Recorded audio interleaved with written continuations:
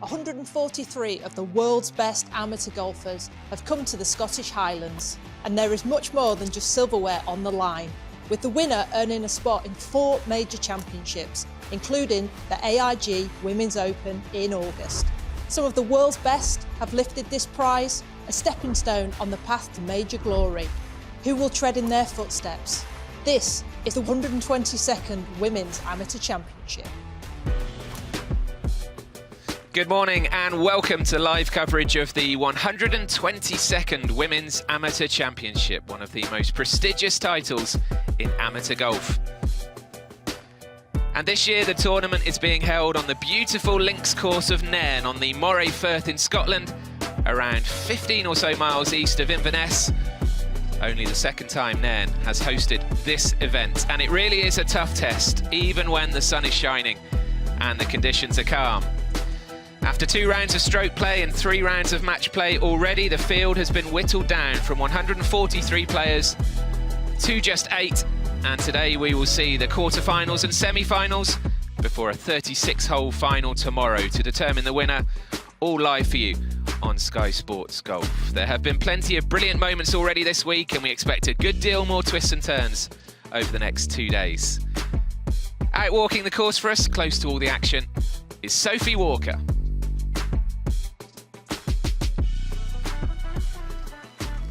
Good morning from the first tee at Nairn Golf Club. Now we swapped the t-shirts and the suntan lotion for waterproofs and woolly hats. The north wind is coming in, bringing in rain and cold temperatures, but the golf is just hotting up. Yesterday we saw 5 out of 8 matches go down the 18th hole. But today we need to look out for an all-Spanish showdown between the Powlers. They were celebrating on the 18th hole as teammates. This morning they are battling it out for a place in the semi-finals. And the American Anna Davis. She is looking to create history in becoming the first player to win the Augusta National Women's Amateur and the Women's Amateur Championship. So much to play for, a huge trophy, and punching their ticket into 4 major championships, including the AIG Women's Open. The weather has turned, the stakes are high, players are starting to believe. This is the quarterfinals of the Women's Amateur Championship. So much to look forward to, and the weather is going to be a real challenge today. I'm delighted to say alongside me in the commentary box to kick things off, Katrina Matthew, who won this title back in 1993, of course captained the Curtis Cup team to victory last year at Sunningdale, so knows the women's amateur game inside out. And Katrina, I suppose I have to start by taking you back to 1993. We've spoken about how prestigious this event is. What kind of difference did winning this championship make to your career?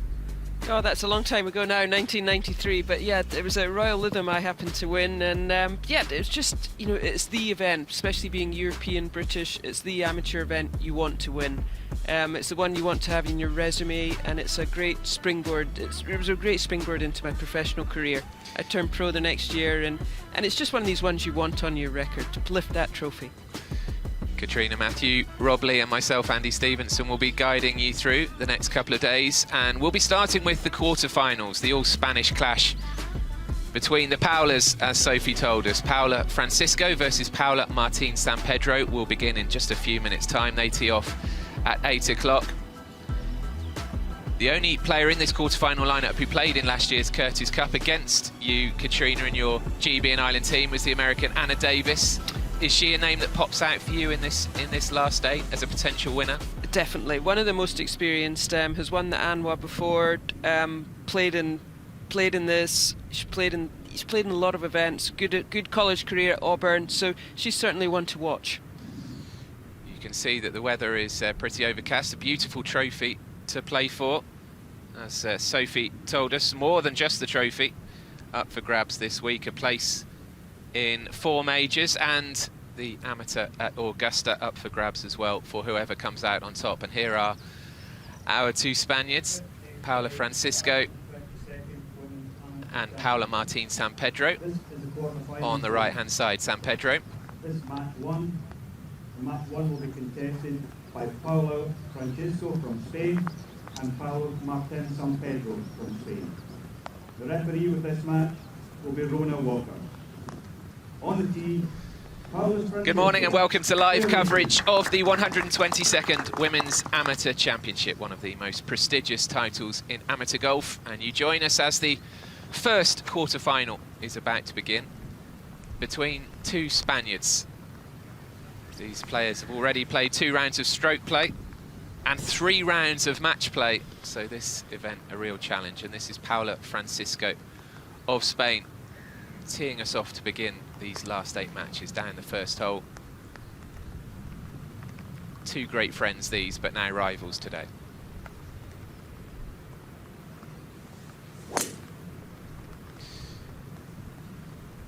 And as Francisco watches her ball hopefully sail down the middle of the first fairway, I'll introduce Katrina Matthew alongside me. Curtis Cup captain last year at Sunningdale. Won this tournament herself, Katrina, back in 1993, and first tee nerves a guarantee. Definitely guaranteed. A nice opening first hole here at Nairn, but the Martin San Pedro, perhaps a slightly more experienced player.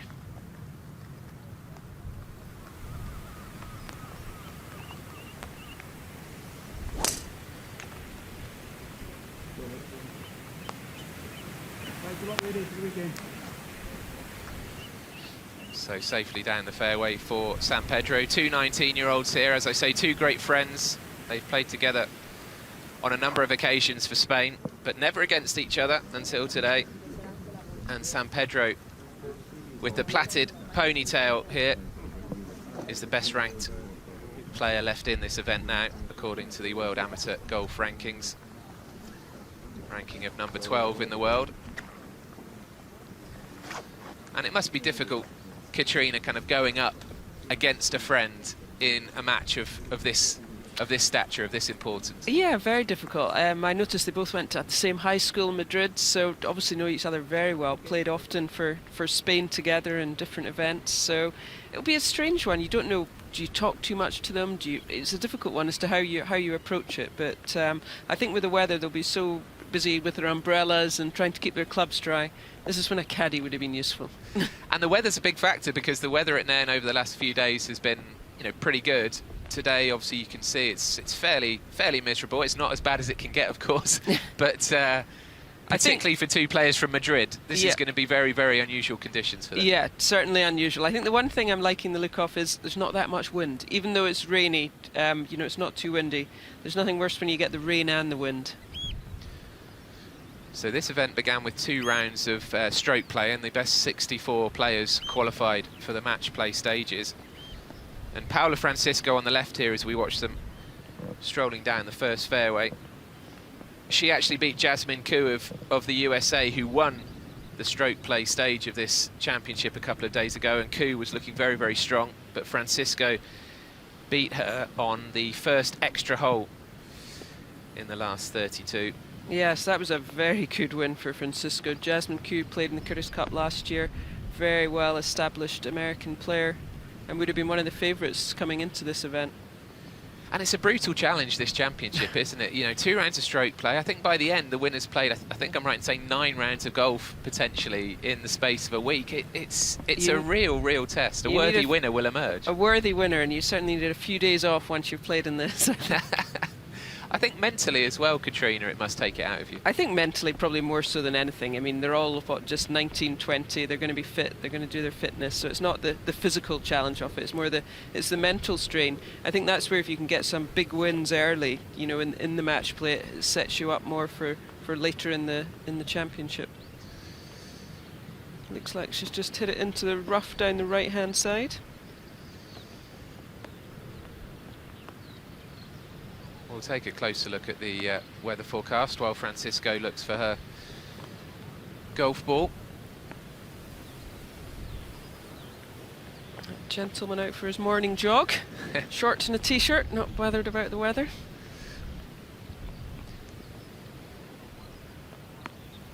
So you can see light rain, pretty chilly as well. But as Katrina mentioned, the wind speed's not huge by any means, and that's obviously the most important thing for these players. Yeah, I think on a links course it's the wind. Certainly I live right on the water up in North Berwick, and the first thing I look at in my weather app is the wind. Is it too windy for me to play golf today? How would you describe the specific test of Nairn? I think it's a really nice links course. I was lucky enough, I played last year with some friends there, and I must say it was a slightly windier day than this, but it's nearly traditional in that it's probably about 6 or 7 holes straight out on the Moray Firth, and then you turn and come back in. A couple of little jinks, but on the whole it's out and in. So San Pedro in the middle of the fairway, Francisco over to the left in the rough, as we know. And it looks like San Pedro is going to hit her second shot first. She's had a couple of really tough rounds of match play to get to this point, beating Megan Propek and Morgan Miller of the USA on the final green. Yeah, so just a short iron in here to a front pin position.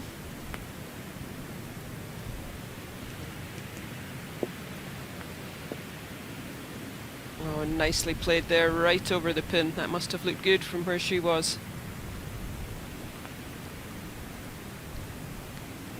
So a solid start from San Pedro. Can Francisco match that? It'll be trickier out of the rough to control the ball. Yeah, slightly closer, but just out that wispy stuff. With the pin on the left, she does have a little bit of an angle into it. She's talking to the ball, and you can see that difference just coming out the rough. Just doesn't get quite so much stop. But two nice kind of steadying first hole shots. No caddy, so doing it all themselves. And as is the case with, I think, all of these players in the quarterfinals, all have a connection to an American university. Francisco from the University of Florida, San Pedro at Stanford University.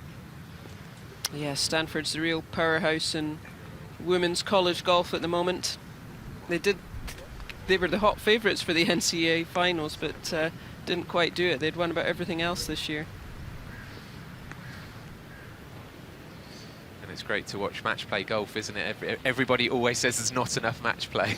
Yes, I know. It's great fun. You're playing, it's just, normally with golf it's you against the course, but it's definitely match play. That's the fun of it. You're playing against the person.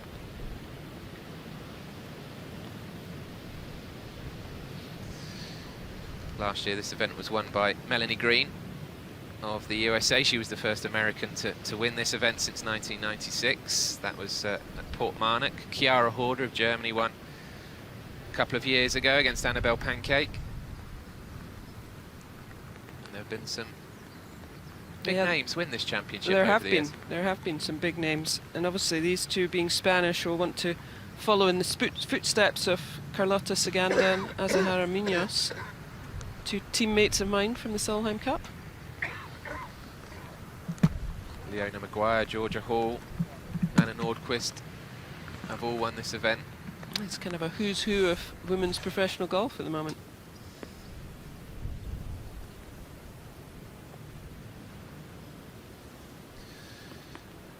These quarterfinals will be teeing off at 10-minute intervals. And then we will have two semi-finals for you this afternoon, starting around about 1 o'clock, 1:30 maybe in the afternoon. Be interesting to see if these two chat much to each other on the way round, or maybe a little bit of chatting towards the start, and then it might get less depending how tight it is. But Martine San Pedro here is going to give a good line to Francisco. Just asked her to move her marker there. So the greens are running at 10.5 on the stimp meter. You can never get them too fast on links courses, just in case the wind picks up.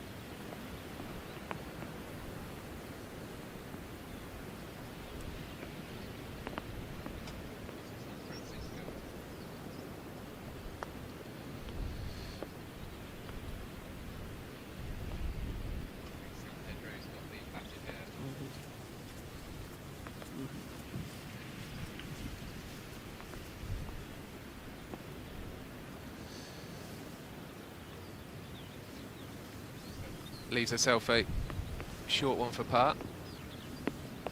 Paola Francisco.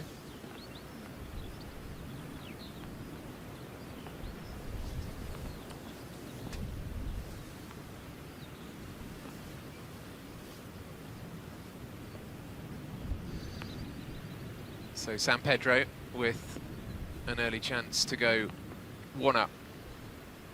Similar line as Katrina said.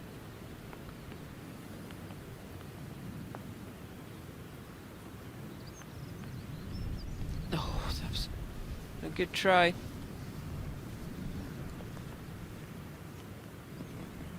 So back to the first tee, the second quarter final. About to get underway. And this is Caterina Don of Italy, 24 years old.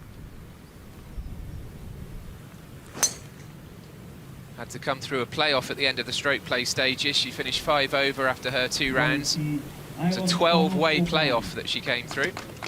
Not quite sure where that tee shot's gone. We think somewhere over there on the right-hand side. And Caterina Don is playing against the sole remaining English woman left in the field. Sole remaining British player, actually. Isla McDonald-O'Brien.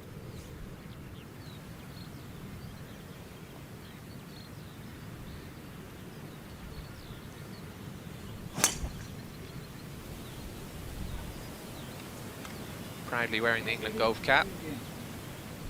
And that one's gone a bit left, actually. Could be in that thicket of rough. Yeah, perhaps a bunker down that side. We'll come back to that one shortly as we go back up to the green to watch the 2 Spaniards hopefully putt out. It's always interesting at the start to see what's given and what's not given. I thought they might have done good on the first green. Yeah, I must admit, I thought they might just shake hands and pick up, but will only be an issue if Francisco misses this one. Yep.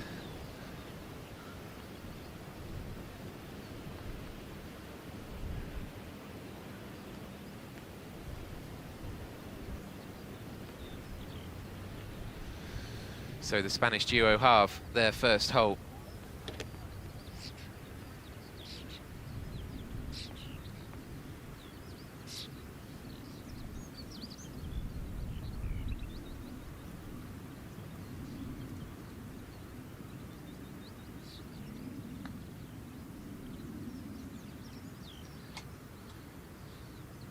Quarterfinals of the Women's Amateur Championship at Nairn. It's pretty grey out there, but relatively still.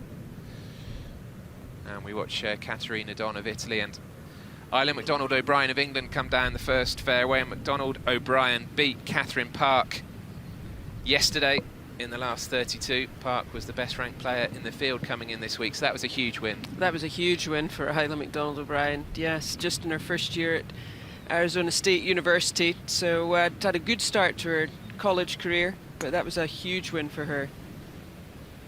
A big tournament this for her, first kind of just 18, first kind of year in kind of women's golf now. McDonald-O'Brien from Shrewsbury.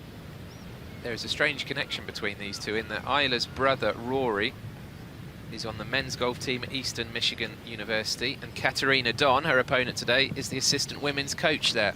Yes, that's quite unbelievable, isn't it?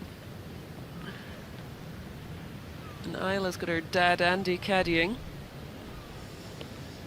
So McDonald-O'Brien wearing the white cap, the Golf England cap, and Caterina Don in the foreground here with the blue headgear on.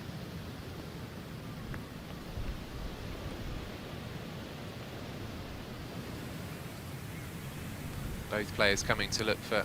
Are they both over here? They must be.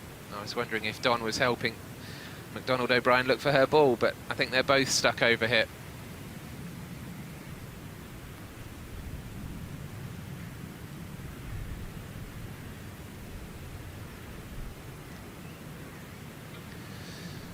Welcome back to Nairn.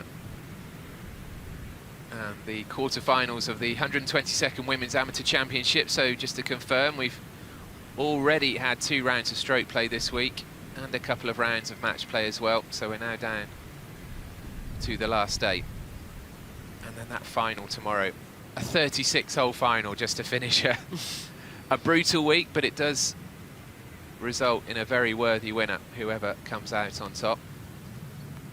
And you can see, if you're just joining us, the weather conditions in Nairn pretty overcast, very different to what we've seen over the last couple of days. But not much wind. And it looks like, Katrina, that these two have got a very similar shot into the green here. They're both standing in the same patch of rough over here on the right-hand side as we look. Yeah, I think they're both maybe just in a bunker there, fairway bunker, which, as we know, on links courses can be pretty tough, those brevetted faces.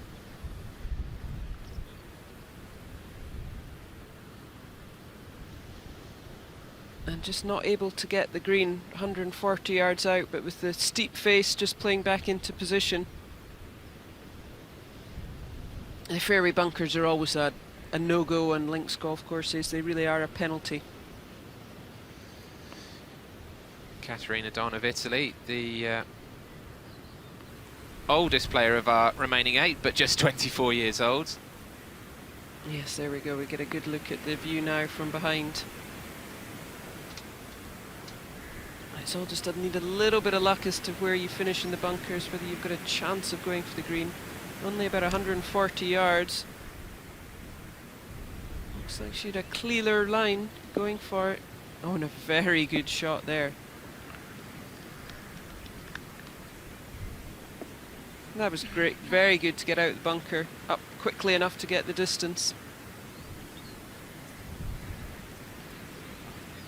So advantage to Don, who's actually only played one competitive event since last May. That was the Augusta National Women's Amateur in April, but even so, just one event coming in here and getting herself to the quarterfinals and maybe more is very impressive. Yeah, very impressive. Obviously finished her college career at University of Georgia and has taken up a coaching position, as you said, at Michigan. So not playing as much golf, but sometimes when you come in with less expectations, you know, you can play some of your best golf. You relax a little bit more. And do you think it makes a difference, Katrina, to, you know, for Don to have come through a playoff, and a 12-way playoff at that, to reach the match play stages? Does that make any difference at all now in any way? I think now you're in the match play, it doesn't really matter. No, you're now just playing, it's now just 1 against 1. Trying to beat the person you're playing with. Score really is irrelevant now. All you need to do is have less shots on the hole than the person you're playing against. McDonald O'Brien is playing pretty well over the last few months over at Arizona State University. I was there myself just a couple of weeks ago in Tucson, Arizona. It was a bit warmer than Nairn today. It was, I think, 38 degrees.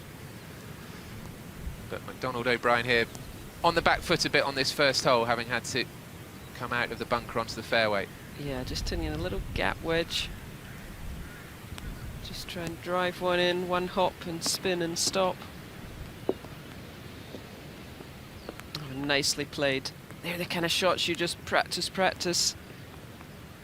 Just from that 100 yards and in. And very well played, giving herself a chance of par and got it inside Don, which is crucial.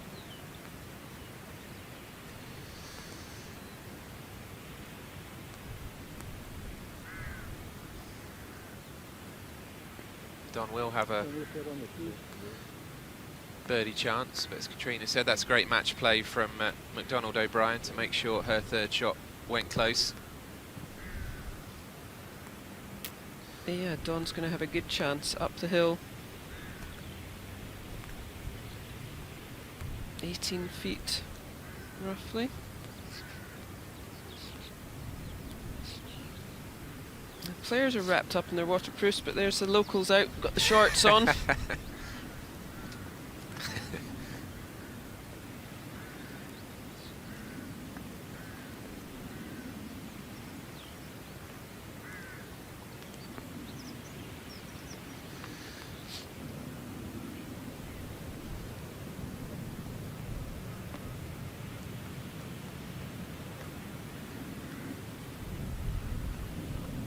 It's always nice, I think, to get a putt in early. It just would be a big boost to Dawn if she can. It was nice to see a holing one early on. Gives you that bit of confidence. Not much break on this.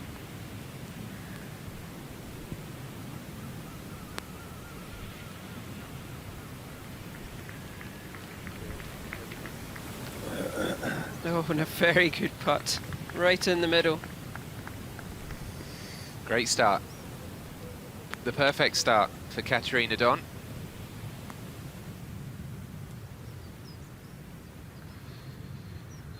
Well, we'll take you back to the first tee because the third quarter-final is about to get underway. And this is Anna Davis of the USA.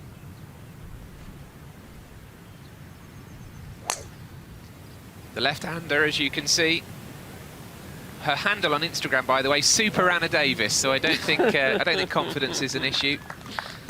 And a perfect drive there, down between the bunkers that we just saw the previous two in. And she's just going to have a very short shot in there.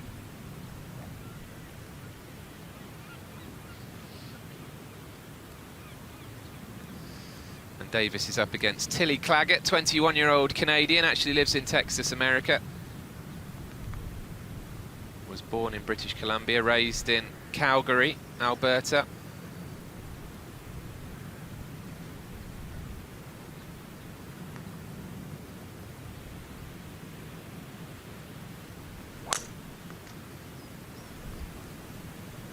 Beat Hannah Darling of England Of Scotland yesterday. Sorry, Scotland Goodness. in the last 16. Goodness me, I'll Oh, put my gosh. 50p in the swear jar.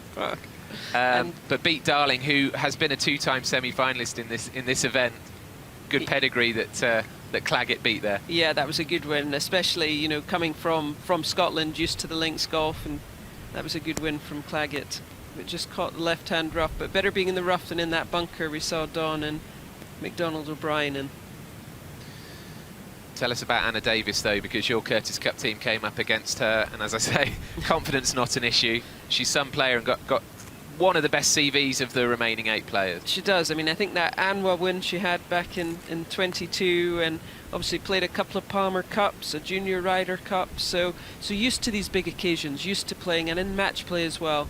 So she won't be overawed if, you know, as she gets further on, if she wins this and the crowds come out. She's played in some big events, won them. So And the only left-hander left. 3 of the 4 quarter-finals out on the course. As we know, Katarina Don birdied the first hole. The 2 Spaniards at the top there, still all square.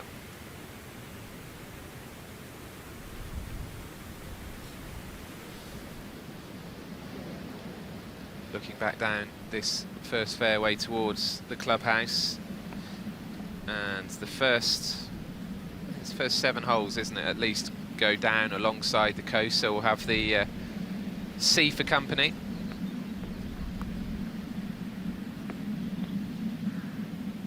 And hopefully it brightens up later. Spectators are very welcome, free of charge, so do come along and watch if you're in the area, either today or tomorrow, or both, of course. I know, come out and see some of the best women amateur golfers in the world.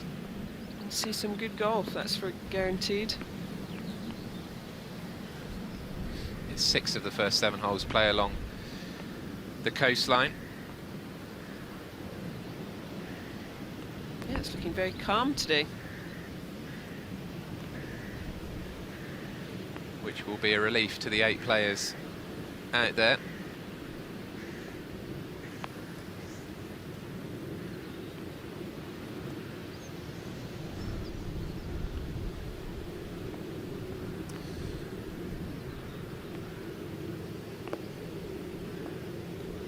So Claggett on.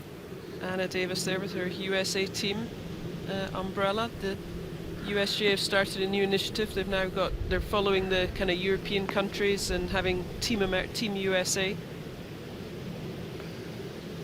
This is Claggett with the black tracksuit on, the V of Vanderbilt University, Tennessee, on her jacket. What would be the thinking? I imagine there's some practicalities involved as well, and cost, etc. But what's the thinking behind choosing whether to have a caddy or not?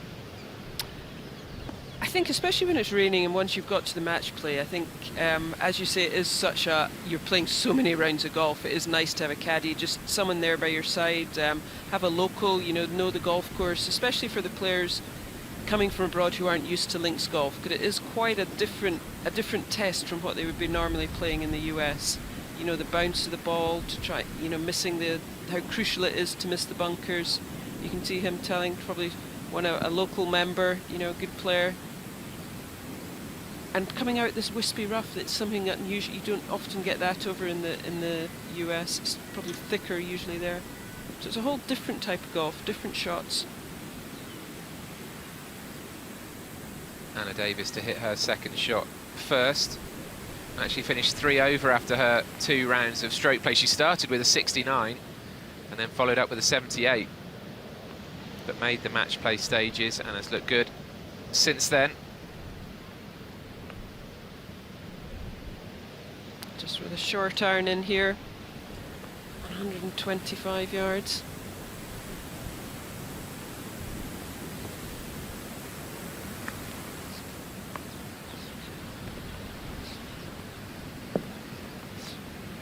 Oh, and that was an unforced error with such a short club in her hand.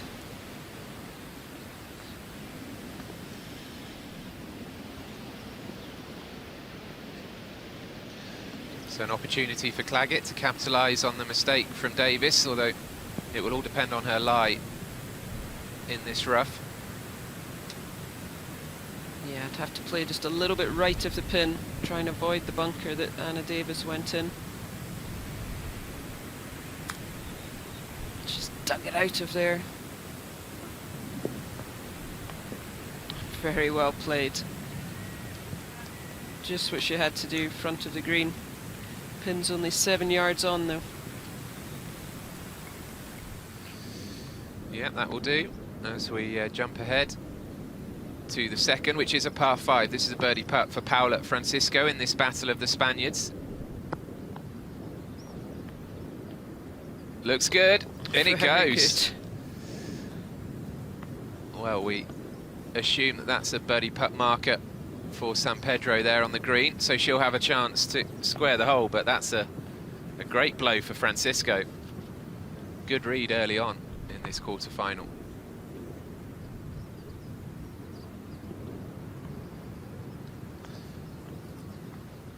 So now San Pedro, see if she can half the hole.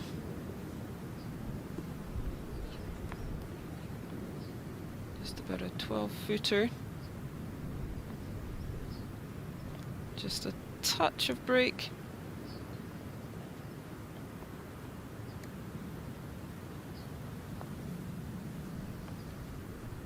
Oh, unlucky. Just caught the edge and spun out. I sometimes think you can be a little more aggressive putting when it's match play, when you don't need the other one. Sometimes you've just got to alter your lines that you go for. Neat and tidy golf from the 2 Spaniards so far, though, on the opening 2 holes, as we rejoin Anna Davis of America on the first, after that mistake, unusual mistake from Davis, has left her in trouble.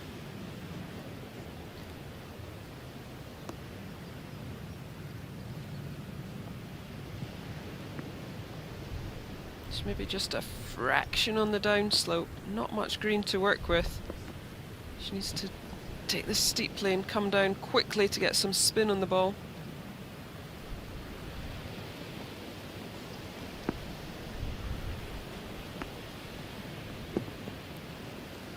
Oh dear. The way she was looking at that was as if she maybe didn't like the lie. Maybe it just settled down a little bit. Well, if she didn't like that one, she'll hate this next one. Right up against that face now. Maybe even going to come out sideways.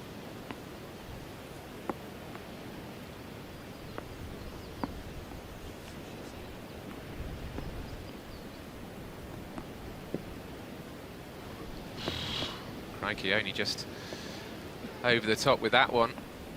So that was her 4th shot. Yeah, when that sand gets wet as well, it's heavy, you've really got to swing hard and put a lot of speed in the ball to get it out and elevate it up over these faces. To be honest, you feel like Davis has to hold this 5th shot, otherwise she's surely going to shake hands. I think she'll have one more go, see if she can hold it. If not, they'll be moving to the 2nd.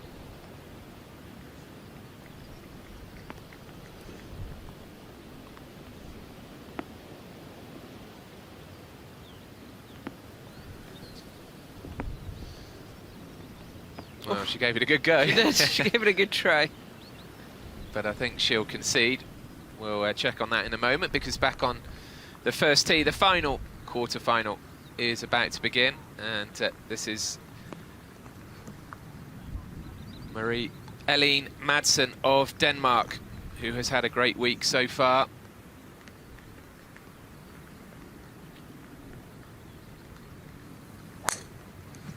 Had an incredible run in her match against Bentley Cotton yesterday, which she actually won on the first extra hole on the 19th, but at one point she was 9 under for a 12-hole stretch either side of lunch. So Madsen very much a contender. That's going to get it done, isn't it? 9 under through 12 holes. And an excellent first drive down the first. Officially 52nd in the World Amateur Golf Rankings. I know some of you pay more attention to the rankings than others, but Madsen a big danger this week to all. And this is Farrah O'Keefe, her opponent from America, 20 years old, from Austin, Texas. Made the cut at the US Women's Open 2 weeks ago.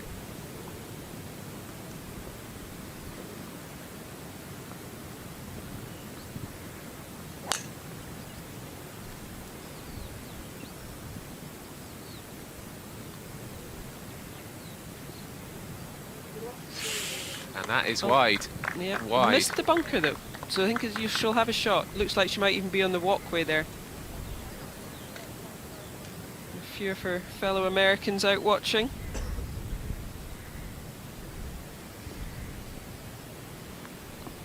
That's a great thing when they come over to play in these events as teams. The teammates come out who have maybe perhaps been beaten, come out and watch and cheer them on.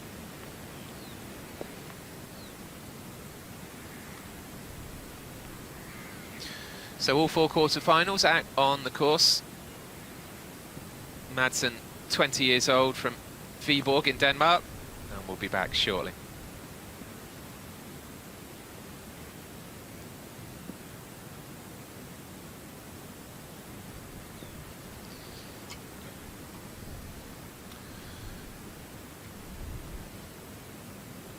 Back shortly on Sky Sports Golf, of course, but those of you watching on YouTube, no interruptions for you. And Madsen jauntily walking towards us, as you'd expect from somebody who's had a good week. She's won her 3 match play rounds so far, 4 and 3 versus Noah van Beek of the Netherlands on the 19th hole against Bentley Cotton, as I mentioned, and then a 3 and 2 winner yesterday against Oma of Norway. But it was quite a comeback against Bentley Cotton. She was 4 down after 10 holes, but a rousing comeback. And her first round of 66 in the stroke play was the joint best round we've seen so far. So Madsen playing very well, seemingly enjoying the links conditions. Yeah, and played well last year. She was beaten in the semi-finals by Melanie Green and beat England's Lottie Wood, the world amateur and world #1 for the last couple of years. So she's a good match play player. She's got some pedigree behind her. Yeah, Farrah O'Keefe, as I mentioned, made the cut at the US Women's Open 2 weeks ago. She ended up in a tie for 36th, I should say. Right, up ahead on the 2nd hole. Don already 1 up. This is a birdie putt. And it goes nicely. So a good start for Katarina Don. Looks like her opponent will have a birdie putt herself. Donald O'Brien here to halve the hole. Yep, quite a short birdie putt. And she popped that one in to stay 1 down. Eileen McDonald O'Brien of England, halving the 2nd hole against Katarina Don. go back to the first hole. Obviously, over the next couple of days, you'll all become very familiar with the holes because we'll be seeing them so much. Yep. And the nice clubhouse in the background. Nice place to view from today. Although the rain doesn't look too heavy.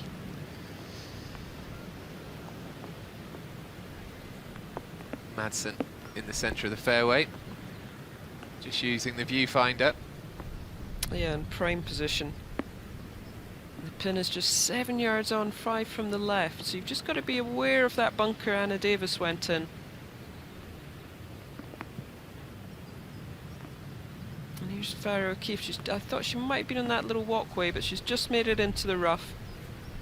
Just a tricky angle coming in over that front left-hand bunker. She's just going to have to take probably front right of the green.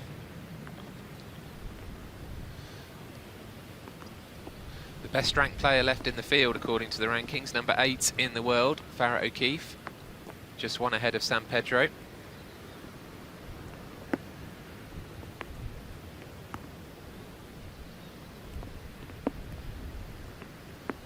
Just all quite lie dependent, how much grass is behind the ball, how much control she can get on the ball.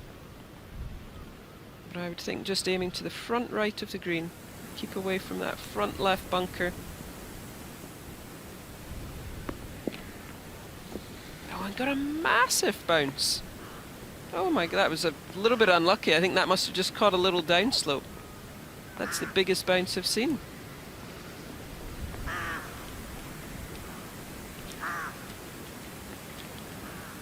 I wonder if she knows how far on that jumped from where she's standing. But it definitely gives Madsen an opportunity to apply the pressure early on. 20 years old, 52 in the world.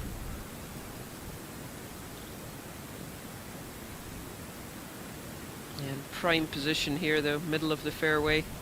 The short iron in her hands. A good pin to attack.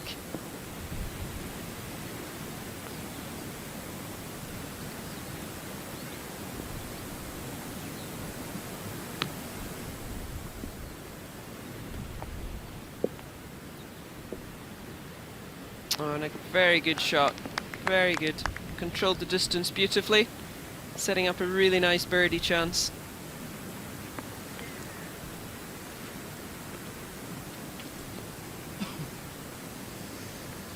Nice to make a good start. Obviously a long way to go. But always nice to make a positive start to your round. The umbrella's up. But other than that 19th hole win against Bentley Cotton, where it was a real roller coaster of a round, it's been pretty serene progress this week for Madsen. She followed up her opening round 66 in the stroke play with a 73. She was tied second at the end of the stroke play stage.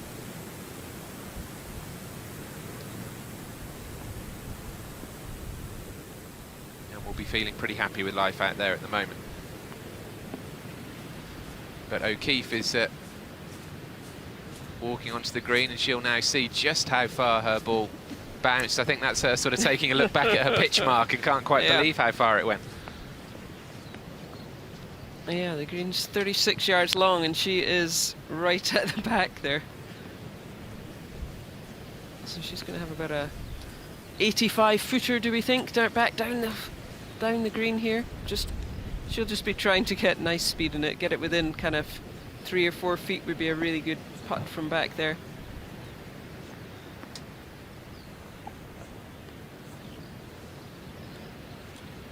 Not a huge amount of undulation on this first green. Sometimes find on links greens they're very subtle little breaks here and there. Well,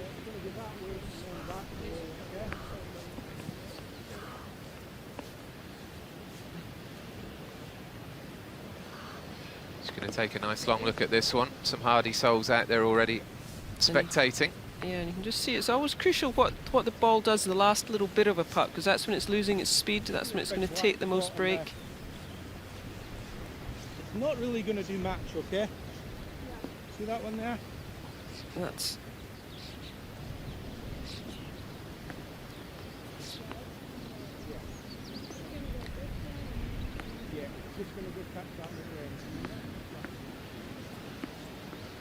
So Keith's obviously got a local caddying for her, you can tell from the accent, helping her on the greens. I'm sure he knows the greens very well.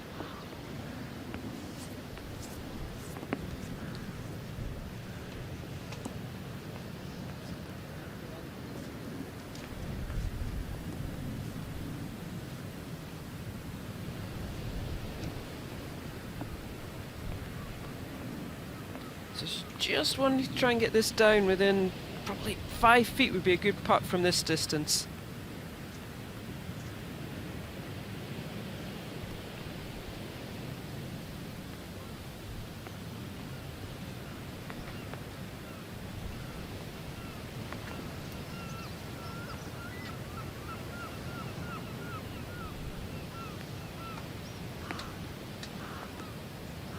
Here it goes, down the hill.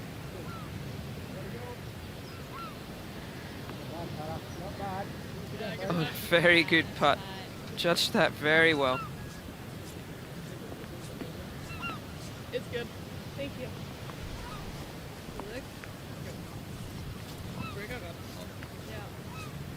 Perhaps conceded, yes, a nice 4. A very good 2-putt. And here's San Pedro on the par 3. 4th.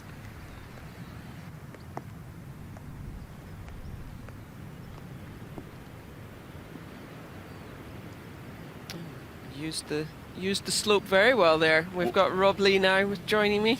Well, it's very nice, and it's my first look this week at Nairn, and I'm disappointed with the lack of wind.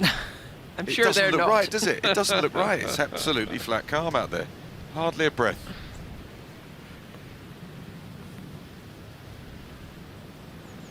And here's Madsen to win the hole for a birdie.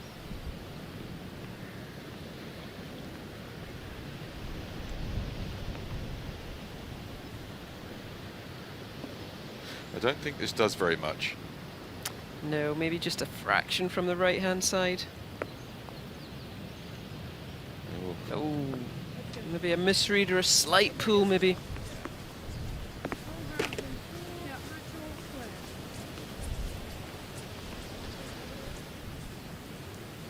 Well, they're all out there.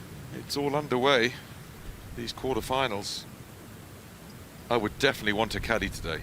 Definitely, yeah. I'm surprised that neither of the Spanish players have a caddy. Here's Francisco now on the 155-yard par 3. Nice swing. Oh, maybe just half a club short. Yep. The thing I really enjoy is the sound of the ball landing on these putting surfaces. You don't, when you play inland golf courses, parkland golf, it's different. Links golf is so lovely. You can get that little kind of, it's a thud, but a kind of hard thud, if that makes sense. It is. That's exactly what it is. And you get the same from the sand as well. Thuddy sound. It's very peculiar to links golf, which I love.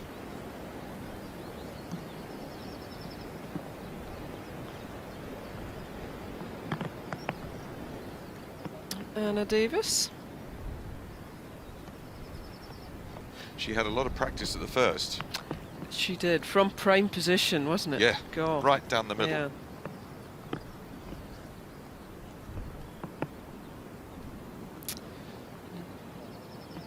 On the second, birdie putt, the reachable par 5. If you're this far away in 3, you haven't played the hole well. No. That's good. Good putt, good speed.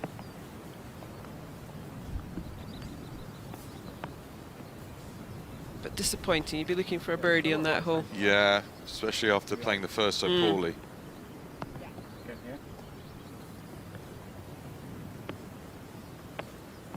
We'll get back there in a minute.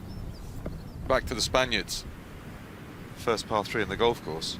It's a lovely little par 3 this, just comes back the other way, back down towards the, not quite towards the clubhouse, but towards the water.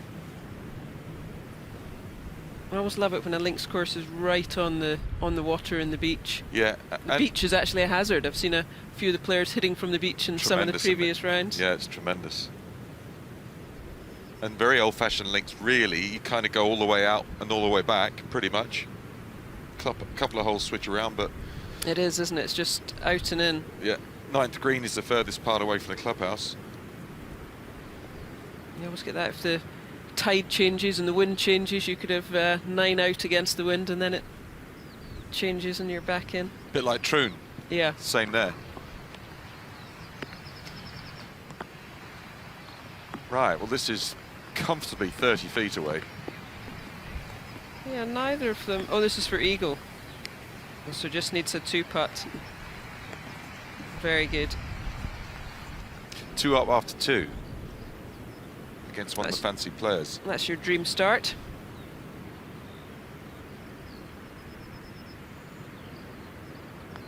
Let's just go with the long birdie putt. You can see she gave that one quite a whack. Maybe just dribbled on a little bit. I don't think that one will be given.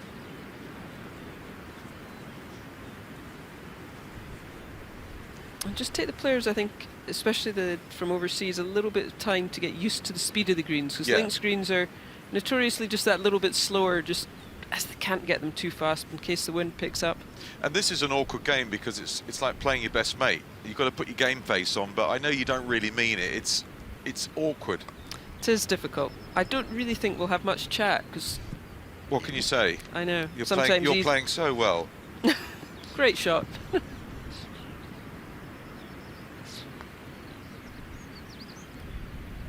She's got that in a good line. Has she got the speed? Oh, very good try.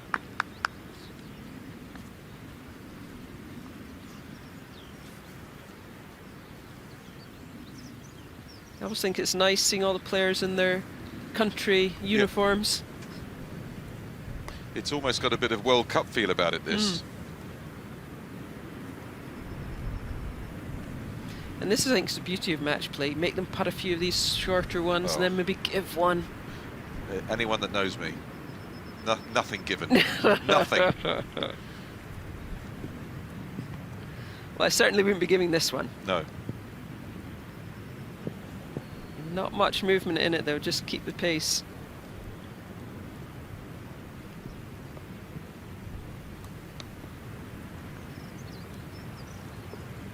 Very good.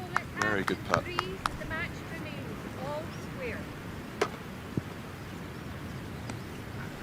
It's horrible for these two. I'm sure they would have both have liked a different draw. Both playing someone else. Definitely. I mean, I think if they had to meet, they would rather it was in the final. Yeah. So that's the Caddyless match number 1. And this is Caterina, the Italian. Don, not really an Italian name. Don Carleone, they're not. That's well, wow. yeah, as you know, Maybe in the not front, as a surname. not at the back end, yeah. You can just see this par 3. You've got to carry that kind of front bunker, and you want to carry it onto the green. The pin's well on today. It's only 155. Yeah, just a short hole. Pin 33 on though. Probably 7-iron. At least.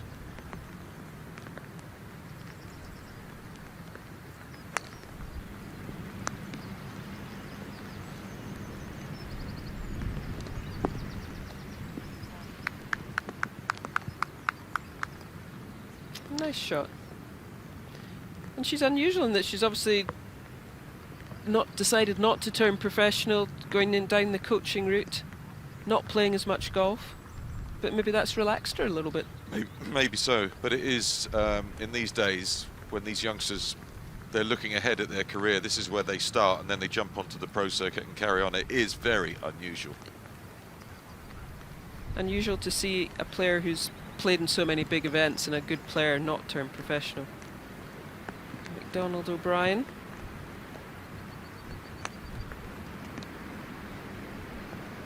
See if she can get it up to the hole. No one's done it yet. No, they're all just coming up maybe half a club short. Maybe just slightly wary of going long.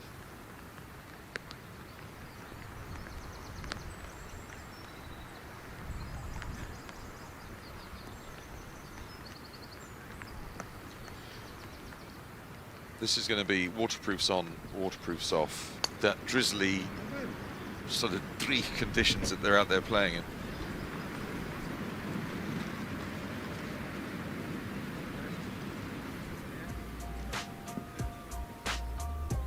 It's very pretty. It is, isn't it? You can see why they're kind of erring short. You don't want to go long here. You don't see much of that front putting surface from the tee box because it doesn't look it from the overhead shot, but that bank on the face of that bunker at the front of the green is pretty high. So it's a kind of semi-blind visual when you're on the tee. It's not so straightforward. And it kind of, it's a narrow green. It narrows up towards the back as well.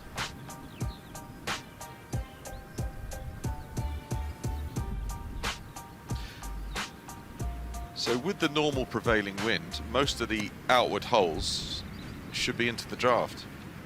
Yeah. A westerly, if that's what A the wind's westerly doing would today. be the prevailing wind. Yeah. I think it's the kind of more a northeasterly wind today. It's coming off. Tends is to be the cooler wind off the North Sea. Is that North Sea or Murray Forth? That's the Murray Firth. Still. Firth. Firth. Yeah. I went Forth Road Bridge there. Maybe a little bit extra, all for the same money. The Firth of Forth further south. That's what I live on. There you go.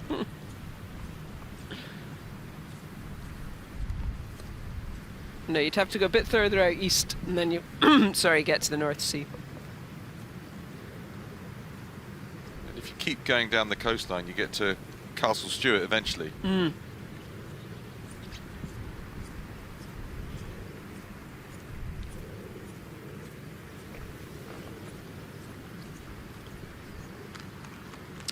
We are in Nairn if you're tuning in for the first time. It's a beautiful part of Scotland with a classic Scottish summer's day. But it could be worse. We've had some lovely weather. It We've could had be lovely worse. weather. They were in shorts and sunshine yesterday.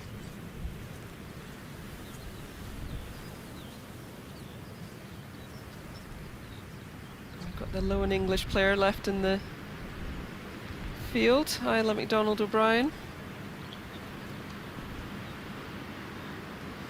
Leaving the flag in. Still takes me a little bit of getting used to that. Yeah, not for me. And the thing is, here they tend to be quite thick flag sticks to stay in, but in case it gets windy. It's a good A putt. nice putt.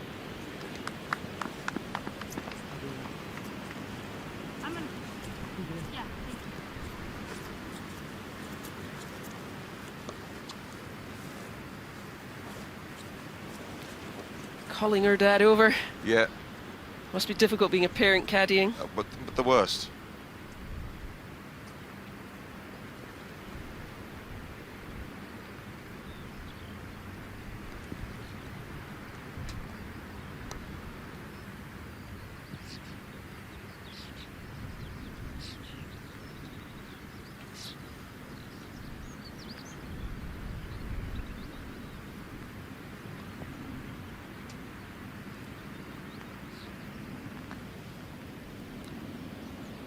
Has she hit it? No. We're all just struggling to get to that hole. Yeah, I mean, she had a great start, birdie the first two holes, and she's one up. So it's all going to plan so far.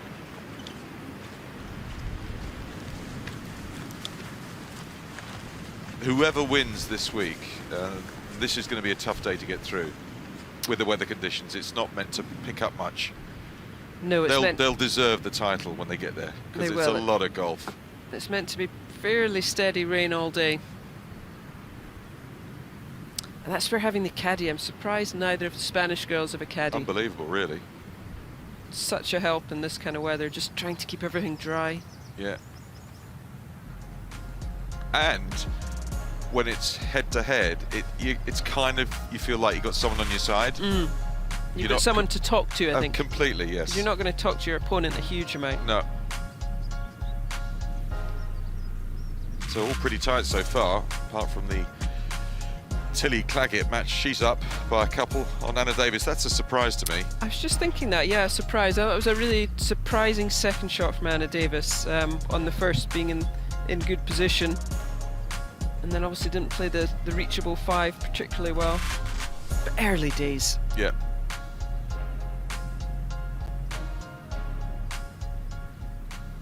That's very calm out there. It looks very cold.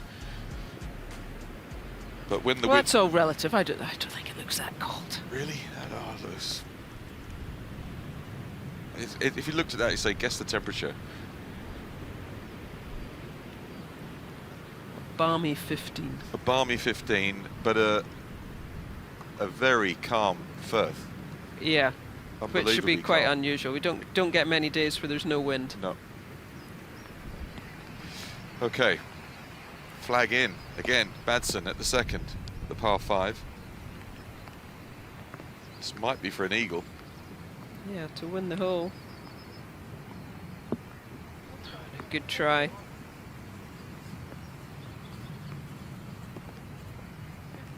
It's only a shade over 450 yards the second, so it's not a long par 5. Kind of nearly a 4.5 Yeah. with no wind. Obviously it normally plays into the wind, which makes all the difference.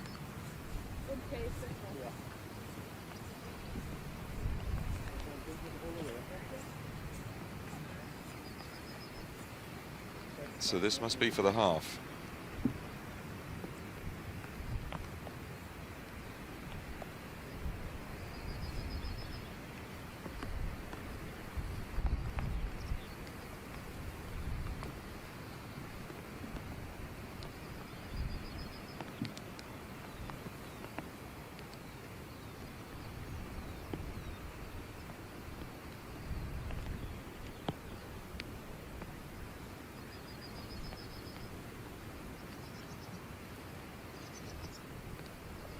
Oh, just a little bit of a lip out. Misread, I think, there. Looks like she had a good putt, just hit it on the left edge and it didn't break. She certainly hit it firmly enough. But that's an early missed short putt and an early gift to her opposition.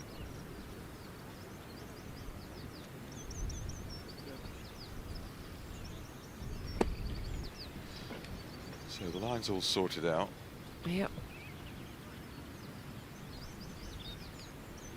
There's Claggett. Or 4th shot. So she's obviously been in some trouble here. Maybe found one of the fairway bunkers.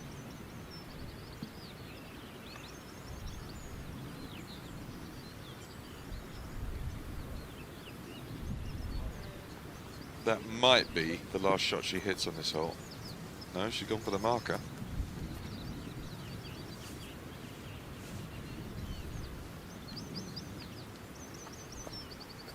Look at the face, full of concentration. And annoyance. So maybe a big chance with a couple of putts, you would think, Yeah. to get a hole back. Yeah, 2 putts to win the hole.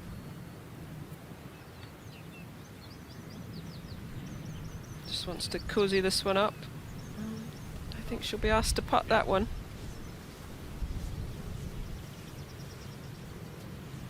She might not have to putt it.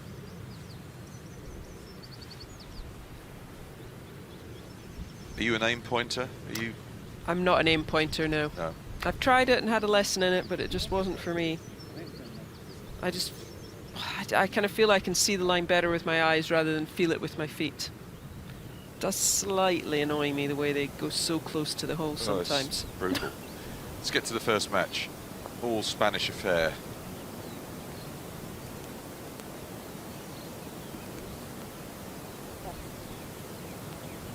Maybe just a bit of moisture on the green, held that one up a little bit. Nothing to split the two. And who in the same outfit, same hat? Oh, This really is making it tough. And they're both poorly. Got a ponytail. And this is a must-make for Claggett to force Davis to make hers to win the hole.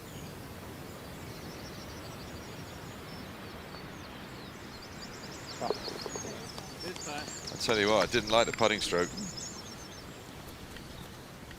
It went in. For a young person, there was a lot of movement there. That's probably why the grip is what it is.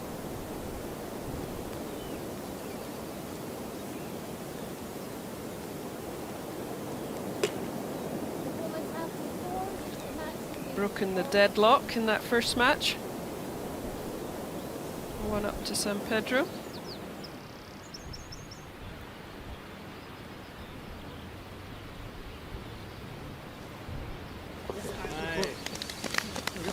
Made hard work of it, but she's got there in the end, so nicks a hole back. Anna Davis wins the hole in 4. Tilly Claggett is 1 up.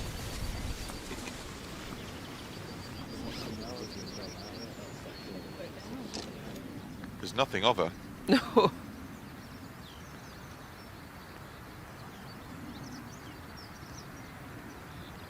They all hit it a long way now, though. Oh, they do, yeah. They do. What a feeling, though, to have experienced what she did at Augusta. Oh, I've been to that. I went to the Anwa a couple of years, well, when Lottie won it, actually, Yeah. so 2 years ago now. And what a great tournament. I mean, it's just a great experience for them. And the crowds they get on that last day when they play Augusta. Really good. Is Yeah, special. certainly an event all the amateurs women are going to want to play in now. It's got its own name now, just called the Anwar. Yes. No, Yeah, you don't need to say anything that's else. it. Everyone knows. Everyone knows what the Anwar is. Augusta National Women's Amateur, if you're not quite sure what that is. Yeah, you've kind of nearly got the big three, the Women's British Amateur, the US Women's Amateur, and then the ANWA.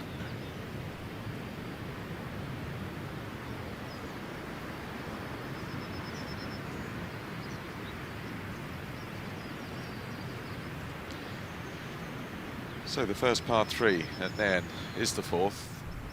155's the official yardage, but it's playing longer today. Pins quite well back.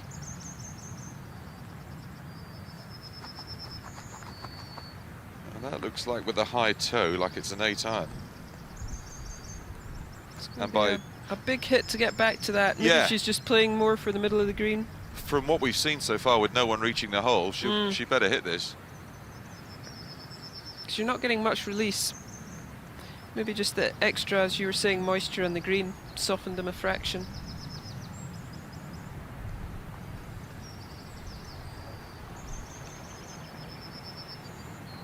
You get a good view there where you just can't quite see the bottom. You can't see much of the green, can you? Like No. you were saying from the tee.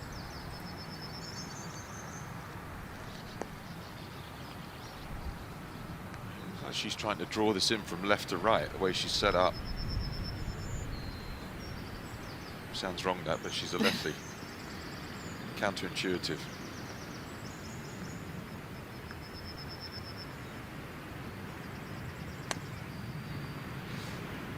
Well, that better She be gave drawing. it all. Yeah.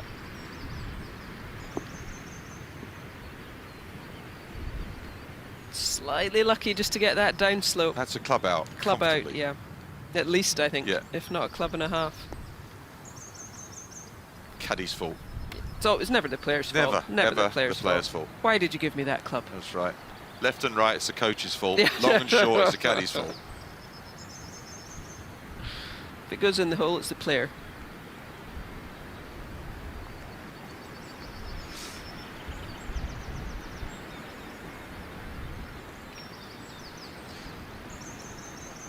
Same club choice for Claggett. Yeah, let's see if she can get it back there. I would think you want to carry it more of the way rather than to rely on that downslope. She's longer. Nice controlled shot she's hit in here. Again, they Yeah. just seem very wary of that back pin. If there is any wind, if there is anything, it's a puff into you when you play that hole. And it's just cooler than it's been. That makes such a difference to how far the golf ball flies. Cooler than it's been the last few days there.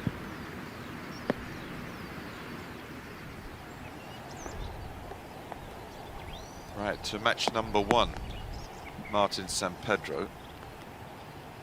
4th is par 3, 6th is par 3, Yep. 162.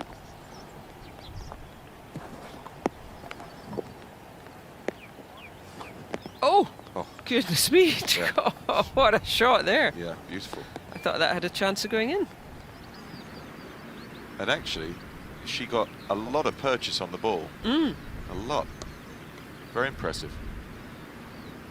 Yeah, because a longer par 3, probably playing about 155, pin at the front.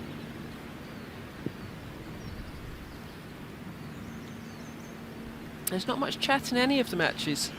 It's definitely match play mode. Their game faces are on. They're all on islands, aren't they? All of them. But, you know, when you get through to Saturday, it's all there for you. It is. You're nearly touching. You can get to that final. Correct. Yeah.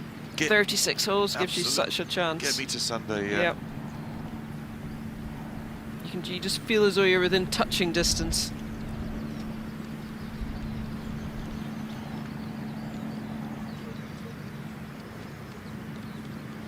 Let's catch up with Sophie. She's talking to Katerina Don. Good morning, Catherine. Welcome to sunny Scotland. The weather has certainly changed. Long day for you yesterday, but tell us about last night's plans. I was supposed to leave early this morning, so I went back to my Airbnb and found a hotel for tonight and changed my flight.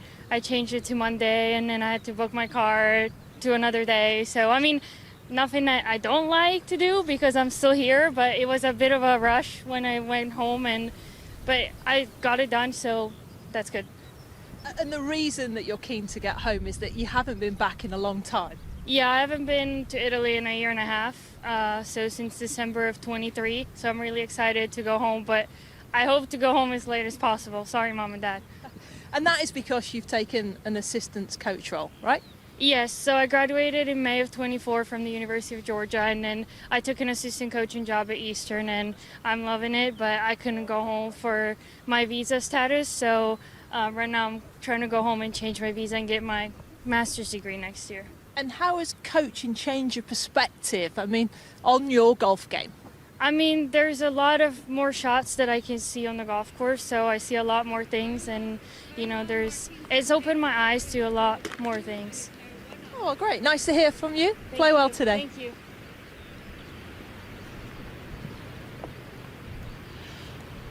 Okay, back to fourth green.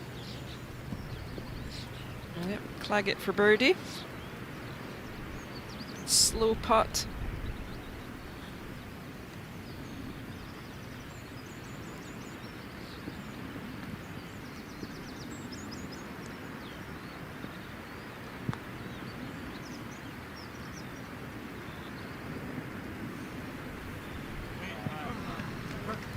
Yeah, good putt. Giving Davis a bit of a line though. Yeah, you kind of don't want to give any holes away cheaply, though. You know, if someone birdies to beat, you go, well, okay, you know, I didn't make a birdie and she did. Okay, I can accept that, but... There's nothing worse in match play, I think, than giving away a hole to a par. Absolutely. I agree with you. If she holds this, well, good putt. Good on you, yeah. Yeah.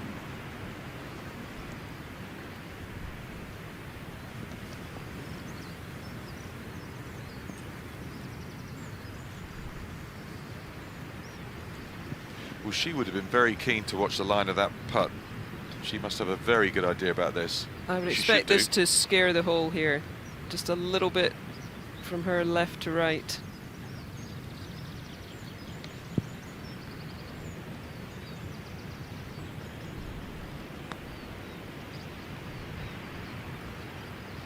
Oh. Was she not watching, perhaps? I thought I had misread it then when I said a little left to right, but... I don't know what she was looking at there, but that's very average. Hole half in 3. Silly Claggett remains 1 up. Yeah, that was a very strange putt. Yeah. It's a great tee shot, this. The beach really comes into play on this hole.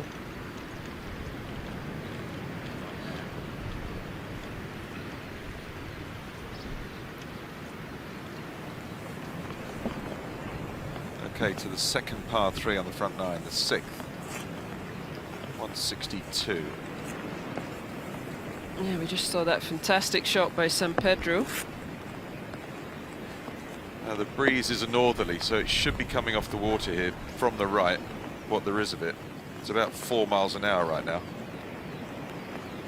Perfect little breeze for this hole. Just coming off the right with a fraction of help, maybe.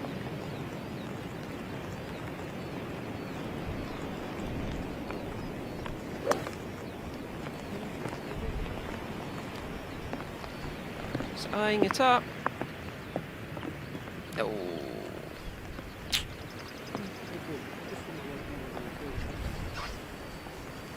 At least she's got a little bit of green to work with. So this is a classic match play. Does she just play a little bit safer, play a little bit further right? Absolutely make her opponent have to get it up and down. She's got to make sure she hits the green here. I'd probably alter my line just a little bit further right. They always say play the golf course, not the man or the woman, but it's very hard to do that. I think in match play you do play your opponent, you have to. I think stroke play the golf course, but match play I would always definitely play the person rather than the course. An excellent shot there. Because score doesn't really matter. No. You've just got to be less than what they are. Yeah.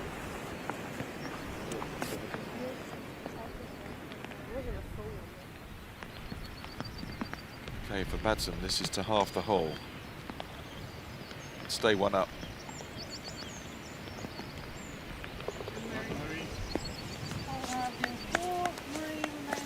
I see.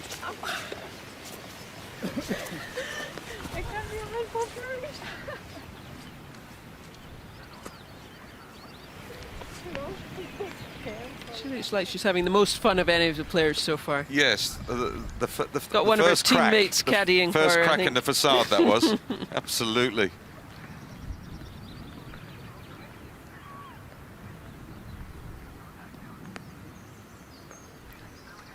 So that's looking to the right of the golf course if you're heading out down the front nine, to give you a bit of perspective. That's north.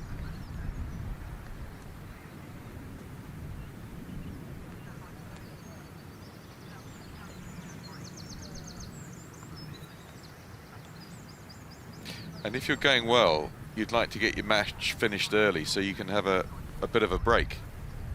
Definitely, especially with another round this afternoon and potentially then 2 rounds the next day. Absolutely, yeah. And as we were saying earlier, it's 9 rounds if you want to win it, so it's a marathon. That's a view of the fourth. And again, she's got a lot of loft in her hand.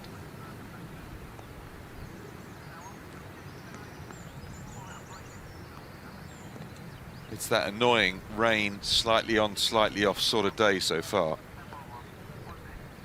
I'd say most players. I don't know if what you were like. I hated wearing a jacket. Drove my caddy mad. Can't do it. I can't do it. Why do we have it in the bag? You never wear it. I can't do it. Yeah, I just can't do it. And the modern materials are so thin. Yeah. But mentally, it's like a suit of armour. I just can't do it. Right, 8 iron. 55. No one has got it back to this pin. Let's see.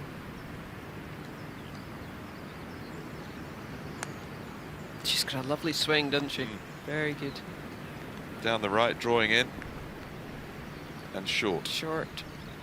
We need to run out there and tell them, hit a 7-iron. At least. That's at least a club out. Because you want to take that slope out of play.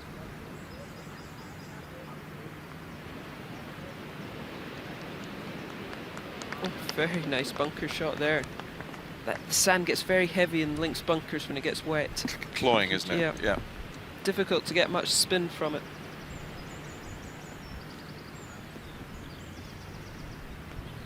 And here's O'Keefe, our last chance to see if someone can get it back there. She's actually got more club in her hand. She looks like she's got a 7.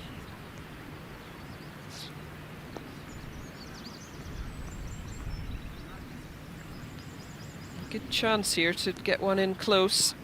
Put some pressure on Madsen.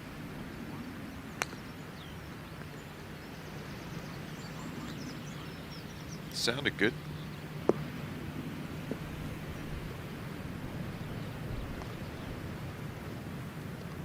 That's a part of the green that hasn't had any use so far. We don't know the line in that one. No, we don't.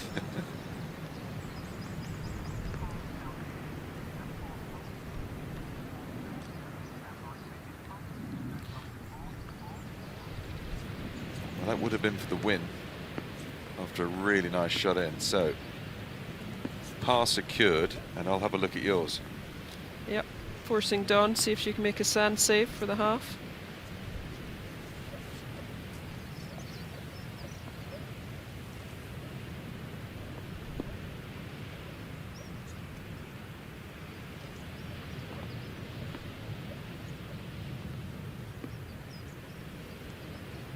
There's so many ways that you can feel good about yourself when you play match play, but if she makes this She'll feel looking like she, losing the hole, this is going to feel like a win to her. Yep, to she'll get feel a like half. she's stolen one here. Yep. Her opponent had a good birdie chance.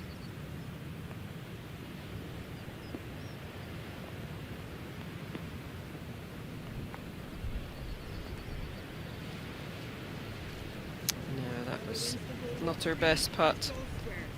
Back to all square.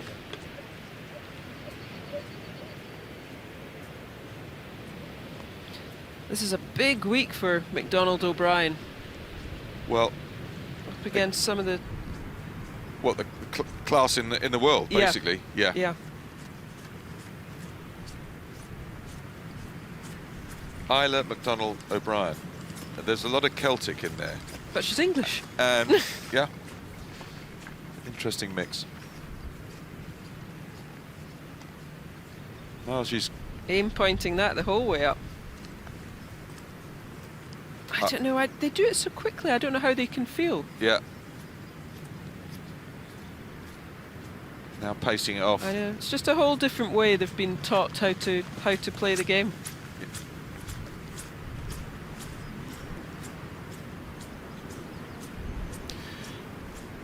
This is a very calm day, maybe the calmest day that Nairn has ever seen, because I've never seen flags like that in this part of the world. So The perfect day to play a links course. There should be a lot of birdies we see today on a day like this.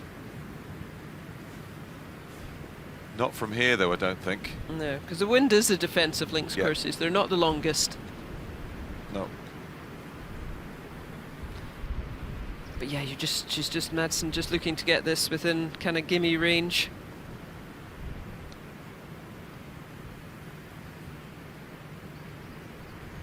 This is 45 feet after underclubbing off the tee box.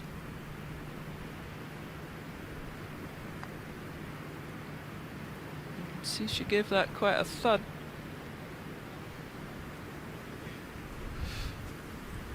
You can do all the aim point in the world. You've got to get the help pace that one. right. Yeah. I always think putting's about pace. Pace and starting at the line you want to. Seems easy from sitting in here. Well, yeah. Yeah. But sometimes I think you're so desperate to get it to the hole, you just give it that extra bit. Now this makes it interesting for Keith. Does she give this one a run? Does she just kind of Well, cozy it down there? Oh, it's you are cozying that down there all day long. If it falls in the front door, okay, but That would be me, yes. Yeah. However much you expect your opponent to hold the putt, you've got to be in the back of your mind thinking, oh. got to play the percentages, Yeah. haven't you? The Yeah. percentages are she misses that. Yeah. 2 putts wins the hole.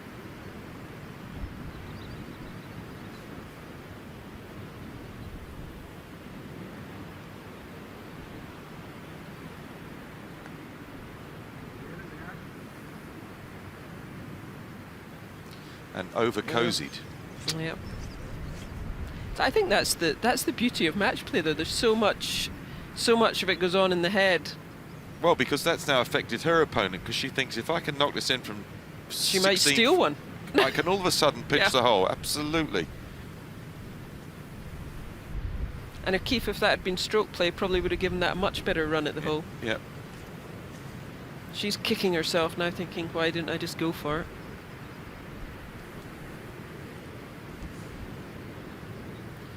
The only good thing about going past is at least you've seen the line. Well, you wouldn't think so, the way she's holding her hands up and treading all over a line.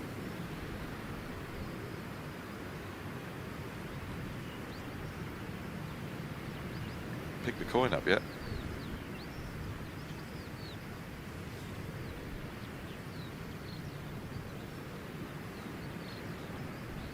There is a pace for optimum play, there is. And if you exceed that because you take too long, the game just gets harder. And some of these youngsters take so long. I nearly think about it too much. I always found I played my best when I was thinking the least. Oh.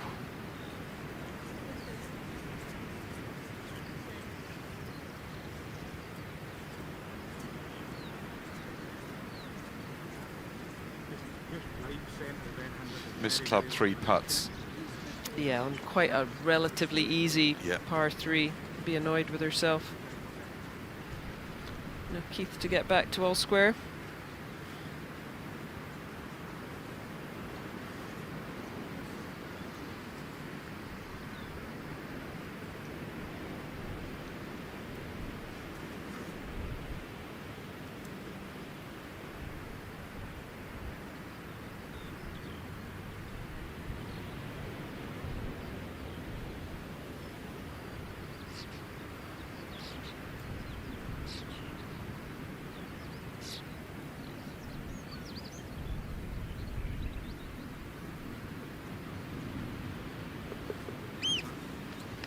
Good putt there. So she squares the match. Should make her feel much better about herself. If she'd have 3-putted that, there would have been some nasty self-talk going on. A little bit of steam coming out the ears, I think. Without a doubt. Well, Sophie's busy. This time she's talking to Canadian Tilly Clackett. Tilly, the views are amazing out here. It's a wonderful, isn't it, Nairn? It's absolutely incredible. I mean, just being able to enjoy every step out here is such a nice treat. And you've been in Scotland a while, haven't you? Tell us about it. I kind of came early. I mean, nothing really better to do. Just got to play some golf in the area with my dad, which is, you know, core memories. So it's been really, really special just to be in the area for a little while. And you've been tasting some of the local food. What's been your favourite? The Indian restaurant, Nairn Tandoori, is delicious. Some of the best Indian food I've ever had. Oh, there you go. She said it here first. Carl, conditions today have been slightly different than yesterday. It was very sunny. How's it playing at the moment? Oh, not too bad. I mean, yesterday we had the wind, today we have the rain. So as long as those two things stay separate, I'm happy. Both of them is a little much, but this isn't too bad right now. I'm getting the full experience, so. Well, fingers crossed the rain holds off. Play well. Thank you. Good name check for the Indian restaurant in there, that's for sure. Quick refresh of all the scores. The All Spanish Affair match number 1. It's Paula, but Paula Martin San Pedro, who's actually won up all square in match number 2. Nothing much to separate all 4, to be honest, in the quarterfinals. First 2 matches are a third of the way through this quarterfinal. The 9th hole is the furthest green away from the clubhouse, and then you turn around and head back for home. The breeze chiefly is coming off the Firth, so right to left on the way up, left to right on the way back.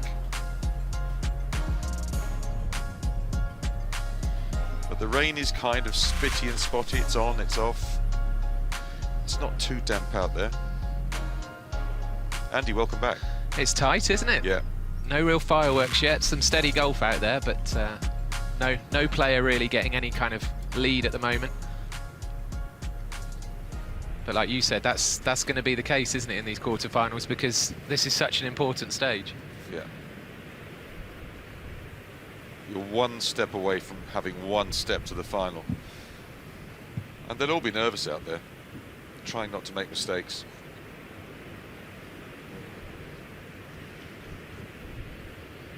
So this is the 6th.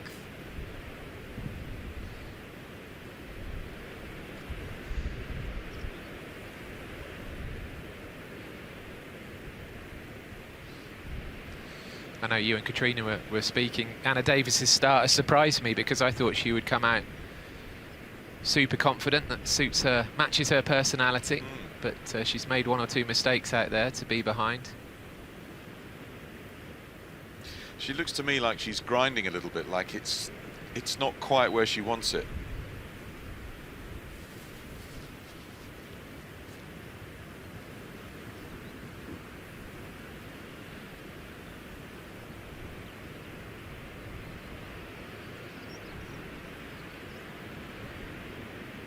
That's an 8 iron in her hand, 162.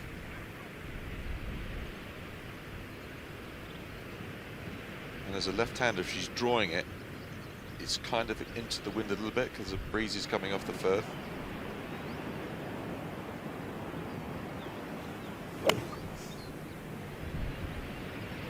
Looked like a bit of an overswing. It's a bit ragged, isn't it? A bit ragged from Davis. She was fortunate in a way.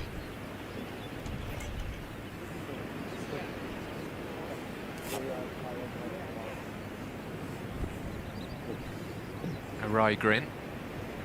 Knows that things aren't going her way just yet, but a long way to go, of course.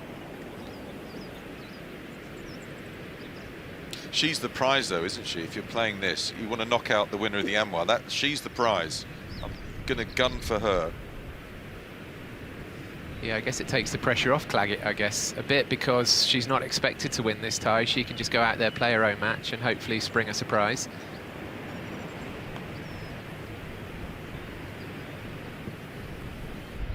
There's a bit of an opening here, a little bit of a chance.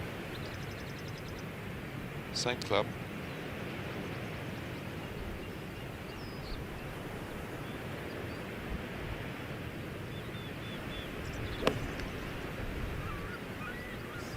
Now, has she got it online? She has. Get in. That's a bit more like it. I said no fireworks yet, but there we go.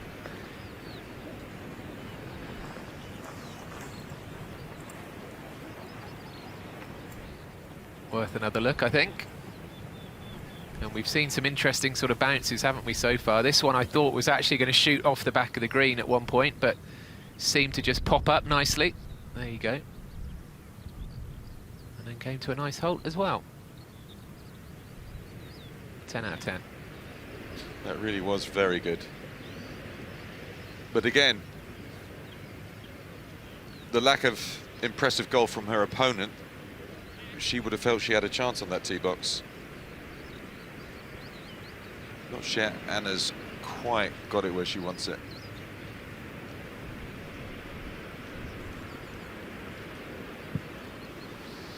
So we've been talking a lot about this young woman, Anna Davis. Let's find out a little bit more about her.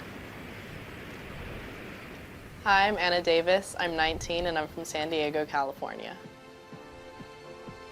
I have a few nicknames. Some people call me AD, and then my team at Auburn calls me Anna D, but that's about it.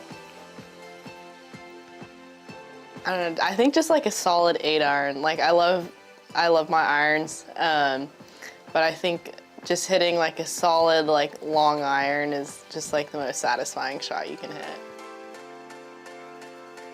Any club where the wind is at my back. It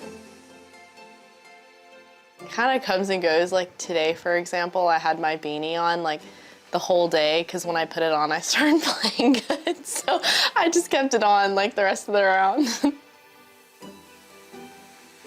Oh, okay, so right now we're on a big Love Island USA kick. I'm sorry, I know Love Island UK was the OG, but I don't know, I just love bad reality television. It really keeps you coming back for more, just the drama. I love drama. So. Difficult, a good challenge. I think everything is just so perfectly placed, like all of the bunkers and just all of like the slopes on the green, everything is just so perfectly placed for a good challenge. It would be worth asking her that question again right now. How would you describe Nairn? Because she's finding it tough out there this morning. I'm also going to dispute the fact that AD can be a nickname. I mean, that's surely just her initials. But at least she did identify some really bad reality television. She nailed that. Anyway, she can turn things around quickly, we know that. But needs to get this one close with Claggett in good position. I think she'll need to hold it.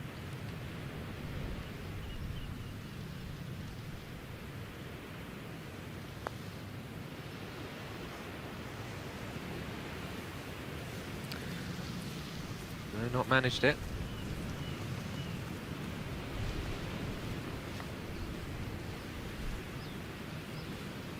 What a chance for Claggett here.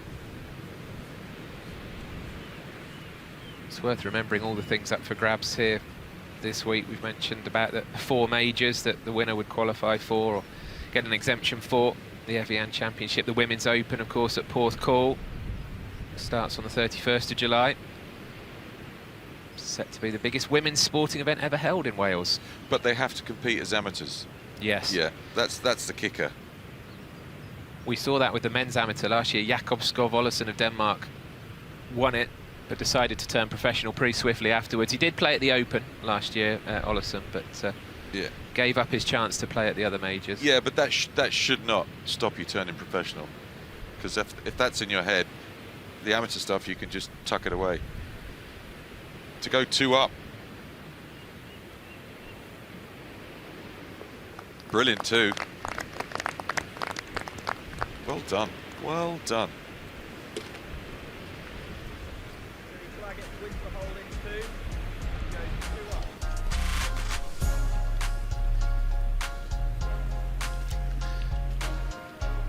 So Claggett 2 up, San Pedro 1 up, and the other 2 quarterfinals all square as things stand. Long way to go. Sophie talking to Farah O'Keefe. Now, Farah, it's a bit early for sweets. Yeah. He handed it to me. It's after every good shot, so I just won that hole, and he goes, "You want your sweeties?" You want to take one? Yeah, I'll take one. Is this your caddy? Has he been teaching you some Scottish? Yeah, I think I'm picking up the Scottish accent from him. So. Have you got any lines for us? No bother. Like, No when I bother. can't get the tea out of the tea box. He's like, "It's no bother." He comes over and pops it out. So. You're really embracing this Scottish links golf. Now, you've had a fabulous few weeks. Top 40 at the US Open. What did you learn from that? I think, the US Open's so hard. You never have the same shot twice, and so I think I learned how to play hard golf. And I don't know, my dad and I took away a couple of lessons about being able to be unbothered. So, no bother, Don't be bothered by anything, whether it's being on the clock or it's raining or it's windy or it's just, like the professionals, they're not bothered by it. Well, that seems like a really good slogan for the week. Now, you're staying locally in a hotel. Who's your roommate this week? Anna Davis. Good old Anna Davis. We're having fun. Our beds are we came into the hotel and our beds were pushed together. And so instead of separating them, we'll just make a mega bed and we'll just, sleep nice and cozy. So it's been fun. So they're in the mega bed together. I mean, let's hope you're playing each other at some point as well. That'd be kind of cool. I don't know if our USA girls wouldn't know who to root for, but I love Anna. She's obviously a great competitor and she's done a lot of great things, and she's also a really cool cat, so yeah. Great stuff. We'll let you go. Thank you. Thanks for the sweet.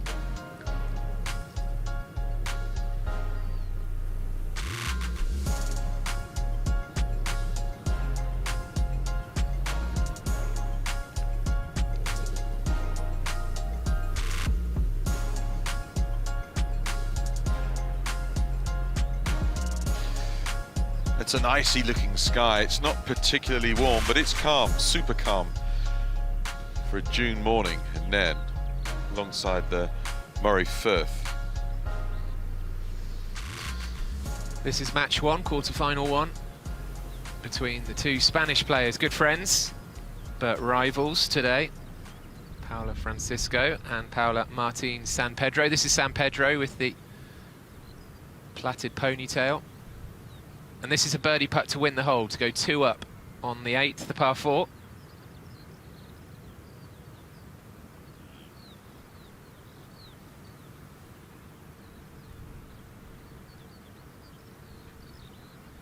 Hit it pretty straight, but not quite enough pace on it.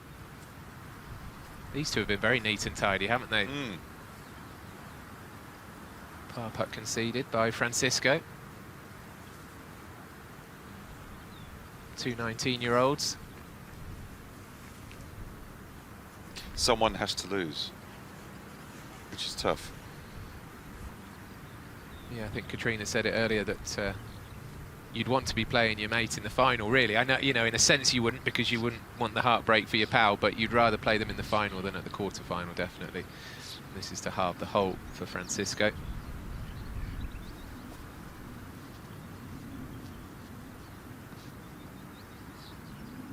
Oh, what a putt that was.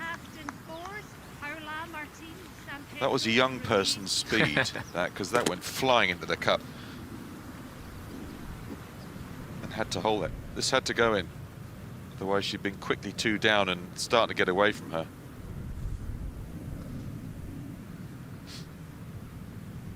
So Francisco heads to the 9th, still with her lead intact.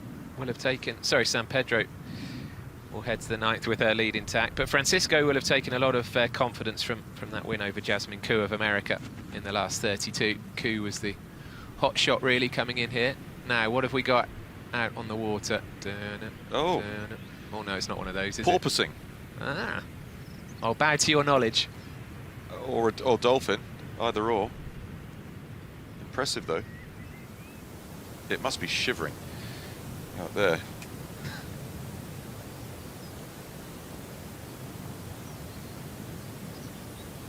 Madsen from distance again. This is a bogey putt. She's been all over the place at the 5th.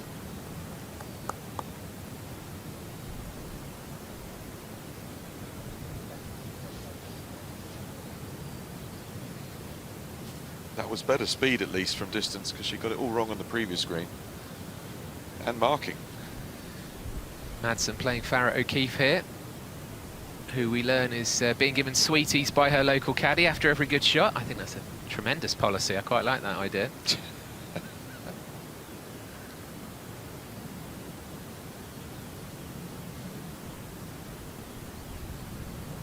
So this must be to win the hole for the American.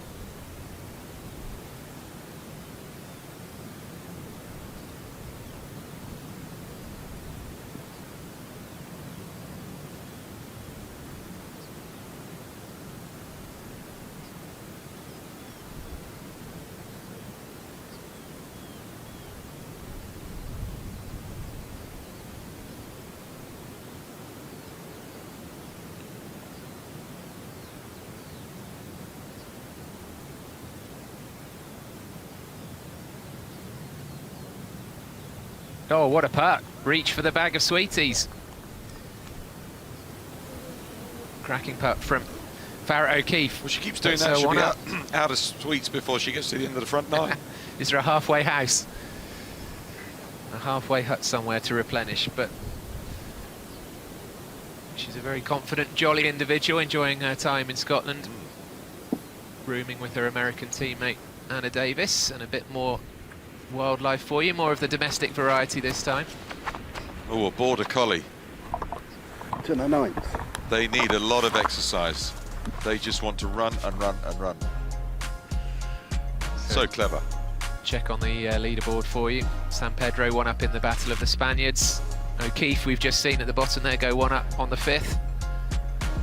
But Claggett really the star of the show so far, 2 up on Anna Davis. Remember, quarterfinals this morning, semi-finals this afternoon, and a 36-hole final tomorrow. A real challenge.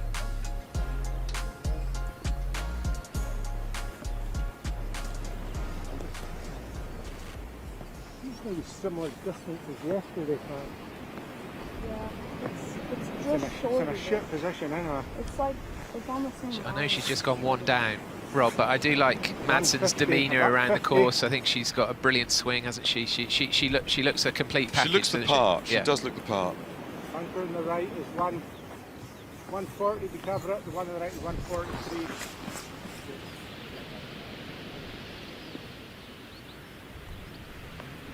What have we got over at Oakmont at the moment? What is it, over a 300-yard par 3? Yeah, the 8th hole, it's nonsense really, but yeah. If it goes close to the hole there, it's by pure luck. It's got to land and bounce and run 50, 60 feet up the green with a 3-wood, whatever they're hitting. I'm not a fan of Oakmont. This is a more classic par 3, 162 yards today for these players.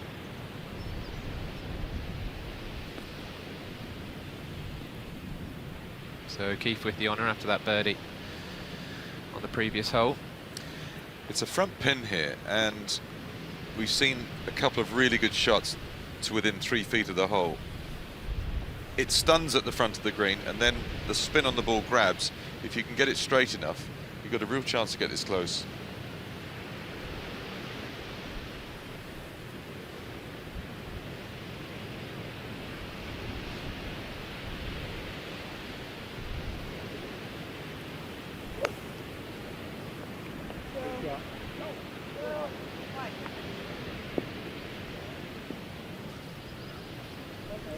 It was nearly. The line was terrific, just didn't quite get it out the middle. She did look quite anxious, didn't she, watching it? I think she'll be sort of almost relieved when she gets up there to see where the ball is, because her face made it look as though it had gone way right.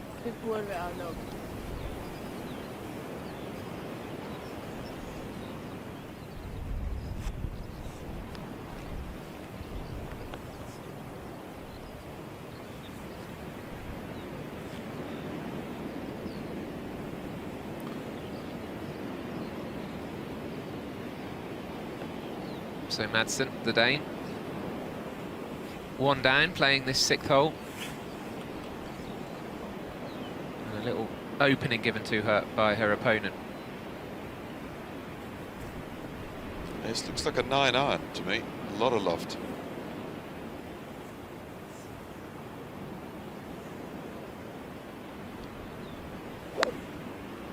She's given that a clatter as well.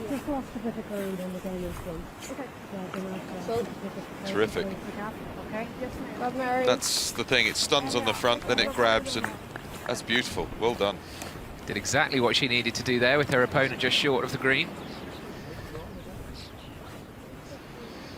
So Marie Ellie Madsen, 20 years old, from Denmark. Let's find out a bit more about her.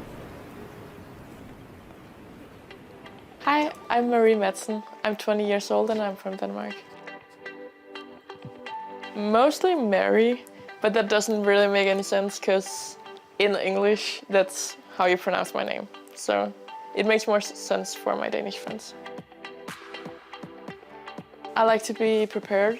I always write the pins in. I do like a pre-evaluation of how I want my mindset to be. I don't believe that if I don't put my sleep with my putter or whatever, that it will ruin my day. So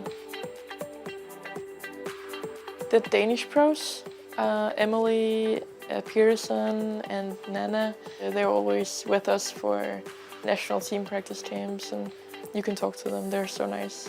Always help you if you have any questions. There's actually just been made a series on Netflix called Department Q, which is based on Danish criminology novels, I think, and it's super good. I can crochet and knit. It's very popular in Denmark and Scandinavia because it's so cold and we have half a year where we can't really be outside. Mary Madsen, I'm not making this up. I watched the very first episode of Department Q, the TV programme she mentioned last night, and she's right. It's very good. It's the Danes do crime drama very well, and the Swedes. So Madsen, she was semi-finalist in this championship last year. She actually knocked out world number 1 Lottie Woad in the last 16, but eventually lost to Melanie Green, who went on to win this title. So here is Madsen in the quarterfinals again this year.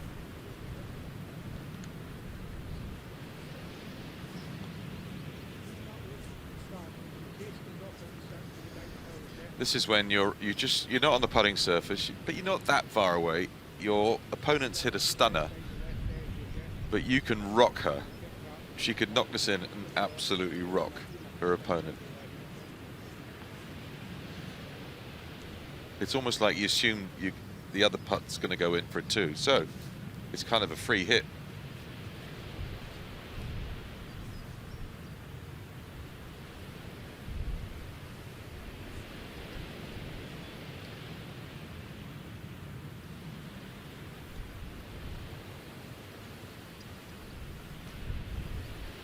Now, does she get it to the hole? Because it's a little bit uphill to start with until you get to about 4 feet short of the hole.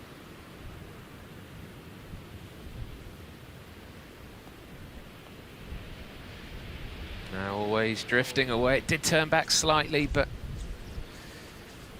past the hole in the end, and that's not a gimme. So very much advantage Madsen.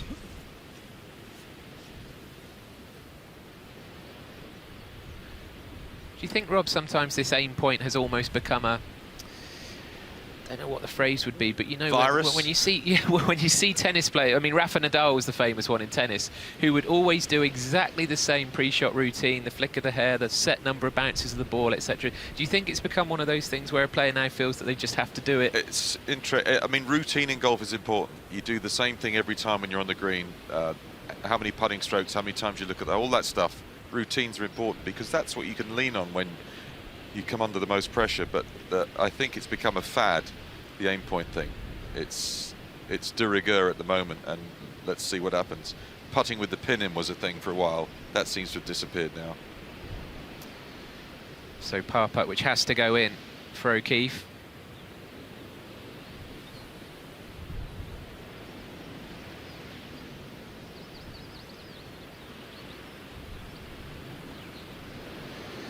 Oh, and that's caught the edge, so there'll be the handshake because Madsen has 2 from where she is to win the hole. So that match is back to all square. So after a brilliant putt for birdie on the previous hole, a loose one really from off the green cost O'Keefe there. And this match already feels like it could be one that goes the distance.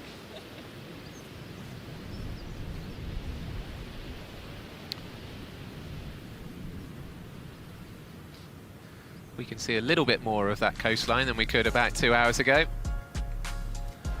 All still pretty tight in the quarterfinals of the 122nd Women's Amateur Championship.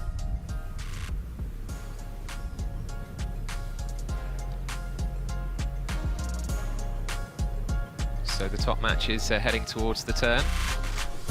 The 9th green is the furthest point on the course. I'm told it sits behind an old ice house. I'm not sure if we see that or not, but we'll look out for it. And as if by magic, we can take a closer look at the 9th hole. Oh, there you go. There's the ice house up at the top. Oh, yeah, the white building. Yeah. Well, you've got to avoid the bunkers on the right. That's the key feature of the tee shot. As it always is in links golf, you play bunker avoidance because they're so penal. So come out sideways a lot of the time, but it's a long par 4 to close out what is a beautiful part of the coastline. If you think 322 yards is a long par 4, it's not. Now, trouble.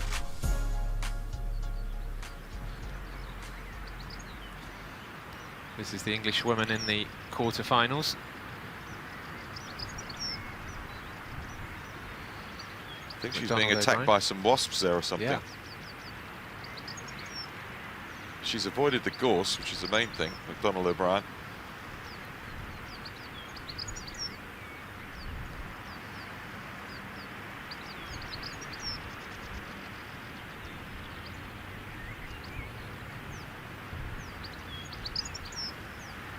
Trying to get this to go the right distance is the hard thing, and no spin from the rough, which is how it should be.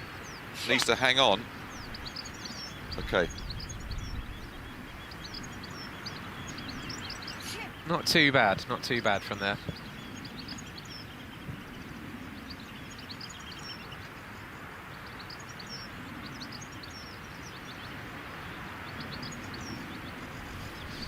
McDonald O'Brien up against Caterina Don of Italy, although when we heard from Don earlier on, very much a distinct American accent, spent so much time over there in the States studying. Heading home to Italy to see family after this tournament. It's interesting psychology that she booked a flight for this morning that had to be changed because she got through to this stage of the competition. You could look at that 2 ways, can't you? Absolutely. Pacing off the putt.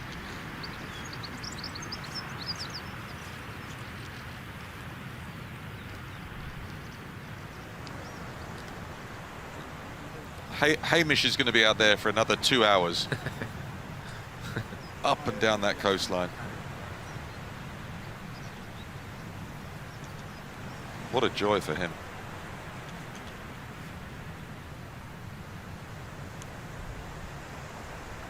He's got the whole place to himself, that's for sure.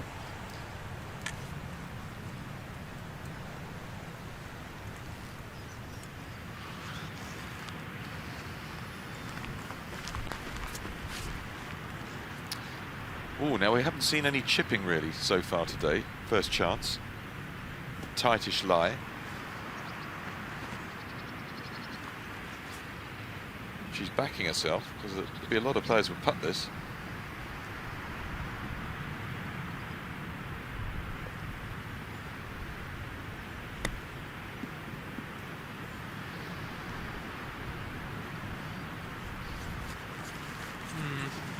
I think we know that Katarina Don spends a lot of time coaching, and I think she won't be satisfied with that chip from a coaching point of view. I think it should be fine. Okay, just let me know. No, she won't be. It's a lot of work for her to do yet to get her par.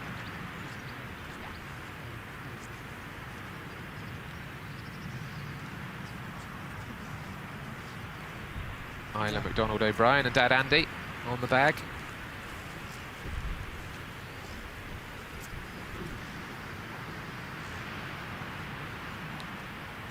Well, this is for the birdie and the win, but you never know. 2 putts might win the hole as well. Gosh, she kept her head down really well there. Steady. Given herself a chance, hasn't she? That's probably a bit further away than it looks from this angle.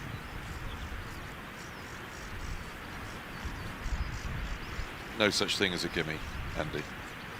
No. No quarter given. Puts a bit of pressure on Don.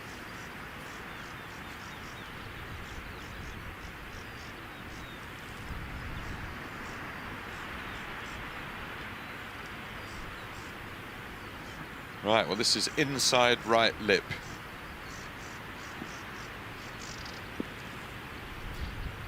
She would have watched the McDonald O'Brien putt keep trying to turn away, so if she starts this straight, it's going to miss left.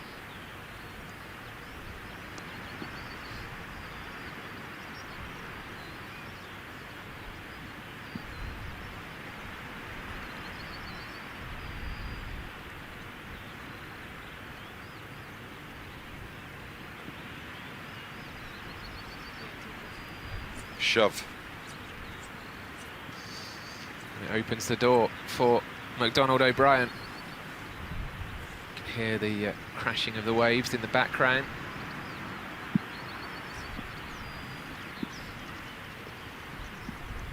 Big moment in this quarter-final as they make the turn to win the hole.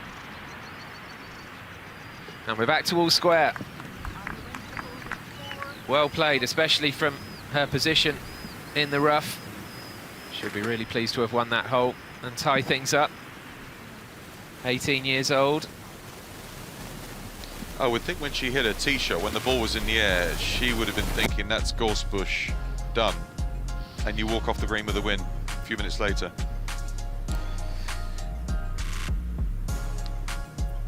So San Pedro and Claggett up in their matches, the other two all square. And Sophie Walker, our own Sophie Walker, has reached the 10th green. The 10th hole, par 5, and we are heading for home. 535 yards. Yesterday, players were reaching it in 2. That's because it was downwind. It was blowing hard. Today, not as much wind, and it's coming from the north, the Mary Firth. It's wet as well, so the ball won't be travelling as far once it hits the ground. We saw eagle and birdie chances here yesterday.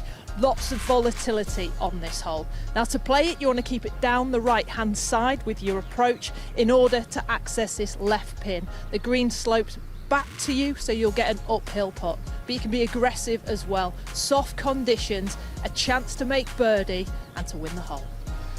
Thank you, Sophie. And as Sophie says, the opportunity to be a bit aggressive here for all of these players on the 10th hole. The lack of wind, though, is very strange. Eerie almost this morning. Eerie. We're looking back down the 10th fairway, and this is one of our 2 Spaniards, who it looks like has played.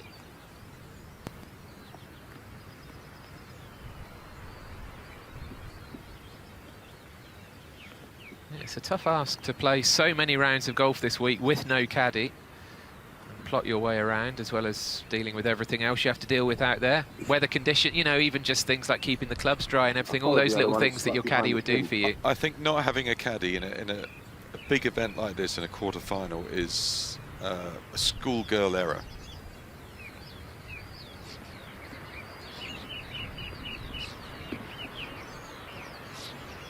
So there's a ball there in the centre of the fairway. You can just see over to the right of your picture there, and that looks like another ball over to the left, just next to the flag, in the first cut of rough. To the right of the flag, the other ball. To the right of the top of the flag, see a little top there. So you're kind of hitting into that upslope that Sophie was talking about. With a wedge, it's a really good chance to get this close. Neither player able to get there in 2, par 5.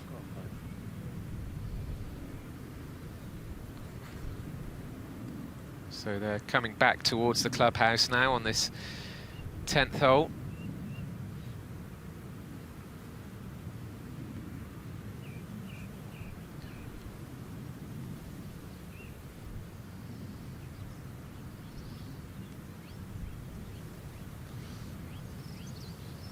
A couple of drops of rain there on the lens still. It doesn't feel like a day that's going to brighten up too much either, looking at that. But nobody going in there for a dip, no. I noticed. Only the dog. But no people out there at the moment. And not windy enough for, I'm sure they must have windsurfers and things like that out there on a breezy day. But we've had a dolphin. Yes, I mean, I wasn't expecting to see a dolphin during this commentary, I have to say. What was the old TV dolphin? It was Flipper, wasn't it? It was Flipper, yeah. Right, San Pedro, 3rd shot into this par 5. Can afford to be a bit bold here. Well,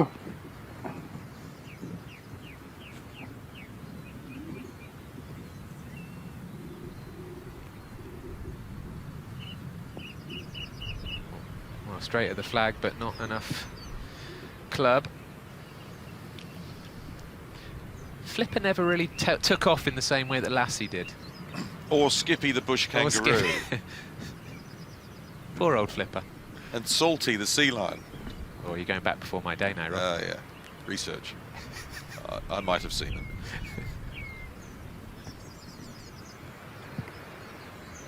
Big chance here to get a hole back. Francisco, it's only a wedge. Distance is key.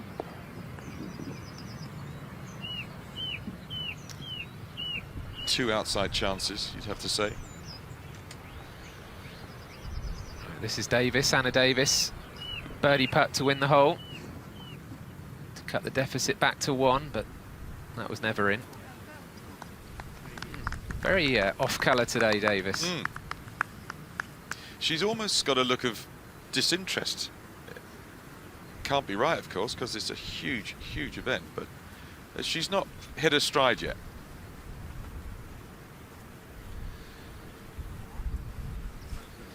Her opponent, Tilly Claggett of Canada, absolutely has hit her stride. Actually didn't have a brilliant stroke play element to this tournament, 73-74, put her at 3 over. Somewhere down around 42nd place. I wonder if Canadians and Americans have any tariff conversations as they're going round. How my life has changed. I'm going to stick to the dolphin chat and leave the politics to you, Rob. Okay. Well, this is a putt. She's got a hole.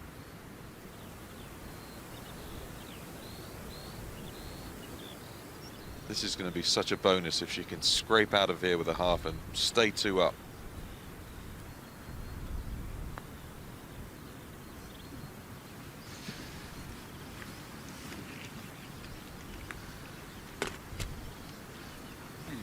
Anna Davis wins the hole in 4.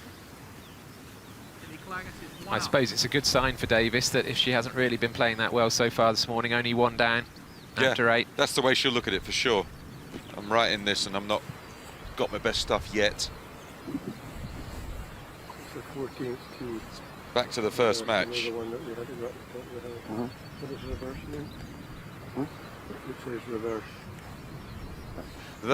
They can wreck a green in such a short amount of time.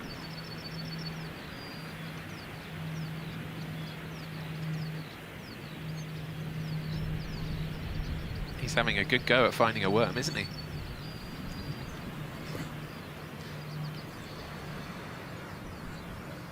So it'll be San Pedro, first of all. Long birdie putt. She's playing a lot of break from the left.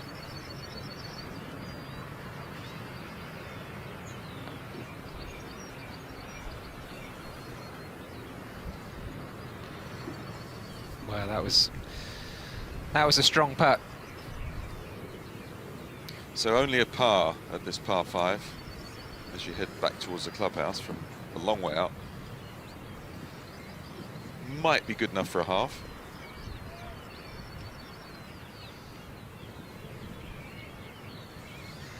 Francisco with probably a similar distance putt, but from the different angle. We'll need to aim this right of the hole and let it curl round.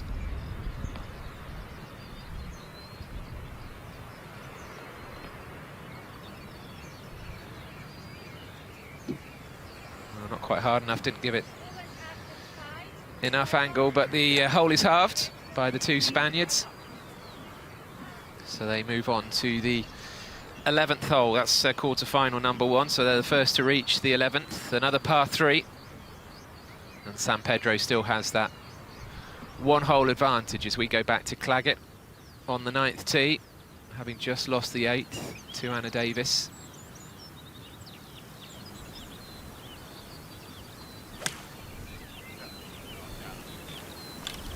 Katrina Matthew back with me in the commentary box, and as I said to Rob a few moments ago, a good sign for Davis that if she's not playing at her best, still only just one behind. Yes, definitely. Yeah. I think I expect her to kind of kick on a bit in this back 9. And for Claggett, you just don't want to give someone as the calibre of Anna Davis a kind of even just a sniff. You just want to keep your foot down, and she just doesn't want to be giving any holes away. Claggett looks nice and relaxed though, chatting away to her caddy as they wander down this 9th hole. Yeah, I wonder if her caddy's giving her a sweep for a birdie or a win. It's a great incentive, Yeah. that. I think that needs to catch on. But very much into the thick of these quarterfinals now, the first match on the 11th.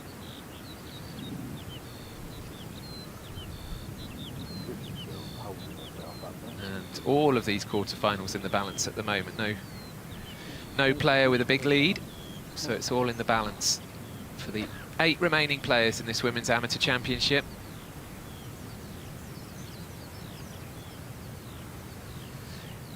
Your win in '93, Katrina, is it the kind of tournament where you remember specific moments vividly, or did it kind of pass you by a little bit because it was, it was such a big deal for you at that time?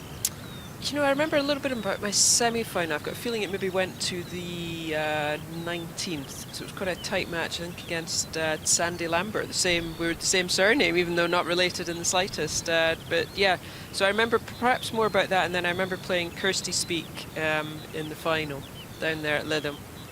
My husband, well, he wasn't my husband at the time, but Graham was caddying for me. He'll probably remembers every shot. I'm usually hopeless at remembering these things.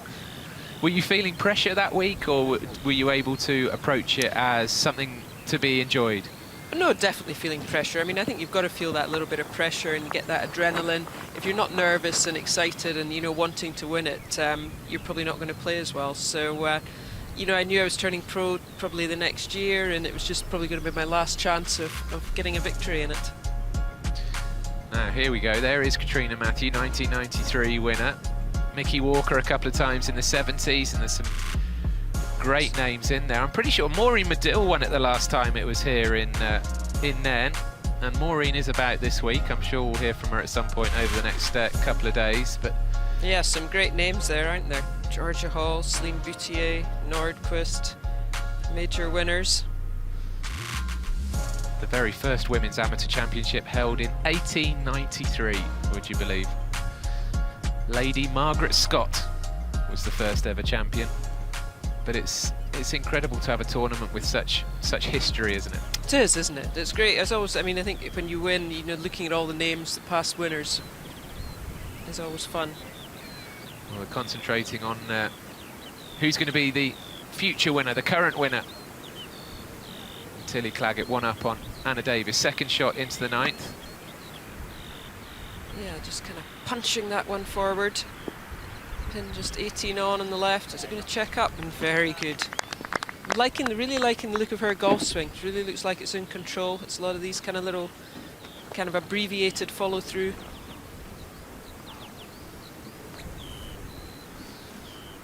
And in the background there, Anna Davis in trouble again. Been a bit wayward off the tee. Yeah, as you were saying, she's just definitely not quite, just quite not playing her best golf yet this morning. Needs to start doing something and turning it around a little bit.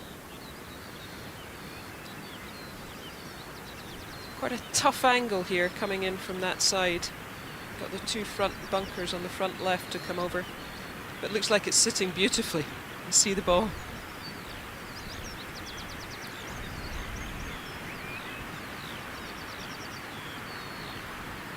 Let's see, can she hold this one on the green? I mean, she's played that pretty much as well as she can, hasn't she, in fairness? She has, just that release with coming out the rough, but a good shot.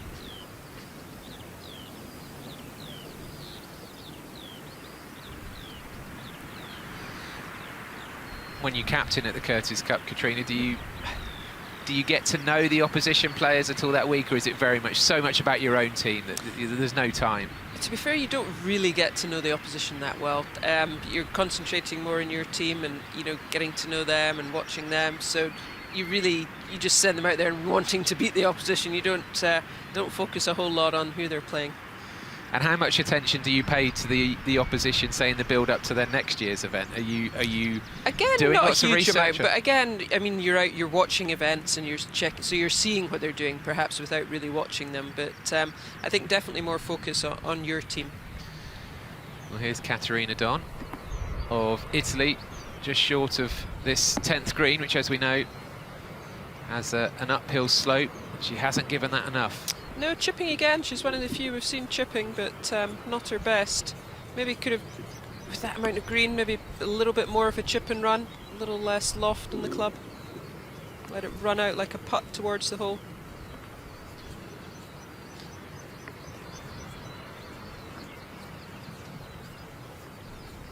I think it's an amazing story that Isla McDonald O'Brien's brother is at the same college that Caterina Don coaches at. Yeah. What a small world. Yeah, huge coincidence. It looks like it's going to be Don again.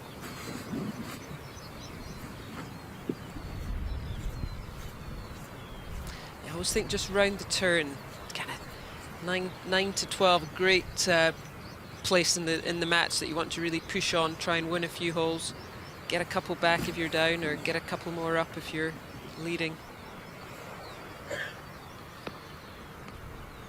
She beat Camille Mingautier of France yesterday in the last 16, just by the 1 hole, so went all the way to the 18th. Isla McDonald O'Brien, by the way, in her first match play round, they went to the 21st hole. So, you know, that was really in the balance for McDonald O'Brien. She's had lots of practice on the golf course. So birdie putt, for the Italian from just near Turin.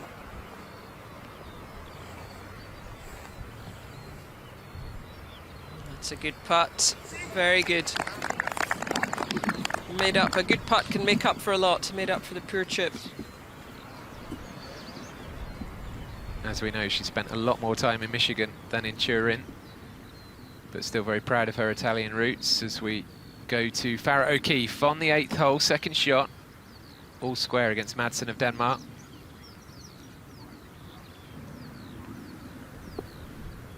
Oh, this looks good if it checks. Yeah, great shot. Very nice shot. So the rain's gone off. You can see all the jackets starting to be taken off.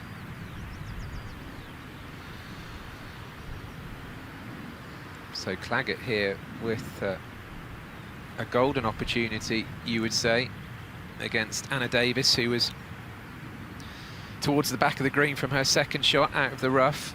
Must have hit her third shot, her birdie putt, if you like, for Davis, but a long way from the hole. So this Claggett to win the hole and go 2 up at the turn.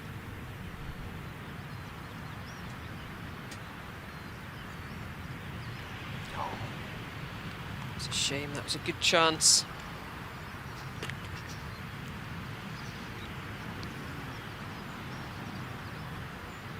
So that hole halved. Anna Davis must have gone in for a par as well. So Claggett has a 1-hole advantage after 9 of their quarterfinal. It's a lovely little halfway house, the bothy there. Beautifully done, a little fire. When I played, it was kind of cold outside and had a wood fire on. You didn't want to go back out to play the back 9. Lovely. Little whiskey in there. I missed out on that, but maybe I should have had one. Might have improved my golf on the back 9. I do really like the look of Madsen's game. This is birdie putt, but we know O'Keefe has just hit a great second in there. You can see her marker. Oh, that is brilliant, especially in the circumstances with O'Keefe having a good birdie chance of her own, and you can see the well-deserved smile from Madsen. What a week she's having so far. Yeah, they really look like they're enjoying themselves. This makes O'Keefe's putt just that little bit, suddenly getting a little bit longer.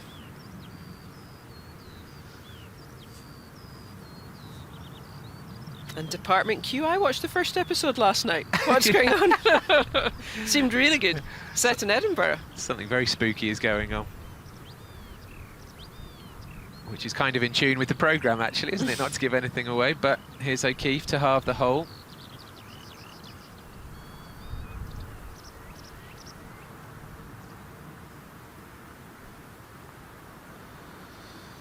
Well done to O'Keefe. It looked a little bit tentative, but in it goes, and that's very good from the American.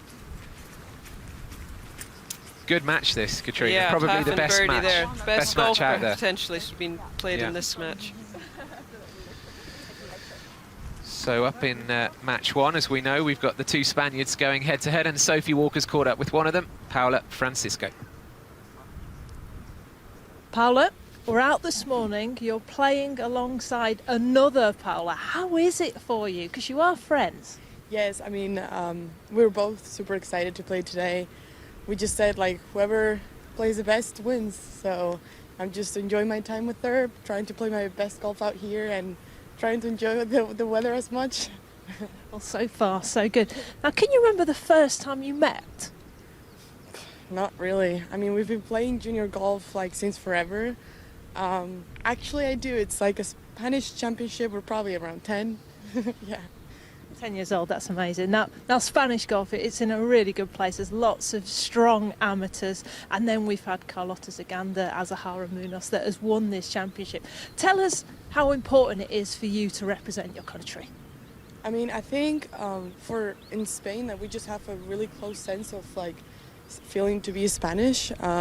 It's such an honor to play with this close and represent Spain. We're playing the European teams in a few weeks, and I'm super excited for that as well. So I don't know, I can't describe how it feels. The Spanish passion of the red and gold. Well, vamos, and good luck for the rest of the round.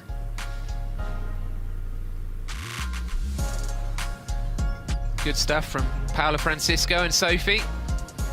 It's all very, very tight in the quarterfinals of the Women's Amateur at Nairn.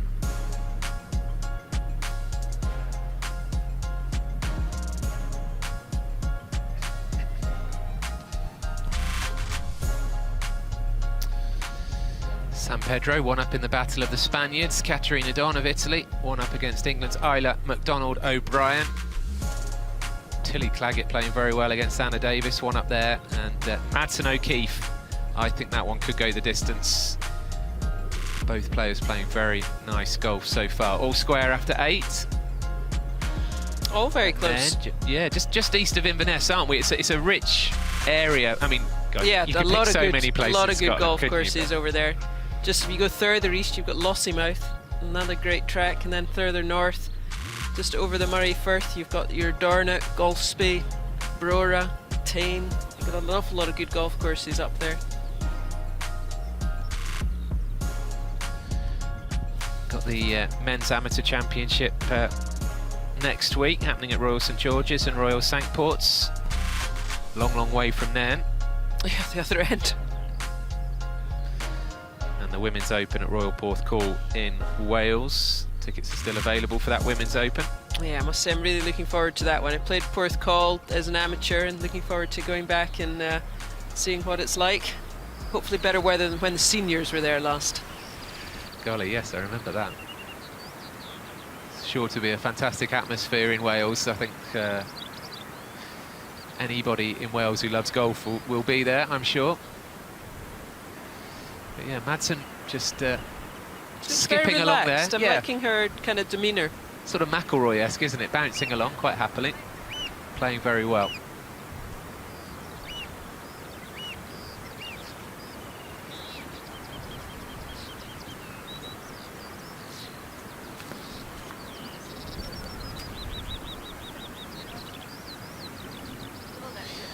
We're on the 9th hole here at the Women's Amateur.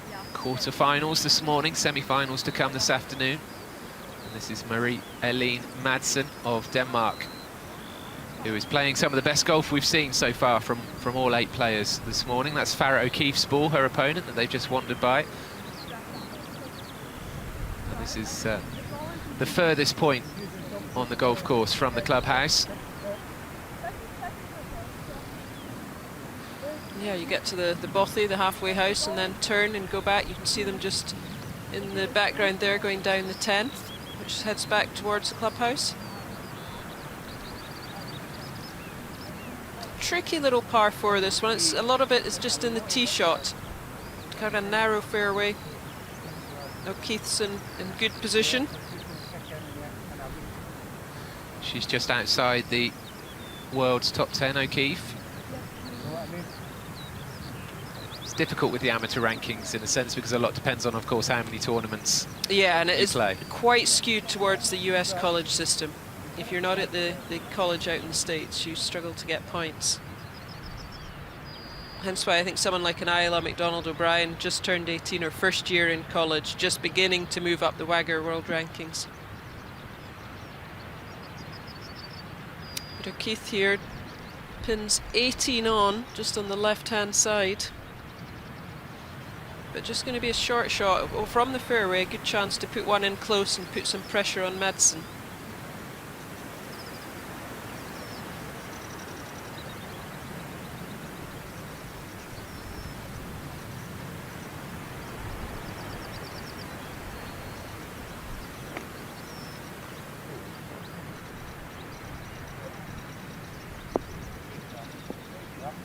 Which is just what she's done. Very good shot.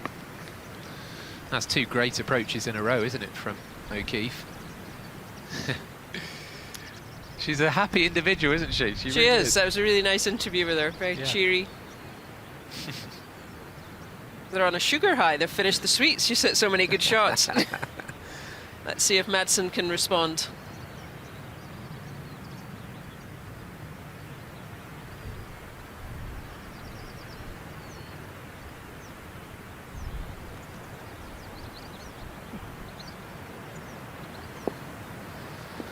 Oh, it's a sensational response, Excellent. isn't it? Whatever you can do, I can do. That is superb match play. 2 very good shots. Oh, it's good quality stuff between those 2. Right, Don, an important putt for her to halve the hole on the par 3 11th. Yeah, just a little left to right tickler. Oh, she just never quite got that in line. Oh dear. Mad with herself. Back to all square. So 18-year-old McDonald O'Brien, back level. I notice there the referee in this match is Claire Hurahan, who I played Curtis Cup with back many years ago. Taking her hat off, must be getting warmer out there. It is getting slightly brighter, I think, isn't it?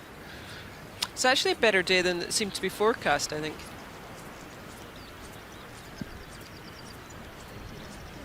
This is a classic match play. It could be first in.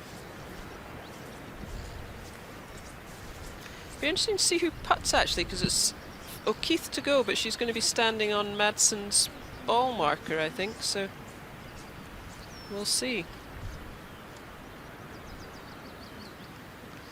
I'm going to stick my neck out and say that's a little bit brighter. I feel like I can see a bit more of that coastline in the distance. Definitely brighter. Yeah. Wishful thinking maybe, but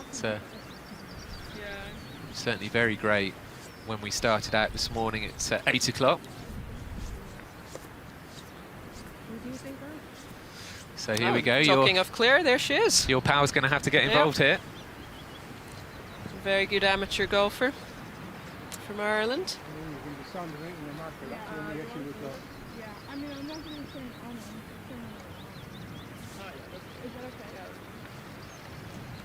And it is significant, isn't it, Katrina, in this match play situation, who goes first?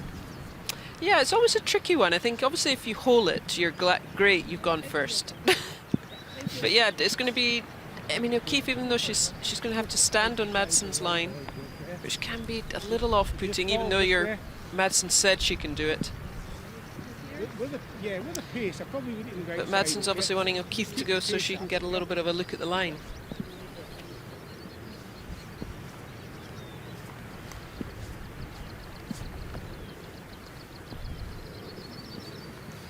The short pace is going to come this way a lot more, okay?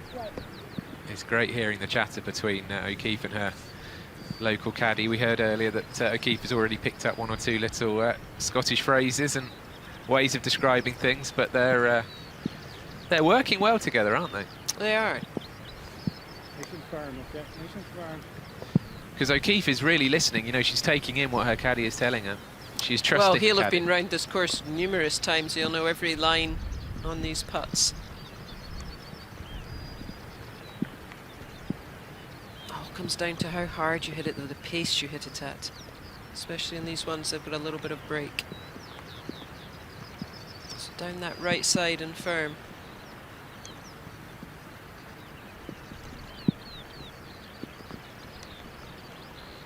Oh, and very good. Puts the pressure squarely on Madsen now.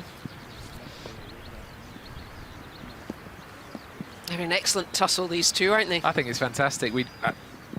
I think I'd like to see Madsen knock this one in as well and let them go to the turn all square.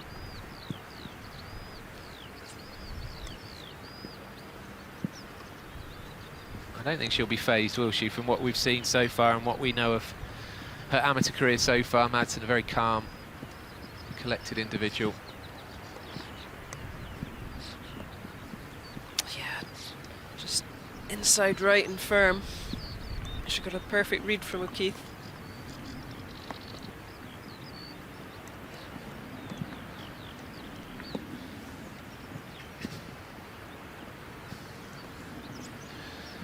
And you can understand her taking plenty of time over this one. Yeah, just to keep it at all square, going into the back nine.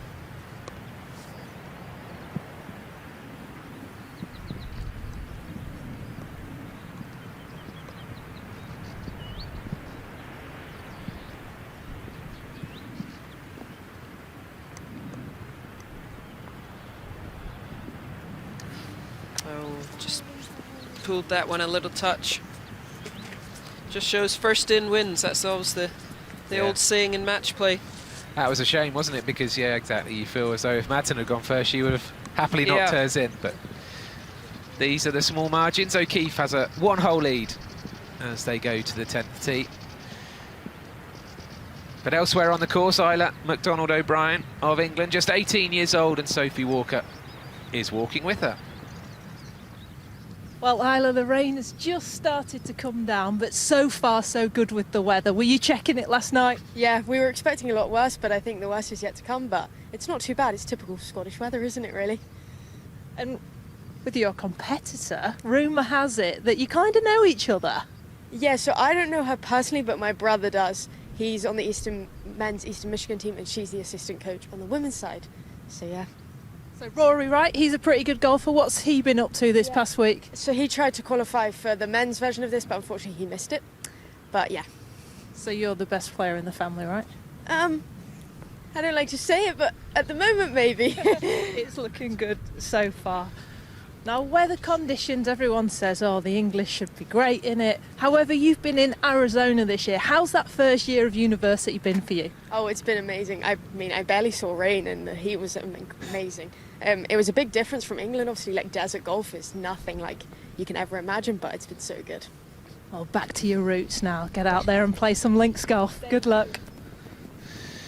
As I said earlier, I was in Arizona recently, and I hope Isla enjoys Mexican food, because some of the Mexican food out there is incredible. As we see, Claggett, well, get pin high with her third shot, but not as close as she would have liked. As I mentioned, McDonald O'Brien, just 18 years old, and if you're watching this and it's inspiring you to give golf a go, then the R&A's Just Swing campaign can help you join the 66 million people who are already playing this sport around the world. 66 million, that's a figure, isn't it? 66 million people who are being driven mad by this game, I think it should say. But there you go, Just Swing, the R&A's Just Swing campaign is what you need to look up.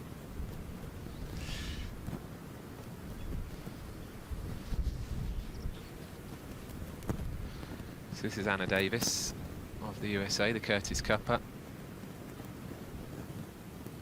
Birdie putt on this long par 5. Yeah, she won't want to go down another one. This is a big putt now for Anna Davis. I always feel once you get into the back 9, the holes start running out.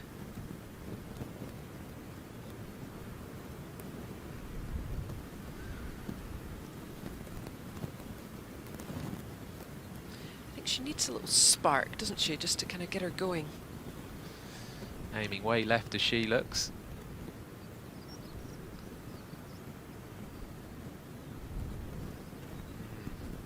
Had the line but just didn't hit it.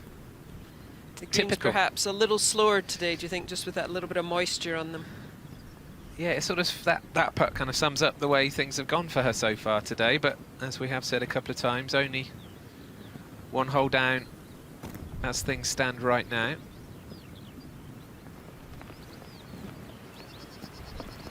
Claggett, though, got a golden opportunity to go 2 up.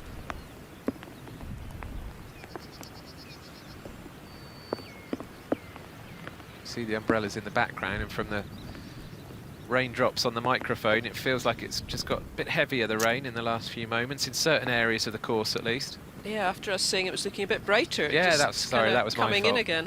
Let's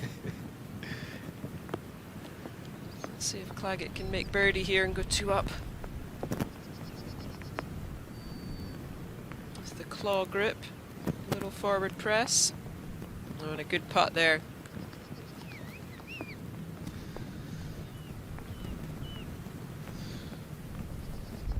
The surprise package so far, Tilly Claggett, 21 years old. As I say, Canadian but lives in Texas. Beat Hannah Darling in the last 16. Hannah Darling's had a great record at this event, hasn't she? Never lifted the trophy, but has always been there or thereabouts. I know, she always looks like she's got a chance, twice a semi-finalist. Being in Scotland, she'd have loved to have a good run at this year. This is where the caddy can help you out, isn't it? We talked earlier, just keeping all the clubs dry and you know, your hands dry, having the towel on standby as well, all of that kind of thing. 100%. I'm very surprised at the 2 Spaniards not having even just someone to push your trolley. Oh, and they've just dropped a towel or something there. Lots for Anna Davis to think about under the umbrella. You can see it's definitely getting heavier. Her jacket's starting to get wet now.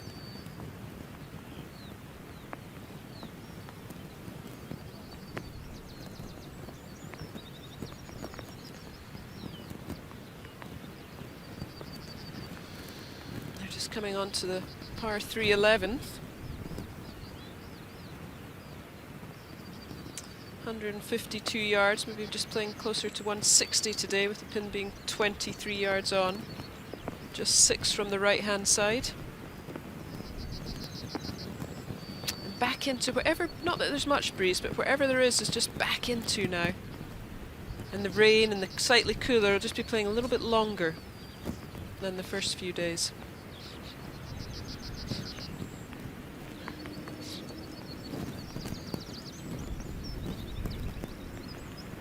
So from behind the tee, it looked very generous from behind the green, but you can see the dangers up ahead. Yeah, you don't see much of the putting surface at all. A little bit like the 4th hole, where they've got the kind of the bunker and the mound at the front. But those front bunkers shouldn't really come into play today with the pin at the back.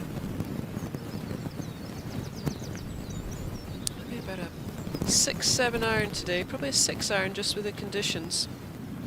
See if she hits one of those lovely little sawn-off follow-throughs.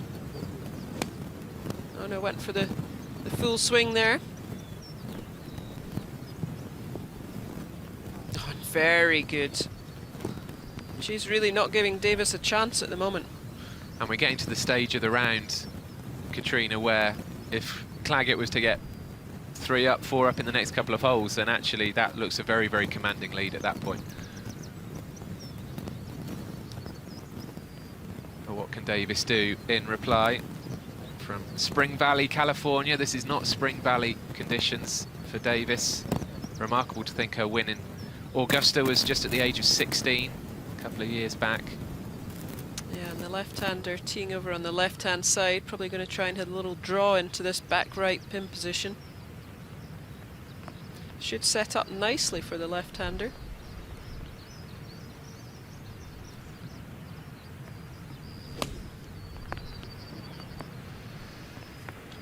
She's left that one out there, yep. Didn't get the draw. Yeah, just not happening for the American today. Oh, it's still going. On a dry day, that would have That could potentially have rolled a long trundled way. a little bit further off. Should be a relatively easy up and down, but not really threatening the hole for birdie with Claggett in there close. Like you said on the previous green, Katrina just needs something to go her way, a little spark to get her round going, but it's Claggett in control of that quarter-final.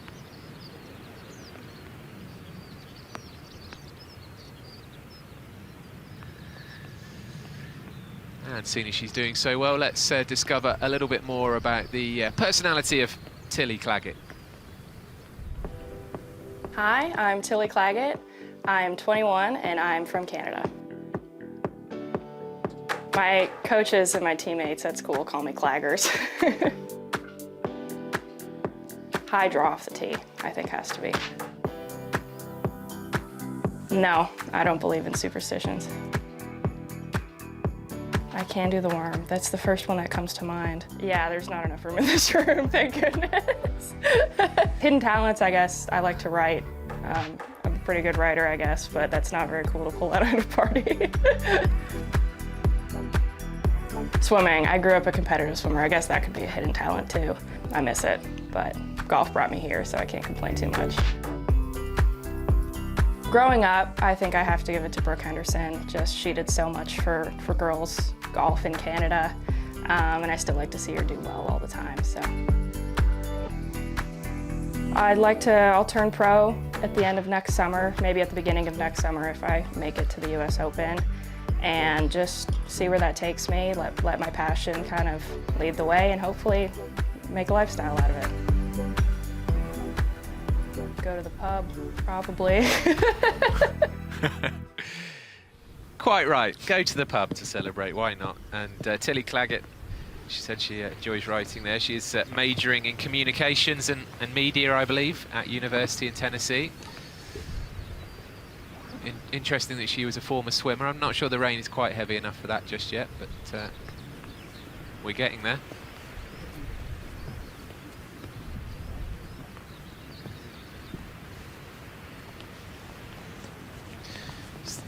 Quarterfinals of the Women's Amateur Championship. We're here with Anna Davis of the USA, who's a couple of holes down on Tilly Claggett of Canada. We'll come back to Davis in a moment. We'll move ahead to Katarina Don on the 12th. Yeah, to win the hole, go one up. Oh, and another good putt. She's had a lot of good putts, has Don. Back to Davis, chipping from just off the green. Yeah, just wants to land this just at that first strike and let it just like that. played that very well.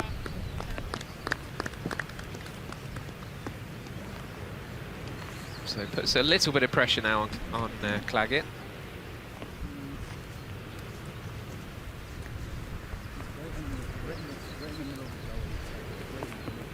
I mean, the body language from Davis is interesting. I think Rob mentioned it earlier, just looks a bit downcast, really. Sort of doesn't look as though she is relishing this. I think Rob said she looked a little disinterested. I'm sure she isn't, but she does. She's kind of looks like that.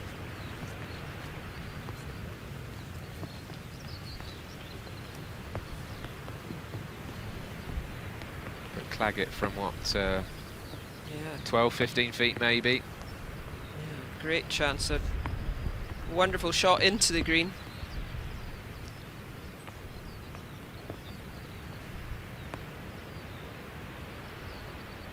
This to go 3 up with 7 holes to play.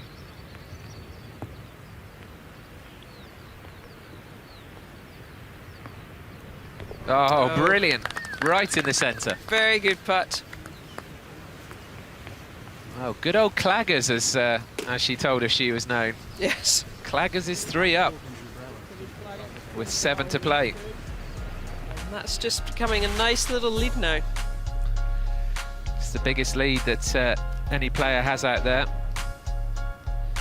You can see the other 3 quarterfinals still very tight. The 2 Spaniards at the top there in match 1, playing the 14th. Yeah, I think whoever wins the next hole in that match could be crucial. This is Paula Francisco.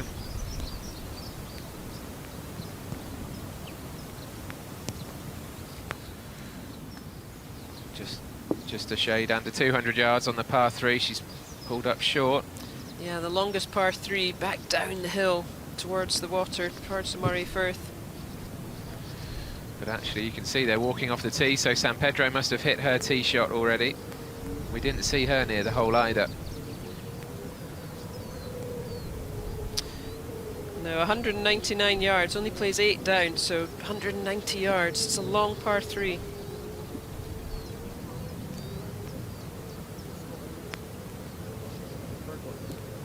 Golf bag nearly running away with San Pedro just then, as they came off the tee. And they're having a real tussle, these 2 friends. They certainly are. We'll go back and take a look at the aerial shot of 11, which is also a par 3. And plenty of hazards around this green, Katrina.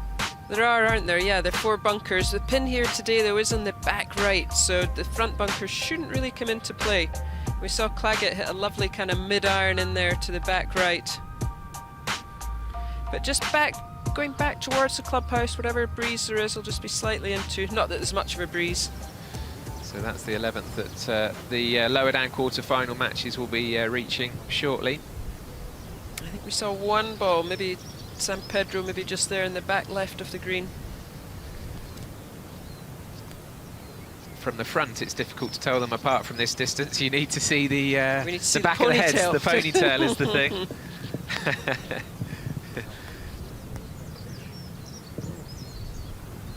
I'm always reminded of that football match. Was it the 1998 Football World Cup where the entire Romanian team decided to bleach their hair blonde? And it created havoc amongst the commentary teams because suddenly every player looked exactly identical.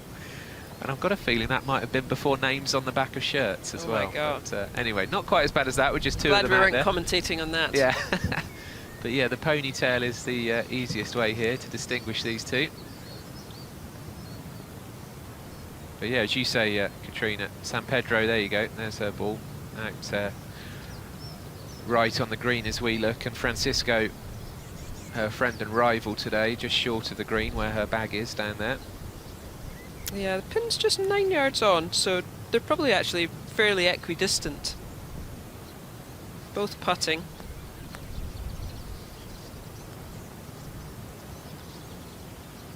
There's a little, you can see that little dip in the green. San Pedro's got to come up.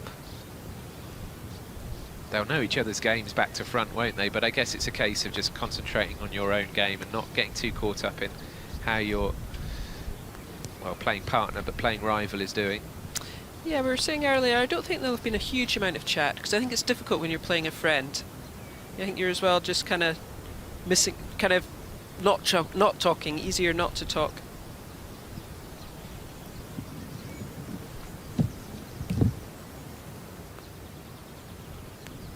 And here's Francisco, got to come up just that little ridge at the front, and then it'll be fairly flat down towards the hole.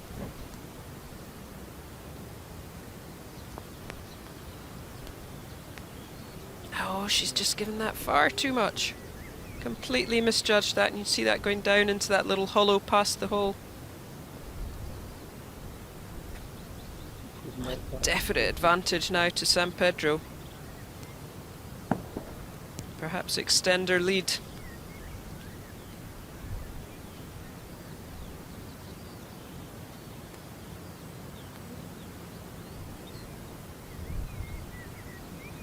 There, you play the 9 holes back in here at Nairn, but these 2 holes, 13, 14, kind of just go, you have a little kink up to the right and then back down, and then back towards the clubhouse.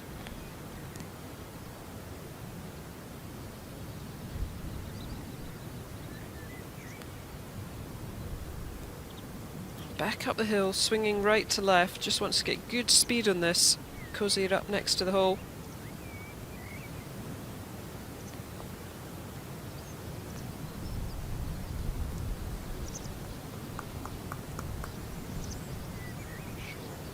I think that might be slightly further away than it looks, yeah, putting our marker on it. Yeah, absolutely.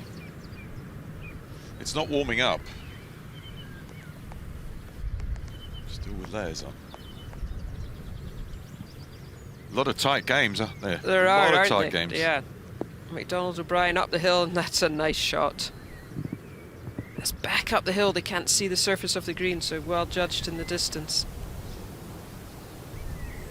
This takes a bit of hitting, this, for the par. Yes, up the hill again, after racing her first putt past. And this is a big putt, the holes are just starting to run out. And she's conceded that. So San Pedro 2 up.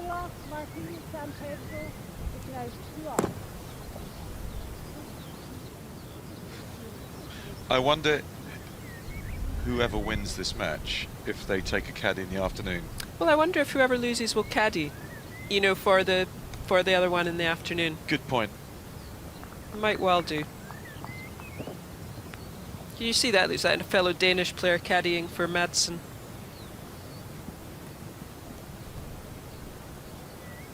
Unless they had a flight booked like Don. Oh, indeed, yeah. Talking off. Speaking of, yeah, right on cue. Up over the hill, should turn a lot right to left, second part of the journey.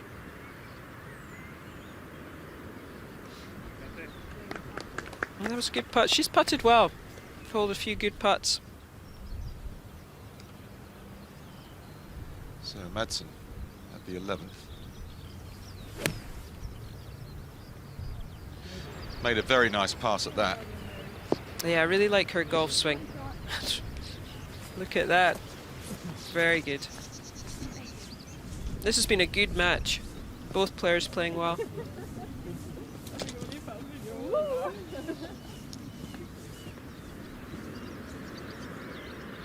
There's McDonald O'Brien. Back to win the hole.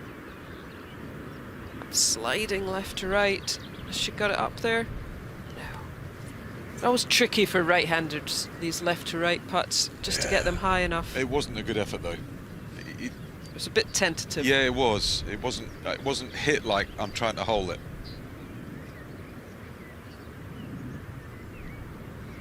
But this has got a little bit of twist in it. This is at least on the edge. I know it's only 2.5 feet away, but it'll snipe if she starts it straight. Just keeping the speed on it, isn't it?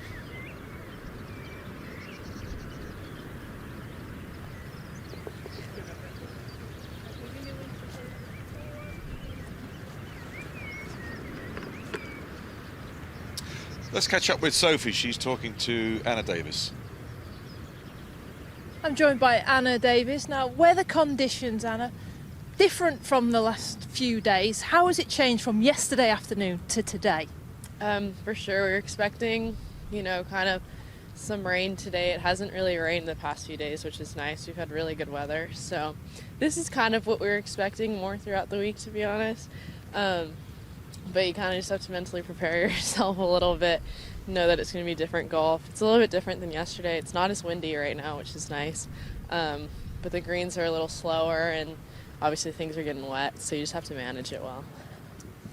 Well, last night I met you for the first time and we shared a drink. You tried some of the local orange juice, as we might call it. How was it? It was good. It kind of tastes like bubble gum. Can you remember the name? Iron Brew. Yes. It just tasted like fizzy bubble gum. It was kind of odd, but it was good. I don't know if it'd be my drink of choice, though. Probably a little bit sugary. And earlier we spoke to your roommate this week, and she told us about your mega bed. Now, how was last night trying to get to sleep with the quarterfinals coming up? No, it was good. It was good. It kind of took us a while. It's kind of hot in the room, so you try to open a window.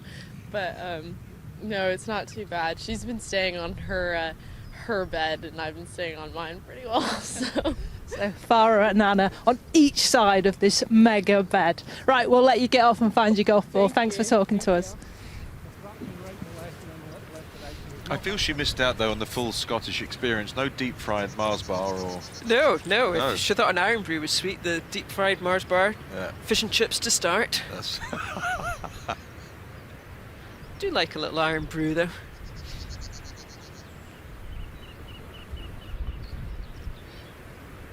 This is a very lengthy putt for a 2 for a Keith.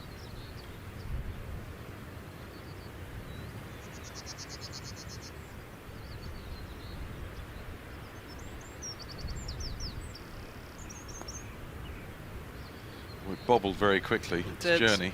It's got there. That's good. Oh, very good. Wasn't unlikely to. What a nice time though to hold the putt with the quality of her opponent. Yeah. I guess that's why she's ranked in the top 10 in the world rankings. Tough competitor.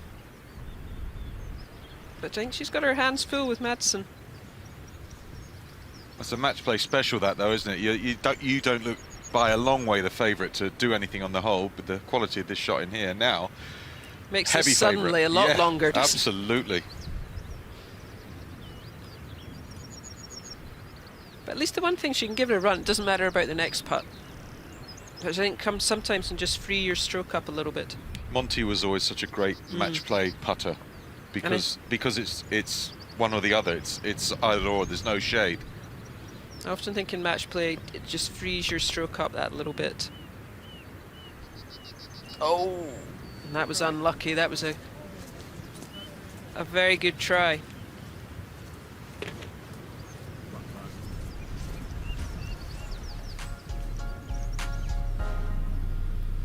But 2 down now for Madsen.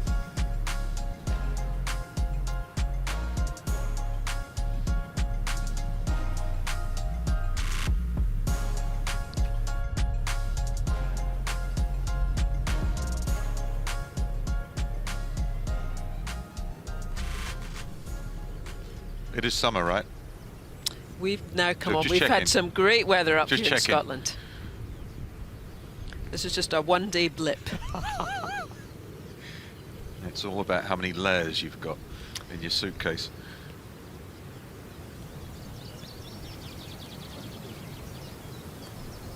This is quite an interesting green from some of the ones we've seen on the front nine. A lot of them, the approaches to the greens are made for balls to bounce in. You can play in a strong wind. This one's one of the ones that's up. Yeah, you're playing down the hill. You can see the tee back up there.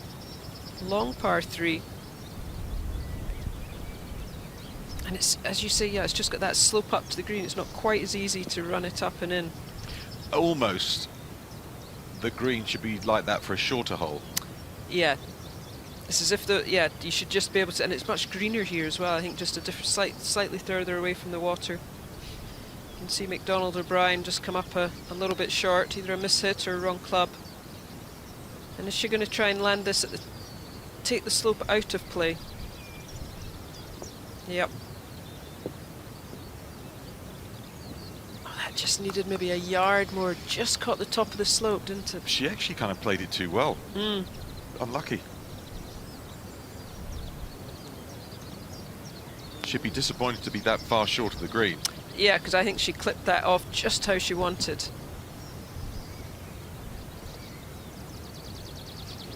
You can just see, that's a nice view. You can just see the slope up to the green. And a lot of undulation on a green, which you're hitting a long club into. Again, interesting to see chipping from this one. Potentially this could have been a putt back up the hill. A lot of people would play this along the floor, but she's going to try and lob it onto the green.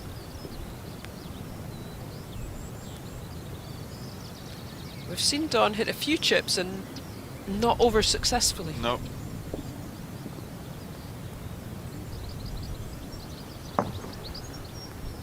That was a really good opportunity to put one in close and put the pressure on her opponent.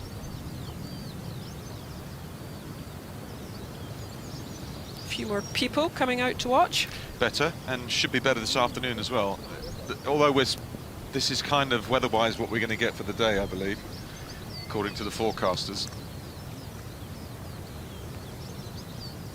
And now it's a putting competition. Would you like to go first or would you like to be second? I think I'd always like to be first. I think you always feel like you can dominate proceedings Yep. if you go first. If you go second, you're replying in some way.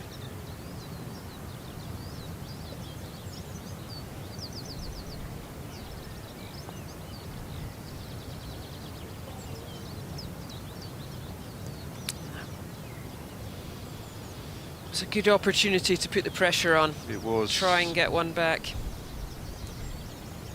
It was, but you know, with the quality of these players and the lack of wind today, losing holes to pars, that hurts.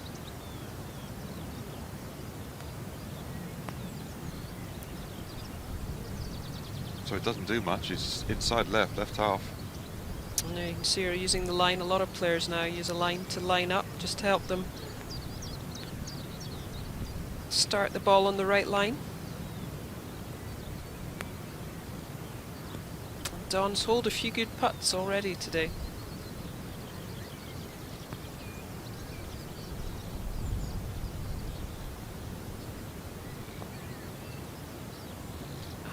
Did the same. That was tentative.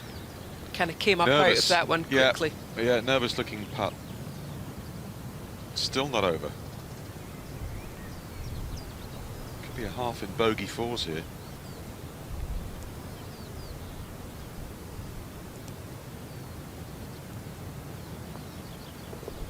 That'd be a little sigh of relief for McDonald O'Brien. I think when she missed hers, she'd be expecting to go 3 down. That almost would have been good night. Needs some birdies though. 2 down with 4 to go. Yeah, they might take it to the 18th. 485-yard par 5. Sophie on the mic. She's live talking to Madsen. Murray, we're into the back 9 here, but last year was a real standout for you at this event. You came semi-finalist. What did that do for your confidence? For me in my career, it was a big step towards playing better golf. I got a lot of self-belief after that tournament. Yeah. And I suppose I should be asking you, what's the keys to playing links golf well? I think just being creative, trying to keep the ball flight low, being good at visualizing where to land the ball. You can hit a lot of different shots out here, so just being playful. And tell me about Team Denmark. You've got Olivia, who was played in this event, caddying for you. The professionals seem to be doing great as well. What's in the water over there? You've got a good system. Yeah, I think we're building a good community. with the national team and everything around it. We have a lot of good coaches, and as people are getting better, it kind of like pulls people up. So You're all inspiring each other, and these Danes, they hit it so far. So I'm going to go let you walk that 300 yards and find that drive of yours. thank you. When I turned pro in the 80s, Sweden, hello Sweden, they had a team ethic. We hadn't seen that as Brits, and they came out and proliferated very quickly with the government backing they were getting, and the Scandinavian countries are really good at that, both in the boys and the girls game.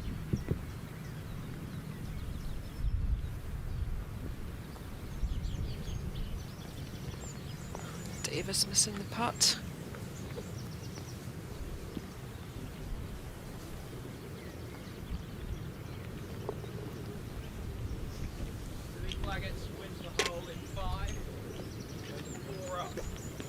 It's going to be tough for Davis to come back from that now.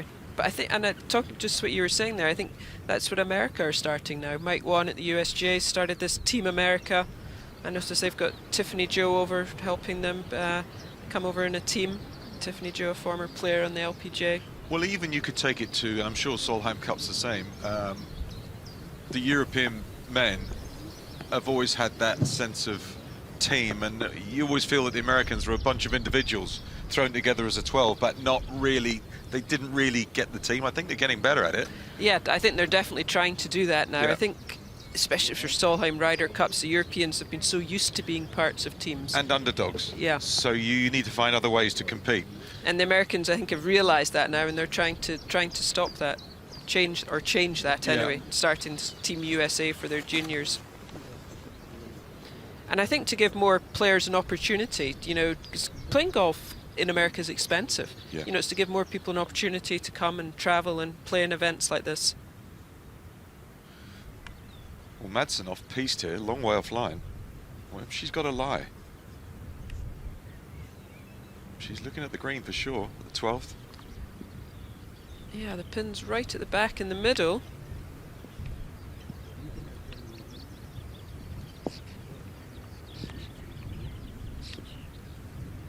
Just push that one out slightly. She's got a myriad of choices on what to do next from there. And that's what she loves about links golf. That's what she said. Yeah, we'll see how creative she is. She could land that on the green, run it through the fringe. That is what makes links golf fun, though. The different variety, especially around the green, the variety of shots you can hit. Yeah, and a lot of the time the correct choice is along the floor. A lot of the time, Yeah. especially when it's windy. The windier it gets, I think the lower you want to, the closer to the ground you want to keep the ball.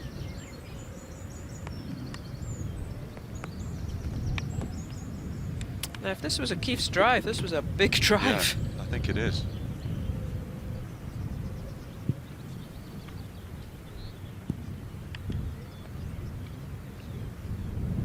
And she's got a sandwich of some kind in her hand. Yeah, the 12th at 412 yards.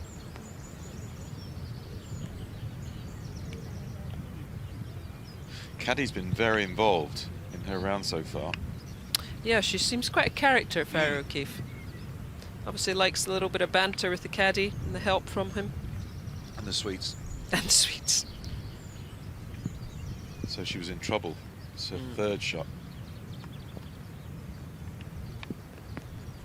She's got a lot of green to work with, though. Land this middle of the green, a couple of bounces up to the hole. Four can still win this hole.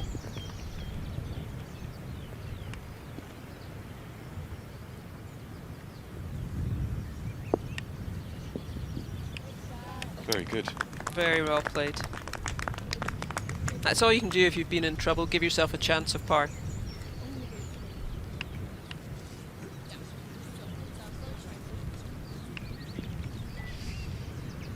Right. Running out of room. Anna Davis. And time. 2nd to 13.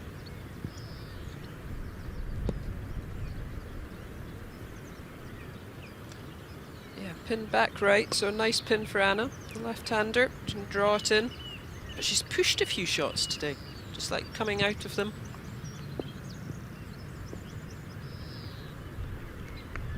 But a good shot there. That's a bit more like it. Good chance at birdie back up the hill. She's got to think, I've got to win the next 2 holes, because you can make the other player panic. If she can get a couple back, yeah, then you know you think you're, oh, I've been 4 up, now I'm losing them. But needs to hit some quality shots and make a couple of birdies. So how is she going to play this one? We're along the ground? Or along the ground all day long. But sprinkler head might just be in her way. Just on the green. I can't see her pitching this on the green because it's firm and it's raised, so it's coming in a bit flatter as a shot. Yeah, looks like she's got a bit of loft though. Yeah, and she's got a bit of wind into her face. That is helping. Oh, and this is her 4th shot. She must have maybe taken a drop. Maybe she was in the gorse. I think we might have run this along the ground, but I think she might be going to try and one-hop it on the green.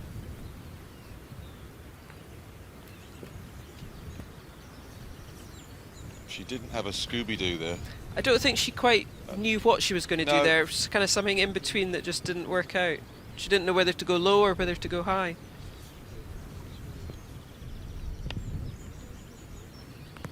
So maybe that one's going to slip away from Madsen.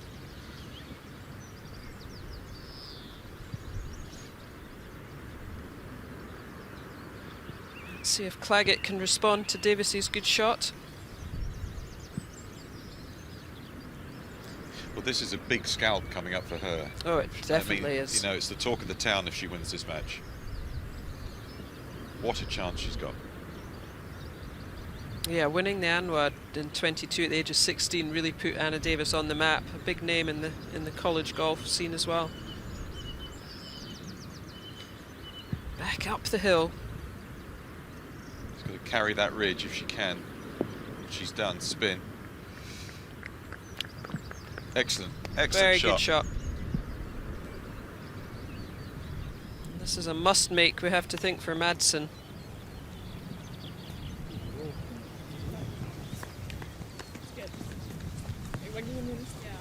You can have yours. Oh, okay. Thank you. Concession. Yeah, concession.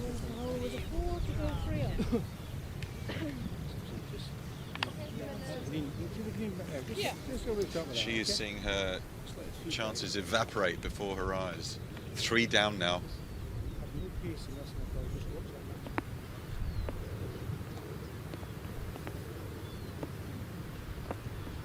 There's Francisco in a little bit of trouble here in 16.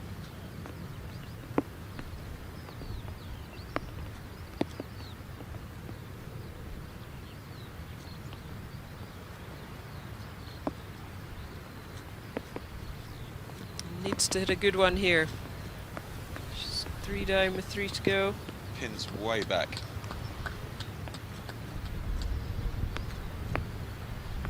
And that's the first time we've just seen the flag fluttering. Just the wind breeze beginning to pick up a little. Nairn has said, I've had enough of this. I'm going to give you some now. What a chance to close out the match. Yeah, coming from the perfect position.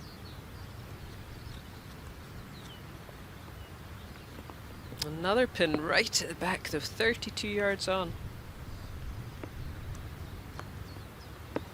Kind of mid-iron.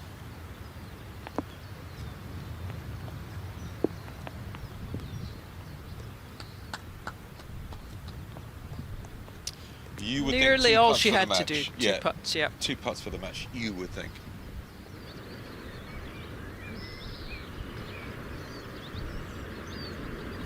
Battle of the putts here. I would say Davis has got the easier one back up the hill.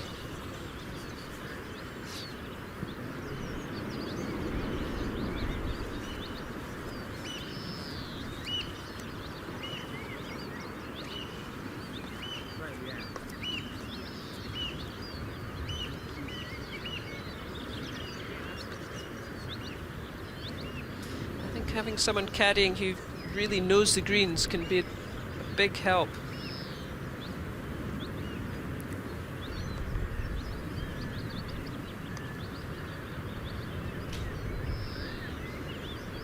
I've had mixed success over the years with local caddies. You tend to put your trust in them initially, but I'll see how you go with the first 3 greens. You soon get to know whether they can read the greens Yeah, well. absolutely. And it's whether they can adjust to how you putt, whether you're a die-in the hole or a firmer putter. You know, a back of the hole putter can make such a difference to what line you go on. Well, she's 4 up, Claggett. Give this a run.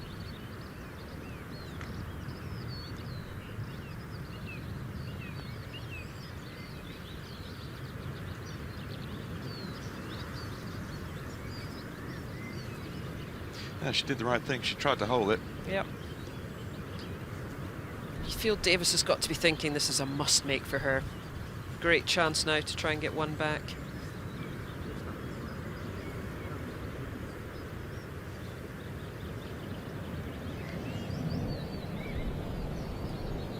A mixture there, shorts and a woolly hat. Quite nice though. It's nice and intimate. If you go out there to watch this, there's no ropes. You can go and stand really close to the players. Yeah, top level amateur golf could be great to go and watch because you get right up there and close with the players. This is for a much needed win. Oh, what a part.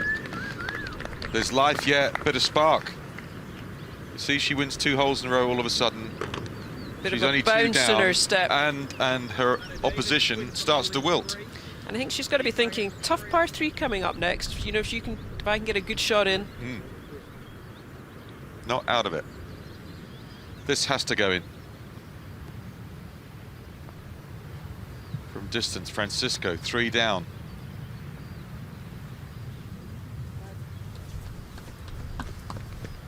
A good try, but you feel that had to go in.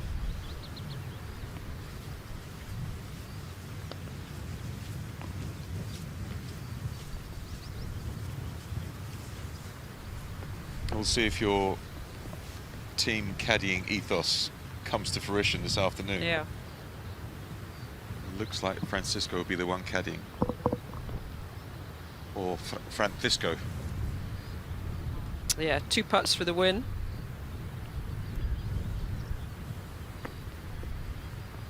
I was also a great believer if you've got 2 putts, use them.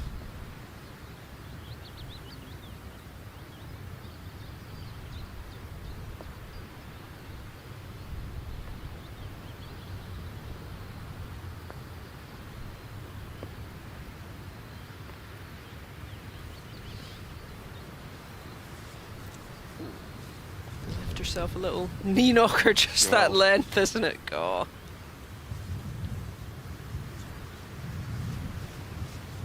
And she's been very steady all day. One more 4-footer and that's the game.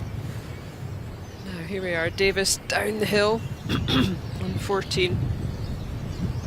Needs to hit a good shot here. Put a bit of pressure on Claggett.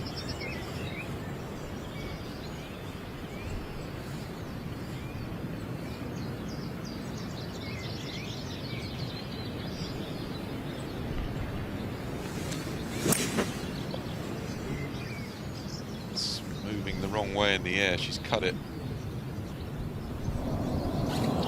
It's not what she was looking for. No. And short-sighted herself.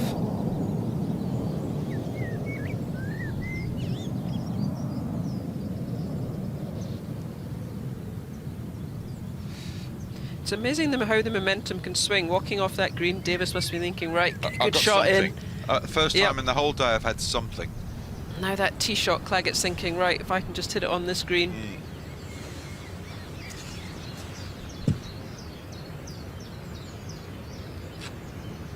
You'd have to think she's got to be aiming on that tree to the right of the flag. Take the fat side of the green.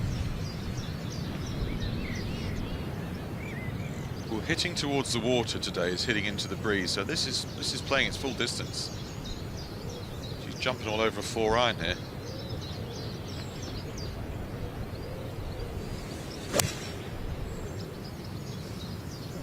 Not sure whether that sounded a fraction heavy.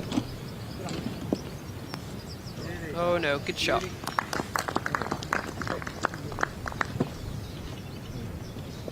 exactly what she had to do. Absolutely. She may be moments away from closing out a match in not too distant future. Let's see if San Pedro can close this one out. Left herself a bit more than she wanted. A very good putt.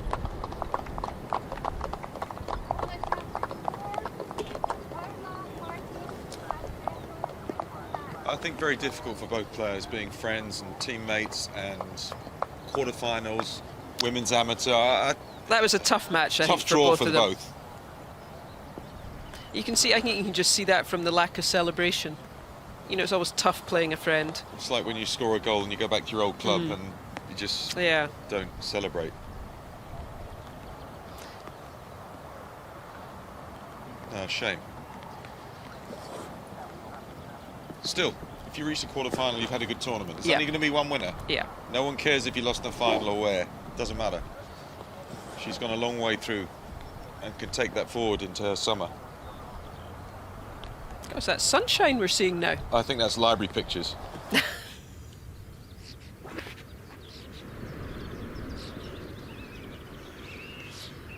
So we've got our first result. Martin San Pedro will be playing this afternoon in the semi-finals of the 122nd Women's Amateur. Let's hear from Sophie. She's talking to our first winner of this morning.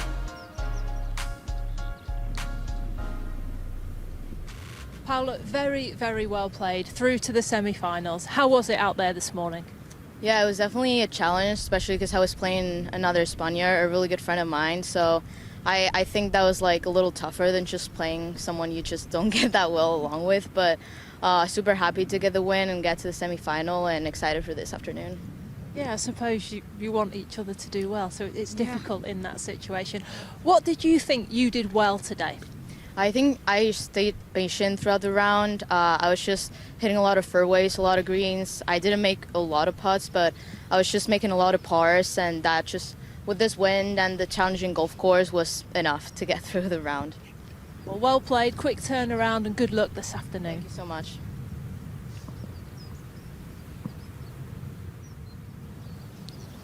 Well, this is quite the shot Davis has. Just what you don't want.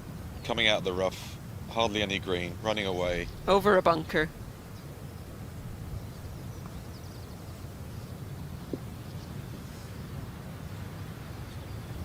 I think the club maybe just twisted. That's not a bad shot, to be honest, from where she was. Yeah, she put herself in position Z off the tee. There was a flicker of flame on the previous green when she made the birdie, but I think she's extinguished it now.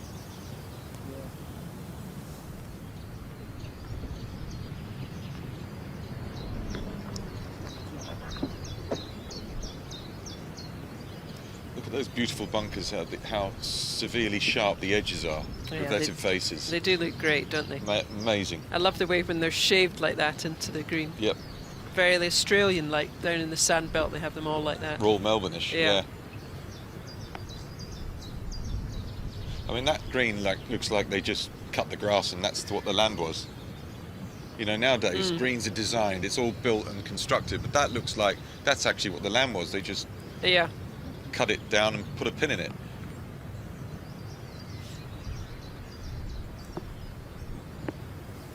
See that? Just doing that just to try and feel the distance.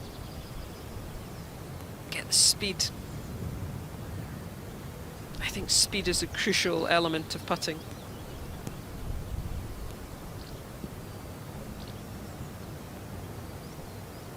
She's not trying to be fancy here.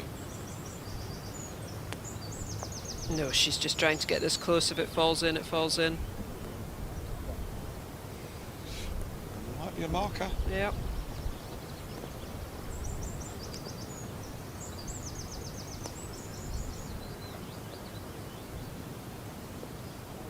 See if Davis, another absolute must-make. They're all becoming must-makes for Davis. She's out of options now. She's out of options. Showed a good one on the last screen.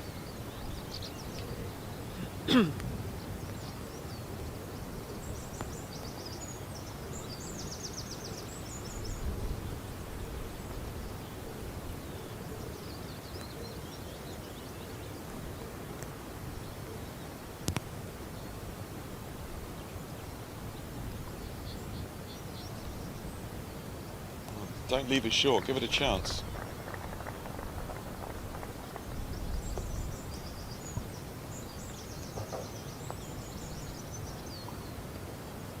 She's giving it a chat. Oh.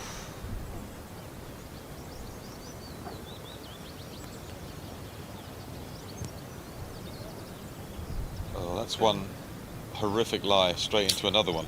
Yeah. Kind of fried egg in the bunker. The heavy sand, not easy. You've really got to hit this hard. I don't know about you, but I would open the face on these plugged lies. Same. And then just hit it hard. Just beat down as steeply as you can, Yeah. but yeah, open face. You've got to open the face and just hit it as hard as you can, and it'll just run out to the hole. Not easy, though.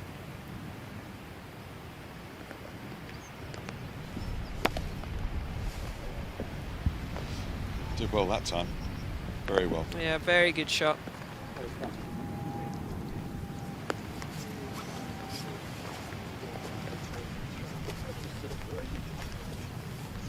I think they just plug a little bit more easily in the wet sand. It's kind of just a little bit damp on the top, but still soft underneath.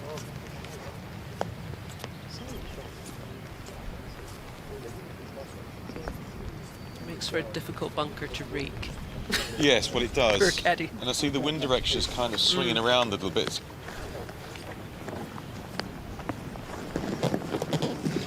Yeah, it's getting more perky.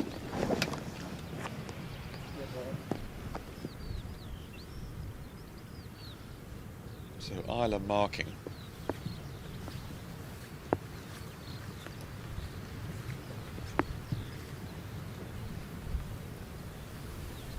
Yeah, Don, 2 putts to win the match from about the same place as San Pedro was.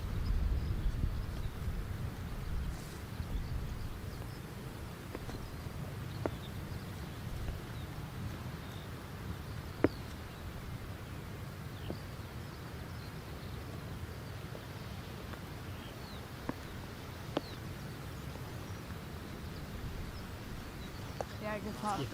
Very good putt. And that's that. Thank you. I think you enjoyed it. Thank you. Thank you. Thank you. A very good win for Katerina Don. The She's coach. having quite the tournament. Wouldn't it be irony if she wins? Yes. She's probably played in this in previous years and been desperate to do well, and Yeah. come here with not no expectation, but much lower expectation. But a good tournament for Isla McDonald O'Brien. Yeah. Great learning. Yeah, and you're mixing amongst the best that there are, so that's the biggest thing you take away. To win the hole for Claggett almost looks insurmountable now. It does now. 4 up, 4 to go. And she's playing well. Yeah. Yeah, she's been right up for it since the very first hole. She missed the fairway and has been excellent. And Davis has just been out of sorts from the start with that kind of poor, kind of short iron into the bunker from perfect position. Made 6 from nowhere. Just one of those days.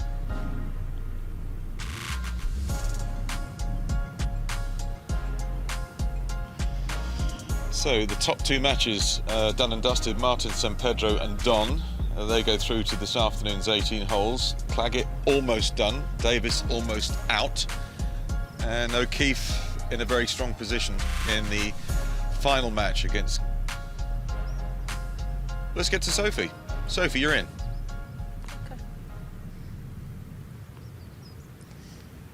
Brilliant morning's work for you, Katerina. That start, how critical was it? I think, making birdie on the first and the second and then getting in trouble on the third but chipping in was massive, and it gave me the cushion for the rest of the round. And I played really solid golf and Isla played really solid golf, but that start was definitely what helped me get here. And the students must be watching this thinking, Coach is doing all right, I think sometimes they don't believe me when I say things. Now maybe they'll believe me, I don't know, but I hope they're watching, and I know they've texted me last night, so I was grateful for that, and they were watching today, so I'm excited. Well, you're the real deal. You're through to the semi-finals. You might have to reconsider this and start taking golf more seriously. This is the way forward. I don't know. I'm in disbelief right now. I'm super excited to be here, excited to play this afternoon, and we'll see about that when this week is over. Well, we've enjoyed the watch. Keep it going. Thank you so much. Thank you. Thanks a lot. Sorry for... You know, Spanish, Italian, young people that go to college in America, it's amazing how much they embrace the American way of speaking English. Yeah. Automatically, without even thinking about it. So impressed with all of them. They all speak perfect English. It really puts us to shame. Yeah, fantastic.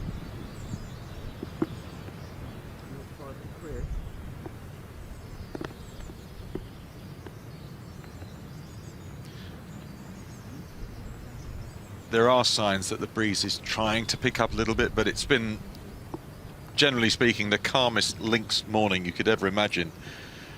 It's not warm, and it's been damp and spotty rain for most of the first round that we had today of the two we're going to play. One thing, the breeze might blow a little bit of dampness away. Always looking for the positives. That's the glass half full. You could say it's going to bring more in, couldn't you? I'm always looking over the positive side. Blow the clouds away. You either want one or the other, don't you? You don't want wind and rain. You can cope with one. This 14th green is proving very difficult. Yeah. To be honest, short isn't bad for that pin. It's not a bad miss. Yeah, I don't think chipping and putting from down the bottom is particularly easy. Katarina Don hit about the best shot we've seen in there, where she could actually putt.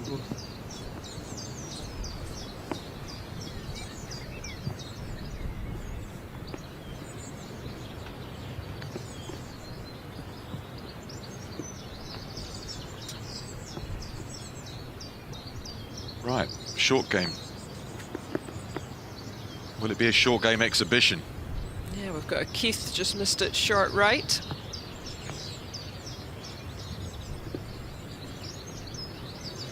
Just going to hit a little chip and run. I would think she'll just carry this onto the green and let it run out. Maybe with one of her, not with her, I wouldn't play this with my 60 degree, my most lofted. I'd probably go with my gap wedge just to get a little bit more release on the They don't, green. The youngsters these days don't see the shot along the floor. They'll reach in for the lob wedge every single time. She's got a lot of loft in her hand. She does. I would have gone probably for slightly less loft. Often think if you can get it running along the ground a little bit easier, quicker. Well, I think she's trying to take out the rise up to the putting surface, take that out of play and pitch it up on top. She better strike it well, though. Do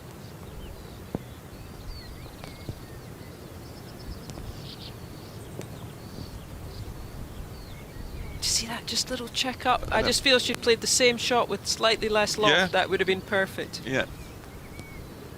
But it's all a learning experience. I mean, it's difficult. You've not played much links golf. It is definitely a different type of chipping round the green. If you're out of your comfort zone, which the Americans, they don't play this. Even American links courses don't play like this with that, you know, that kind of firmness like and hitting that, a tabletop. Yeah, absolutely.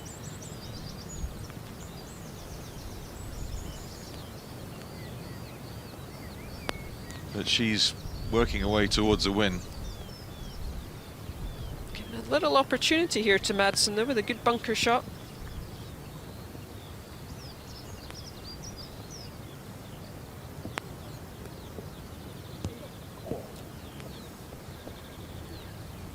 Had a chance for a moment. It's tough to get spin out the bunkers when they get that little bit damp. So this is very lie dependent here for Claggett, who's nearly taken care of business.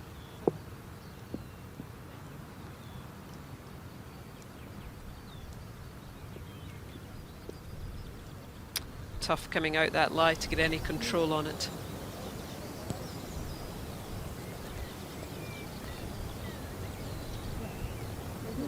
There's not much in between these two in terms of who's going next. Madsen's doing the amble up the line.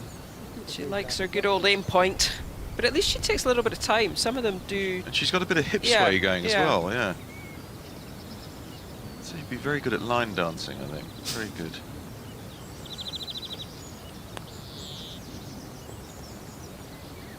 Well, O'Keefe can almost taste the semi-final. Almost.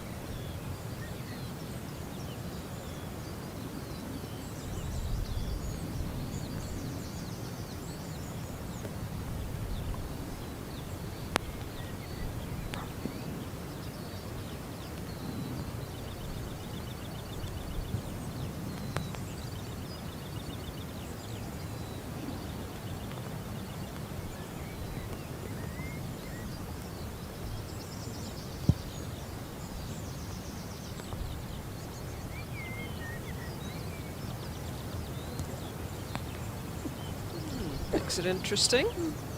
She's not going up there again, doing this again, honestly. I know.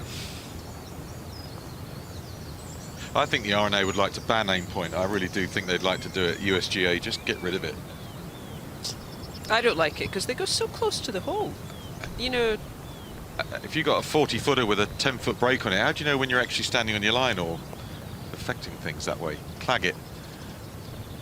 Missed the green, and that's a little shy.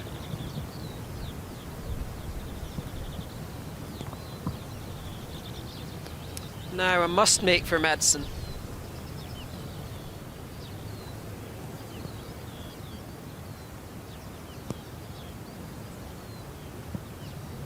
It's to go to 2 down, with 4 to go. What a shame. Do you know, if she'd have holed that, she was in with a chance. Yeah, 2 down, 4 to go. Yeah, that's a huge because then you win one and you down. got 3 in. Oh, it's doable. That's the magic of match play. It is, isn't it? All the swings and absolutely, the little momentum shifts. Yeah. Speaking of momentum, Anna Davis has got 0 going. Birdie putt at 15. 4 down. Up against it. Go on then. That's good. It's a great try. But maybe too little too late.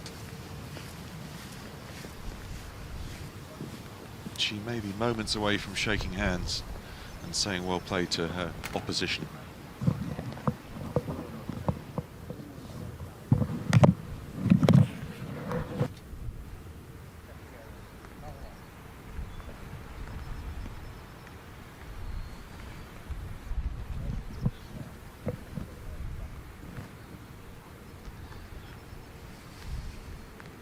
Right, should have thought about this overnight.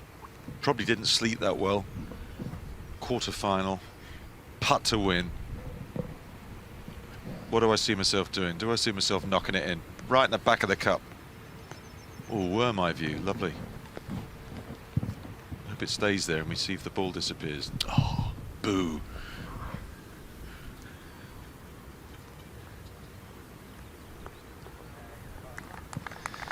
Well, Claggett with a much-deserved, and it has to be said, a surprise shock victory over Anna Davis. The Canadian beats the American. There's always a bit of needle in those encounters, and Claggett, well, that's an incredibly impressive performance, isn't it? Yeah, really good. Really, really good. She'll be thrilled. Well, a hug for Davis. It just never got going, did it, for Anna Davis? It sort of started badly and well, kind of got worse to a certain extent, but she's out of the tournament. The Curtis Cupper from last year. So we have 3 of our semi-finalists. That top semi-final this afternoon. It's going to sound like a bottle of champagne, isn't it? Don San Pedro. Not bad. Or an Not Italian bad. mafia boss. But those two will be an intriguing encounter. And then it will be Claggett against either O'Keefe or Madsen. Just dotting the I's and crossing the T's on the scorecard. Well, she's got her sleeves rolled up and her waterproof jacket, and that's kind of how she played. She looked like she was up and at 'em, and she would have been definitely second favourite in that game, and she's come roaring through. Well played, the Canadian. And I'm pleased to say we can hear from our latest winner, our latest semi-finalist. Tilly Claggett is with Sophie Walker. Tilly, that was some stunning golf out there this morning. Not many halved holes. How do you feel it went? Looked good. It was just a bit back and forth, and I guess I was just kind of able to make some putts when I needed to, hit some good iron shots when I needed to, and just try to stay in the present and trust that I was able to close it out. And at the turn, that's where it really swung in your favour, wasn't it? Yeah, I was able to finally play 10 the way I kind of drew it up in the practice round. Able to, like I said, make a good putt on 11, and then kind of a bit of an unexpected win after having to take an unplayable on 12 off the tee. So just kind of trying to keep that momentum going and stay steady and know that even if I lost a couple holes, I would just be able to bring it back. You mentioned that you'd come to Scotland early. You played a bit of golf with your dad, David. Do you think that's helped? Because conditions have certainly changed in the last 24 hours. I definitely think so. I mean, it's definitely just been good to get really comfortable on this type of grass. Kind of feels like home right now, honestly, for me the last couple of weeks. So I definitely think that's played a big part in it. Well, good luck this afternoon. Thank you. Yeah, there's not much rest. They'll be back out after lunch, a couple of hours away, probably around 1:30. 1:40 they'll go out again for the semi-final. Some hugs from family and friends, no doubt, there for Tilly Claggett. So there's only one match left out there now, Rob. Yeah, we're nearly set for this afternoon. Let's have a look at the 15th. Interesting finish at Nairn. It's only 303 yards, and depending on wind direction, with firm fairways, if you can not get it in one of those bunkers, you can get it on the green. Today, heading back out towards the Firth, that's where the breeze is coming from. A northerly wind so far, so it's not going to be reachable. Into the draft. It's crumbled a bit for Madsen, hasn't it? Because when I left you about 45 minutes ago, it was all square and we felt that it was potentially going to go all the way to the last. It's just dropped away from her a bit, hasn't it? Yeah, you know, all of a sudden you can go from, in 25 minutes, you can go from all square to 2 down. And then into the back 9, you start to run out of real estate and it's all over. Happens very quickly. But a lovely short par 4, that's for sure. Bunker avoidance, the #1 thing. So we've got a Spaniard and Italian, albeit an Italian who spends most of her time in the US, but a Spaniard and Italian and a Canadian in the semi-finals already. Farrah O'Keefe looking to keep the US flag flying. Pretty good progress through the tournament so far for the 20-year-old. Just outside the, just inside the top 10. I wonder if she's bunkered here.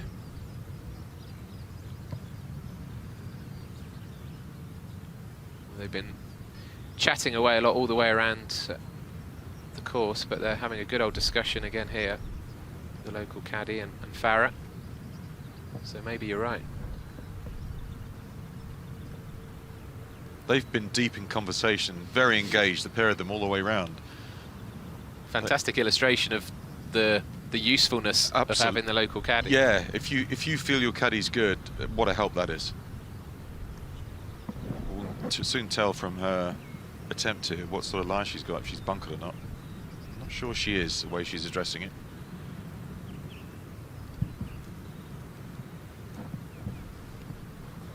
No, she's got a clean look at this one.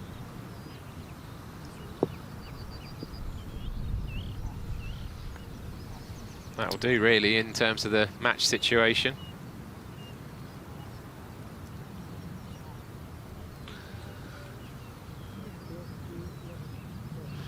So she's on board in 2. She's got quite a swing from left to right. Putt for the birdie, but she's in a very strong position in the match.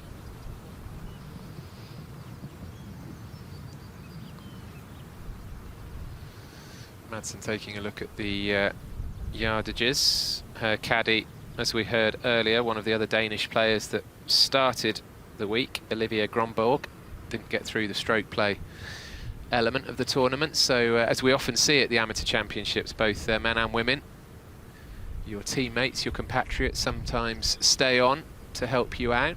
I'm sure it would have been the same the other way round. Oh, she has to make a birdie. She's got to get this up and down. Good thump off the tee into the wind. Not much more than about 30 yards here. And she's going up. She's going upstairs with this one. Lob wedge. Into the breeze, so with the clean nature of the lie, even though she's not quite on the fairway, she should get a bit of grip on this.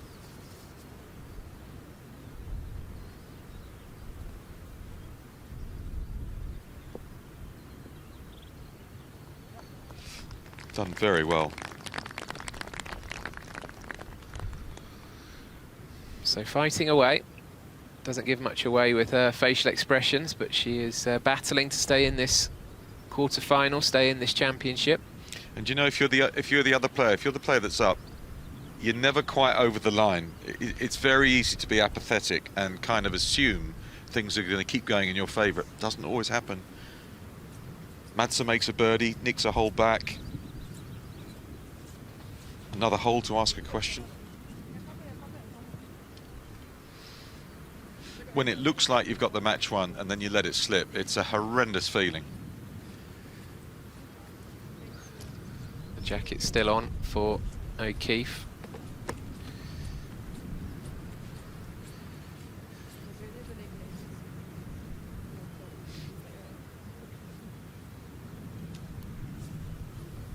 By the time we get to the end of this championship tomorrow, the winner will have played 9 rounds. Obviously with match play, no guarantee that they will have played the full, what would that be, 162 holes, but it's a long, long week. The winner gets the championship trophy, a gold medal. Also the Pam Barton Memorial Salver, which is named after a player from yesteryear. I'm a member of Royal Mid-Surrey Golf Club, and one of our courses there is the Pam Barton. There we are. And the exemption for 4 majors, plus the place at Augusta, if they remain amateur.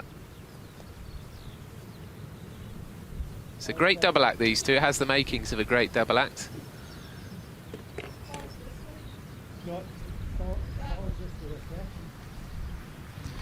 We'll have to find out.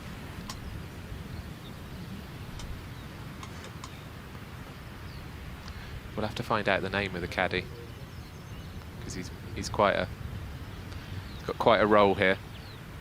Well, this is going to go left to right initially off the blade.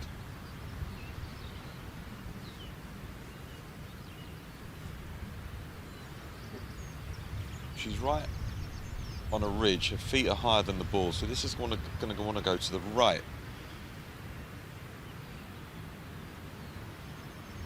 What a time to make a putt.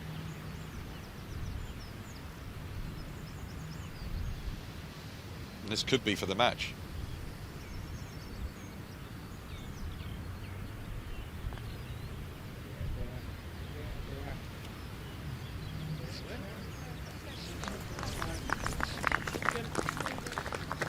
Well, a polite round of applause. Decent putt, but it gives her opponent an opportunity.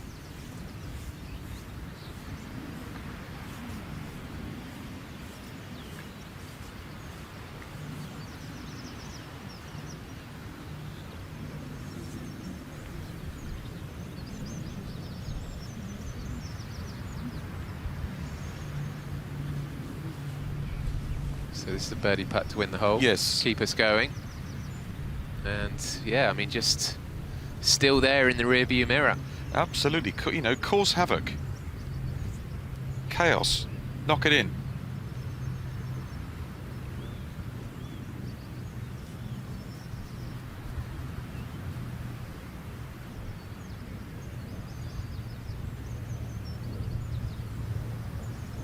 Doesn't do an awful lot from here. Just strike it really well out the middle of the putter. That's really, really well done. Still alive. Deserve the high five. Yeah. she wins 16, it's a very different match.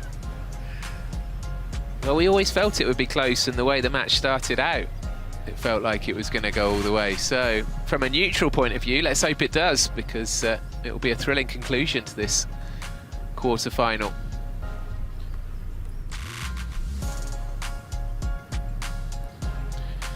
Two par fours and a par five to finish, 16, 17 and 18.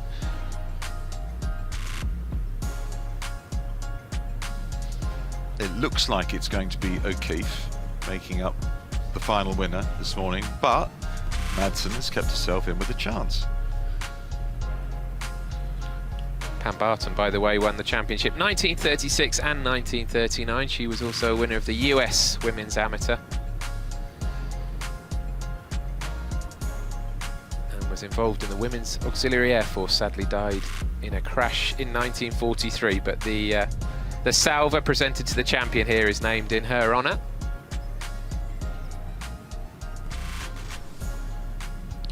Well, the 16th hole is 394 yards long, so it's not especially lengthy.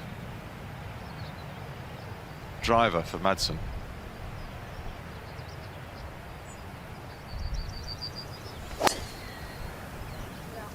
Good looking swing, that. Really good and long. That's tearing its way down the fairway. What a beauty. One of her best drives of the day at a really important moment. One of the best shots of the day from her, in fairness.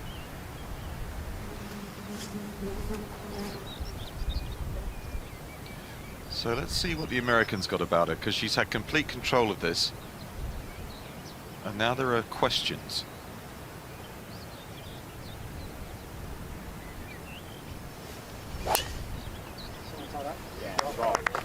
Sounds like a good response from the people around the tee. And it is, look at that. She'll be going first, no doubt about that, but a good swing. Seems unfazed that she lost a hole just 5 minutes ago.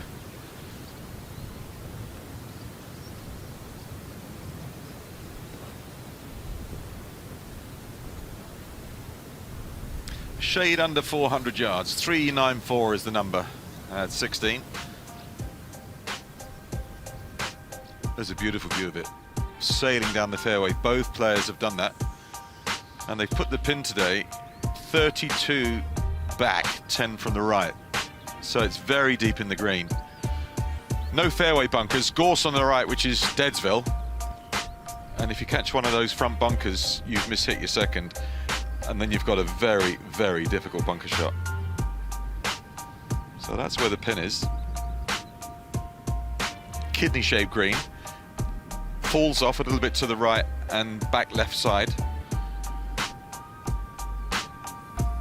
But if Madsen's going to continue her charge, you would think she needs another birdie here, especially after tonking that tee shot right down the middle and a long way down. Bit of pick up in the breeze, Andy, a little bit. Yeah, and definitely also a bit more light out there as well now. You weren't able to see the industry going on over there in the distance, but interesting heritage in this tournament for American players. Melanie Green won last year, but there hadn't been an American winner before her since 1996. Babe Zaharias is the famous American name in this championship. She won this event in 1947, but went on to win 10 major titles in the professional game. Not sure Farrah O'Keefe will be aware of Babe Zaharias, but she'll be adding her name to the roster if she can win tomorrow. Needs to get through this quarter-final right now, and a semi awaits later. Looking at Madsen's body language, though, it looks good. Yeah, absolutely. Could be a cracking finish to this quarter-final.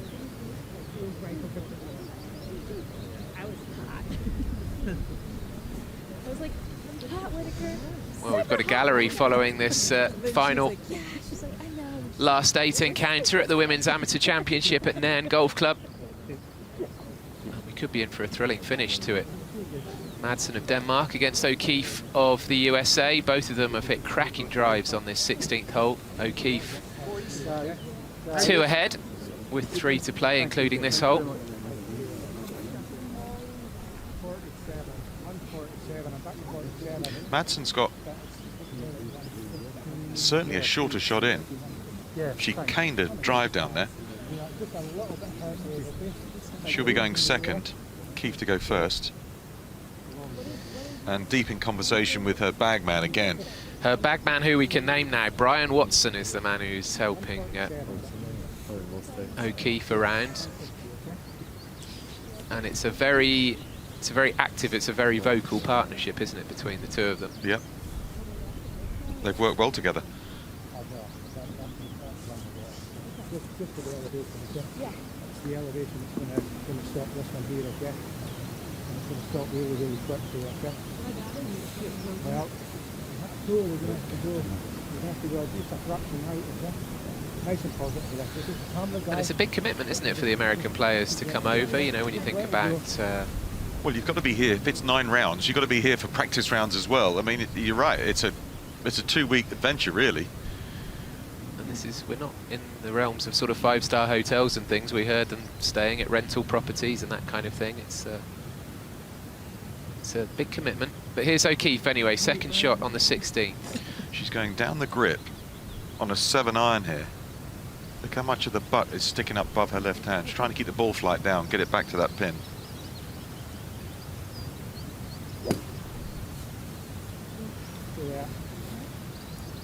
Trailing left. Sit. Well done. That's what you got to do when you're up by a couple. Don't donate any holes to your opponent. And I think Madsen, in her own mind, knows she has to make birdies. It's quite simple.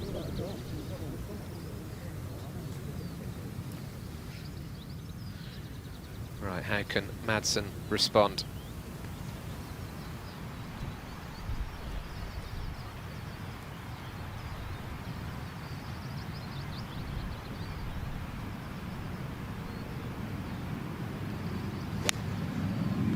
I've asked for a better position to hit from. Beautiful swing again. Tremendous, tremendous. That is a well-schooled golf swing. Drive 9-iron, right at it. Her reaction suggests she was expecting it to just take one more bounce on. But this is what we were wanting and hoping.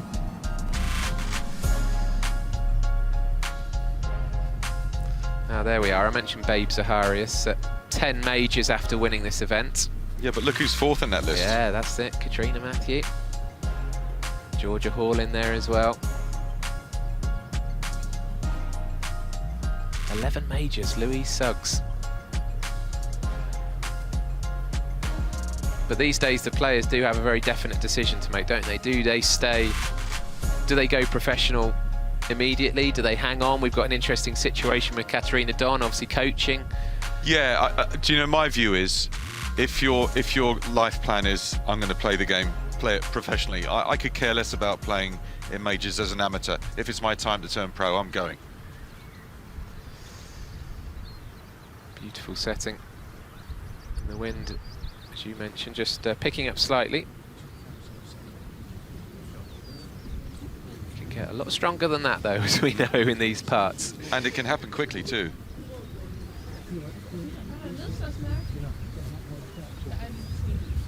Well, doing the right thing, repairing a pitch mark, which is the most infuriating thing when you go to somewhere and the green staff work so hard to make the greens as good as they possibly can, and the punters go along and never repair a pitch mark. If you repair 2 pitch marks every time you putt, the greens will be perfect. It's not that difficult. So we've seen this routine, haven't we? The hip sway is a... It's a new one on me. The shilly-shally is I've not seen that before. It's unique to Madsen, isn't it? Yeah. I wonder how and when, we might ask her at some point if we get the chance, how and when that's come into her pre-shot, pre-putt routine. Well, when you put your feet either side of the line, you're feeling for the higher bit, and you can feel it in the ground. And then I guess the hips is to try and equalise it, so left and right, left and right. Just inside that, get to the hole, okay? So Keith to putt first. Every time you hit the maximum break, okay? So remember, she's 2 up. This is the 16th green.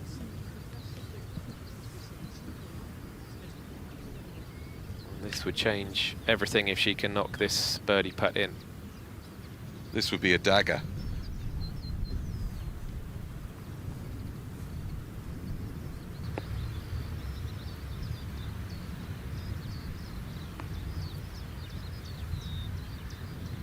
Two practice strokes normally with the putter. 1, 2.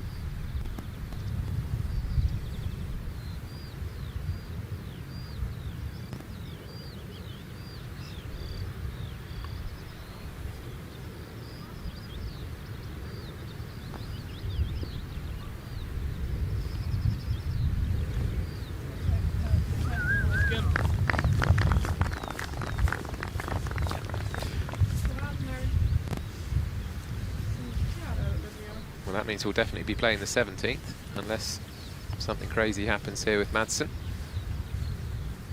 But, well, this would be a big moment, wouldn't it, if Madsen can knock this one home and reduce the deficit to 1. Well, you know, in her hedge, she won the last hole with a birdie. It wasn't because her opponent acquiesced. She won it with a birdie, so she's got that. She's on the front foot here, even though she's playing catch-up. She's got the notion in the back of her head, birdie, win the hole, birdie, win the hole.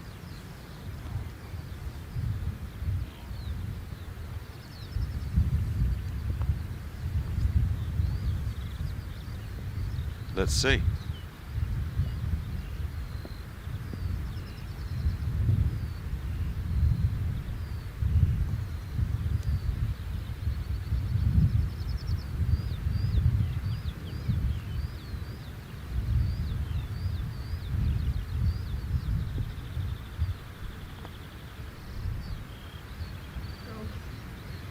It just curled round too much, so 2 down with 2 to play for the Dane. But this one is not over, not by a long shot. If you're O'Keefe, you just can't wait to put her away. Unfortunately, she's now going down 17, and it's still not done and dusted.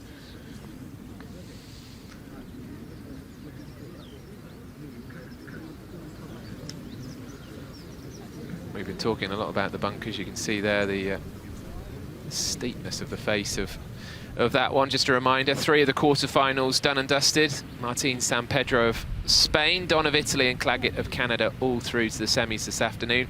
So just 1 match out there. And it's the 17th hole they go to. Par 4, 357 yards. It plays over a burn that cuts across behind the first green.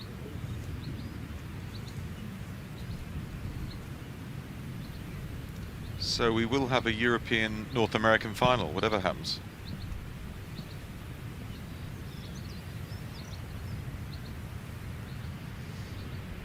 Two players striding up to the 17th green. And O'Keefe flying the US flag, the last remaining American player.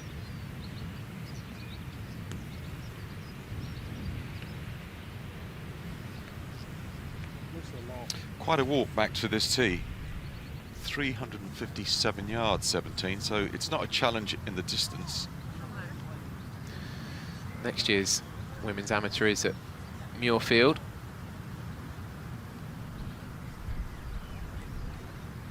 Muirfield might have some of the most deadly bunkering in the world of golf. It's a brilliant golf course, Muirfield. Yes, you can follow along with us via various social media, hashtag the Women's Amateur, and there you have your handles on Instagram, X, Facebook, YouTube as well. So get in touch with us if you're watching along, especially if you're there at Nairn, let us know.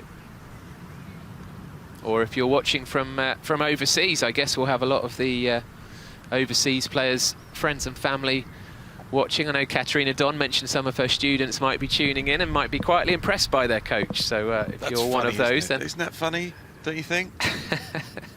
And in her yardage book, she's got coach stamped on the back of her yardage. The the sort of thing that holds the yardage book, the cover. It's got coach on it. But it would be incredible if she won, Katarina Don. She'd have some thinking to do, wouldn't she, about the pathway of her career? Or reappraise how she sees herself as a player. Madsen then, the Dane, with the honour on the 17th. So 2 down, 2 to play. Only a fairway wood. Has to get it in the position where she can knock it on the green.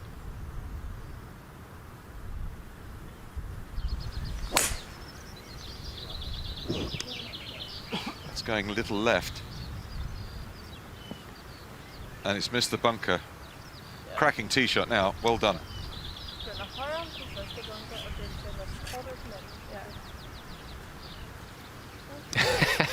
That's nice, isn't it? Nods of approval from her friend and caddy, Olivia.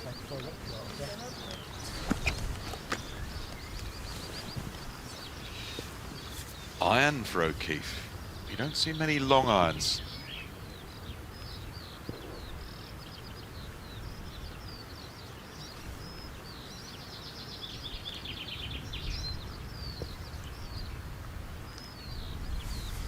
This is bunker avoidance, which she's done.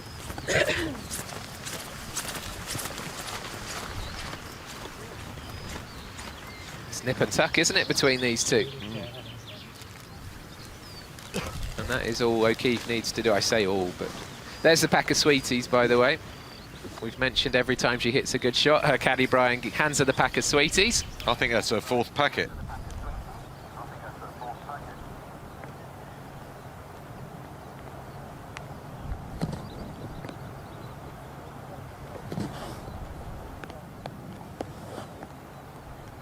Trying to stay calm, stay positive, Madsen, being helped by having a good old natter with her caddy. It's interesting, what do you know, they both know that they have to make a birdie here, more than likely. So is the conversation completely nothing to do with the job at hand, just to break the concentration so you can reapply yourself, or is it super intense? We're talking about the second shot and all that stuff in this little break. Yeah, you're absolutely right. From the body language of the two of them, it felt like they weren't really even talking about golf necessarily, which is all part of the... They were Love Island, yeah. Part of the caddy's role, I guess. But this is Farrah O'Keefe, as we know. And she is quite the character.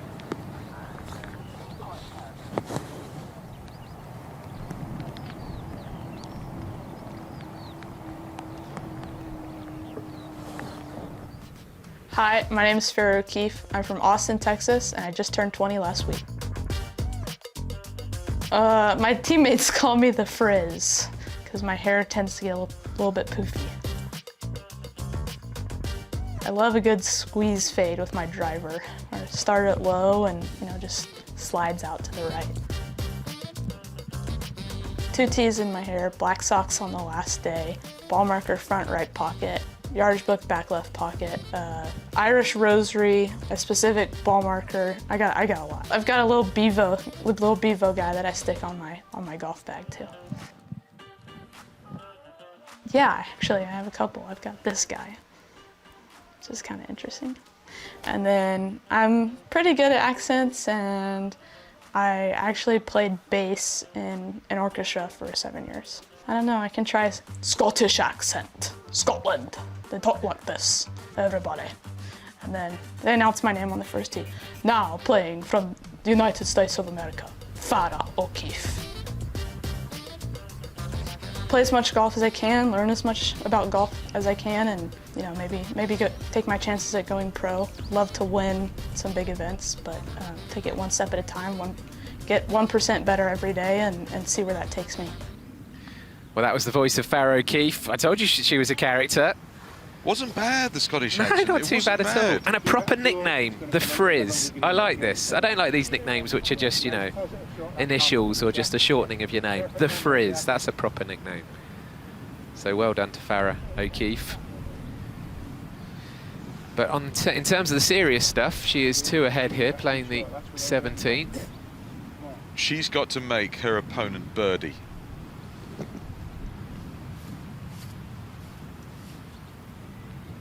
So the pin's 20 up, 5 on the left-hand side.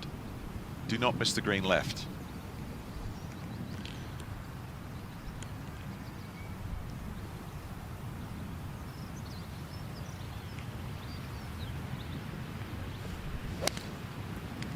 Oh, now, hello. That's got left written all over it. Well, well, well. Oof, just off the fringe. I mean, it looked a lot worse than that off the club face. That's a result where that's finished.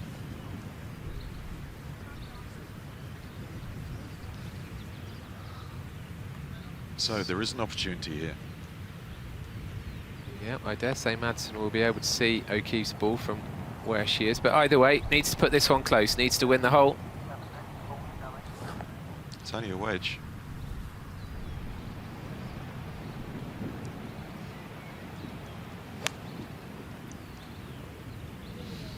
Good swing again. Brilliant. Well done.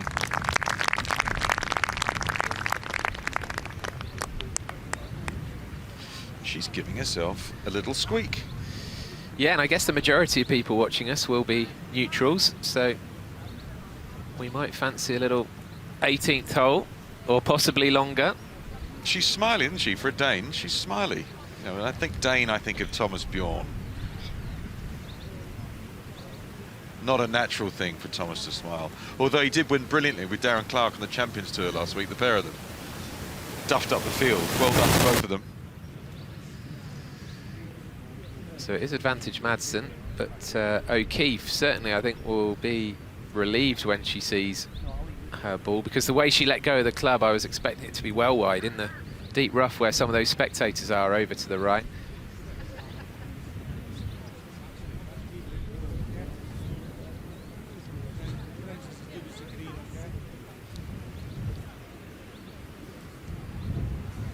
There you go, you can see the comparison between the two balls there. O'Keefe's got to say to herself, look, I'm 8-4 here. I'm in a super strong position. What she doesn't want to do here is give this hole away with a bogey.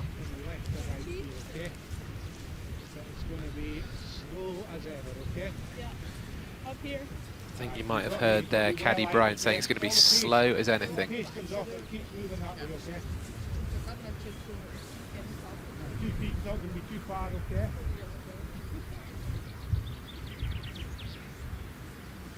At least a 1.5 feet out here, okay? Take your time, okay? Take your time. That's the classic caddy advice, isn't it? That's what my dad used to say to me. Take your time. Take your time. Keep your head down. All of those standard issue instructions. He's working his player hard. He is. He's he really working is. her hard, yeah. But it's paying off, isn't it? Yeah, he really is caddying, yeah.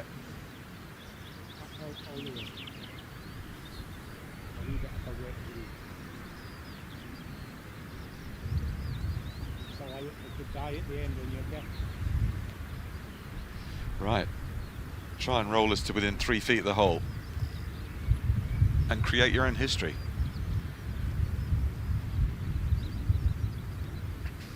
It's 50 feet comfortably from here. It's not a straightforward 2-putt.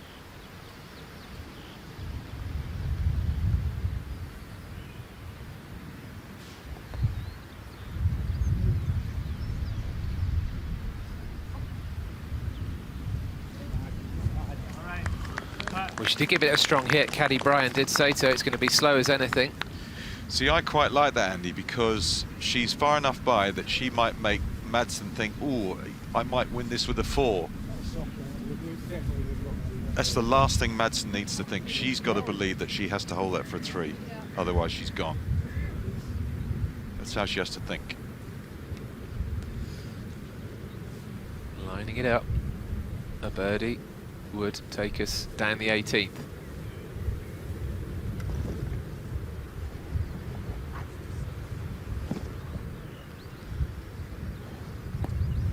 Well, it's a little bit uphill, and then it tips away from her.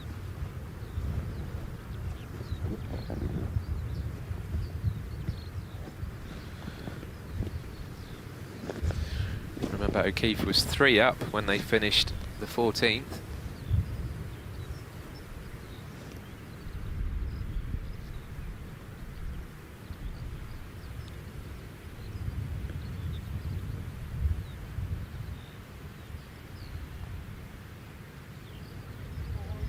Oh, not enough. Oh, that's the most frustrating weight. Oh, just a bit more power. She had the right line. The one thing you couldn't do. Yeah. Now she can hope her opponent might miss, but she had to assume this is going to go in. And at least get the putt to the hole for the birdie. But O'Keefe's going to be nervous because she's been in a position where she's almost got the match done, not quite. And if she doesn't hold this, she's got to go down the 18th.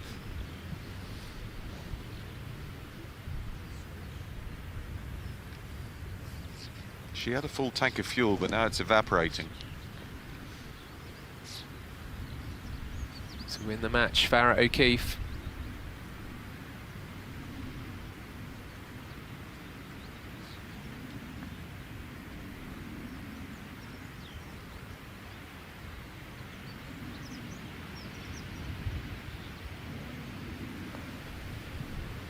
No.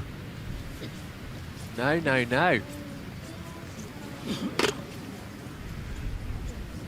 Wow. Goodness me, we are heading down the 18th. Madsen of Denmark forming a comeback here. You know, quarterfinals, you're 2 up with 2 to play. You can't give a hole away. I bet Madsen can't believe her good fortune going down the last. Because when you're down, when you're chasing, you're going to yourself, you're saying, just get me down the last, get me down the last. That's all you try to do. Yeah, O'Keefe was 3 up with 4 to play, 2 up with 2 to play, and now 1 up with 1 to play. And this match has gone down the 18th, as I say, from the first, what, 10, 12 holes, we thought it was going to go all the way, and then Madsen started to let it slip, but we are going down the final hole. The first time we've seen the 18th this morning. But the last is a par 5, and Madsen's the longer player, and she's the one that needs the win. Interesting. What a way to finish the match and the quarterfinals. So hold off on your lunch break, folks. This is good stuff. This is what we want to see. Great match play, going the distance and maybe further, of course.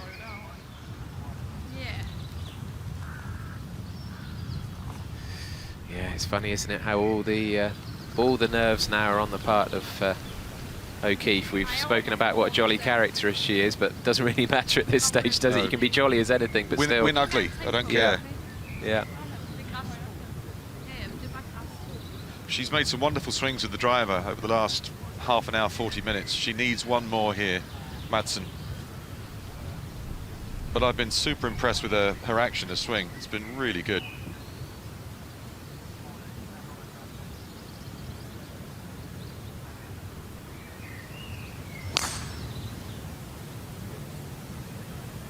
A little left. Now that's a massive break. Mega break. And this time that celebration is one of relief. Just before we cut to see where the ball was landing, you could see the caddy just a little bit nervous, was Olivia. But yeah, as you say, Rob, that is a huge bit of fortune for the Dane. Madsen did have to go to the 19th hole, an extra hole, in her last 32 match against Bentley Cotton, another American player. It's been a really enjoyable contest, this one. Good standard. Nice bit of fun out there between the two pairs. They're wondering if this is the play, a long iron. They're playing as a 3-shotter. There are 2 bunkers down the right, 1 down the left, which are definitely in play if she took timber. So she's trying to not lose. And this is short and wild. short and wild. This is a ball striking collapse. Lap of the gods. Oof, what a complete turnaround here in the last, what, 40 minutes, half hour even. Match play, eh? This is what it can do to you.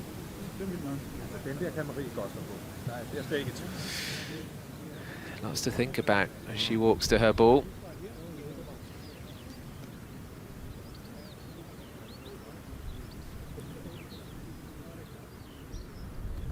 So birdie par over the last 2 holes for the Dane. That's been good enough to win 2 holes. And we'll see what the lies tell us very shortly. There's the tail of the tape, you can see. O'Keefe went 1, 2, 3 up at the end of the 14th hole, and then it's just slipped away. And you wouldn't be surprised to see all square at the end of that scorecard. Skipping along, Madsen. Well, if you look at the body language between the 2 players, one looks light and fluffy. They're the Danes at front, and O'Keefe looks like she's carrying the weight of the world on her shoulders. She's completely lost the bounce that she had, and we talked about how well her caddy has got around. He's working double time now.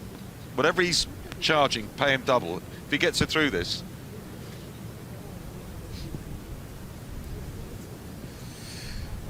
Well, we wondered where O'Keefe's tee shot went. I think Sophie Walker's found it.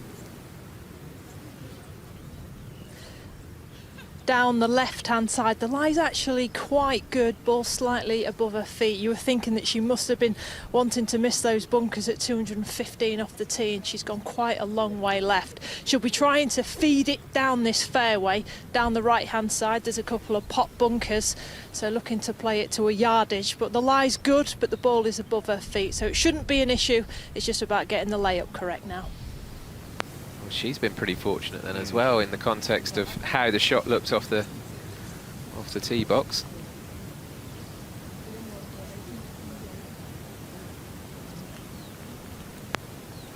Lots of tension out there. She's trying to limp across the line here, and sometimes it just continues to get further away.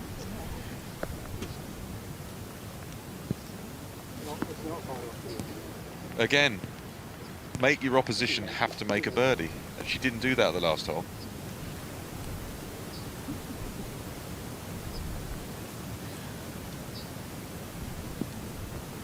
We've learnt that she's a pretty superstitious player. She certainly needs luck on our side here.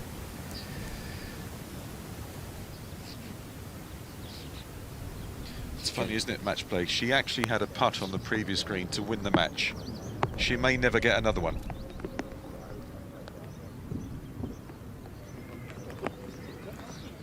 So from way left of the fairway. Needs a really, really good shot here.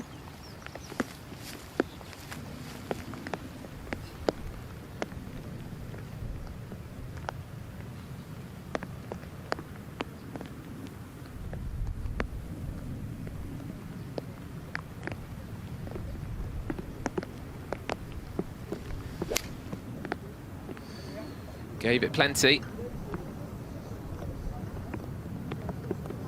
Yeah, well done. Job done. Got it back on the fairway. Yeah, par 5, remember.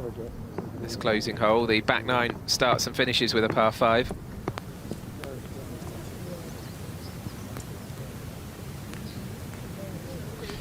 Now, Madsen's got wood in her hand, so I think she can reach if the lie's good enough.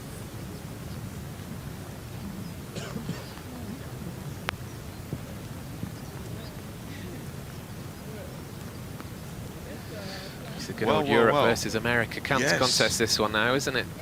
This is. If she knocks this on the green, you could imagine this is a Solheim Cup match in a few years' time.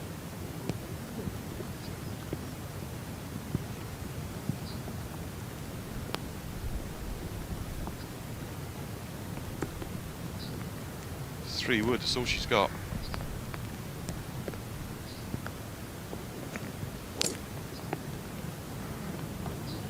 Now, is it straight?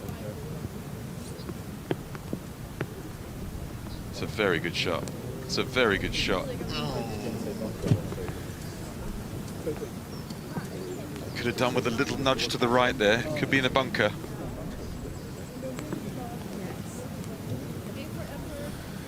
Could be sand, we'll find out shortly, but she's still got a smile on her face.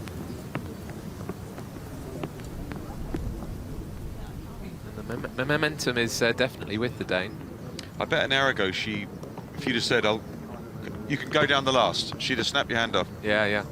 Even if she's in the bunker there, that situation an hour ago, she would have taken, definitely. I agree with you. It's still in O'Keefe's hands. She can get up and down from here. Birdie's good enough. She knows if she makes birdie, she's playing the semi-final of the Women's Amateur Championship. It's in her hands.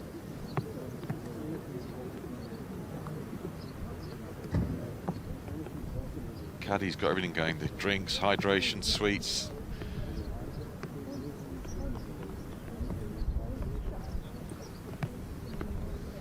Good to see plenty of spectators out there. Completely free of charge to turn up if you're anywhere near Nairn.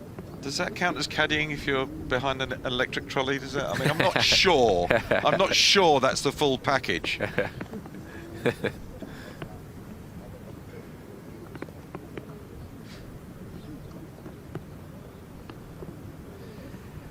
Actually, I mean, it's just occurred to me, Rob, I've got no idea if this is going to be the case or not, but I wonder if we will see San Pedro caddied for by Francisco this afternoon. Good point. I was talking to Beanie about that, and we sort of felt in the team ethos they probably would. Whoever lost, they probably made the agreement. If I lose, I'll caddy for you this afternoon. We'll see. I would think so.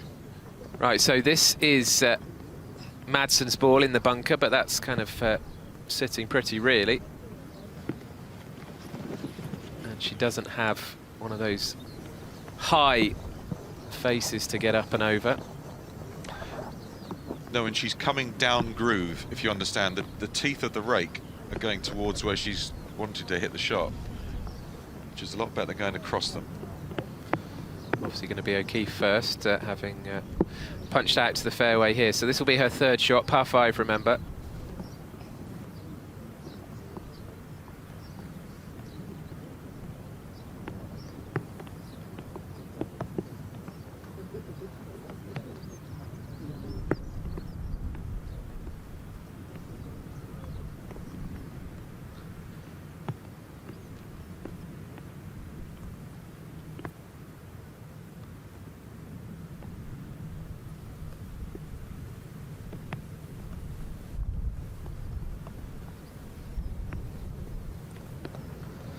So up it goes. Where's it going to land? Anywhere close, and the match should still be hers.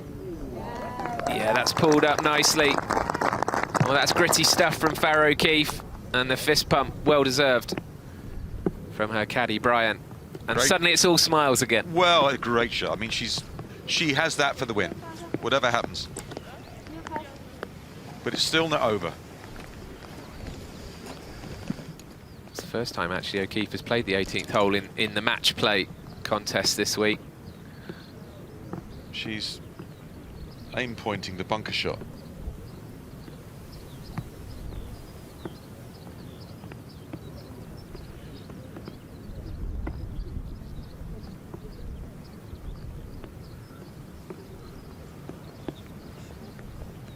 So really Madsen needs to put this bunker shot inside where O'Keefe is.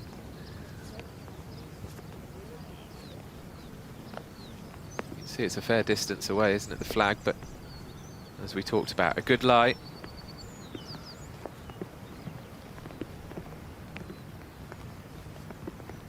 She's got to get quite close to the ball with this one because it's deep in the green.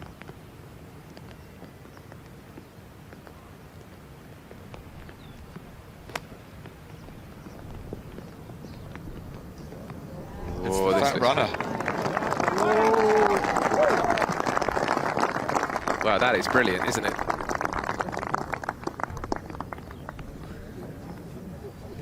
And we go on to the putts. Tension excitement. This is what we want.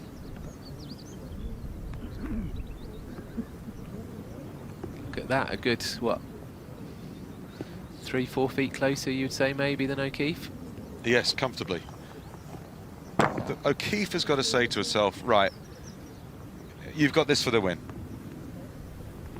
She has the putt to make her own destiny in her own hands, right here. She may not get another one if she misses this. And even within this one hole, we've seen the to and fro of match play golf. This is why it's, well, so entertaining to watch. Such good fun to play if you are winning, of course, but good fun to play anyway, regardless.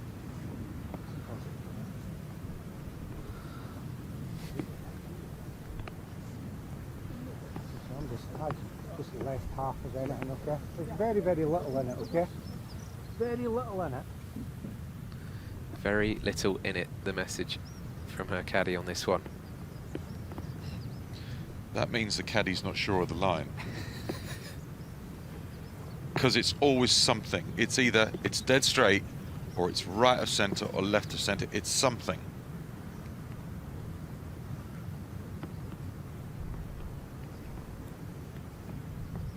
It's for the win.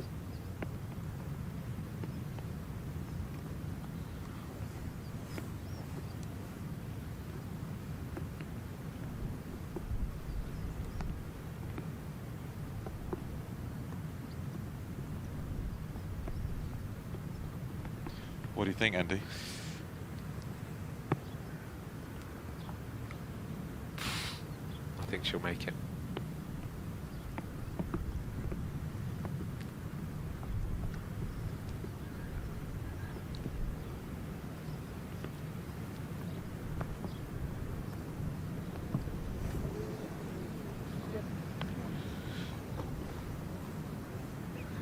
Well, the drama continues, doesn't it? The last 3 holes. The last 3 holes, well, certainly she's given away the last 2 and maybe the third if Madsen can knock this one home. And we'll be going to an extra hole.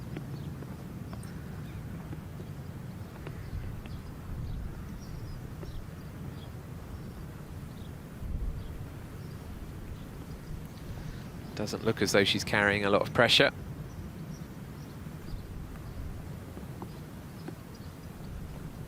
Maybe.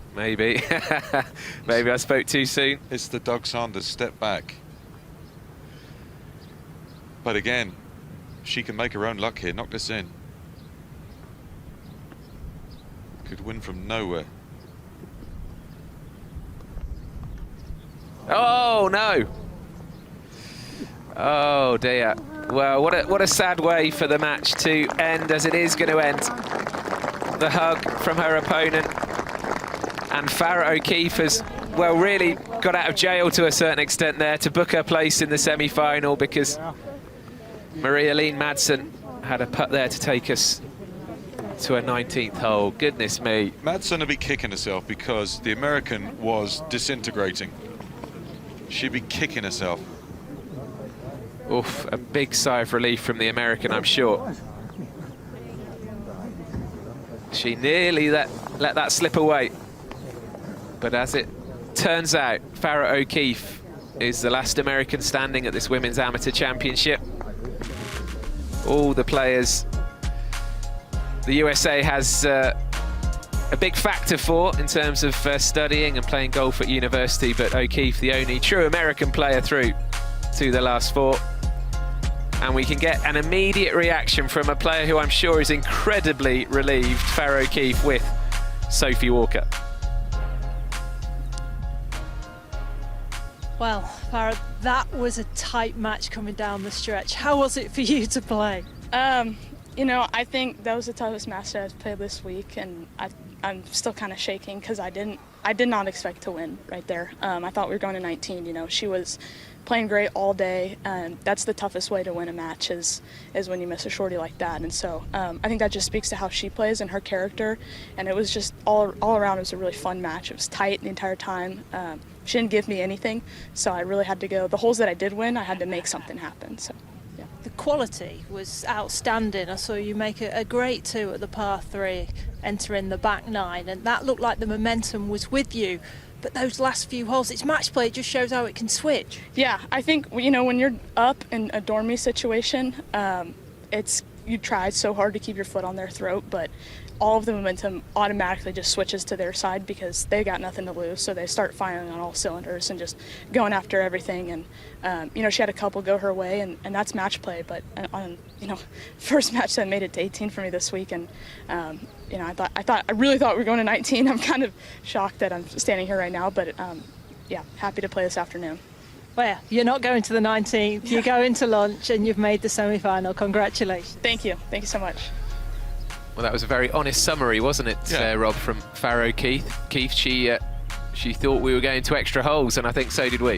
I think she had to prepare herself for that for sure, because coming down the last few holes, the Dane was under a full sail and looked like if she went extra time, she would take care of the American. That's a very relieved young woman. And there's her roomie, Anna Davis, who lost earlier on in the quarterfinals. So one of them has managed to get through, but what a match that was between Madsen and O'Keefe.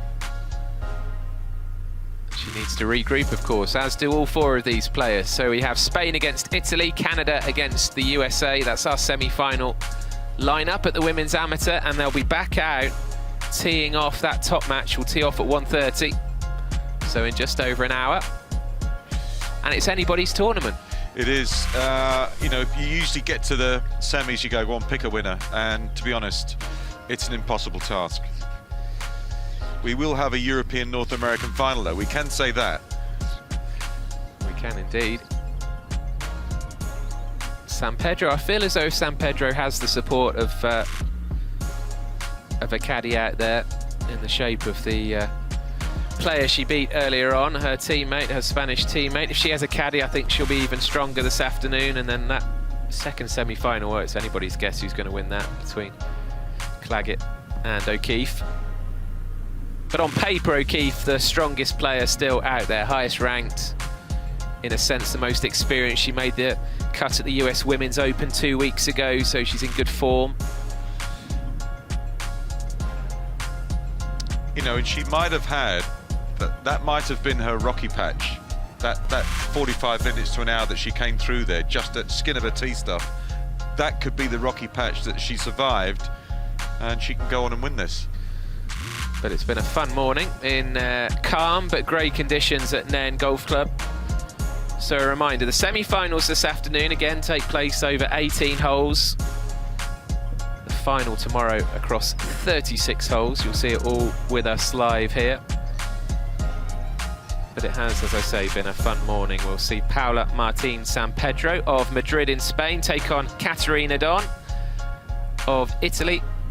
And then the second semi-final, Tilly Claggett, the Canadian who lives in Texas, will be playing the Texan, Farrah O'Keefe, in the other last 4 match. So join us again, go away, have something to eat and drink, and be back with us in just over an hour's time, ready for the semi-finals of the Women's Amateur Championship.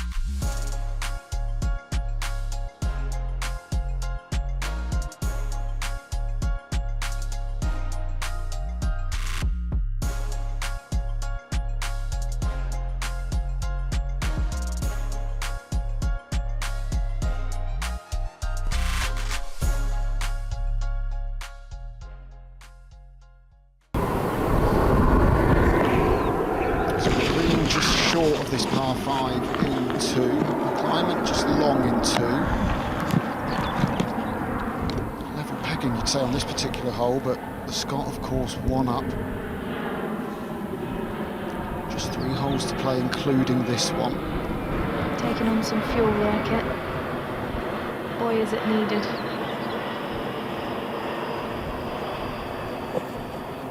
Hydration. And still carrying her own clubs, of course, as she has done all week. I'd love to know what her step count is for this week. My whoop would blow up, I think. Well, it's about 13,000 steps per 18 holes of golf on average. This is their 9th round, so I'll let you do the maths on that, but it's a lot. And next week she's at La Hinch in the Arnold Palmer Cup. If this isn't links preparation for her, I don't know what is. Might be too much preparation. She's going to need a bit of a recovery for a few days, I think, after this. No doubt the adrenaline has carried both of these players through today. Well, you think about Bryson, who just lifted the trophy. The amount of adrenaline he brought into his next event. Said he had 12 hours sleep in about 4 days. Just shows what the adrenaline can do. Get you over the line.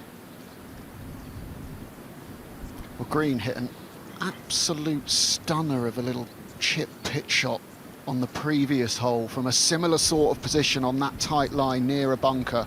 She's got a little bit more green to work with on this occasion, but she can draw upon that previous shot here. Yeah, the bank's going to help you get access to that pin. Just get the landing area right, get the right loft in your hand. Looks like it's going to go left to right as well. Just a few things you've got to think about when you pick your shot. All part of the many, many calculations that go into it.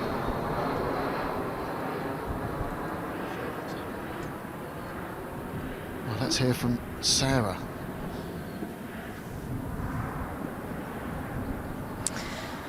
Yeah, we're just having a look at Melanie Green address her ball at the front edge of this green here on the 17th Lorna. We are beside her ball, which has overshot the green. This green slopes from front to back, plenty of runoffs around this.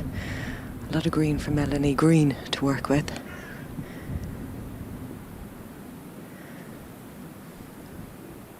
So let's see. A little bit of elevation, but she's trying to bump and run it all the way down. A lovely touch there from the American.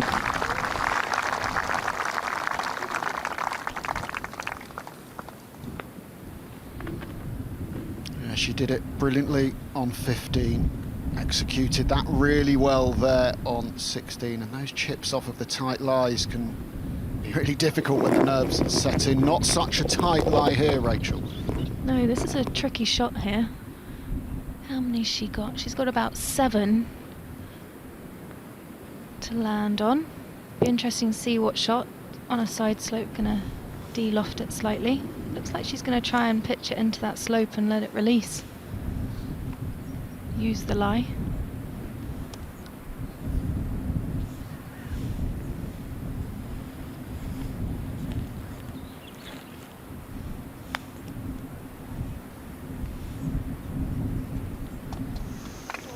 It's the right idea.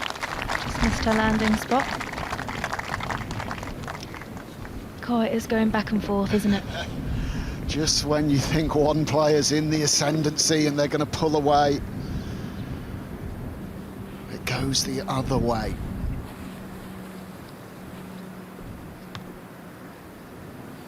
I mean, the tension in this commentary box is palpable. I can't imagine what it's like out there at Portmarnock. Little glances between the players. Is that good? Is it a gimme? What have they done? And if you are just joining us, we had a 4 up from Lorna through 8, which then went to 2 up for Melanie. And now it's been to-in and throw-in.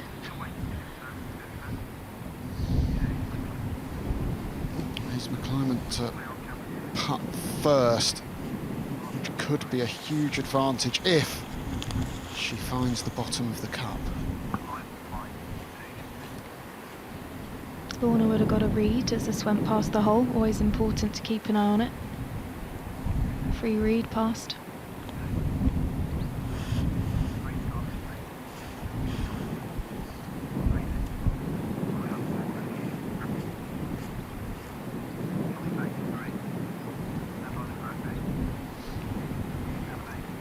Looks a little left to right to me.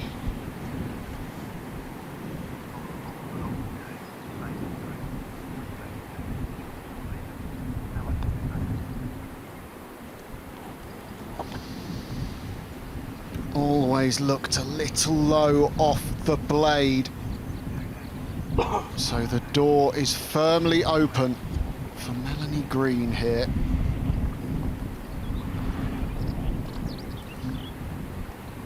Lorna knows it.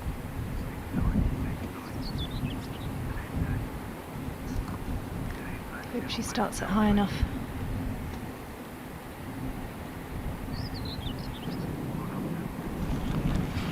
She's just building the tension, isn't she? What a showwoman. Steps in, steps off of it. I might fall off my chair in a minute. Huge moment, 34th hole to win it and haul herself back to all square with 2 to play. Yeah! Of course she does. Of course she does, Rachel. That is a massive putt, Kit. It was not an easy one, it was not straight, left to right. She has not missed though from 3-4 feet in at all. Woo. 27 ball, 28 ball, the sun will come out and you get all the pictures you want. So look at this, just look at the pace that it goes in with as well. Centre cup. You know you're putting well if you find middle of hole. Great pace, great read. So this final of the 121st Women's Amateur Championship goes to potentially the penultimate hole, but of course we could go to extra holes if they can't be separated through 36. The 17th on the course, the 35th of this match, and it's a tough par 4, Rachel. Yeah, the 17th. Scoring average 4.72 in the qualifying round, so hasn't yielded many birdies. Tricky hole. Characteristic pot bunkers left side. 228 to carry the furthest on the left. Fairway finder needed.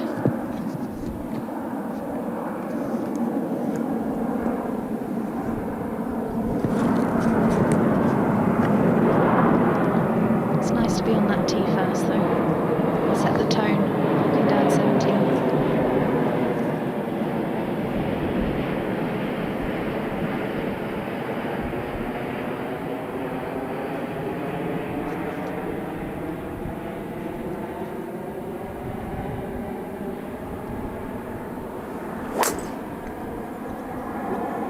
Straight down to pick up the tee. Oh, that's got miles down there. Bit of adrenaline in that one. That was a fantastic shot, Ken. Characteristically gripping down the club, that was an absolute peach. Right, Lorna, response?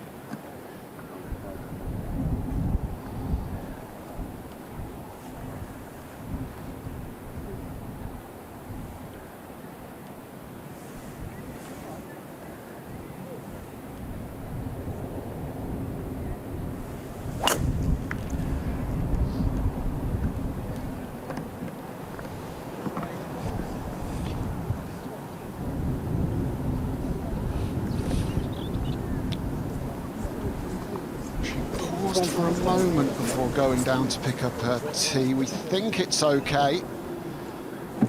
So 2 holes left to play here. Which way is it going to go, Green or McClymont?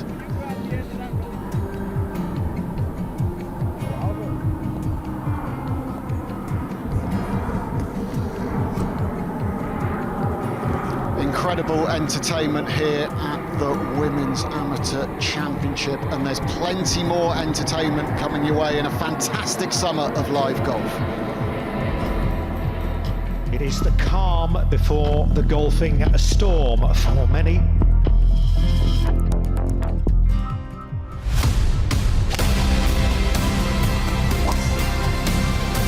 Can he swing it back in his favour again? Oh yes. That is sensational, just brilliant. And Brian Harman is the champion golfer of the year.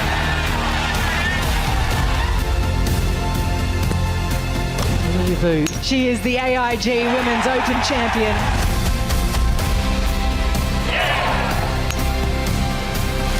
And the Curtis Cup belongs to Team USA.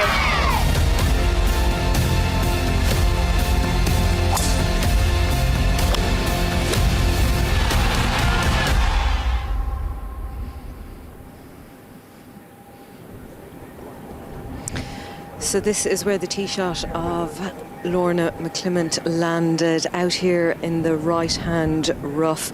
You can see it just nestled down a little bit. There is a little bit underneath, but the hay around it may well impact how well the club will connect with that ball. Lorna making her way down along with her mum Gail, who's on the bag since yesterday. Such a battle. And then way up ahead, all the adrenaline in Melanie Green's drive. She sent it an absolute mile. So now for Lorna, the questions about what she does, because up ahead, the fairway narrows in towards that green. And the green, 37 yards long. And it slopes all the way from left to right. So that's a consideration with the flag fluttering in towards the right-hand side. The wind blowing just ever so gently.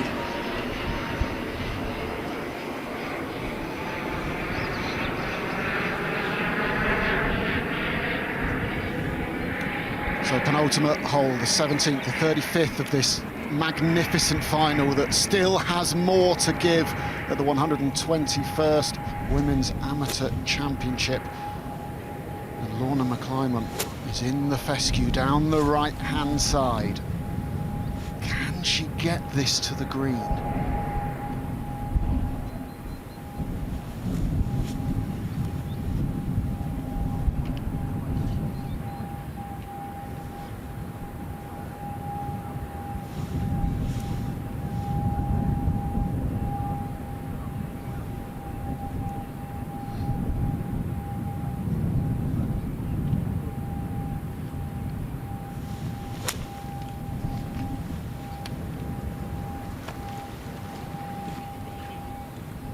There was so much grass there, Kit, between club and ball. It was hard to control the club head in that lie, especially with this damp grass. Huge opportunity now for Melanie Green, who's absolutely smoked her tee shot here down 17. Well, we were saying that as we got closer to the finish line and the pressure rose, would the golf improve? And my word, it has. The last 3 holes have all been won with birdies. 14 and 15 for McClymont, 16 for Melanie Green.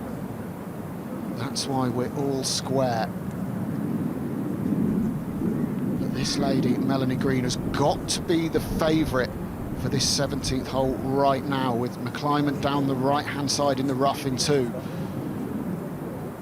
And Green just shaping up her approach here from the fairway. Must have been around the 270 number, that drive. I think the adrenaline kicked in. She's got 130 front edge, pin on 22. Flag tucked on the right hand side, but as Sarah mentioned, the green does slope left to right, so anything middle of green, use the contours. One to hit close, put a bit of pressure on Lorna. Well, it's a different day, isn't it? We've been putting up with the rain all day, as have the players, and now it's shifted. The sun's even trying to creep through. And quite right for what promises to be an amazing finish to this epic final that is ebbed and flowed. Who is going to end with their hands on the trophy? A good shot here. Might get one hand on the trophy for Melanie Green.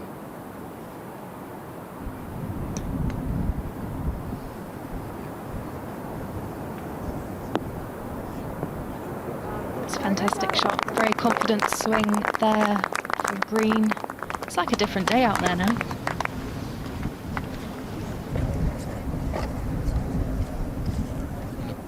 Bit of reward for these fantastic Irish fans who've been out there in these numbers all day, even when the waterproofs were on and the umbrellas were up, showing their support for these two finalists. And they certainly won't have been disappointed by the intensity of this match.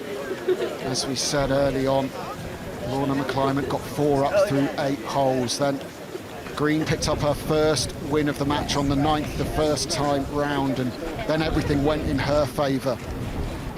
She was 1 up at lunch, the American.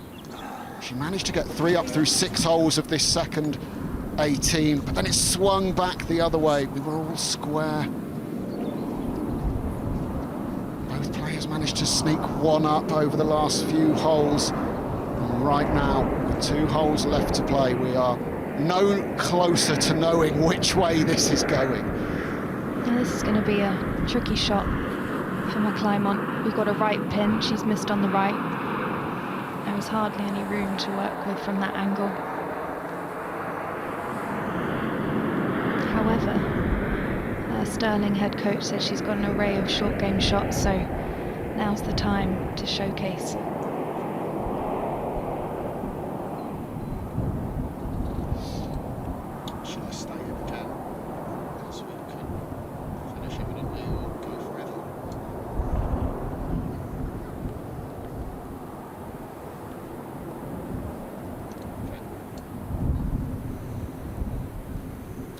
Doesn't look inviting going over those bunkers.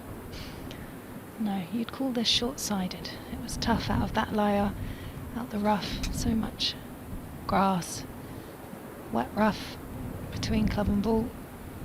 She's got some room though. Just going to have to try and land it as cute as possible over that pot bunker. It's going to come out with no spin.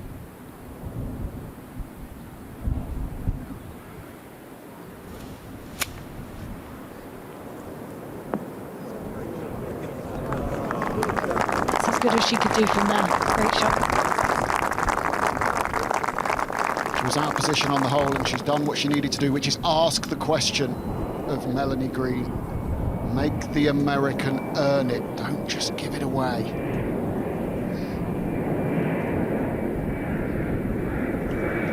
Johnny Morgan back in the commentary box. What a final, John. Oh, what have I missed? You and Rachel have been having a field day the last couple of holes. It's turned it on its head. Where's it going to go? Nobody knows.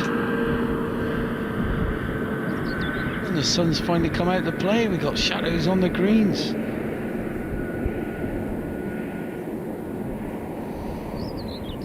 And the birds are chirping away.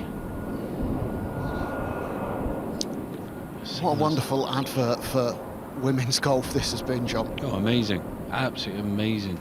Nail-biting stuff as well. Wire to wire. It's going down 18 regardless of what happens here. Who's going to be up after 17, taking on 1 up lead going down 18, or is it going to be all square? We'll have to wait and see. Melanie Green has this putt to take a 1-up lead to 18.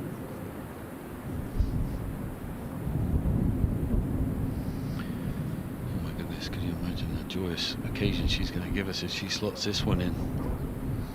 This might be a little march towards the hole with a fist pump as she slots it in.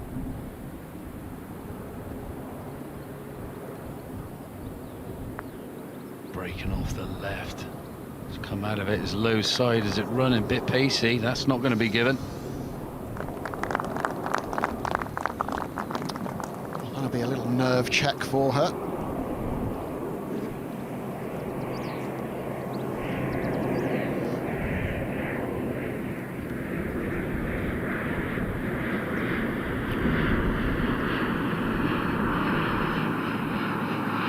Over to McClymont now.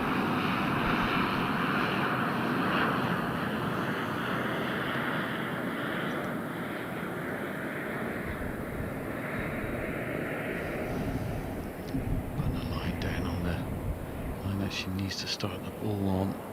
It's a couple of inches outside left, I should say. Penny for the thoughts of both these players right now. All the time spent on putting greens, working hard, grinding it out, come rain or shine. The practice that we don't see. So when the cameras and the eyes are on you in moments like this, you can find a putt when you really, really need to. And McClymont's way of thinking is this has to go.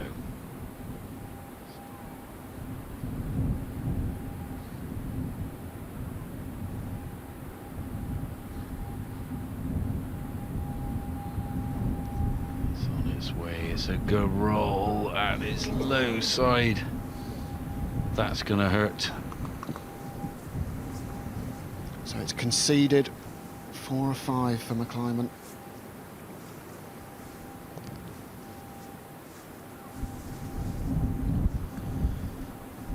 The way Green has been putting these, she doesn't hang about.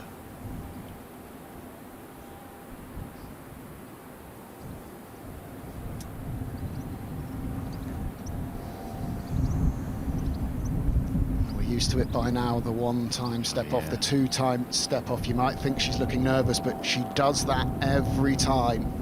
Straight putt this kit. Take a 1-up lead going up 18.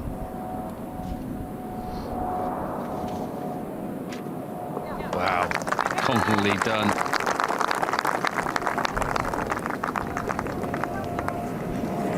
So in it goes, back-to-back wins for Melanie Green on 16 and 17. She's 1 up, going to the 36th hole of the final of the 121st Women's Amateur Championship here at Portmarnock. And the situation is crystal clear. If you're Lorna McClymont, you have to win this hole, the 18th. What will they be faced with, John? Hole 18. There's the tee box back there as they get prepared. Everyone's going to jostle for position round the tee box. It's a wondrous little par 4. This one, 386 yards. It is on the card.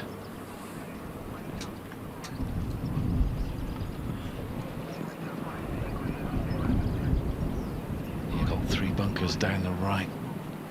Members looking on. Thinking, oh, I got this in my day. I could get it up there with them. I can't do it now.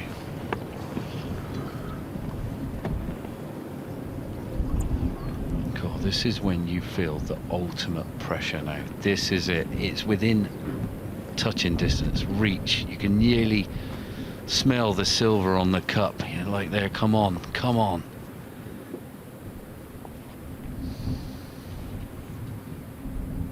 Championship Cup gold medal and Pam Barton Memorial salver all goes to the champion, plus those major and Augusta National Women's Amateur exemptions.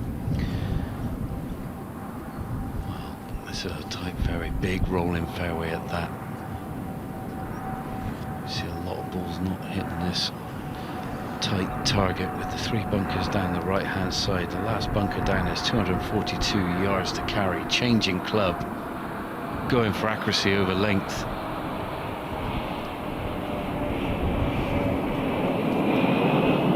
Plane flying over. You've got a great view of this final, but we've got the best seat in the house. This one's playing downwind.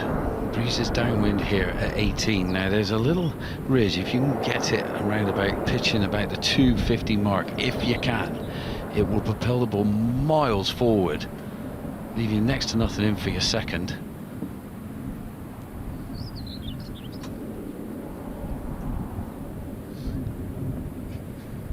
How's your nerves? Can you feel your legs? Can you feel your arms?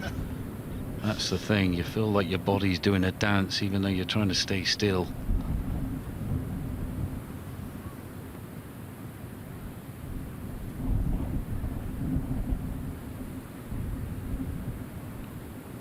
Oh,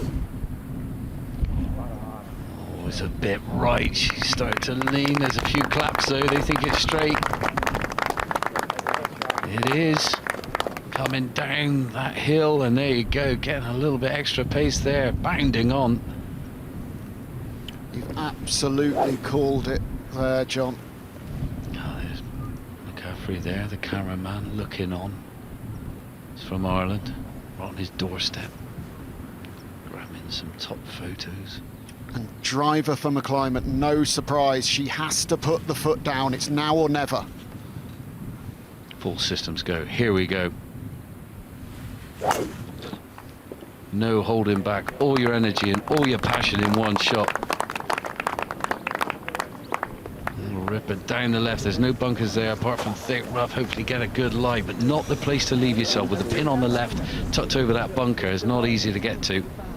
Just looked like it might have settled down a little bit as well. John, you've played the Amateur Championship, you've played on the DP World Tour, the PGA Tour. This is the biggest day of these young ladies' golfing lives. This is the biggest hole, the biggest moment.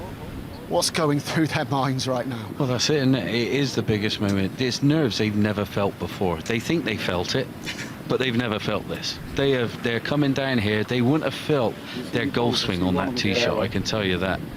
You know, it'd have felt all alien. They wouldn't even known that they'd done it. The adrenaline running, coursing through their veins. It's massive, it really is, the intensity. I mean, they've never played in crowds like this before as well. That adds to the pressure. And then you come to what is on the line, the trophy with all the amazing names, the tournaments you're going to get in once you lift that trophy. It's massive. You're one down, you've got it all to prove, you've got to fight for it. You're one up, you're trying to defend.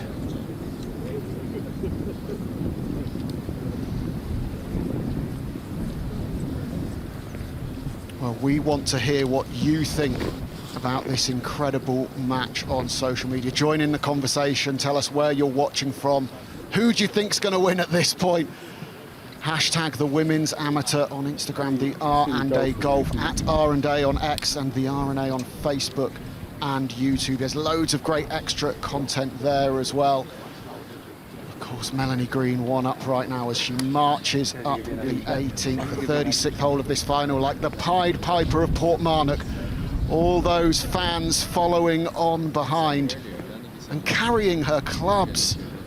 It's a marathon anyway. 9 rounds of golf now this week, and she's carried those clubs every step of the way. Yeah, unbelievable, isn't it? She's done it her way. We should have a song for her by Frank Sinatra after this. She can get over the line. She's definitely done it her way. In contrast, for Lorna McClymont, she's got her mum on the bag, Gail, which is absolutely lovely to have shared these last couple of days with her, pushing along the electric trolley. And this week's Women's Amateur Championship is the first R&A Championship to use an all-electric fleet of machinery for course setup as well, and powered by solar energy. And fortunately, we've got a bit of solar out there now. The rain has stopped.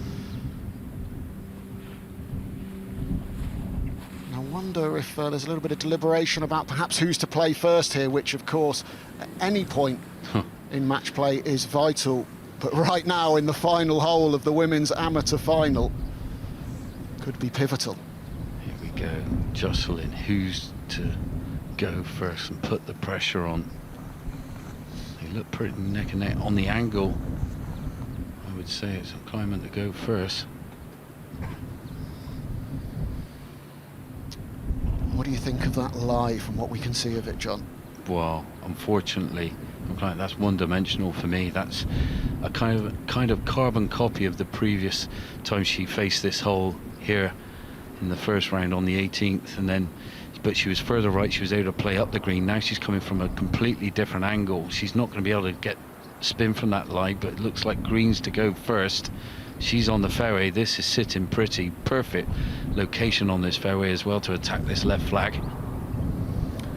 And just to remind you, Melanie Green only needs to halve this hole to win the championship. Lovely little upslope as well here, Kit. That's going to propel the ball up nicely, generate that little bit of spin. Pins on 11, 10 off that left, covered by that lovely pop bunker short and left of this green. Falls away all the way around this putted surface.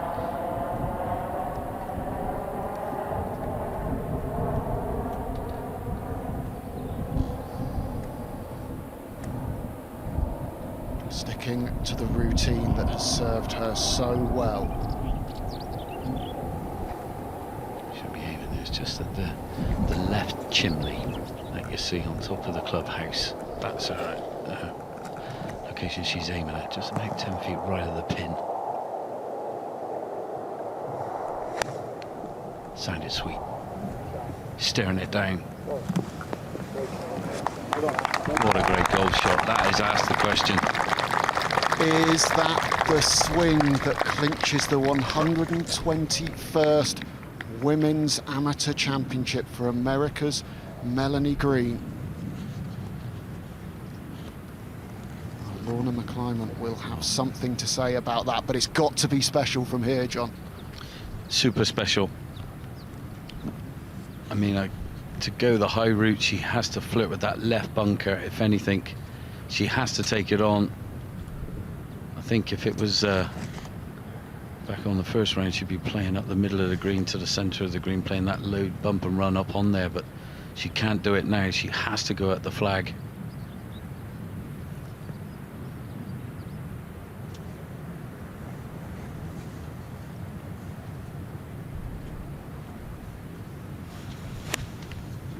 High lofted, hands off it. She's come out of it. It's heading right, I feel. Bailed out last minute. There's a big fall off on the right hand side. Hold the green. It's giving her a chance. Great shot.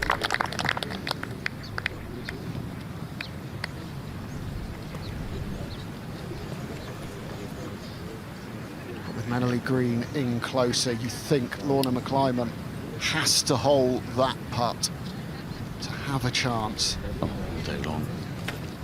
But nerves, we've seen it already. Anything can happen. They've never felt this pressure before. Their hands are going to be like jelly. Do you know what? The way this final's gone today, I'm not ruling anything out right now. Why would you? I mean, literally, pressure plays a funny role in this game. We've seen it time and time again. Amazing support. It's been a long day. It's gone the full throttle. It could even go to extra holes. You never know.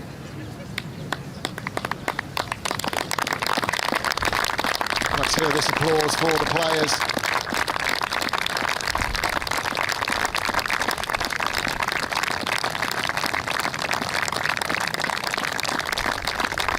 I tip my cap to Green. She put herself through, carrying her own bag through 6 holes. She did it yesterday. It was a better day yesterday, but it's been raining cats and dogs for the majority of the day, and she's had to deal with that. And this is her first ever appearance in the Women's Amateur Championship green. Her first ever time playing Irish links golf. God, what a mic drop that would be, huh? One and in. One and done.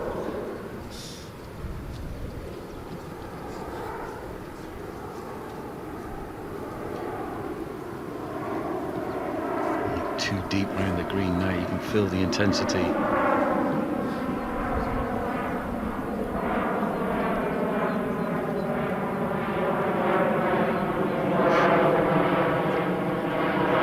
Both players crashing down to eye up their putts.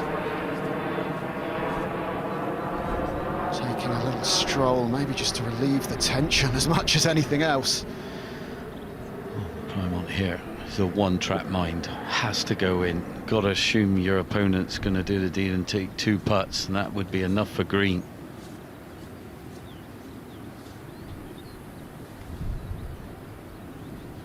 Hole a monster and do it like a Hell Irwin round the green, start high-fiving everyone. Well, those young fans are absolutely loving this, so are we.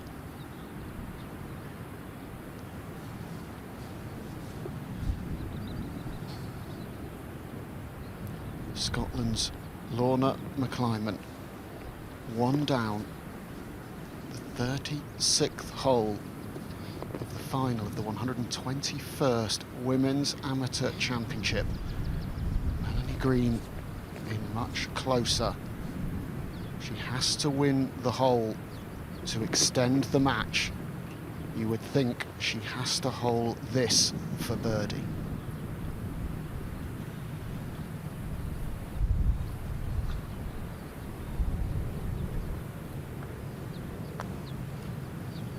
He's running. It's got to go. It's low side. Wow.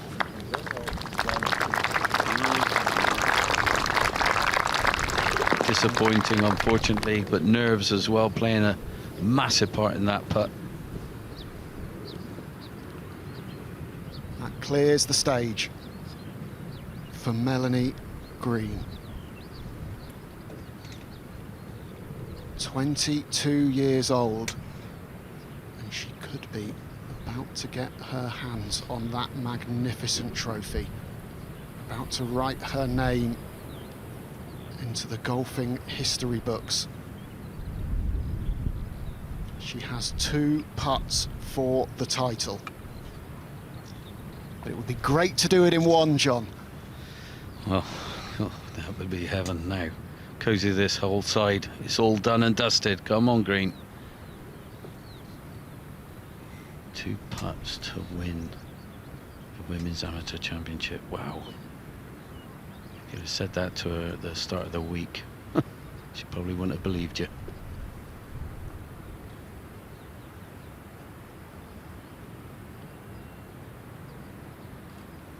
Melanie Green, 2 putts from glory.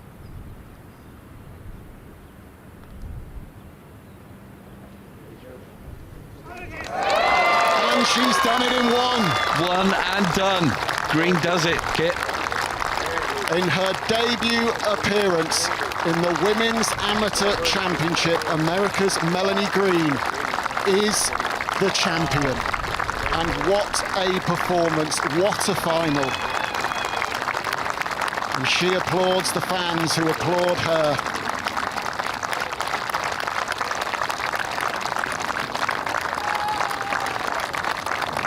What a celebration, Kit. What a moment for the young lady. Rachel alongside us. Rachel, what are you thinking? Just the sheer exhaustion in her face and celebration. She's been waiting for this moment. One of her teammates for next week said, playing the Women's Amateur Championship, and she said, what's that? And here she is, lifting the trophy. And what a way to do it. She's overcome adversity all week. She's had to fight back from behind in matches. She did it today. She was 4 down through 8 holes. And she has won it in some fashion, winning the 16th, 17th and 18th holes for a 2-up victory. Absolutely amazing, Kit. It really is. Cinderella story, the way it's unfolded. Well, let's hear from our new champion. She's chatting with Sarah Mulkerrins. What just actually happened? What just actually happened? You're saying that, Melanie Green. You can't believe it, can you? No. Oh my gosh. All right. Where's Rachel to ask me those questions again if I won? Oh my gosh. So what do you think eventually down the line this will mean for you to have won this championship in the manner that you did as well? Such a tough battle today. Oh my gosh, incredible. Lorna is an incredible player, incredible player. Every player that I faced put up great matches. Like, awesome. Such great golf. Yeah, I don't even know what you get when you win. I just know that there's a big old trophy that I've seen like 7 days out here. Yeah, I mean, this tournament's pretty old. It's got a lot of history with RNA. Yeah, I mean, that's incredible to have my name on that little trophy. It's ridiculous. The first American since 1996, since Kelly Cooney won it. There we go. Yes! But also for you, you weren't going to enter this. You were convinced by a teammate to enter this a few weeks ago in preparation as well for next week. Yeah. I mean, you've come to Ireland, you're playing links golf. It suits you. Hey, thanks. I'm glad that I got an Irish welcome. Well, you certainly did. The fans have been superb this week. Oh my gosh, haven't yes. Amazing. Yeah, I want to thank every fan that's here. You guys have been awesome. Thank you guys so much. Yeah, I've gotten so much love from the locals, all the workers here again, RNA, Port Marnock, all the staff here. They've treated me so well. So big kudos to you guys. Gosh, this is awesome. Thank you, everyone. I also wanted to ask about this next scarf because we've seen you wear it all week. There's a little bit of a story behind it, isn't there? Guacamole? There wasn't a story behind it until this week. I'm staying with Anna Morgan and Kaylin McNabb, and I put it on the first time, and she's like, "Guacamole, what's up?" I'm like, "Okay, I guess that sticks for you." Sure, just for her. And finally, for everybody competing, it has been such a brilliant week. Yeah. You know, you all have battled really hard, and you've all had a great relationship and a camaraderie as well. It must feel very special to be part of it all. Yeah. I've met some really cool people that I don't usually get to see in college golf and even, you know, summer tournaments and stuff like that. So it's really cool to meet some new faces and names that I've already known. I just, you know, haven't been able to say, "Hey, I'm Melanie," you know. So yeah, this is awesome. Well, People are great. congratulations again, Thank you Melanie so Green. much. You are the champion here at Port Marnock. Thank you. What a win, Melanie. And listen up, because I'm going to tell you exactly what you've just won, and it is quite the haul. The Championship Cup, the gold medal, and the Pam Barton Memorial Salver, plus invites to the AIG Women's Open, the Amundi Evian Championship, the US Women's Open, the Chevron Championship, a Ladies European Tour event, and the Augusta National Women's Amateur. At the start of this week, she said, "What I dreamed of age 10 does not compare to what I dream of now. I want to be the best I can be." You were the best this week.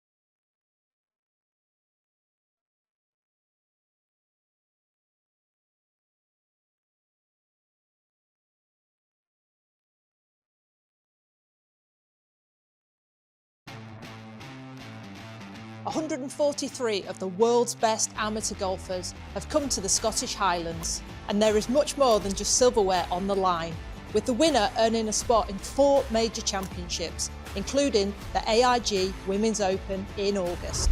Some of the world's best have lifted this prize, a stepping stone on the path to major glory. Who will tread in their footsteps? This is the 122nd Women's Amateur Championship. Good afternoon and welcome to live coverage of the 122nd Women's Amateur Championship, one of the most prestigious titles in amateur golf. And this year, if you weren't with us earlier, the tournament is being held on the beautiful links course of Nairn on the Moray Firth in Scotland, around 15 miles east of Inverness. Only the second time Nairn has hosted this event, and it really is a tough test, especially if the wind is blowing, although it's been pretty calm so far today. And after 2 rounds of stroke play and 4 rounds of match play already, the field has been whittled down from 143 players to just the final 4. We're going to be watching the semi-finals together this afternoon before a 36-hole final tomorrow to determine the winner. All live for you on Sky Sports Golf. We have 1 American, 1 Canadian, 1 Italian and a Spaniard left standing.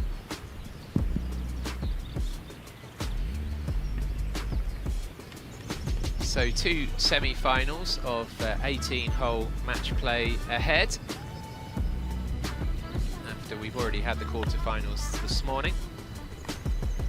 The 4 players left are Paula Martín San Pedro of Spain, ranked number 12 in the World Amateur Golf ranking. She'll be up against Caterina Don, 24 years old, from Turin in Italy, who spends most of her time coaching these days. And the second semi-final will be Canada against the USA, Tilly Claggett against Farah O'Keefe.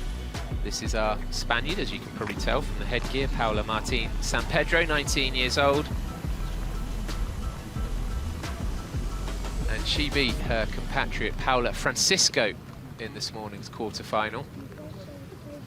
We half expect Francisco to be caddying for San Pedro, which will give her a little bit of extra support and help. Katrina Matthew alongside me, alongside all of her other achievements in the game, won this tournament back in 1993, just yesterday, Katrina. Just yesterday. I must say, looking forward to watching these 2 semi-finals. I think we did see in the background Paula Francisco, who was beaten this morning, caddying for her friend, which is nice to see. And we were pretty unanimous, weren't we, in here, the 3 of us with Rob Lee as well, that having a caddy is vital. And actually, when we look at these pictures and see the weather conditions now this afternoon, even more important. Definitely. I mean, I think it looks like it's just kind of little squalls that are coming through, but when that rain comes, a caddy really is vital, just to keep things dry. And I think not even just for that, it's a bit of companionship, you know, match play. You're not really having much interaction with your opponent, so someone to talk to, keep you light. So all of these players have now played, what, 6 rounds around Nairn. The week began with 2 rounds of stroke play. They've already played 4 rounds of match play now as well. It really is a true test of your all-round game, but also your mentality as well. It is. You've just got to, sometimes you're going to have a match where you've just got to grind it out. You're not going to play your best golf for 9 rounds. So you really need to just kind of push through any little kind of not such great patches you have. On the right of your picture there, you can see the beautiful championship trophy. It's got to be one of the biggest trophies. It is. It's with all the names. It's been going, what, since 1893, I think they said earlier. Exactly, yeah. 1893 was the first one. It's almost sort of Stanley Cup-esque, yeah. You know, the ice hockey trophy. Yeah, it's lovely to have all the past champions and the venues where they won. The winner also gets exemptions into 4 of the majors in women's golf and an exemption for the women's amateur at Augusta. If the player stays amateur, then those are the prizes up for grabs, as well as that beautiful trophy. But the rain, you can hear it, you can see it, as well as, of course, that the rain is coming down pretty heavily now. Rain not so much of a problem as wind, though, and we haven't had much wind, have we? We haven't had much wind today. I think it's if having both at the same time is a real problem. You can cope with wind and you can cope with rain, but wind and rain is not a great combination.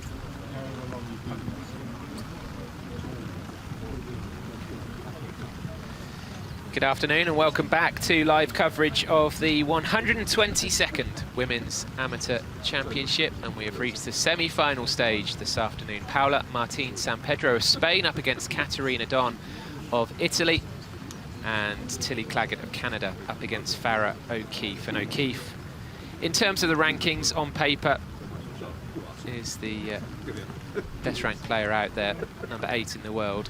But she had a tough old match this morning, O'Keefe, against Marie-Eline Madsen of Denmark, coming through on the final hole. But this is Caterina Don, and Katrina, it's interesting. Caterina Don, we've heard from, spends a lot of her time coaching. Doesn't really feel like she intends to become a professional golfer, but I wonder if she were to win this championship, whether that would change her plans.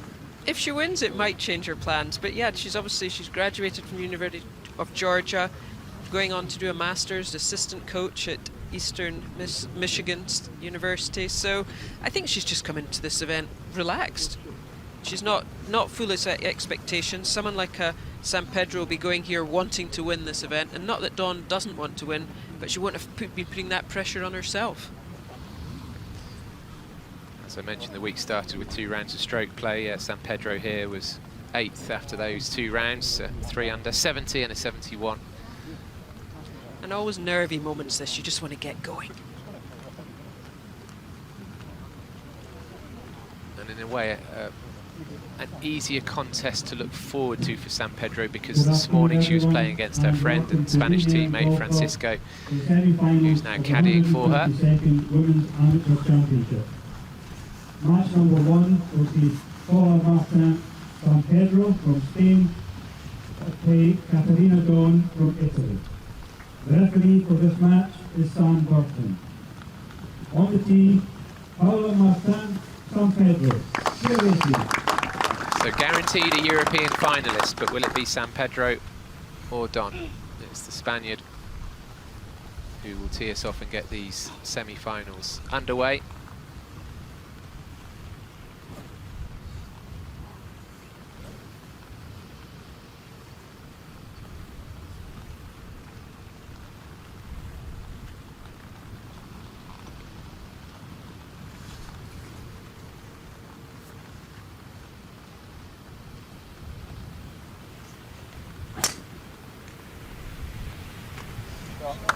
She likes it. Picks up the tee quickly. On the tee, Caterina Don. There we see it right in the middle. Caterina Don has had quite the week. She came through a 12-player playoff to make it through to the match play stages a few days ago.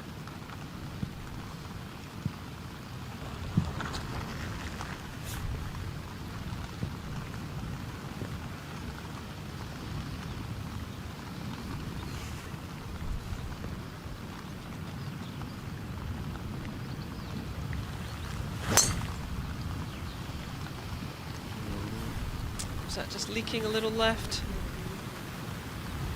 Right, ready for the game. Not sure if that maybe caught one of the fairway bunkers. We heard this morning that Don was actually due to fly to Italy this morning, had to change her flight at short notice, having got through to this stage. Delighted to be here, of course, for the weekend, and we'll hope to be here tomorrow as well for the 36-hole final. We think she's in there somewhere, which is not good. There's a bunker down there as well, and we've seen the bunkers cause so many problems, haven't we? We have, all lie dependent. I mean, we saw someone get onto the green this morning, but it all just depends where you are, how close to the face, so kind of in the lap of the gods. No doubt what country San Pedro's from with that umbrella, the red and yellow of España. Decent galleries. It's the heaviest rain we've seen so far today. Hopefully it's just a shower. Hopefully it won't be like this all afternoon.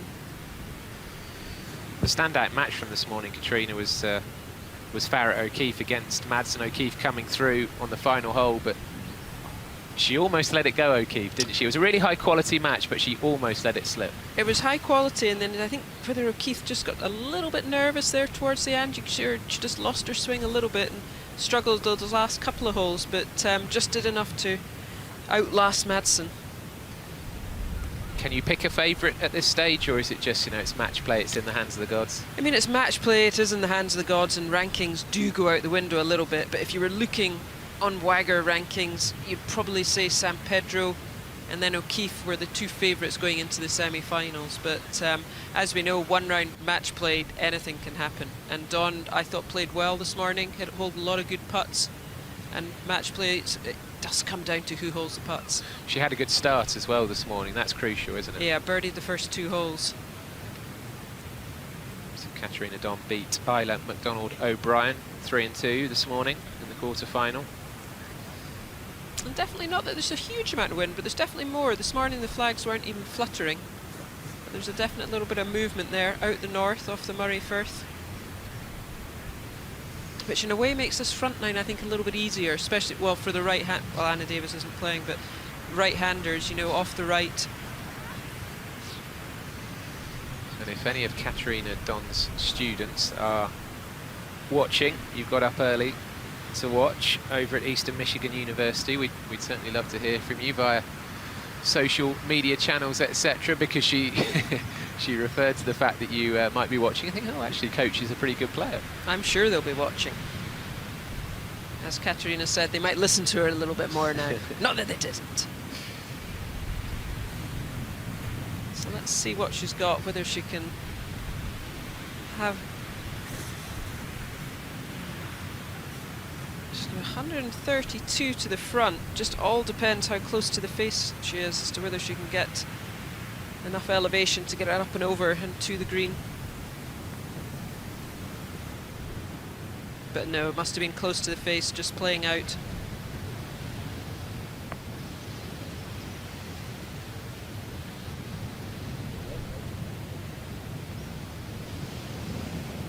Surface of the bunker's very claggy, very cloying in these conditions. So an advantage here potentially for San Pedro if she can put this one in the centre of the green. Definitely, and I think the fact that they're playing to the same pins as well, so they've both, you know, all the players have had a look at them this morning.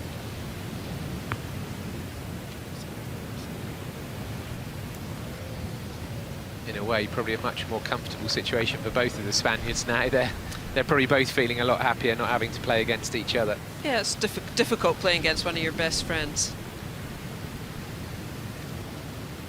But just a short iron in here to the front left pin, 7 on, 5 left. Wind just a little bit out the right. So it should be a definite green light flag, this one. I'd expect to see this one in within about 15 feet.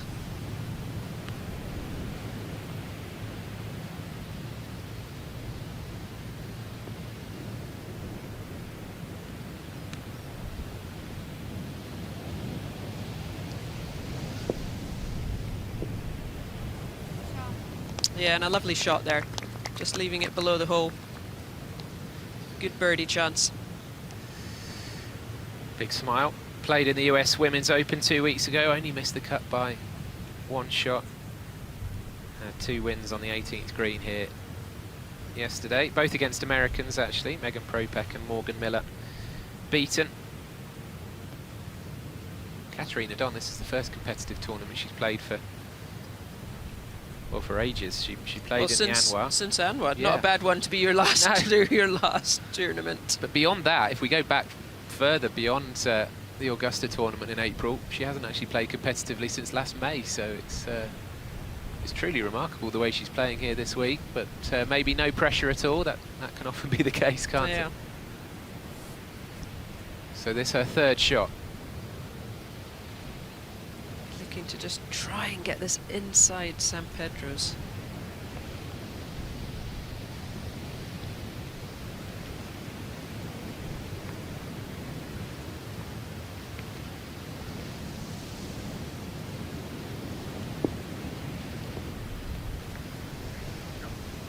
Nice shot, giving yourself a good chance at par.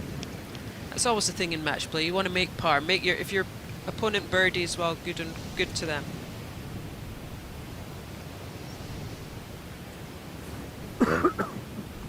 So Dawn and San Pedro will make their way up to the green.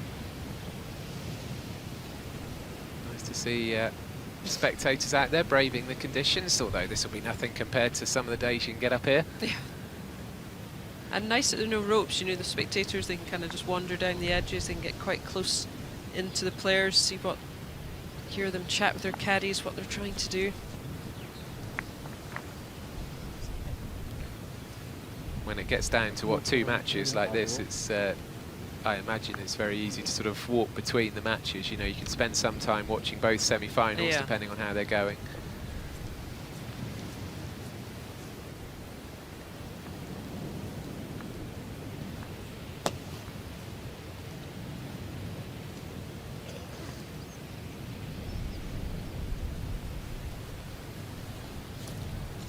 San Pedro was the best ranked European player in the entire field at the start of the week, so maybe no surprise to see her in the last 4. Yeah, goes to Stanford in California. They're a great team. There were some great players in the amateur game.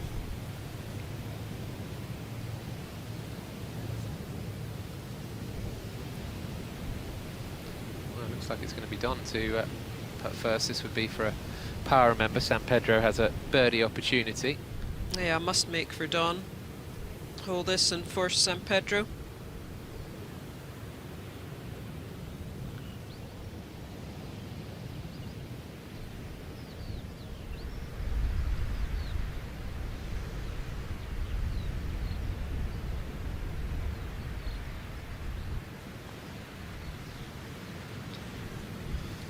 Not to be.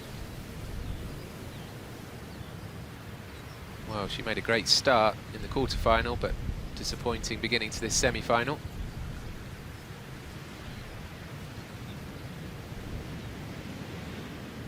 Yeah. So 2 putts here to win.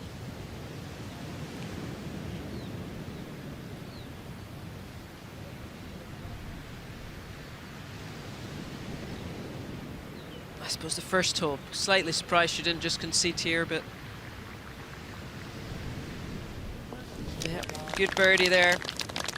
Sometimes I'd have been tempted just to concede that, not to give your opponent that, you know, just the confidence that she's now knocked one in, made birdie. Really interesting point that, actually, but San Pedro, confident start, 1 up. As we go back to the first tee and the start of the second semi-final, this is Tilly Claggett of Canada, who beat Anna Davis this morning, probably the biggest surprise of the quarterfinals. Can she follow it up?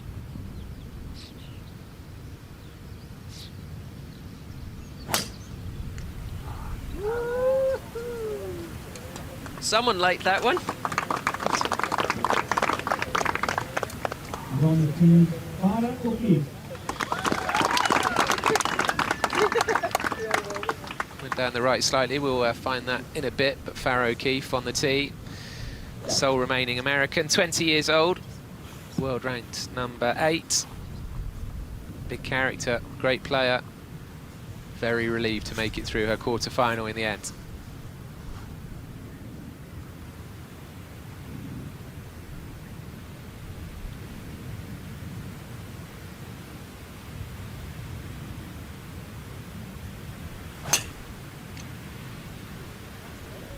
It's a bit left, so you've got the arm out.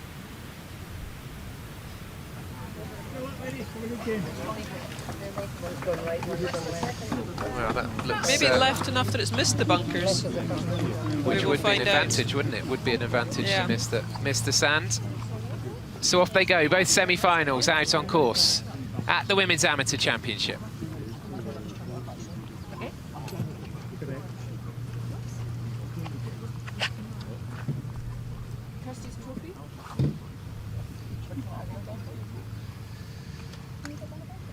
Here we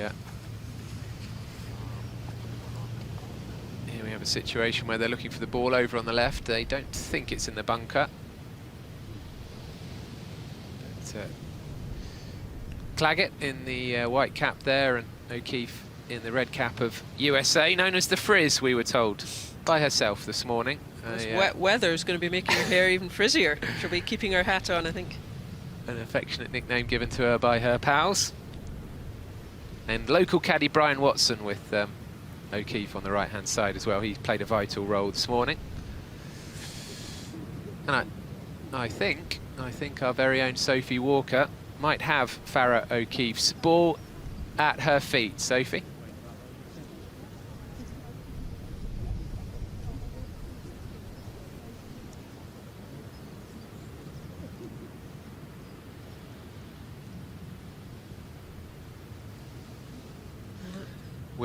We'll join Sophie in a moment. You can imagine with the weather the way it is, some technical issues joining Sophie down there. I hope she's got the waterproofs on. Let's hope so. Waterproof shoes, I think, needed, especially if you're in the rough. Lovely setting that, looking back towards the clubhouse.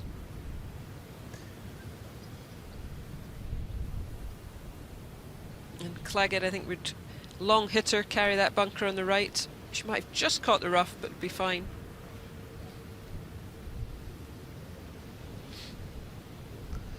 Yeah, nice to see so many people out there. Yeah. And I'm sure the crowds will be decent tomorrow.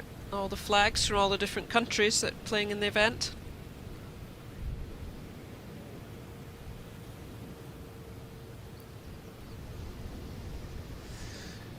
Welcome back to Nairn. 143 players started the Women's Amateur Championship at the beginning of the week. We're down to just 4 now. And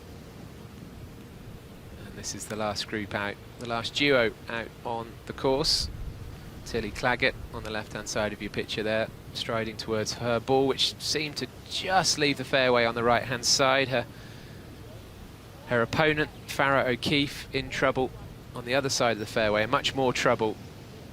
It certainly looked like that from this distance, and a gallery now following this crowd as well, which is nice to see. Some youngsters in there as well. Yep. Be nice to inspire the next generation. Good time to mention the RNA's Just Swing campaign. If you feel like giving golf a go, or you know somebody who hasn't tried golf before but wants to try, then take a look at Just Swing from the RNA. I'm told that 66 million people play golf around the world, which is mind-boggling, isn't it? Yeah. God, and there's O'Keefe. She's well left. That's Gosh, wild. That's wild. She's got a tough shot here over the pin, just front left. She's got it. She really can't. She can't attack this pin here. She's going to have to play just for front right. Try and maybe just sneak it on that right-hand side of the front. Gripping down. Just going to try and punch this out. Keep the club face square.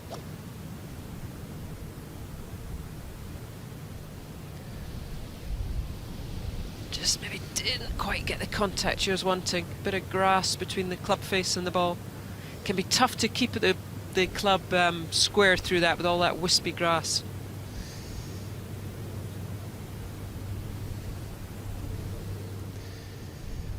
Yeah, it'll be interesting to keep an eye on O'Keefe, because she ended her quarter-final, you wouldn't say ragged, but not playing the same. I think we could nearly say ragged compared to how she was playing. If you say that, I'm going to accept that. So, you know, she could do with a nice couple of good shots, fairways, greens. Exactly. You know, a poor end to your quarter-final and then a ropey start to your semi-final would be very difficult to get over. But anyway, Tilly Claggett won't be concerned with all that, because she has another big scalp in her sights here, already beaten Anna Davis. Pounded one down there, just got a very short little club in here. And a perfect angle to that front left pin. Also beat the home favourite, Hannah Darling, 3-2 yesterday. So she's already pulled off a couple of big wins.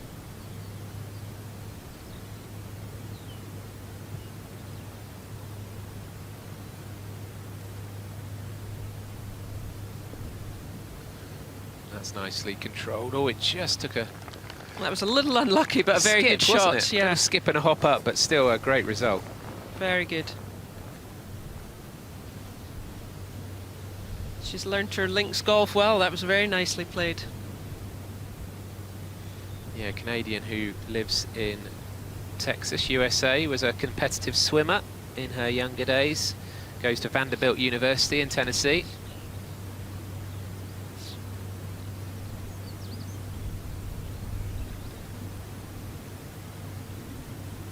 And it's determined to stay grey all day, isn't it? Hopefully we might get a bit of sunshine later, or certainly tomorrow would be nice for the final. Nice feeling to be able to just wander onto the green, pick your ball up and know that your opponent is still in a little bit of trouble. It is. It's always nice walking up to green with your putter in your hand. But Keith now, she's got... I would say you want to land this short, bounce it up perhaps. But as we've seen, you know, if they're not used to those kind of shots, she might want to get out her 60 and throw it all the way to the green. O'Keefe actually made the cut at the US Women's Open 2 weeks ago. She finished in the end in a tie for 36th place, 2 shots behind Lottie Woad. Yeah, and Erin Hills was quite the golf course. Big old test that.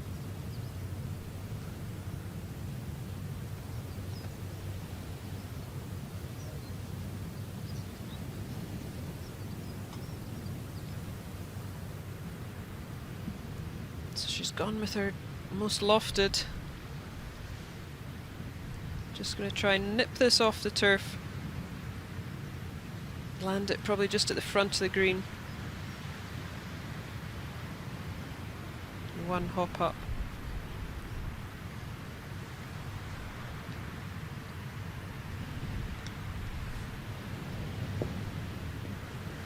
Oh, and she just threw that too far. She had to be pinpoint accurate to play the shot that way. I think if she played more links golf, she might have been tempted to hit it more of a little kind of chip and run up there. It could be costly for her. Let's move ahead to the second hole. It's a par 5, as you can see. This is the 3rd shot of Katarina Don. It is a reachable par 5, so maybe she was in trouble, but excellent wedge there. Wow. One of the best we've seen today. Back we go to the first, and O'Keefe trying to salvage this first hole. And still her to go. So a bit like the first match when Katarina Don, this is a must make for O'Keefe.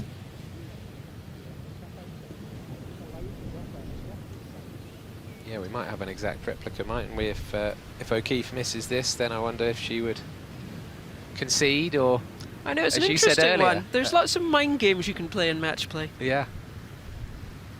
It's interesting to think of it that way round. Actually, don't make your partner putt, because if they make it, they get a confidence boost. Yeah, because you know they're going to 2-putt from there. So let's see what happens here. Has to make this, really.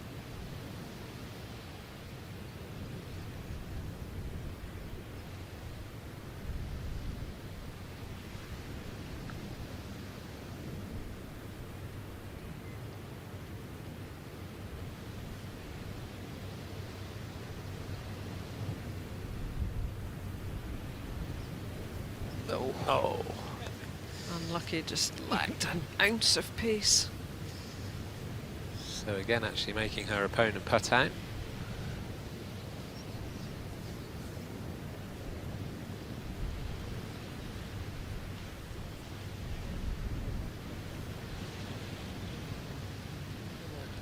Well, Claggett started very well this morning, I remember, against Anna Davis. Absolutely fearless. And this would be very nice indeed to get one up on O'Keefe straight off the bat. Yeah, a relatively straightforward birdie putt. Up the hill.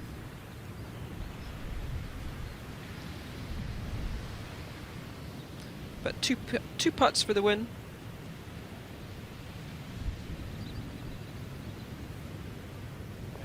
It's amazing how they're easy when you don't really need them. Like just about a replica of their first match. Yeah, absolutely, and we've seen that smile from Claggett a few times already today. So both matches one up after the first hole. I was talking about the RNA's Just Swing campaign. If you are inspired to give golf a go, let's learn a bit more about that now. Just Swing. Visit golf.golf to find out more. Just swing. Visit golf.golf to get started. Why not give golf a go? Just swing. Swing wild. Swing weird. Swing wonky. Whoever, However, Wherever. it doesn't matter. just swing. Head over to golf.golf to start playing. Find out where you can learn to play at golf.golf.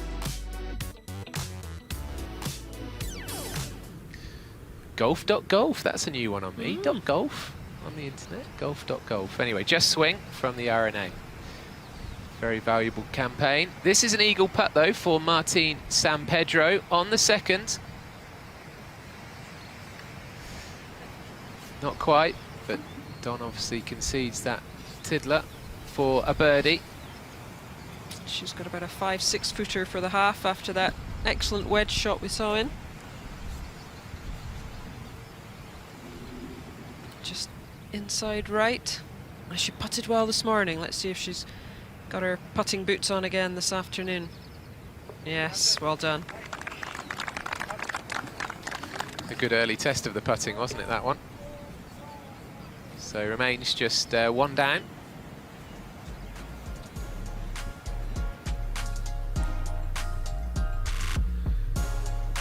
So very early days in these two semi-finals. Played over 18 holes, of course, if we need them. Maybe even more. But Paula Martine Sampedro of Spain, one up on Caterina Don of Italy, albeit Don spends virtually all of her time in the US where she studies, but is planning to head home to Italy after this tournament. And Tilly Claggett of Canada, one up on Farrah O'Keefe, the American. And we'll take a look at the third hole, flyover, as the top match reaches that point in the course. 6 of the first 7 holes go along the coast. Very much a kind of out and in links course, Just a little bit. it? It's a slight dog leg to the left here. Just need to avoid these bunkers on the left-hand side. 228 past them. And just a nice little draw off the tee sets you up with a nice view into the green. Elevated green. And the pin there in the back right. 19 on and 6 from the right. So that front left bunker not really coming into play today with that pin position. This course at Nairn has held the Walker Cup, the Curtis Cup, the Amateur Championship and the Women's Amateur. Only 9 courses have done that.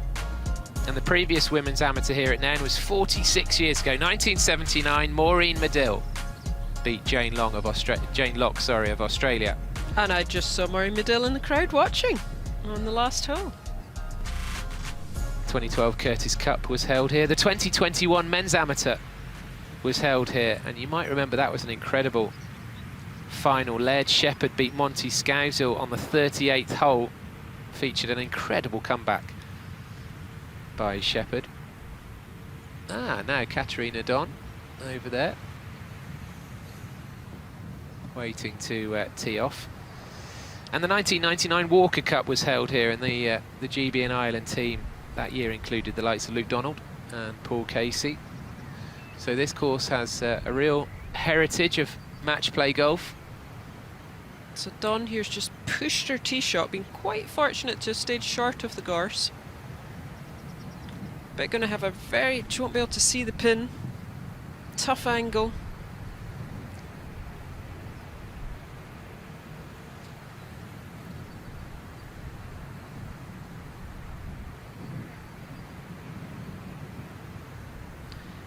Just about an 8 iron, about 140 yards.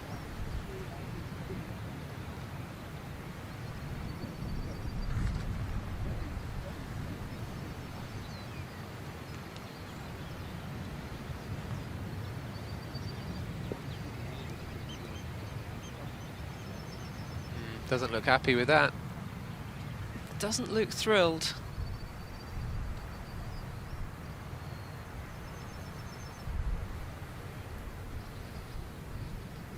Just on the left-hand side, on the green, but let's look and see where that pin is. A long putt, but because I think when we find Sampedro in a moment, she's in A1 position from her. Now, would this be from her tee shot? I guess it would be, wouldn't it? Yeah. So Sampedro. Yeah, just in the perfect position. A prime spot for the Spaniard. See right down the green.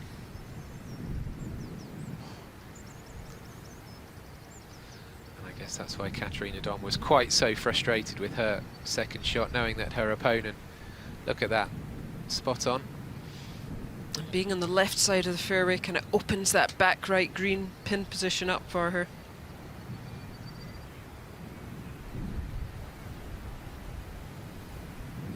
Just a wedge, so she could put some pressure on here, get one in close.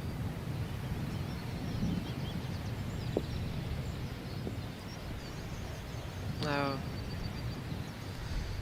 Nice shot there. Nice bit of check on it. So Francisco, her Spanish teammate, caddying now on the left-hand side there. I think there'll be a bit more chat between them now. Yeah. Now they're not playing against each other. Yeah, and you can be certain that the roles would have been reversed had their match gone the other way this morning.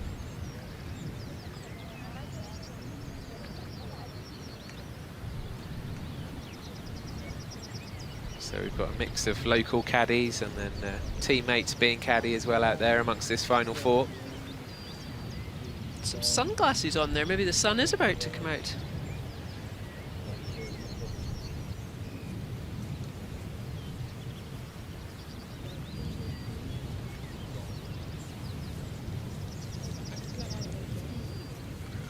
Former world junior team champion with Italy in 2018, Katarina Don. Had 5 top 5 finishes in a row in college events back in March 2024, but as we've said, she has only played once since that run of top 5s. Too busy coaching, studying for a master's.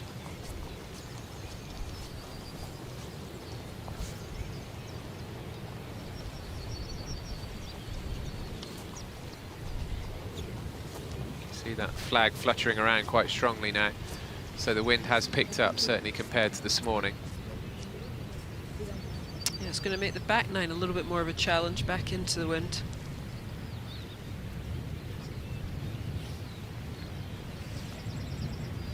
Fairly flat green though, just looking to get good speed on this one.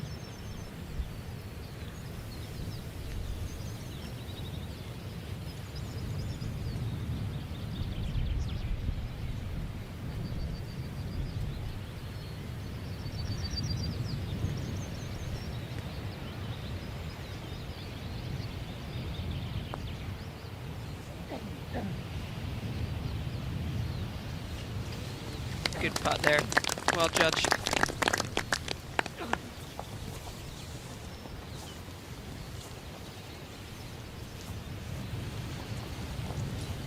Yeah, again saying to her opponent, right, well, you go and win it. If you're going to win it, you have to do it yourself. I'm not going to give you anything.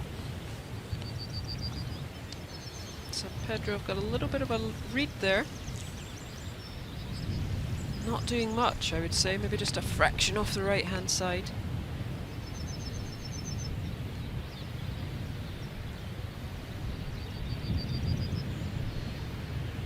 So this to go 2 up.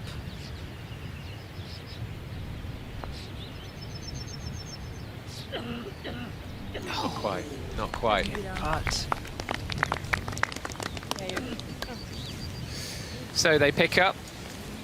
San Pedro, I've just noticed, is taking a bit of a step forward at this championship because she reached the last 32 in 2023, last 16 last year, and now into the semi-finals. So a good bit of progression at the women's amateur from Martine San Pedro. they head off to the 4th, the first par 3. Back down towards the Moray Firth in the clubhouse. Bit into the breeze slightly.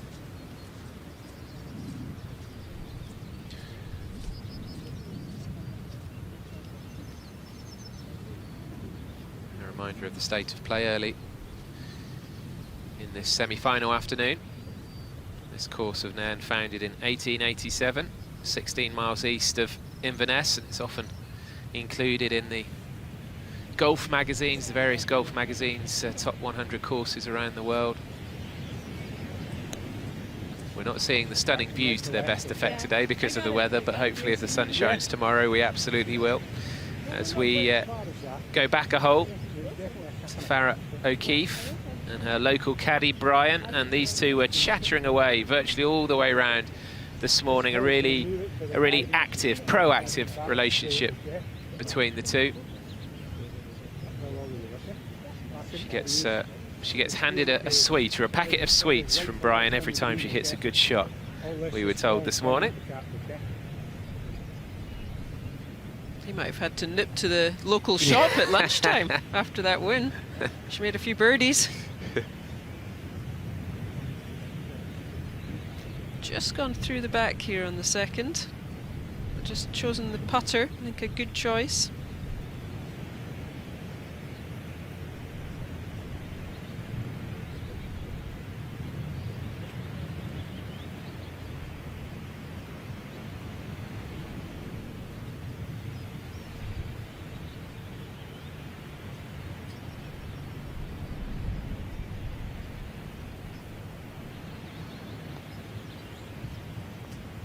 This was up for eagle.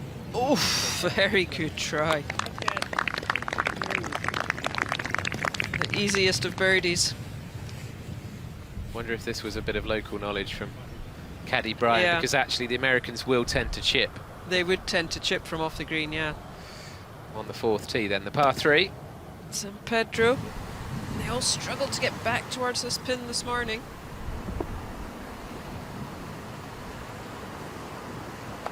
Not bad, but just half a club short. We saw that this morning, most of the players. So this is an eagle putt for Claggett to win the second hole and win the first 2 holes against O'Keefe if she can. Oh, that's a beauty. What a start for Tilly Claggett of Canada. What a great putt. Eagle. She's been a demon on the greens, hasn't she, today? And getting off to another good start. Was up early on Davis. And look at this, 2 great shots into the heart of the green.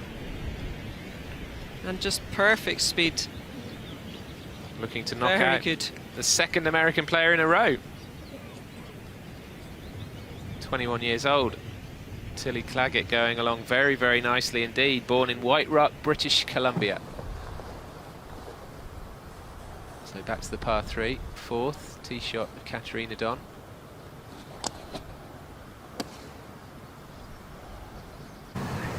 She's leaked it right from the way she's leaning. Can it get a bounce off the slope?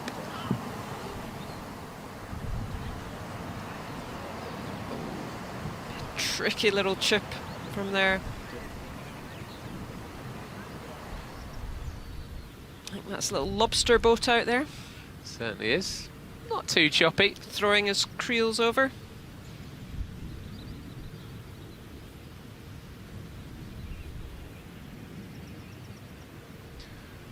No doubt about it though, Katrina. Claggett, the surprise package, not just this afternoon but also this morning. The surprise package, but playing well. And she looks very composed, looks like she's been enjoying it. But when you're playing well and winning, you're always going to enjoy it. And we shouldn't read too much into the ranking, should we? Certainly the amateur rankings can be a little bit deceptive because her official ranking is something like 278, I think. So, you know, people will go, well, how she managed to get through to the semi-final? But that doesn't tell the whole story, It doesn't really, and I think, you know, if you're inside the top probably 300-400, anyone in that is capable of a good round of golf. And anyone, as we see, match play with golf is so unpredictable. 18 holes, anyone can beat anyone, really. An aggressive play here off the third, with the 3-wood, with the driver.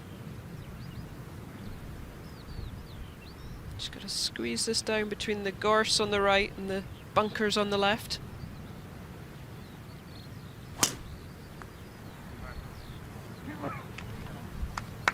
I think she's ripped that one right down the middle. Oh. Oh. She looked away as if she loved that. Oh. Oh. Hello. Oh, wow. She's on the green. Well, that has flummoxed us all because that's an incredible drive, isn't it? For it looked like straight down the middle fairway, Yeah, then it looked like rough, and then I think it's ended up possibly on the apron of the green. Yeah. And we saw this a little at the end of her round this morning, the long iron.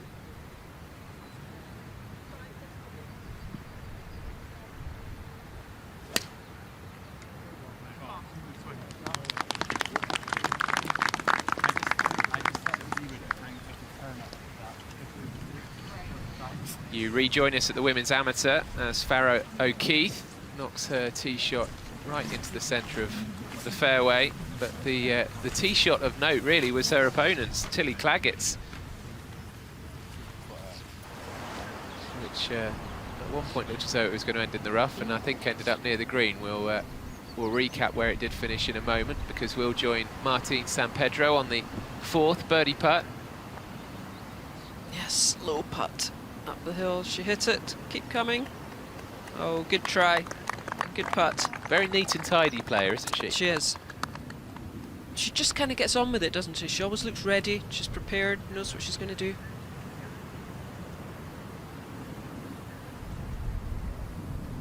Here's the chip of Katerina Don playing against San Pedro.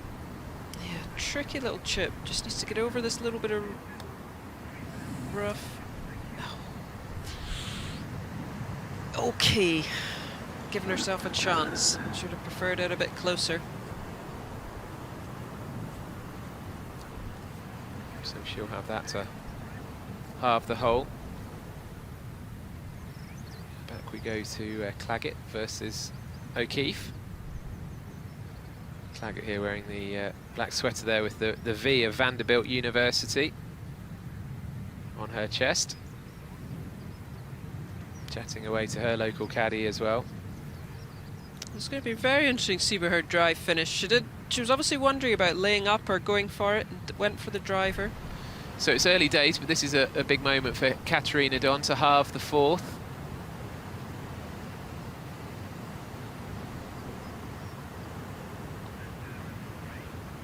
Oh, and she can't do it. She can't do it. 2 down after 4. Worrying start from an Italian point of view, but Martine San Pedro of Spain has a nice cushion early on, and you can see what Katerina Don makes of that. If her students are watching, don't copy that.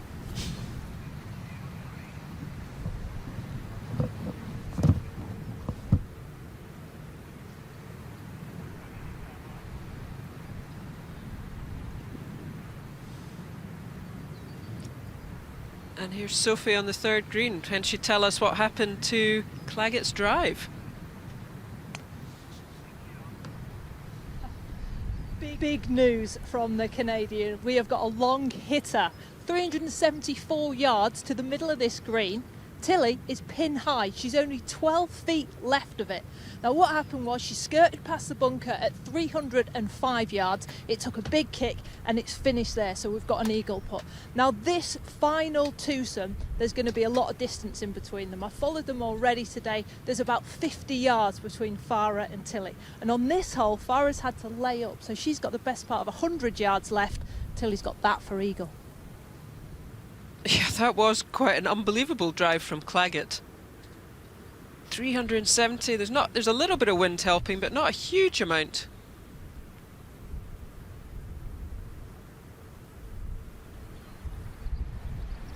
So Keith now really has to get this one in close.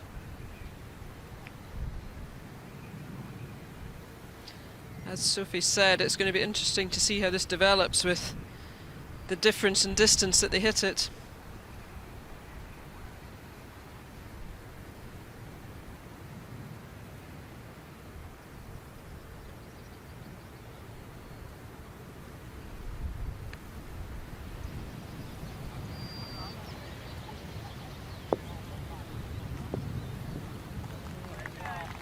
But that's one way to respond. Yeah, you know, there's more than one way to done. play. Absolutely right. She's going to play to her strengths and hope that a really good iron play can keep her in the game. And I believe she's being watched there by Jill Stewart and Maureen Medill. You were up early this morning, obviously. Good spot.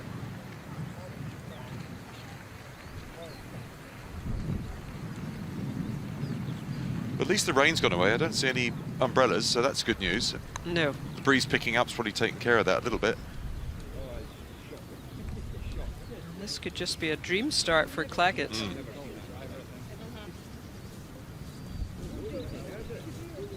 I remember that.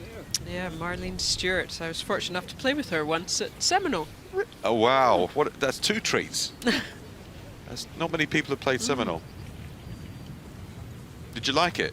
I loved it actually. Yeah, it is probably quite a linksy course for America. Right on the. It's right on the coast. Right on the coast. And a weird kind of rectangular, off-rectangular shaped piece of parcel of land, and raised up super fast greens. Yeah, the greens sure are fast.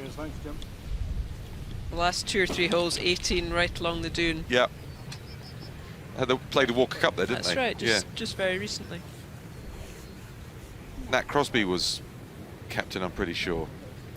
I believe he was, Bing's yes. son, yeah. Yes. Nat's a good mate. We used to come across and play the European Tour back when it was called that. Nathaniel, if you're listening, how are you, mate?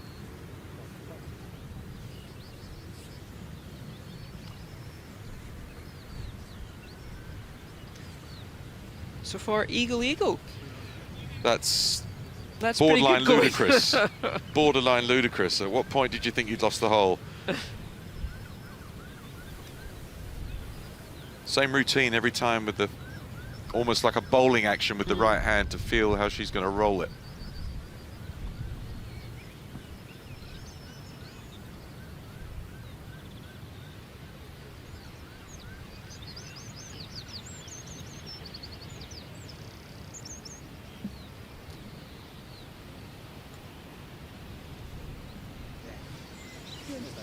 Oh, only 4 under through 3.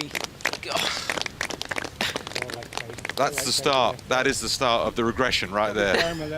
Didn't make another eagle. That's phenomenal playing. Even she's laughing at Yeah, no, it's fantastic playing. You can see the break there. But she had that kind of up and at 'em look about her body language this morning. She couldn't have dreamt this. Not firm enough, it's going to go to the right, okay?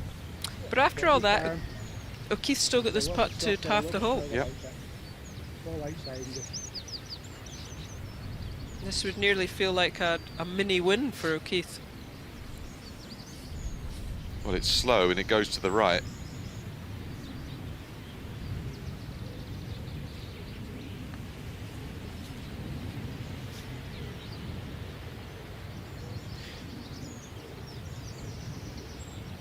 It's a bit early to say this, but it's the third green. You're thinking she better hold this.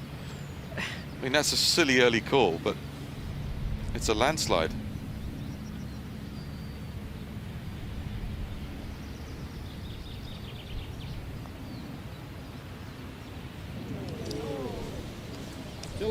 That looked good. That was unlucky.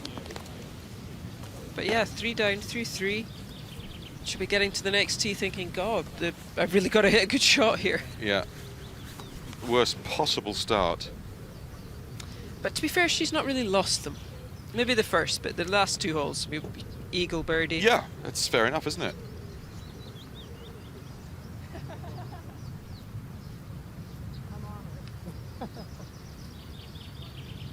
Usually I always get them second go, don't you? That's it's like, what they I always think it should be like tennis, you should get second serve. Yes. We'd all be shooting 59. I bet we wouldn't. No.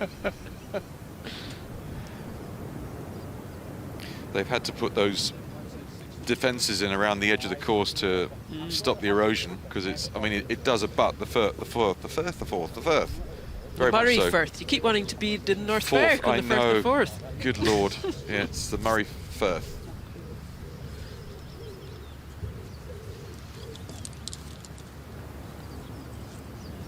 But yeah, a lot of the courses on the coastline are struggling now with erosion, Yeah. having to put in defences.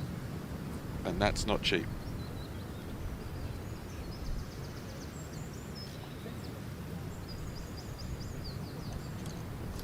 So do we think they've all learnt from this morning and we'll take half a club more? They should have done. They should have done individually, because most of the field this morning, most of the 8 were at least a club out here, short. And in fact, pitched on the downslope of the bunker to get as far up as Yeah. they did, which was still miles away.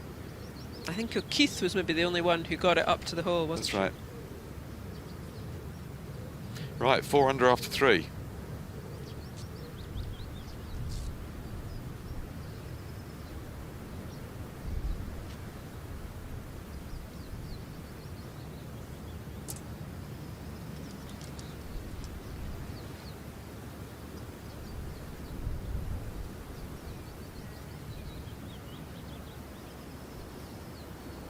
It looks like an 8-iron again.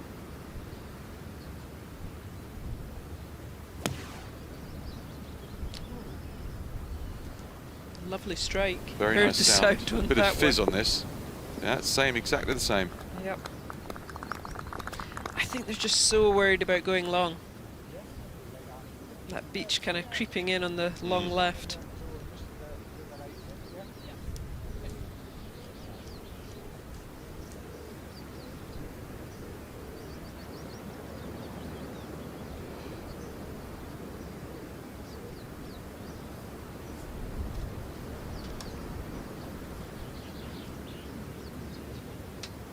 Right, little bit of an opening here. Chance to stop the bleeding with a bit of luck.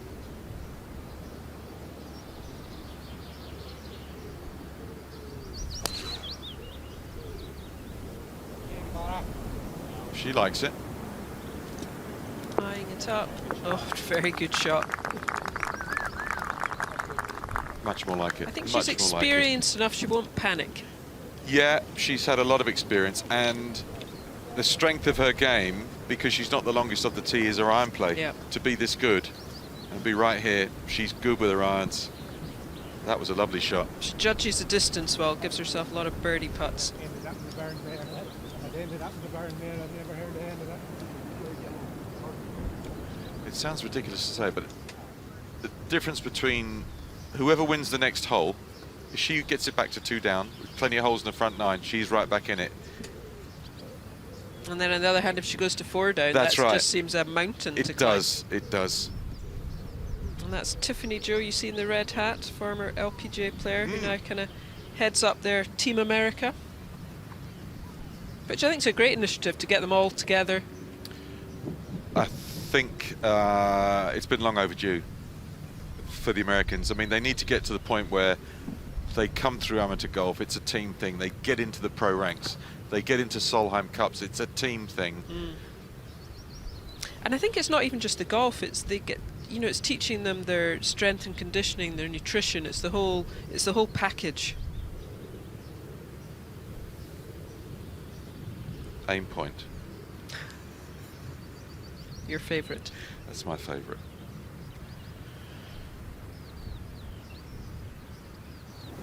Right, well, you would think that the American's going to have a chance here to pinch a hole back.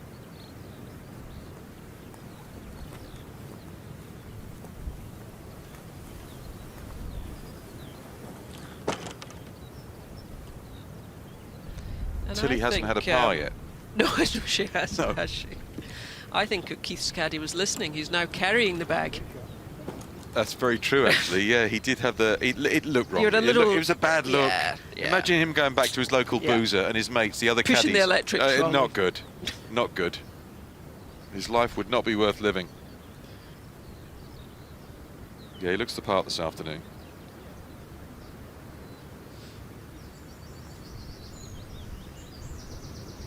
So Tilly's going to go first from about at least 3 times as far away as Farah.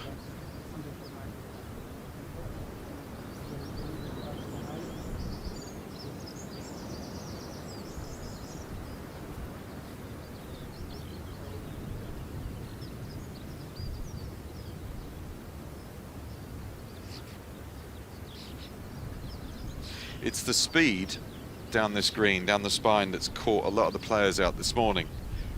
There were 1 or 2 that went sailing past the hole, almost as far past as Keith's marker, yeah. But I do like that, the way she does that with her arm, just to get a feeling of the speed. So my mate Jamie Spence, he's a bit of a putting guru, and that's one of his things, is almost feel like it's bowling, almost have a feel of that. It's a very difficult thing to teach, I think, pace control to someone.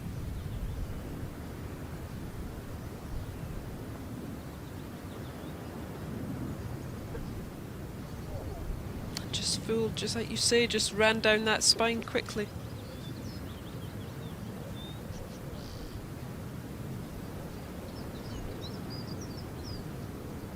It's a good chance now for Keith. She's kind of got 2 chances. Potentially, yeah. outside the left, okay? Outside the left. She's got to take matters into her own hand and knock this in. Not only to get the hole back, but for her confidence. Yeah, because as Andy was saying, she finished badly Yeah. this morning. She's had a couple of ropey shots this afternoon.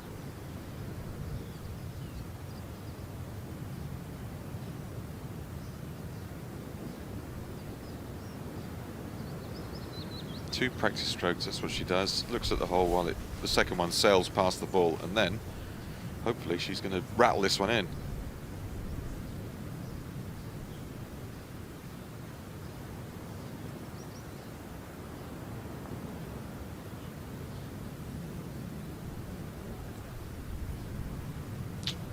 Little tentative. I think just the fact she's maybe thinking in the back of her mind that Claggett could miss this one. Doesn't want to do anything silly. She hits a different putt. If she knew she had to hold that. If the for Canadian certain. had tapped it in for a 3, like Yeah. Stone did, she hits a different putt then.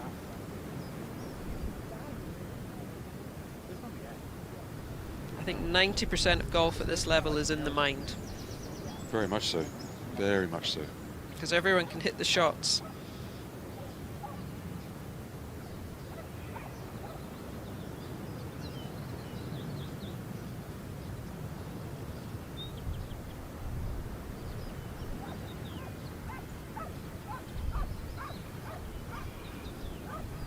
So 2 birdies and an eagle so far for Claggett. First time she's had a par putt.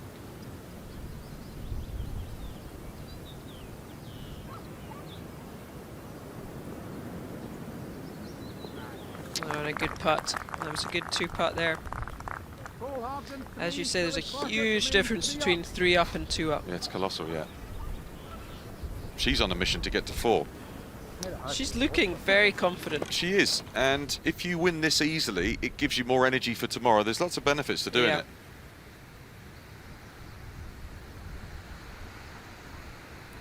Here on the 6th, the second par 3, just a little bit longer. 160. And that got a big bounce just off the back of the bunker. Just maybe pulled it a fraction. Just caught that down slope.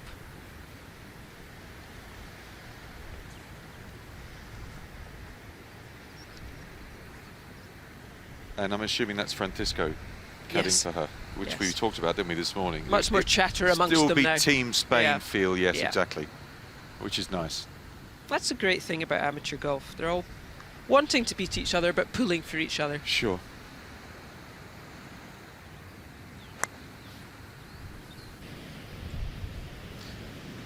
The Italian with a chance. That's flown 8 or 9 yards further than it did this morning. Wind has come around a quarter. It's going to make the inward holes very interesting. Because it's just picked up a little as well.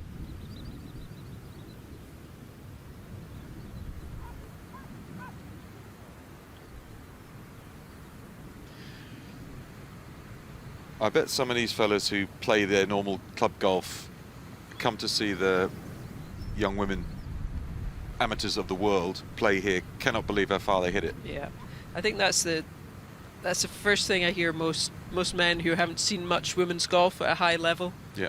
They're just amazed at how far they all hit it. But you would have seen in your time as a professional, from when you started and what tour average now is, a massive leap. You would have seen that. Yeah, huge difference. It's going like the men's game. It's a power game now. The Yeah. players they're all in the gym. They're lifting weights. You know, Yeah. trying to get stronger, trying to hit it further. That would be my one tip to anyone taking up golf. Just hit it as hard as you can. Start that way, yeah, because you never get those yards back. No, you've seen players over the years try and put distance on, and it's just so difficult. Yeah. Right, up the slope with about 3 yards of fringe, and then down the hill to the pin. That's very well done. Very well done. Easy tap in.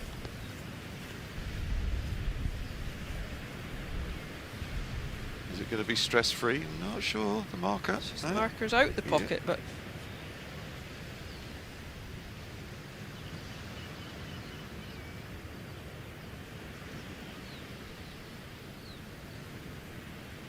she's in the driving seat.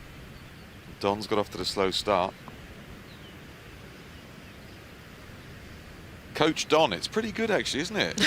Coach Don's pretty good. I think our players are going to be quite impressed with their play this week.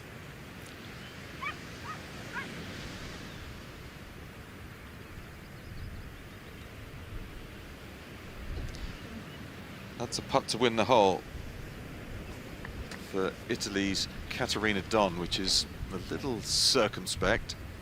And there's some eyeballs being given over these ones. Are they going to go good, or I'll see? I think at this stage I might have gone good. 6 hole. Interesting. Are you of the group that thinks that if you give, then you make them hold the crucial one on somewhere down the back line? You like that? I would give as a some, tactic. not give some. Okay. Just so that they don't quite know whether they're going to have to get that marker out or not.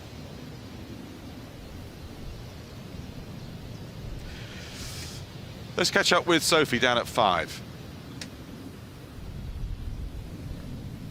Well, O'Keefer has tweaked it left off the tee. She's in a grass pathway with gorse in front of her. She can have a full backswing, but the downswing and follow through will have to be curtailed, and she's going to have to whip this round from right to left. She's got 138 to the pin, 108 to the front edge, and her playing partner has hit another long shot in here. So a risky draw, maybe hook to come for the American. That's a pretty good break with that finish. Goodness me. That one gorse bush, and she's lucky not to go in it. And I think, as Sophie said, she's got room to whip it round there. Close the face down, hook it in. If you're a good ball striker, you love when you've gone off, you know, off the chart somewhere, that you've got a tight, bare lie. It's just like heaven.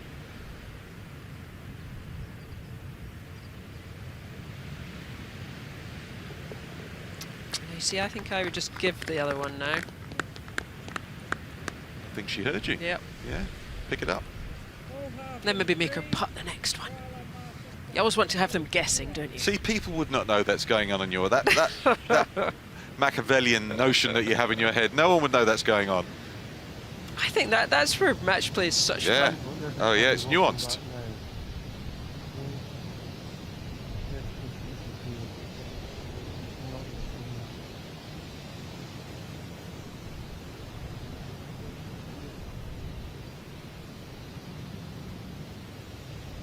I think also in Keith's favour is that this pin is back left. Yeah. You know, so she can hook that round, land it at the front and run it up. Would you use the word wheek? Wheek, yeah. You could wheek it round. Just checking, yeah. Wheek it round the winds.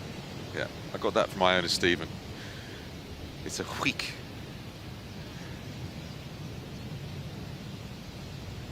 Or somewhere behind that hillock. That's where the ball's going to be struck from. Family photo. Oh no, just the kids. Much prettier. Just what they want. Just what the kids want. We took you to Nairn, do you remember that? Boiling hot day. That's the age though. Especially for young girls to come out and watch the best young women playing golf. There's nothing more inspiring than that.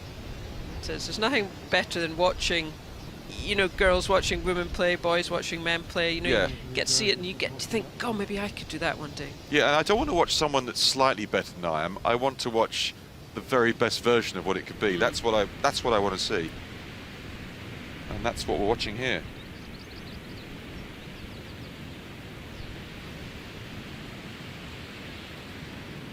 One lone walker. I'm looking for the dog, but I can't see it. Well, yeah, maybe they're just out for a walk. There was a border collie out there having a lot of fun this morning. And a dolphin. God, our dog would be eating the seaweed. He's a terror. Seriously? Oh, I have to keep him off. Eats the seaweed and then is sick. And then eats it again. Good story, Beanie. Good story. Right, what's happening here at O'Keefe? She's underneath that shed, if you like, line-wise. Very lucky not to be in the gorse bush. She's got a lie.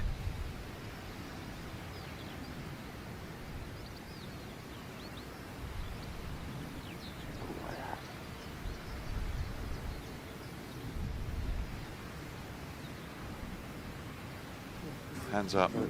Just about to hit, I think. Yep. And that nice tight lie, she should be able to get really good contact on it. Nope. I'm not quite sure what that was. No. I thought it, maybe she said lie wasn't as good as we thought. It's not good now. No. And she can ill afford She can't really afford another bad a bad hole. run. No, she can't. She's being comprehensively beaten right now. She'll be furious. Yeah, after the lucky break, you've not taken advantage of that lucky break of not going in the gorse bush.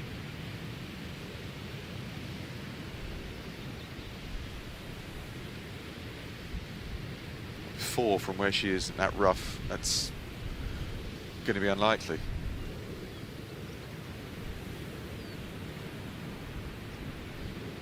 And she's run into an avalanche, to be honest, over the opening holes here at Nairn. Yeah, kind of combination of Claggett's good play. Yeah. Let's see if she can do a good one here.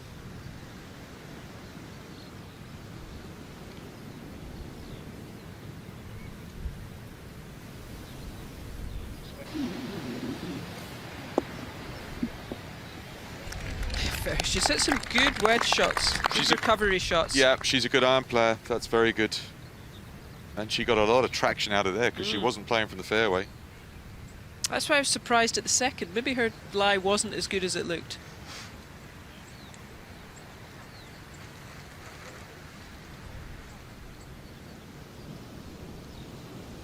Oh, well, if this is where the tee shot finished, and it is, this is nothing into this green. Claggett. Just a little sandwich.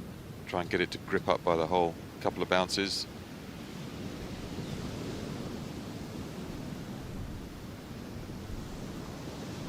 Taxi. She played that as if she was wanting to hit a little lower one, wouldn't she? The abbreviated follow through.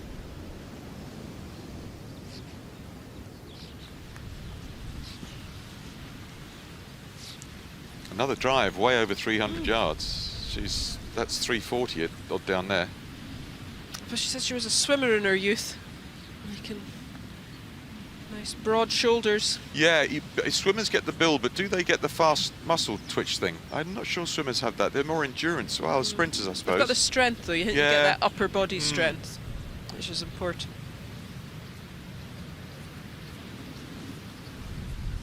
But she has played two. Yeah, still in the driver's seat in this hole. O'Keefe has played three. I like the way she just gets on with it. She's quite quick.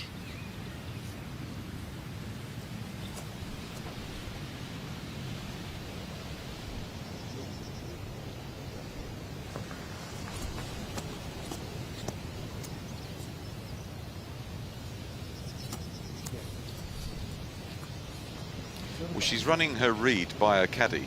You know, do you think it's there? Who's just looking at it and going, yeah, it's like an inch left. He knows the greens so well. Doesn't need to look at it.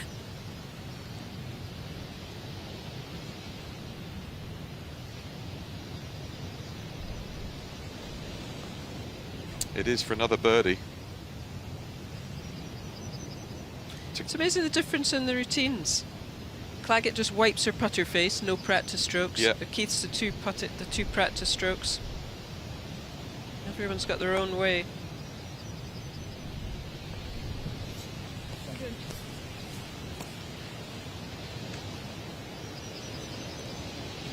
Okay, well, she's going to have a look.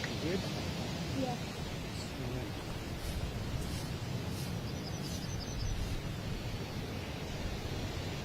Three up right now. And if this doesn't go in, she'll be four up.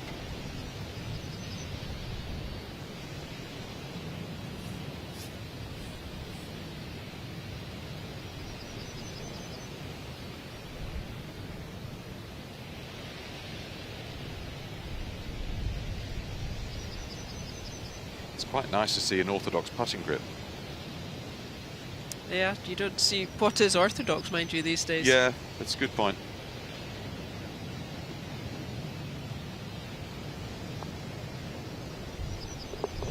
good putt. She needed that. What a fighting half that was. That might just kick her on. Yeah, It's tough to know what's a conventional putting stroke these days. I think normally it used to be people would go left behind low because they weren't putting well. that used to be Yeah. that's a sign of putting problems if you've gone left below right. It used to be. Yeah. I wouldn't say quite so much now. You see the claw, you see all sorts of different ones. I think young kids grow up putting cross-handed. They go that way before they go somewhere else.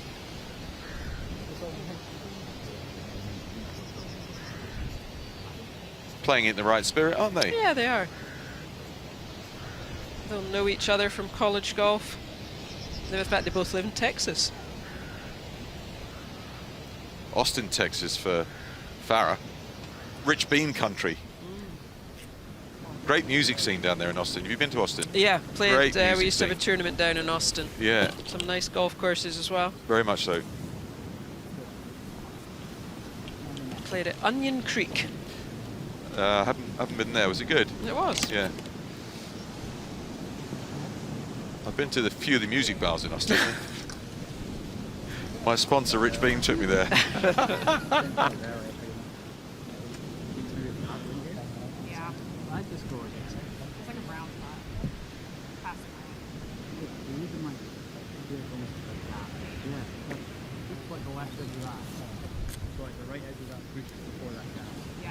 We saw some very good approach shots at this 6th hole this morning. We did. Just nearly where the a pin hole is in at the one. front, yeah.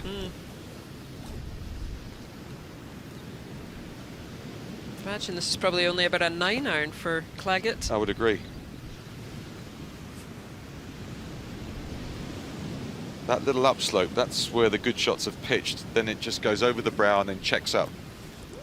It's a nice inviting pin.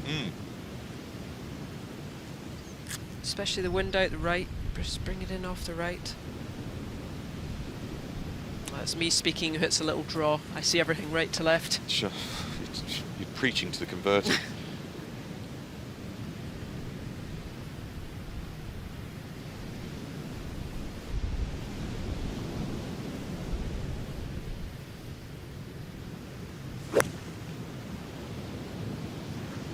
Good swing.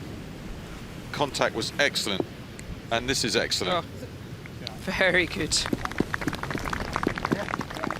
I always think it's a sign of someone playing well when they judge the distance well. Yeah. They're getting the distance.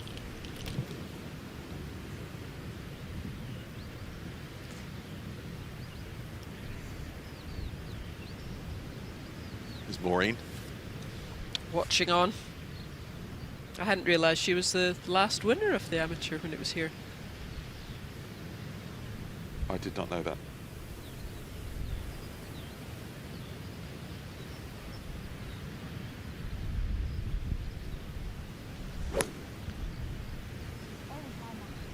That's clean, almost bottom groove, leaking right. Oh, it's done well. It's done very well. Two good shots. Yeah. Maybe not her best strike, but she's got away with it.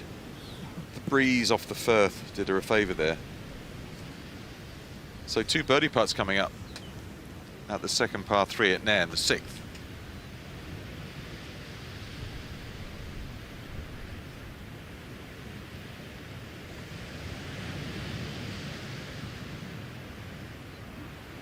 So we'll leave them and get ahead to the first of the semi-finals. Yeah, San Pedro 2 up, but her 4th shot here on the par 5. That was beautifully played. Very good. I love the way they just clip them off the top.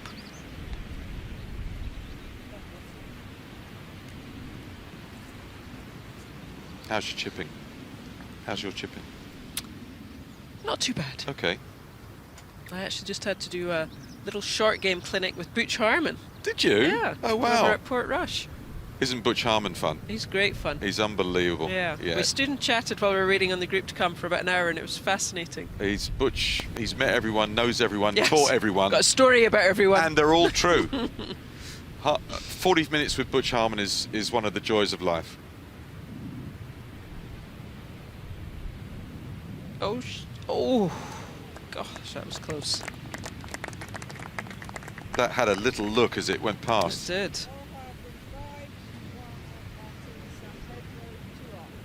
Well, she's fighting away, Katerina. She must feel she's got nothing to lose. Almost because she hasn't got the big career ahead of her, like some of the other players playing here are thinking of a pro life. Yeah, they're thinking they'd love to get in these majors, get that experience. And this is a big tournament to have in your CV.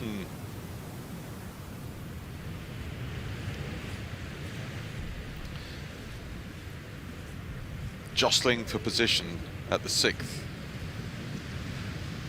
Claggett and O'Keefe.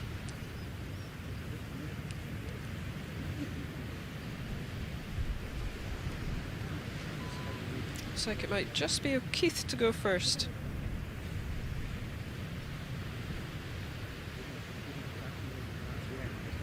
But I think for amateurs, you can see how they're, or higher handicappers, they're always looking to see the break round the hole, just where the ball's running out of speed. That's where it takes the most break.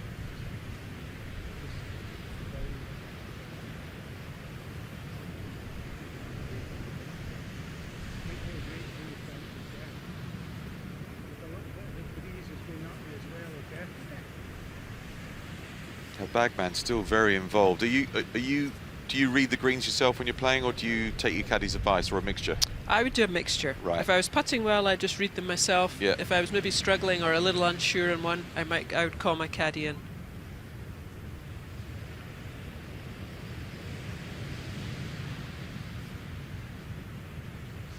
Farah could really do with seeing something go in just about now. 3 down. Not through half a dozen holes yet.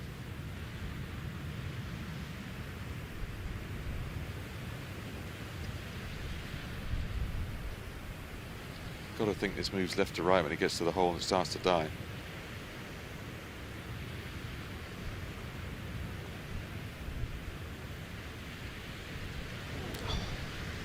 That's a couple of really good putts she's hit. To your point, what kept that out wasn't the line, it was the speed of the putt. Yep. It's under hit that. Just needed on that line, it needed an ounce more. Yeah, if you're thinking it's going a foot 18 inches past, then that's under hit.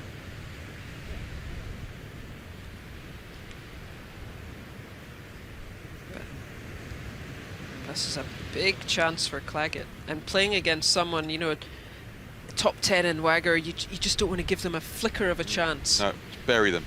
Yep.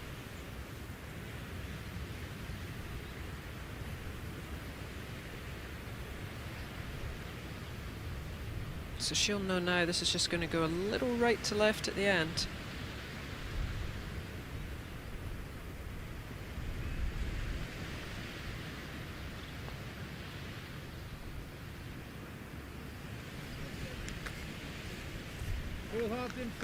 She will be perplexed at that. She stomped up and down her line a couple of times.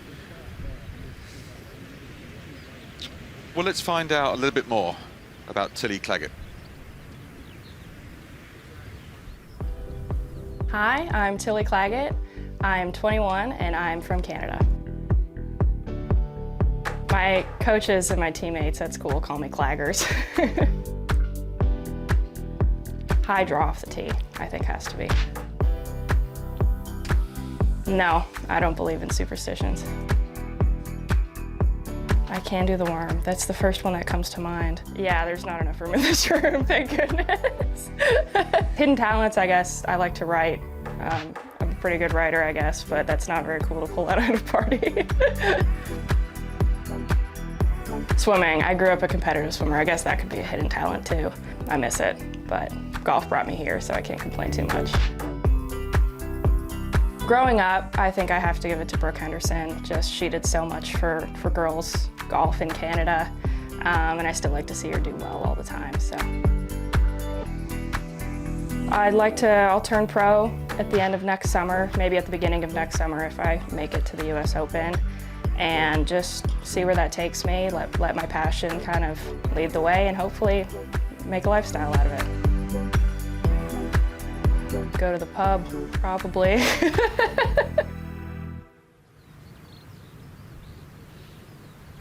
It wouldn't be the worst place to celebrate. It wouldn't. No.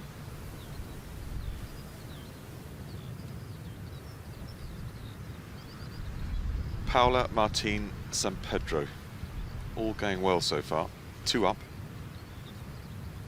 Yeah, second shot to the 8th.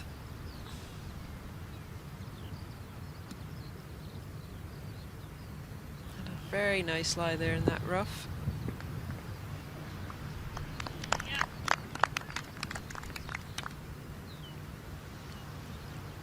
Isn't modern equipment amazing? I mean, everyone playing now with a ball that's rock hard and they spin, react like the old Bellatas used to. Out the rough as well. Amazing. It's given a little bit of an opening here though for Dawn. Just with a short club in here.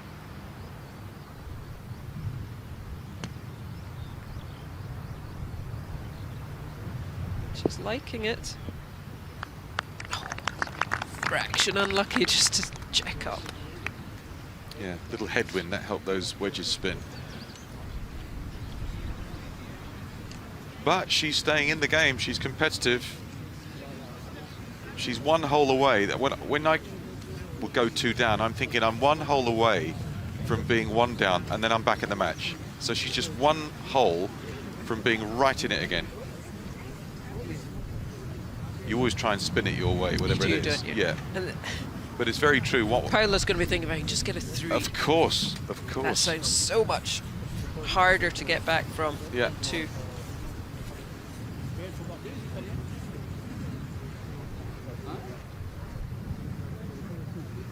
That's where I think having the caddy is a great help, because it gets you talking to your caddy and you stop thinking about all these things.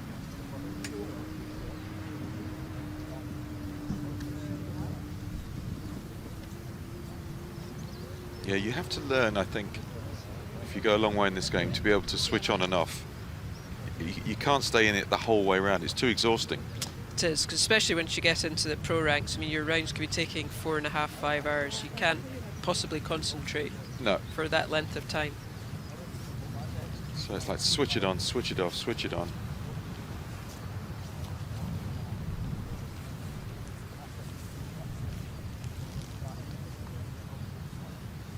Oh, well, 2 birdie putts coming up here. And it's a Spaniard to go first. The Italian stalking. Both with American accents. But both speaking perfect English. Beautiful English, yeah.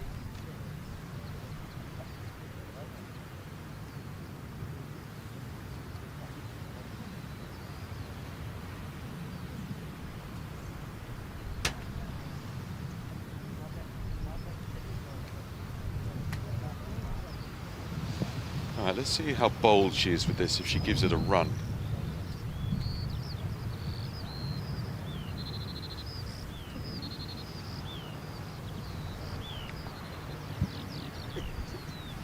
There's a long follow through, which meant the backswing wasn't long enough, and that's tentative.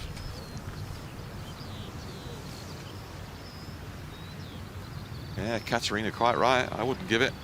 Not when I'm 2 down.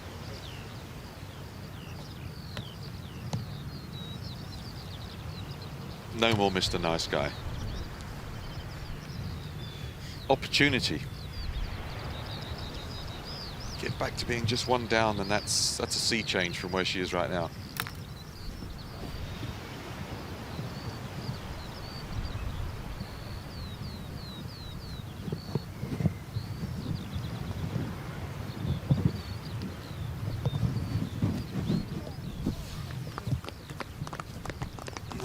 Putt she was looking for, that's for sure. Not running at the hole, never really had a chance. And you're 2 down. The one thing about the 36-hole final tomorrow, if you get off to a bad start, you have got time. You can get back. Get 3 or 4 down going into the back 9, and it's a pretty strict examination paper. Still just a little bit of work here. I'm not expecting anything untowards, other than a half in 4.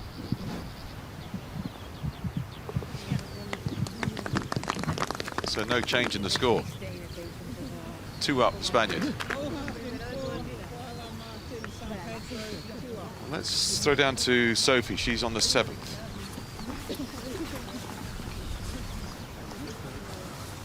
Well, these first 7 holes suit the Canadian so much. Downwind, right to left wind, and she is hitting it over 300 yards. Has got 216 left to this pin. Bunker short left, that wind down off her right shoulder. It'll only be an iron into this par 5.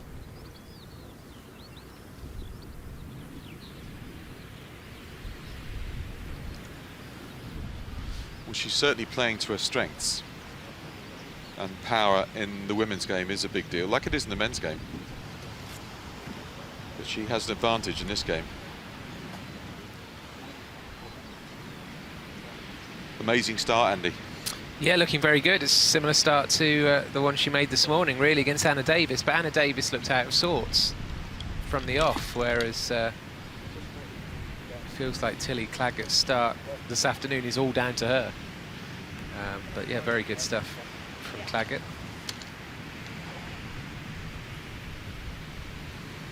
Like you say, the power of her game does seem a big factor, but she's also popped in a couple of really impressive putts as well, so every aspect of her game going well at the moment. That club in her hand looks no more than a 6-iron. This is 531 yards, the 7th. Big hitting.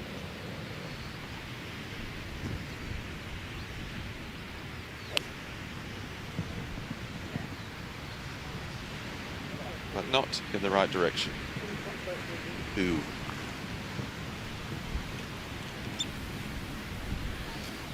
If you were out there, Rob, when would 3 down start to really concern you? You know, if you were 3 down now after 7, okay, you're thinking, all right, I've got. So if I'm playing okay, yeah. if I'm playing okay and I'm 3 down, I'm thinking, good, I've got time. If I'm playing badly and I'm 3 down, I'm thinking this could be over very quickly. So it really depends on how you feel. You can be 3 down and you played okay, swinging all right, you're in control, but you're just 3 down, that's fine. But if you're dogging it all over the place and you're 3 down, there's no joy in that. It does seem to me that Farrah O'Keefe hasn't shaken off the way her quarter-final ended, i.e. she was sort of holding on in the end, wasn't she? She kind of, yeah, like she came up for the 3rd time and just about survived. It was what it was like.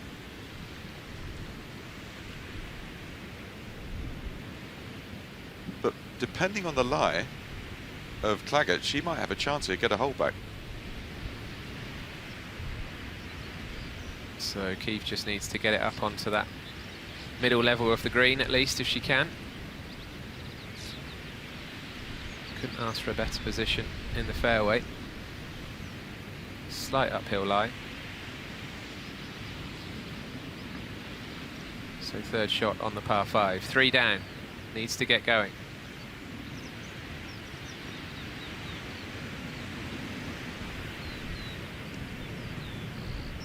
This is her game, though. This is what she's good at.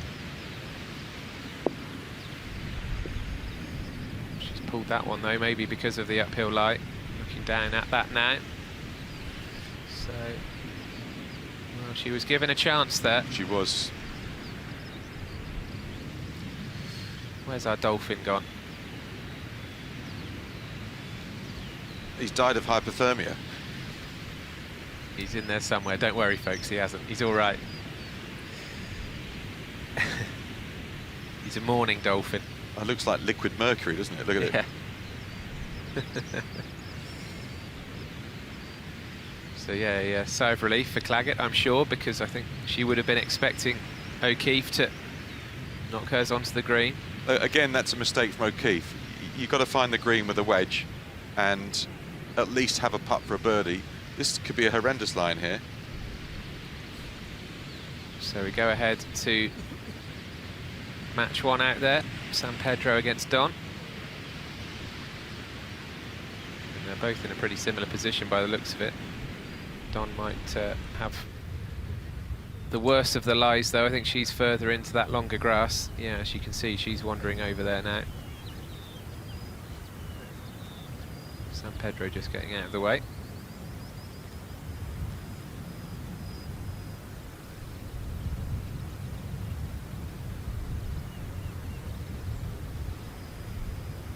She's got to hope she gets a lot of groove on this.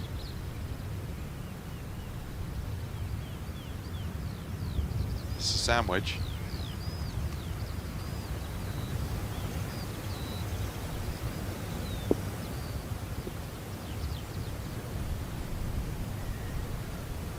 That's going to roll away, surely, or is it going to hang on?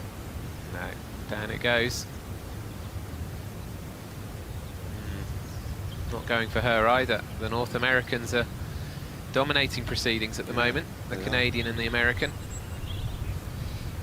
It's a peculiar little feature, isn't it?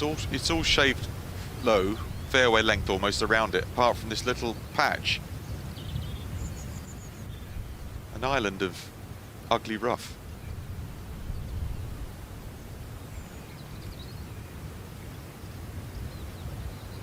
Not sure the lie's the greatest.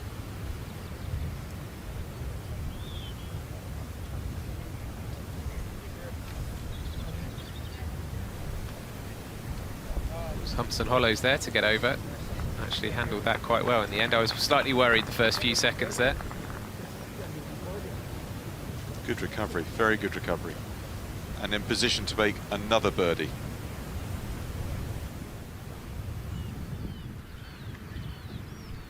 So we saw Katarina Don go rolling off the green.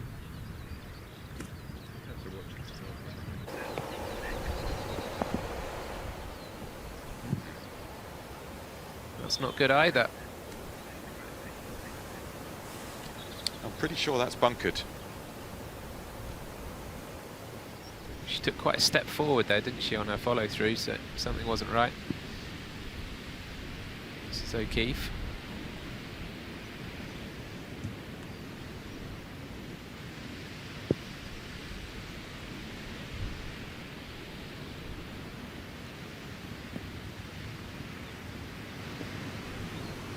Oh dear. Oh dear, oh dear. It could be 4 down very shortly. Let's catch up with Sophie. She's down at the 9th. 18-yard bunker shot here. Lie's nice. Got to get this one up quick.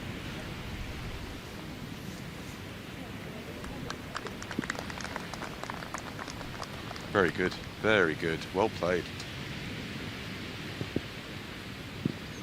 Don pacing out the putt. Yeah.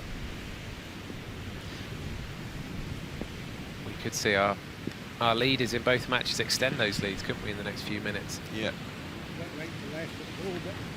But some of these youngsters, they're so formula with what they're doing. Process, science, data.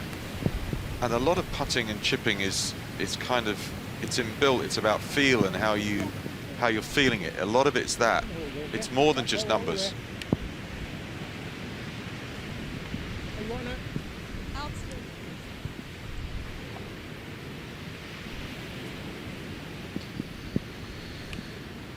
So after that loose shot that ran away from her a few moments ago, Farrah O'Keefe, wearing the USA cap, needs to recover.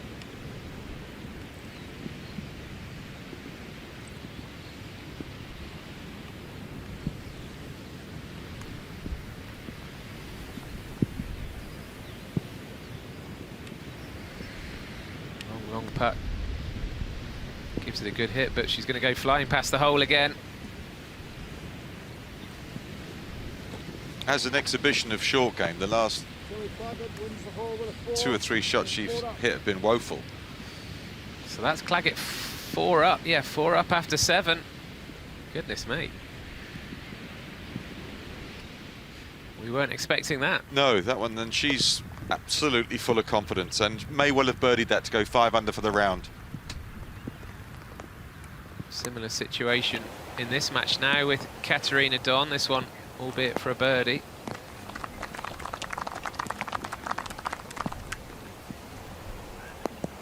I think that's been conceded, I think. Yeah. So she has the 4 in the bag. She'll have a look at her opponent's putt from 4 feet after an excellent bunker shot to stay 2 up, Spaniard. Claggett won her first match play contest this week by 1 hole, but since then it's been relatively straightforward. 3 and 1, 3 and 2, 4 and 3. But this is back to San Pedro. This is to halve the hole now for the Spaniard. In it goes, of course it does. Very few mistakes from the Spaniard, and that might take her a long way in this tournament.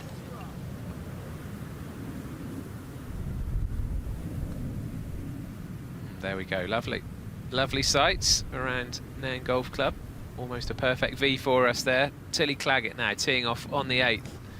4 up.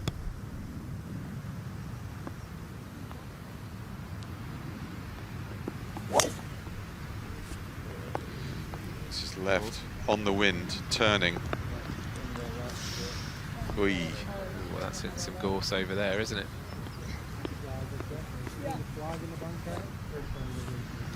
So not flawless, but better to do that when you're 4 up than 4 down.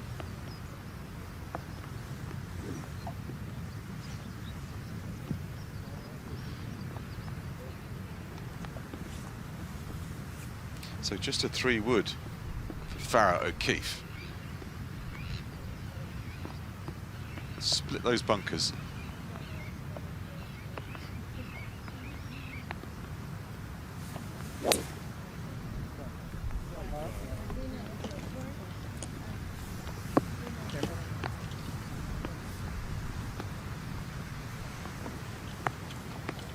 There were positive noises back at the tee, weren't there? So I think she'll be okay. Difficult to pick out the ball in the gloom.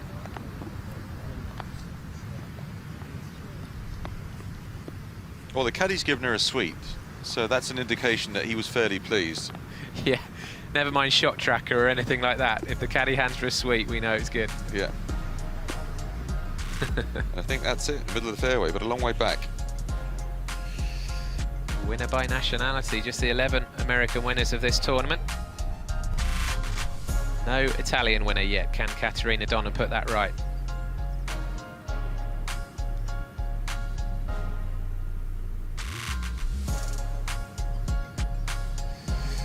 Welcome back to the Women's Amateur Championship. And we're looking at a stat here about winners by nationality of this championship. England leading the way on 55 there. No Italian winner yet. Caterina Don looking to put that right. 11 American winners, most recently last year with Melanie Green. I'll hand over to my canine expert here alongside. That's a Great Dane. They're lovely, docile dogs, they really are, but they don't live very long. Big dogs generally don't. He's a handsome brute, isn't he? He's enjoying himself. Oh, little and large. And quite often the little one's the boss. Yeah. It's quite common.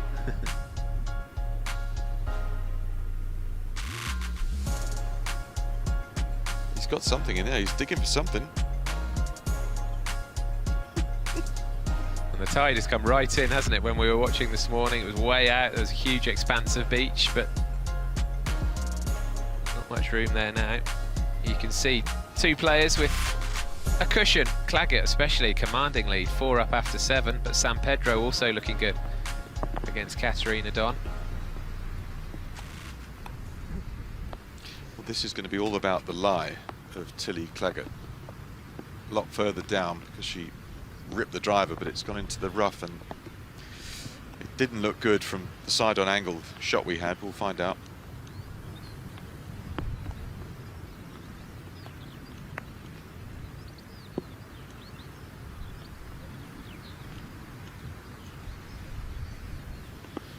That's a 9-iron in her hand for her second. Played in the Arnold Palmer Cup last week. Her dad Mike was a professional tennis player of some standing.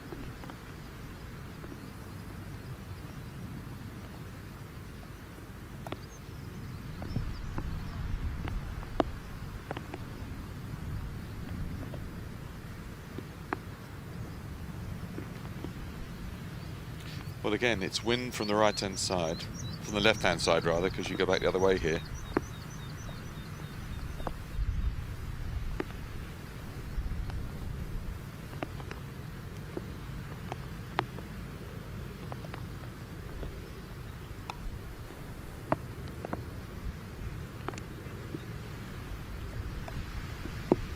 This is right of the target, and it's tight there.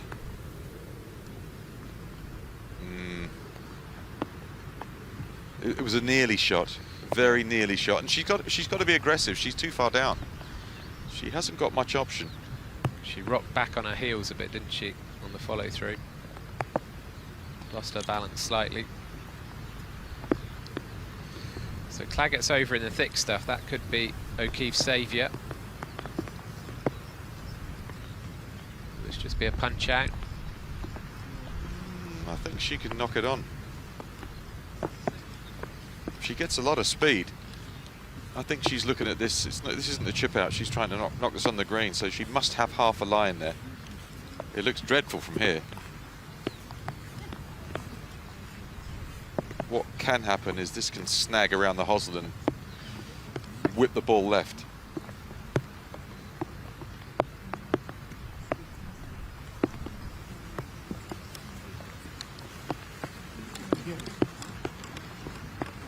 She's getting closer.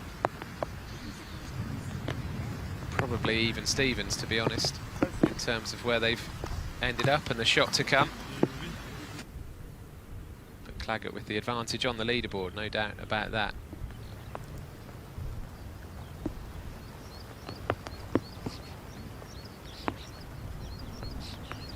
Looks like a C-har there, which we don't need that to creep onto the links at Nairn. We do not need that to happen.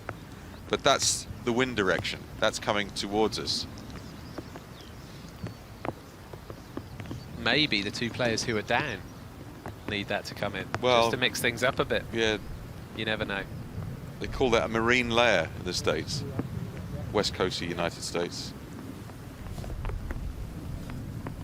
You can have a lovely day planned at Pebble Beach or any one of those courses along that coastline. It's been planned for 6 months. You build up to the day, you get there, 9:30 tee off, and you can't see a thing.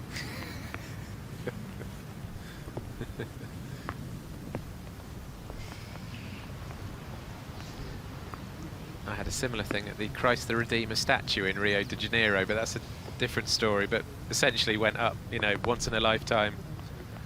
I've been there. Couldn't see a thing. You were above the. We were above the level of the clouds because it was just so miserable down below. Right. Couldn't see a thing. Still incredible to be there, but you could see Sugarloaf sticking up, could you? Just the very, very top of it, which right. in its own way was spectacular. But you couldn't see any of the city below, none of the beaches. Look at us two talking about trips to Rio de Janeiro.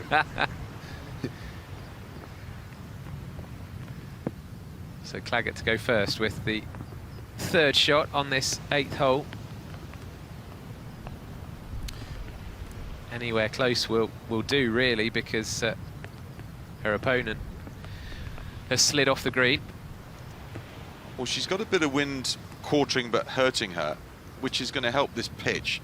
I think she's on the upslope. She's going to try and carry this up on top.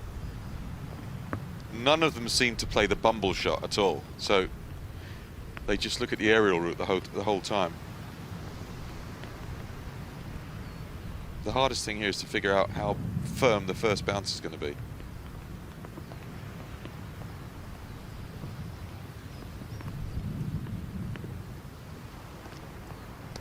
Or exactly as you called it. She missed that. Completely missed it.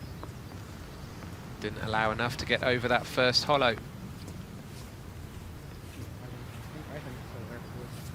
That was neither one nor the other, that.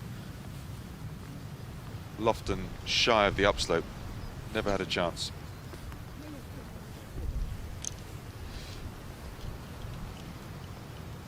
So hard to say it's a crack, but it's the first kind of mistake.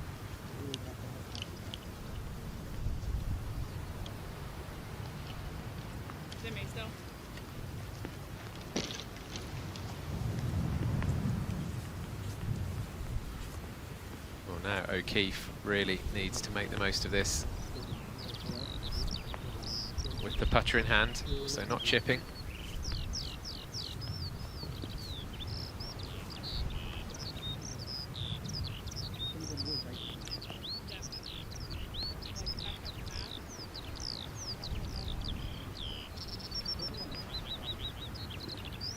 Might still be, might still be Claggett.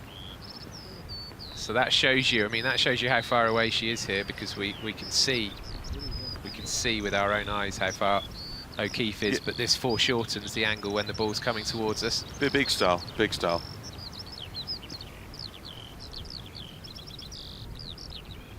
So this is a par putt.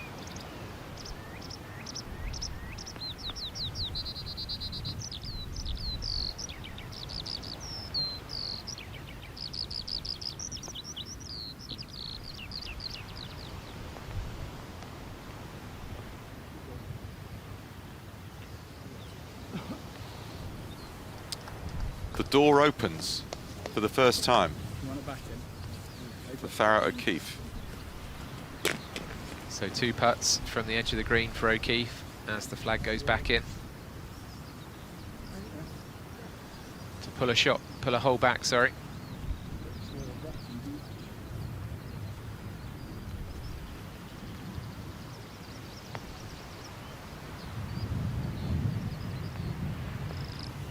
Right, there's not too much to worry about line-wise. This is all about the speed through the first 2 or 3 yards.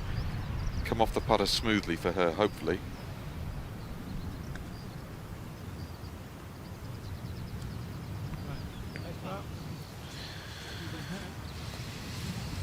It's okay, okay. We saw her rattle 2 putts by on the previous hole, so that was better in that sense, but not completely straightforward what she's left herself.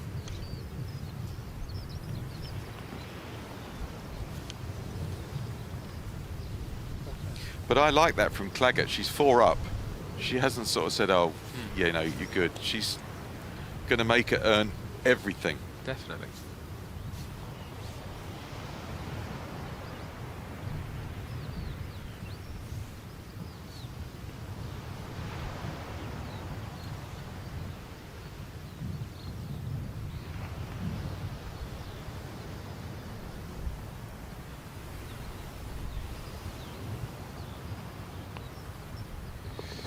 She needed that, didn't she?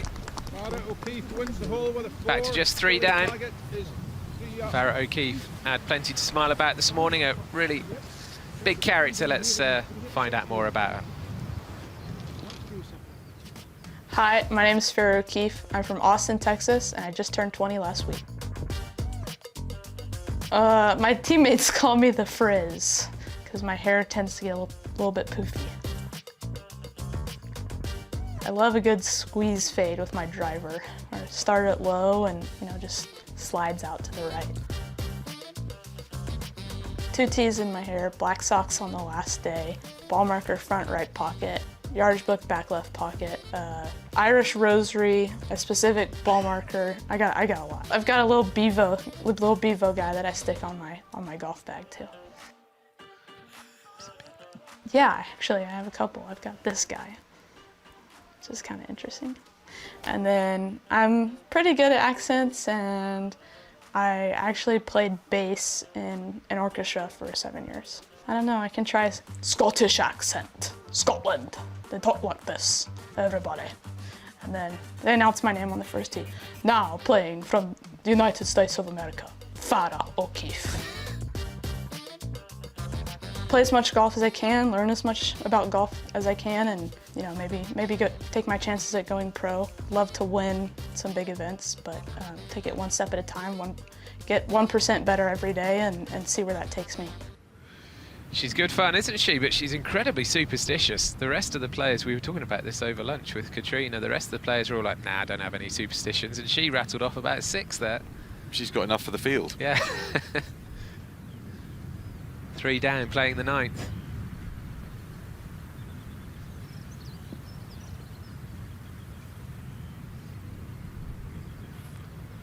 Having got a hole back, you want to follow that up with a good tee shot on the next, which she hasn't done. It's only 322 yards, so iron off the tee is still going to be just a wedge.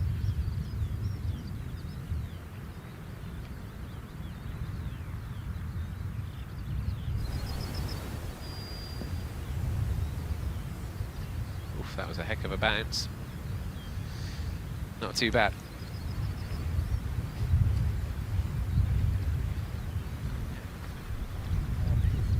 So now Farrah O'Keefe's job is to pinch another hole fairly sharpish, and then all of a sudden from she's beaten, 4 down and going the wrong way, she's got nearly 9 holes to try and claw her way back into this.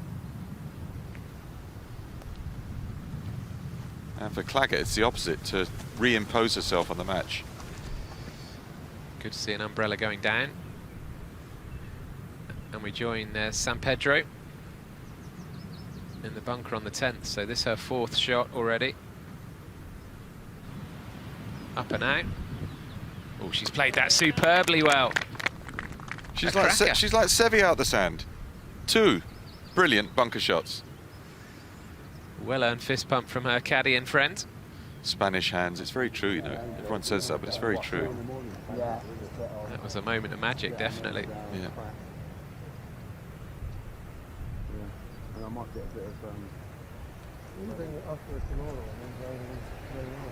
A northerly wind today, which is unusual. Certainly in June. Usually it's a westerly, which blows straight up and down the course, but kind of crosswind today.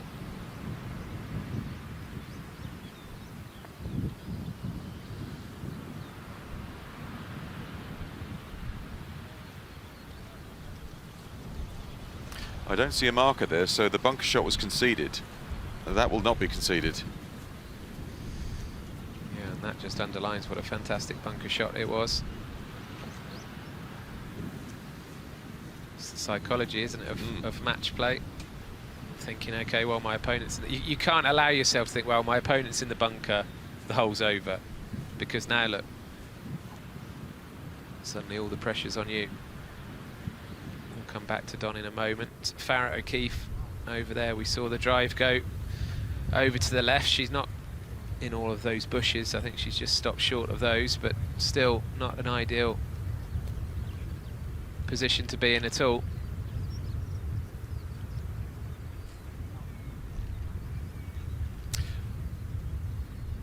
Many moons ago, I had a Scottish caddy, one of the Scottish legend caddies that we had on DP World Tour, Edinburgh Jimmy. And I was a young buck, just made my way onto the tour, and he caddied for me. And I said, how far we got? He said, I don't need that, I'm going to A-ball it. I said, where's the book? He says, I haven't got a book. Didn't have a book, and just called the club from wherever I was on the course. I mean, it was quite remarkable. That was quite an eye-opening for me, because I had a few caddies and he just said, no, there's no book. I assume he wouldn't fancy all these machines these days then, gadgets. Yeah, I mean, tech-wise and facility-wise, the game is moving at a rapid pace. This is a sound wedge. How far will it release?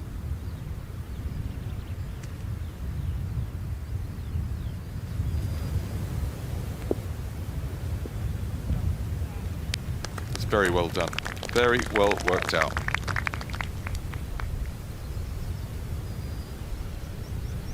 Let's nip back to Katarina Don. So this was the putt suddenly to halve the hole.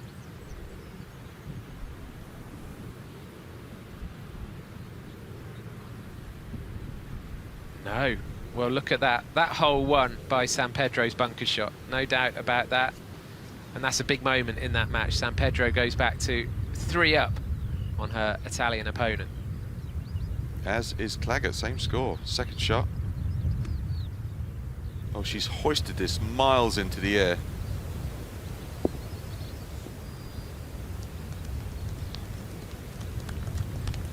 The difference between playing from that light wispy rough in the fairway is dramatic. Doesn't look much visually, but contact with the ball is absolutely key. So just 150 yards off the tee on this par 3-11. San Pedro is walking sideways after hitting that one. Decent tee shot. Happy with that one. Doesn't need anything spectacular.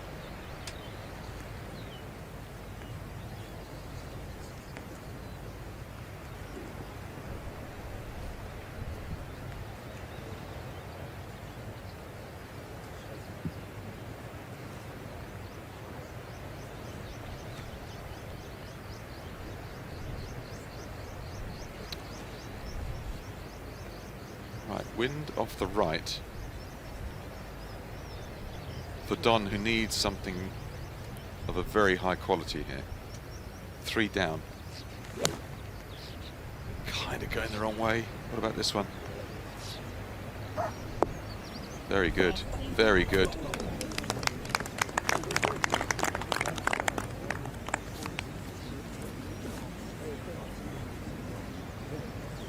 Love that sound. I was saying to Katrina, the sound of the ball and links turf coming together. It's one of golf's joys, that. I'm pleased for her that it clung on. It deserved to hang on to the green there, didn't it, really, from in terms of where it pitched, the line and everything. It was a lovely shot. Yeah. Yeah, should be pleased with that. We've been dropping in a couple of these player profiles for you. Some of you watching won't have seen or heard anything about these players before this week. Well, let's hear from the Spaniard there on the right, San Pedro. Hi, my name is Paula Martin San Pedro. I'm 19 years old and I'm from Madrid, Spain. A lot of people call me Paulita. It's like, I guess the version to say like Paula, but like smaller size, and that kind of fits me. So I find it really funny and I like it a lot. I would say it's been hitting like solid 6 irons this week, so. Not a lot, but definitely a few, like using 1 or 2 markers only for the past like 2 years. And then the number of tees in my pocket's always like 4. I would say Suits. I've watched that multiple times and I just think it's really funny, and I got to know a lot about law, which I wasn't familiar with. In the next year, I would say just becoming the best version of myself little by little. So yeah, just growing both on and off the golf course. I've got a lot of good stories both on and off the golf course, but I can say that I played today from the beach, so that's a new experience for me. It's amazing, isn't it, Rob? The influence of the US on amateur players, both men and women. You know, these young players all have the American twang to their accent because they spend so long there studying and playing golf. Yeah, but if you're, yes, you're right. And if you're in college surrounded by largely American people, and you watch American TV shows. Like Suits. It just, you know, osmosis. It gets in there. It really is amazing. She's been playing so well all week and is in a really strong position. This is a birdie putt to keep the pressure on.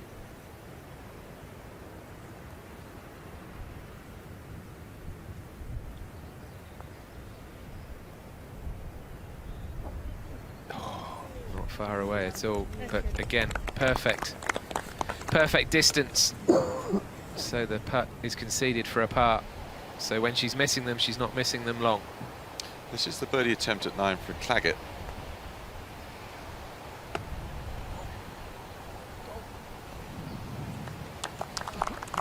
All but.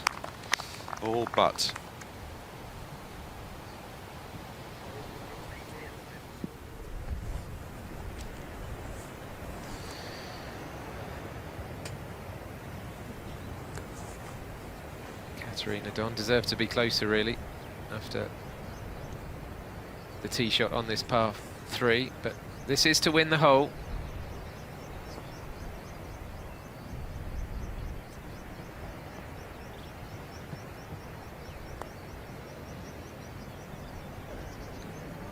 Oh, needed a bit more turn, good effort, but hole halved. So another hole goes by, 3 down. About to tee off on the 12th. So time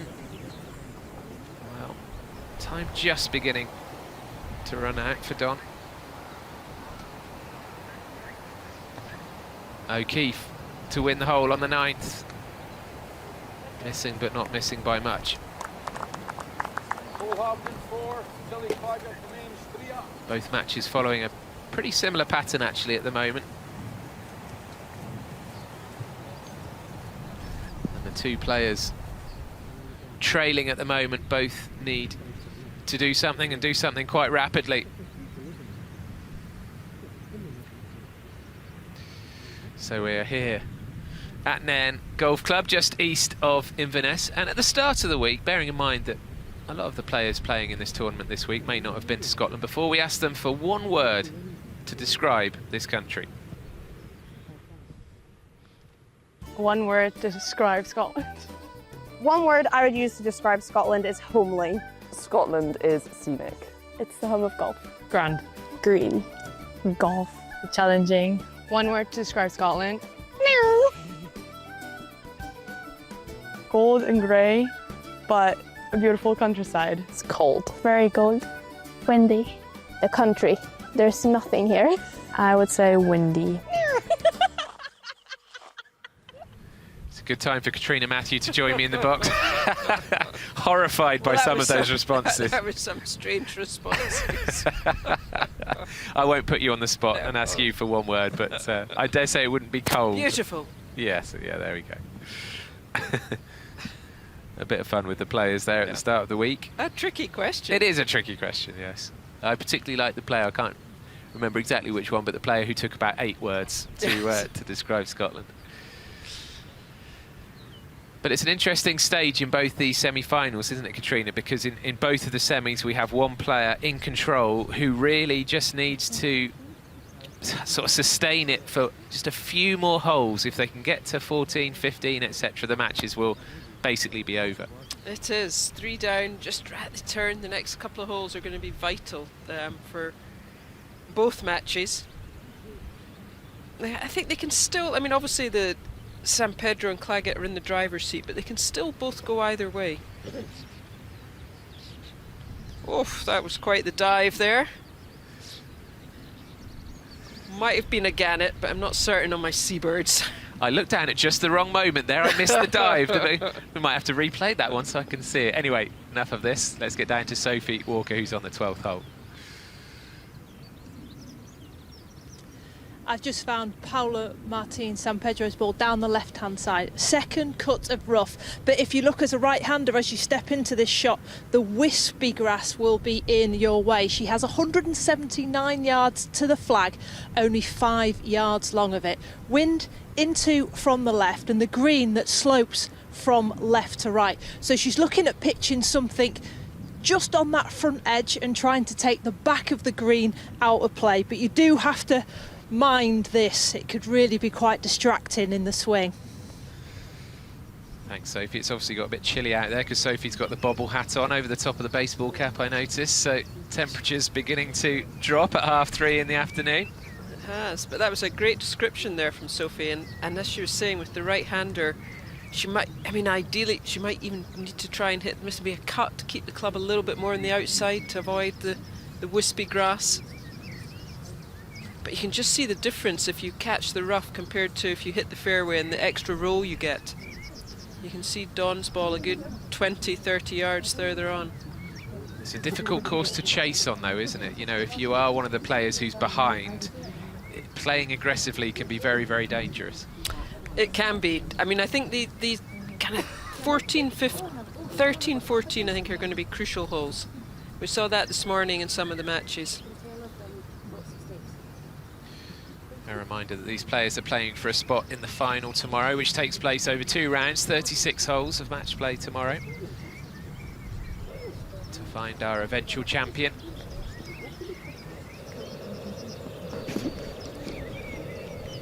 I know, 36 holes, that's a battle. It really is, and you know, if you find yourself down by a long way, a big margin at the halfway stage, it must be very tough to kind of go back out there and think, right, I've got to start all over again. You can join us, by the way, get involved. Go on all the social media platforms there on the right. Hashtag the Women's Amateur.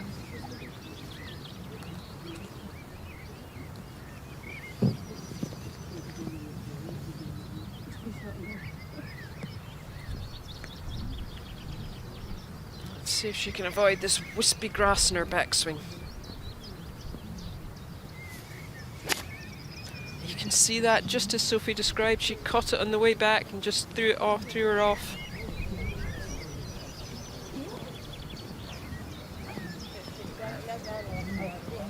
sure about that one in terms of its final destination, but yeah, as you said, Katrina, and as Sophie teed up nicely for us, that was exactly what happened there, wasn't it? It as can the club look came innocuous, that, because it's wispy, it doesn't look thick, but when it catches the club, just grab round the hosel and turn the club face over. So if you're Katrina Don, you're looking for just these little moments where you think, okay, opportunity here. Rechecking the yardage book. Definitely, she's got to be thinking middle of the green here. Pins 27 on, in the middle at the back.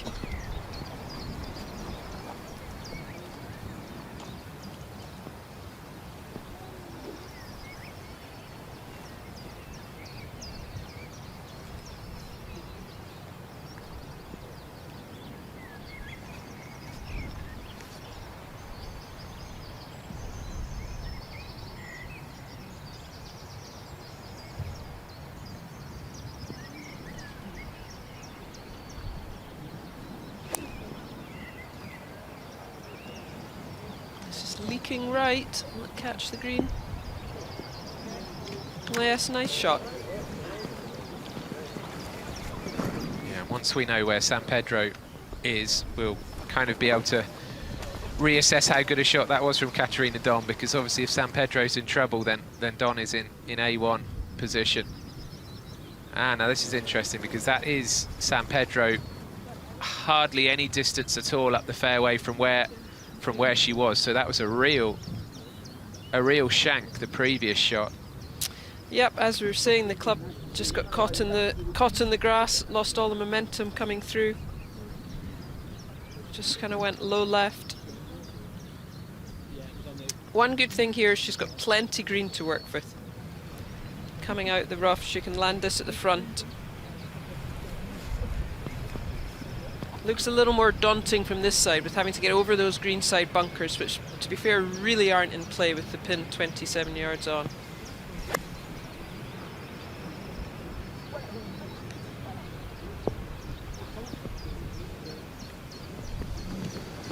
Not bad.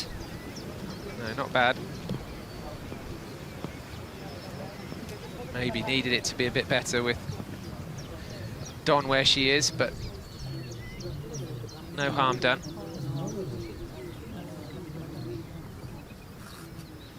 So San Pedro 3 there compared to Don's 2. Yep, Don in the driver's seat there to try and get one shot back, eat into that lead, get back to 2 down just. Great to see so many spectators out there, it really is. And it's free of charge to turn up at Nairn. So tomorrow, as we mentioned, a 36-hole final, play in the morning and in the afternoon, and of course the trophy presentation at the end of the day as well. So plenty to look forward to if you can get across to Nairn tomorrow. Otherwise, stay with us and we'll bring you all of the action live, of course.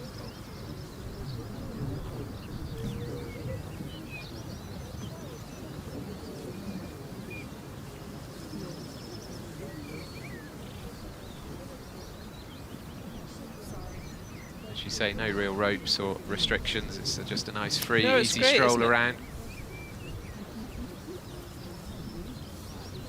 You can really get up close and personal, as they say, see what's going on. So you see a lot of the players doing this, don't they? They pace out, see how many yards they've got, just to give them an idea of how hard they've got to hit the putt.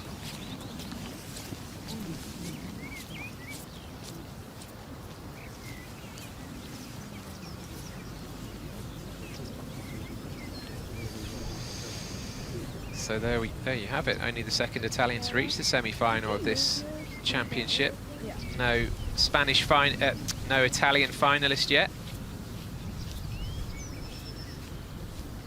No Italian winner.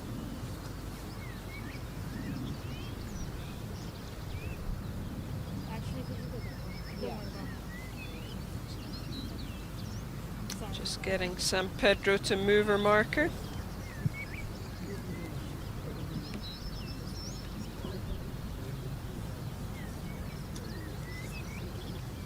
San Pedro will get a nice line off this one, won't she? She will. This, I mean, Dawn's just looking to try and get this up to gimme distance. If it falls in, it falls in.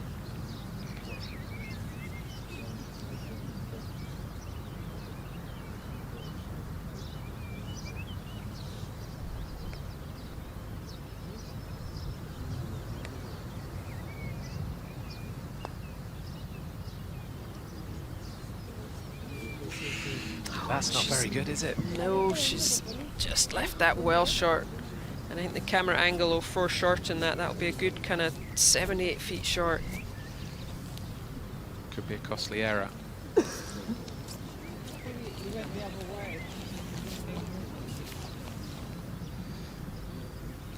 The referee just stepping in there. I think San Pedro was moving her marker the wrong way back. She got a little confused.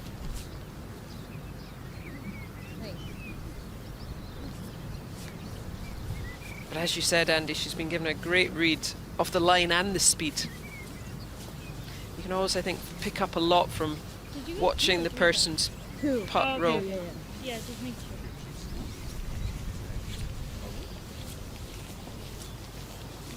So this is a par putt after the troubles down the left-hand side.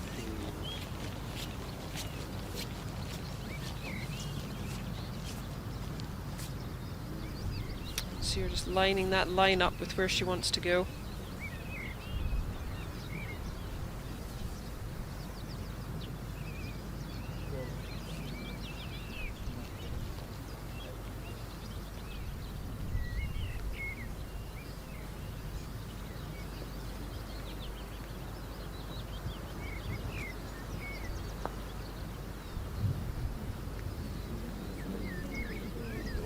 She gave that a chance, just ran out of steam at the end.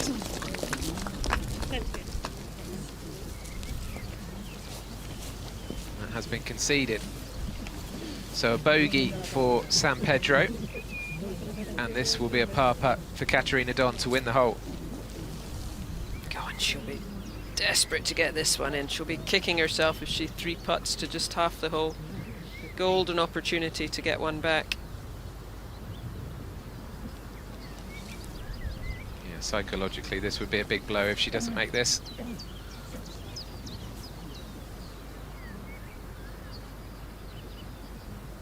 Just firm left edge.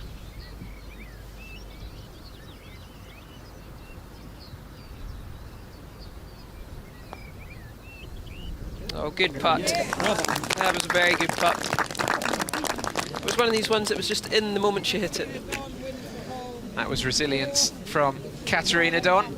Moves back to just 2 down after 12 holes, and we commented on a number of spectators out there of all ages. I'm out on the course with some of the spectators. What's your name? Joseph. Lawrence. And they're brother and sister. Now, is this the first time that you've ever watched golf like this? Yes. Is it good? Are you enjoying it? I'm loving it. Do you play golf, Florence? Yeah. Do you play here?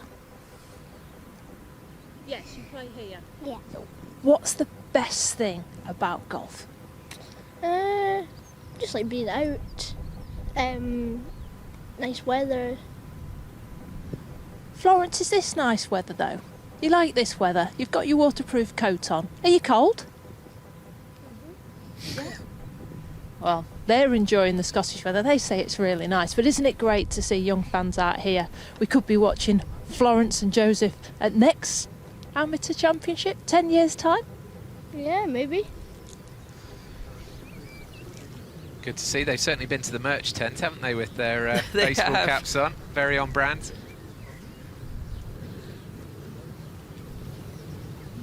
And here's Dawn on the 13th. 397 yards. Back up the hill, pointing right. Just catching that rough. There's just a bunker on that left-hand side at 240 yards that they're trying to avoid. Frustrating, isn't it, Katrina, when she's just knocked in an important putt to win a hole, and then you don't carry that on to the next tee. I know this hole, you're playing away from Murray first, back up the hill. You've got a bunker on the left, 240 yards, and the fairway just narrows in there. So you can see them just taking a 3-wood just to try and stay short of the bunker.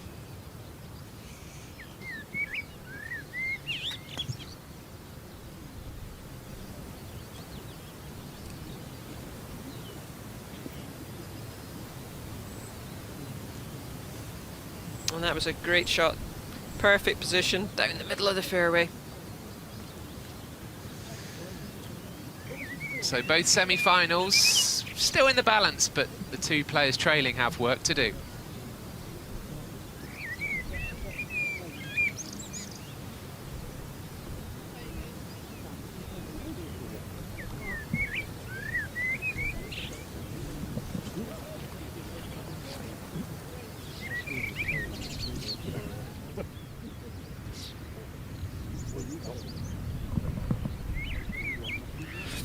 Just watch Claggett hit this putt to win the hole and get to 4 up. Used to swing hard. Oh, how about that? How about that? Things looking very rosy for the Canadian. I hope you're enjoying this around the world, wherever you're watching, on Sky Sports, as we watch this one go in again. At the top of the hour, we're going to switch to Sky Sports Mix, because on the main channel, we're going to concentrate on the US Open. Moving day, Saturday. Rory's out there. So you can stay with us in this semi-final on Sky Sports Mix, if you're watching on Sky Sports. Otherwise, around the world, continue to enjoy some tremendous golf.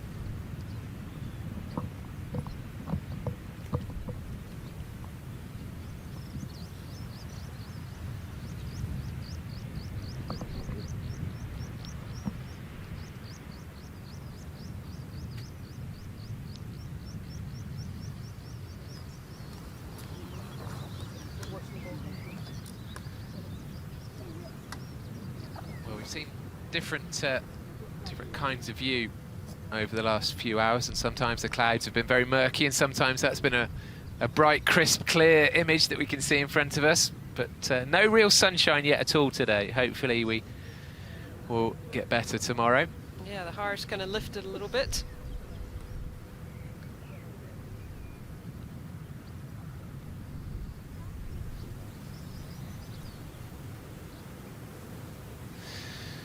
Welcome back to live coverage of the Women's Amateur Championship.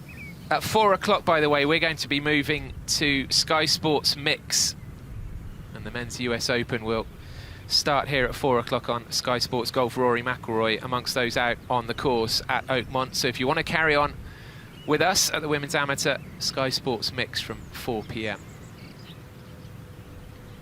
And here's Claggett on the 11th. Pin at the back, so playing about 160. Back right.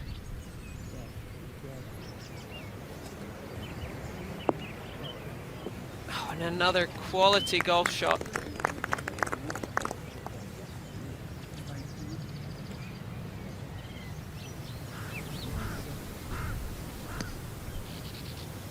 Got San Pedro, her second shot, back up the hill on 13. Well played, very good distance control.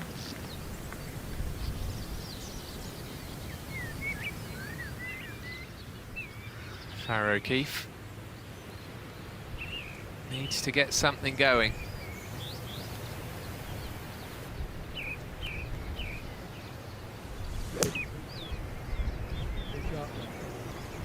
She likes it. Oh, and what a response. Oh, wow. That could nearly... looking good for a birdie. Well, that could be it, couldn't it? That could be, you know, she does need to get something going, and that's a brilliant way to just give yourself a bit of a boost, a bit of pep. Yeah, the best shot we've seen in here to this par 3. 7 iron. Look at that, one bounce, checks up. Very good. And as we said earlier, the iron play is probably the strength of her game. Very good ball striker.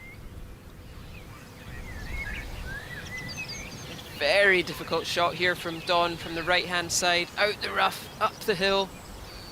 170 yards.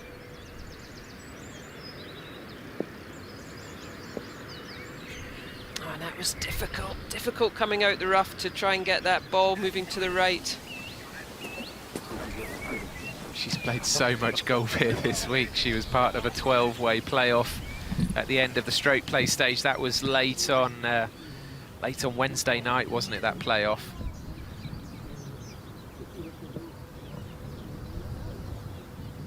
She was 5 over after the stroke play stage, 74-75, but came through the playoff. Changed her flight this morning when she got through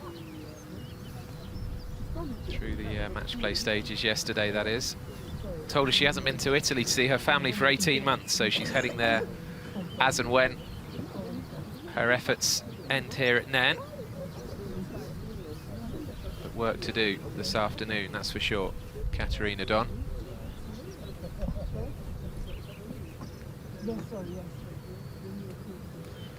A reminder of where we stand. So Martine San Pedro 2 up on Katerina Don, and Tilly Claggett 4 up on O'Keefe, but we've just seen that brilliant tee shot from O'Keefe on 11, so that score may change in the next few moments. It could well do. Claggett's kind of been in control of that match from the very start after her scintillating start.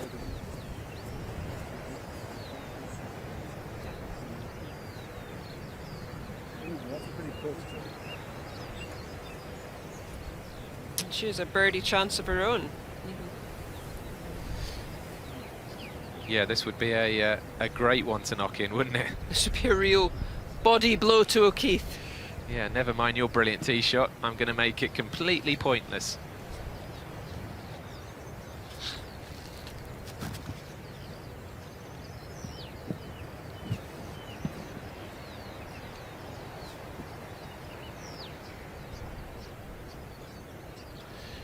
Long, long way though.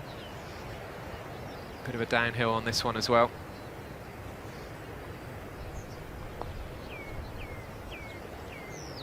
It's a good putt.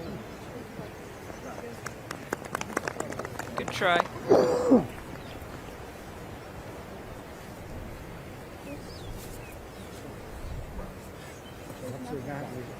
But O'Keefe in with the short birdie chance. And one you feel she has to make.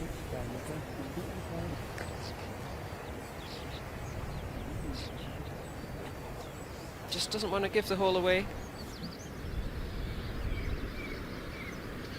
Quickly see Dawn here, just from the left-hand side on the 13th, back up the hill. Can she get the pace right? Just left one of those length.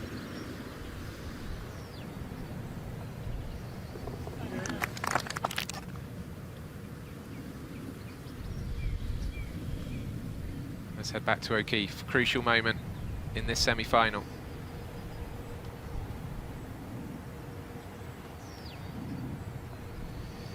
And she gets it. Let's see what that does to Farah O'Keefe mentally, getting back to just 3 down. She had Madsen from Denmark come back at her this morning. Let's see if O'Keefe can do something similar this afternoon.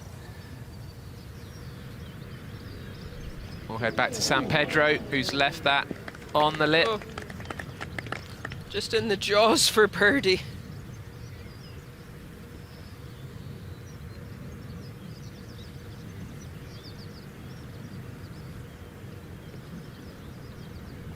But Dawn's still got a testy little 5-footer to half the hole now.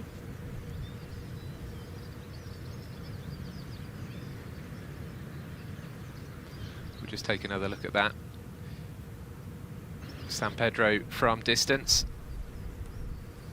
Oh, it looks in all the way, doesn't it? Just pulls up short. Just a roll short.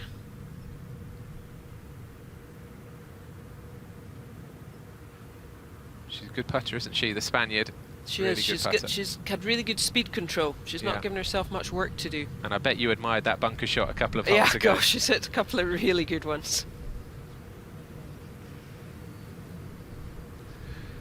So let's have a look if Katerina Don can halve the hole. Oh, well done. She's hanging in there. She is. She really is. tough par 3 coming up next, back down the hill, playing just short of 200 yards.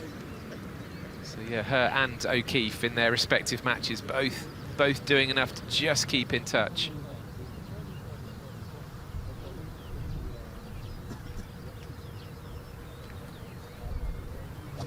And here's Claggett on the 12th tee.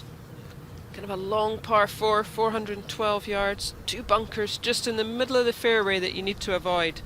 And she's just blown it right over them.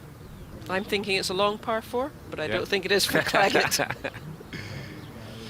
Just a reminder, if you're watching us on Sky, if you want to carry on watching the Women's Amateur Championship, we'll be moving to Sky Sports Mix at 4 o'clock. So in a few minutes' time, the Men's US Open Golf will be coming your way on Sky Sports Golf.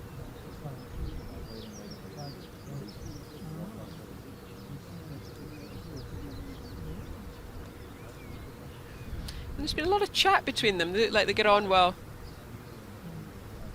which is nice to see. Both living in Texas, they maybe play a bit of golf together. Yeah, there's a great camaraderie, isn't there? The college tournaments and all the different formats of the game that they'll play in those college tournaments. You know, it really creates this atmosphere, doesn't it? And golf's a small world. If you play at the high level, you tend to know everyone knows each other.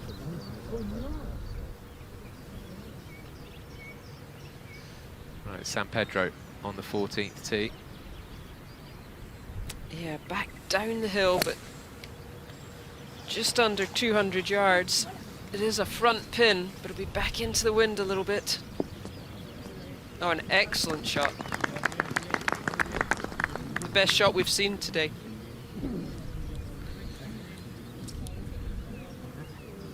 Looking strong. Paula Martin, San Pedro, enjoying life at Nairn Golf Club. So if you want to carry on watching the Women's Amateur, head over to Sky Sports Mix. Men's US Open Golf on the way here on Sky Sports Golf.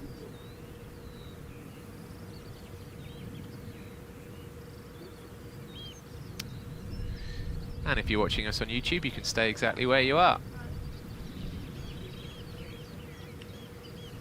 Yeah, cracking tee shot with not with an iron either, so off the tee on this 199 yard par 3. And I don't see Dawn's golf ball, so whether she's maybe just short, there's a little bit of a ridge up to that green. He's heading down the right side though, so we will see. And physically, we've been talking about the mental challenge of so many rounds of golf over the same course over a number of days, but I mean physically these players will be taking that in their stride, won't they? I think so, yeah. I mean, it's on the whole, it's a fairly flat golf course, quite compact, not a huge long walk round it. It's not windy, you're not battling the wind. I wonder if it's a factor in the selection of the courses, you know, to play these amateur championships at. If you're at a much more physically demanding, you know, hilly course, it could take it out of you over the course of, well, certainly for the finalists, 9 rounds. But yeah, I'm not sure if they think of that or not.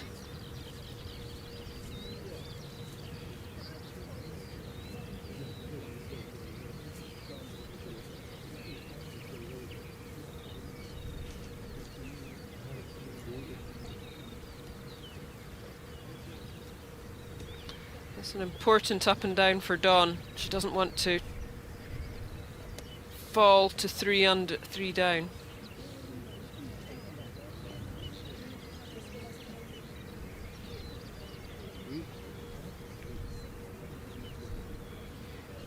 Got a lot of green to work with.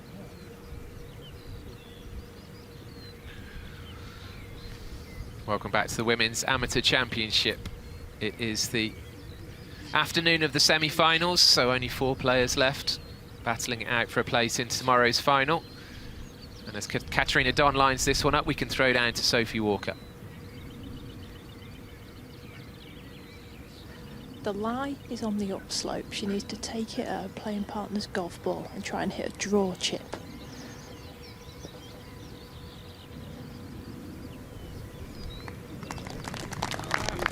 Katerina Don has hit a good one there, and she needed to after the tee shot of San Pedro.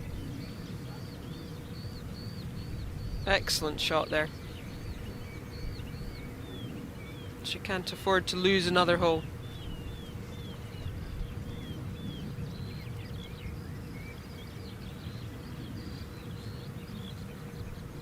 It's a nice scene down there, isn't it? It's going to be Don to putt again though next, is it? No, maybe she's just lining hers up.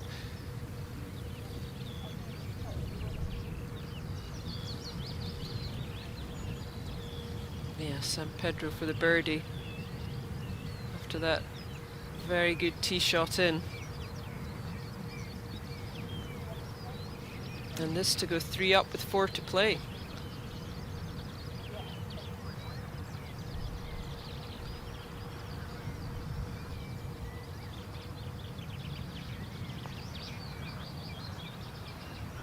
She hit it this time. Good putt. That was a very good 2. That's brilliant as well, isn't it? Because Katerina Don won the previous hole to hit back straight away and get that 3-hole lead immediately is really, really good. And that was a touch of class. We'll see it from a different angle. Perfect. Just perfect speed.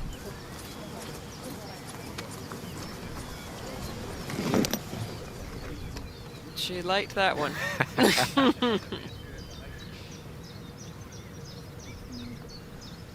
In a very commanding position now. 3 up with 4 to go.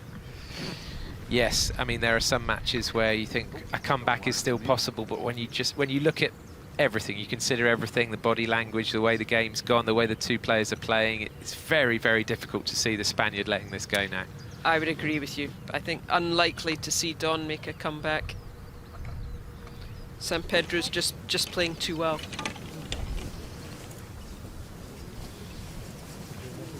Head back to Claggett and O'Keefe. Yeah, on the 12th green. So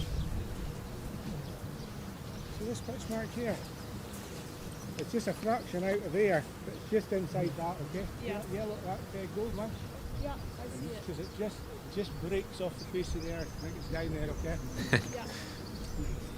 That's Brian Watson, the local caddy, working with Barry O'Keefe. He says it breaks off the face of the earth.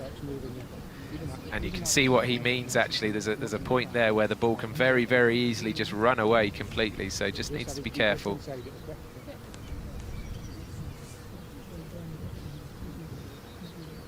Uphill, one side hill, okay? And a little bit of breeze. She's been given every piece of information she needs to hold this putt. It's been really fun listening and watching these two together.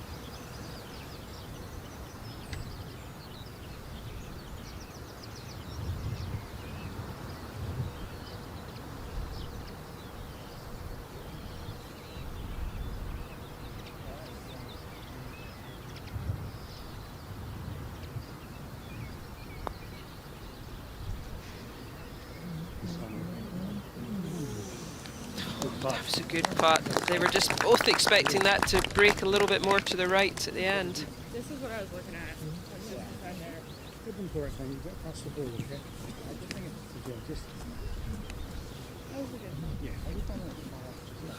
It's the pencil over the ear, isn't it, of Brian Watson there under the flat cap. He's got the look, definitely. There's Claggett now for birdie from just slightly closer.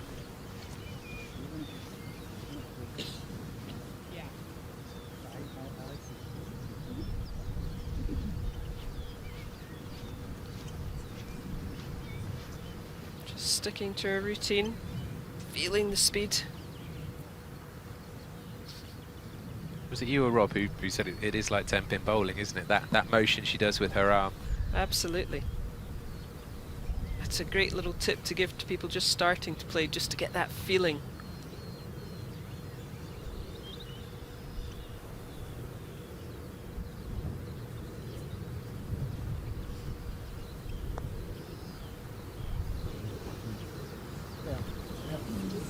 A good putt. Conceded, both of them conceded, so 2 pars. Paul Hovden 4, Billy Claggett remains 3 up. So we have Claggett 3 up with 5 to play, and San Pedro 3 up with 4 to play. So we are getting to the crux of the semi-finals.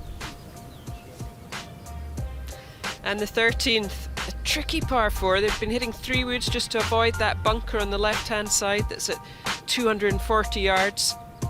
So you just lay up to there, and then your second shot back is up the hill. You can't probably see the bottom of the green. Plays about 7 yards uphill, and you're leaving yourself a fairly long shot into the green, probably from 160 yards. O'Keefe just going with the long iron. We've seen her play that quite a few times. On these links golf courses, if you can get a nice long iron, it can scamper down the fairway.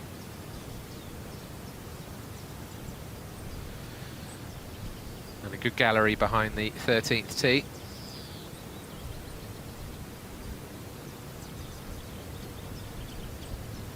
Sure, plenty of those spectators will be Nairn members, or certainly play here.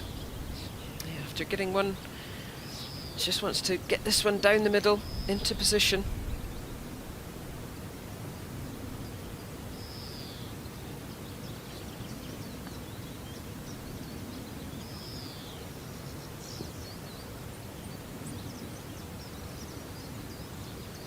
Yeah, just clung on to that right hand side of the fairway. That should be fine there.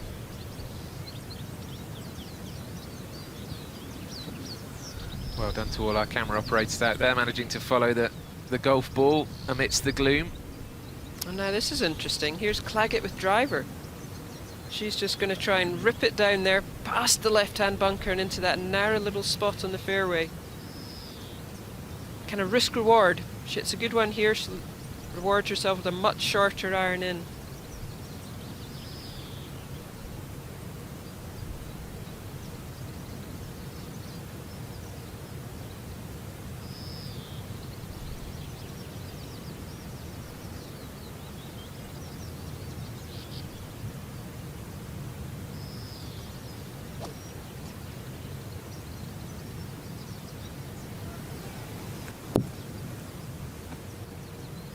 Well, Katrina, it's easy to say now, but at 3 up, did she really need to take driver? It was a bold play. I mean, I think she probably had the carry at 254, probably one of the few players who has the carry over that bunker. But she got very lucky there not to jump into the gorse. I mean, even though she's in the rough with the pin kind of on the right-hand side, it's leaving herself, and a shorter shot in, leaving herself, she's in a good position now. In a way, though, good to see that she's not playing defensively. Yeah, I mean, I guess if she feels comfortable with driver on the tee, then Yeah. then why not, really? I think the other players have been laying up because they can't carry that bunker. And as we know with links bunkers, if you go in them, it's stroke and distance. Try and get 3 up with 6 to play, actually. I think I said 5 a few moments ago, but 6 to play, and San Pedro 3 up with 4 to play. So both players within touching distance of the final.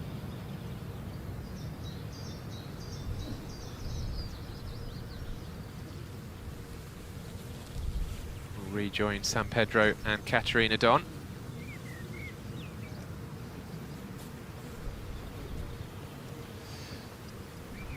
So both have reached this 15th green in 2 shots. Both will have birdie opportunities.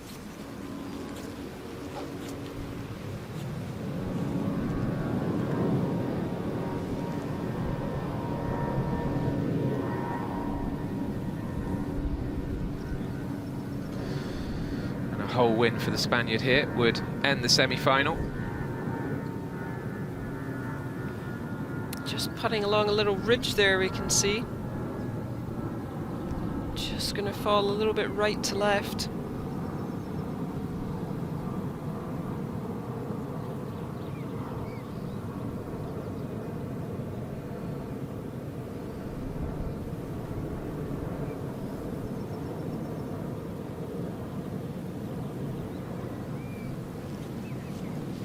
Seems tentative. Can't really blame her. 3 up with 4 to go. She doesn't want to do anything silly. I'm trying to remember like an outright bad shot or mistake from her today. There must have been one. I'm sure there has been one, but I can't. There's nothing obvious that jumps out, and that kind of tells its own story. It does, doesn't it? I mean, we saw a couple of really good bunker shots. I suppose the shot to go in the bunker, perhaps, but she's recovered very well from any errant ones she has hit. Great chance here now, though, to get one back.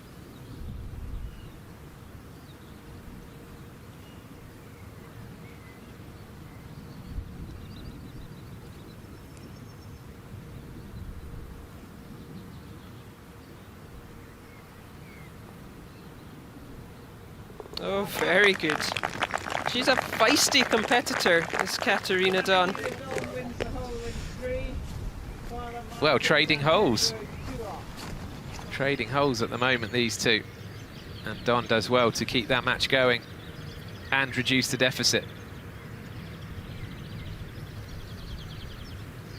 Here's O'Keefe back up the hill from the right-hand side of the fairway to a right-hand hole position.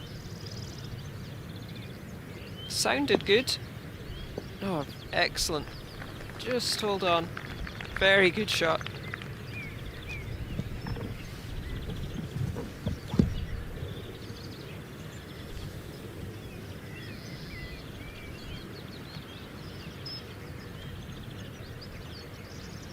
God, we can see there just how lucky Claggett was to miss the gorse and the bushes on the left. But now giving herself a really good angle into this pin. All depend perhaps a little bit on what the lie's like. But she's just coming in with a short iron.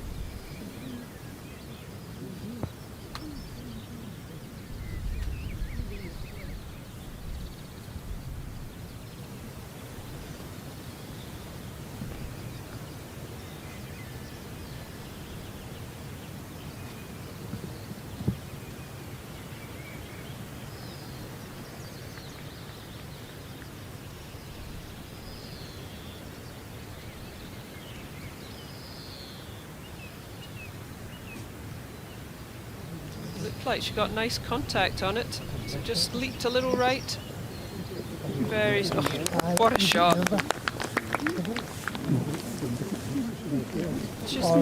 Claggett has played some great shots.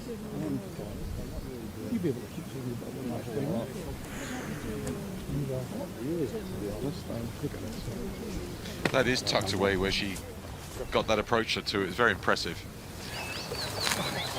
And again, the amount of grip she got in the golf ball from where she was hitting it from. Yeah, I was very surprised when I saw it kind of check up on that second bounce. Just shows the speed she must be coming in at the ball with.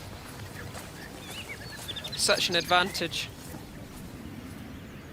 2 good shots. It's quite an odd feature of the golf course, this, when you work away for that little period of the back 9 away from the course and you climb up quite a hill. It is the rest of it's absolutely dead flat. I know, just these 2 holes, 13 up the hill and then 14 the par 3 you play back down the hill. And kind of the only 2 that go away from the water.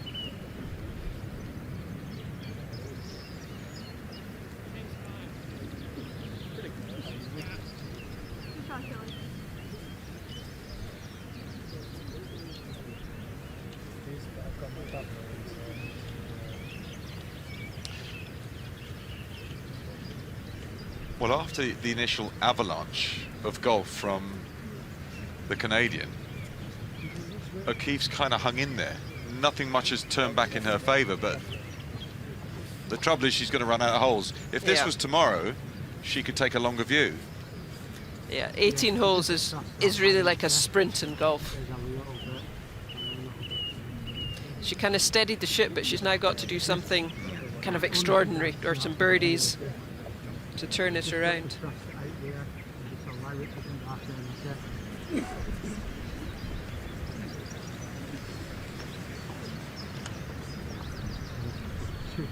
Probably two and a half caps outside, okay?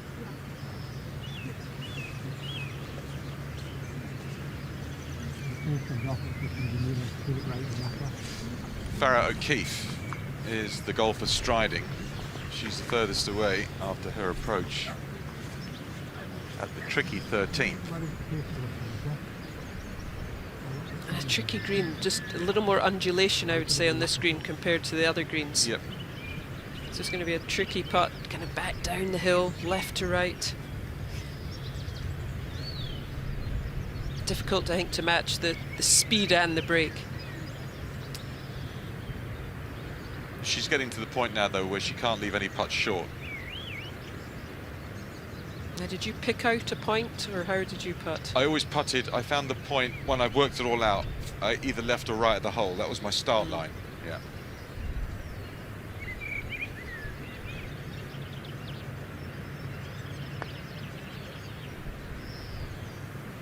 It's a good putt. Oh! That's unlucky. Very unlucky. It was a great try. How about yourself? I would kind of find on these big breaking ones the apex of the putt and just kind of picture it and try and play it out to the apex and then let it run down. See a line, You see a line in your head? Yeah. Picture the ball running down that line. Didn't always run down the line. Yeah. Sometimes it didn't, and it went in. Yes.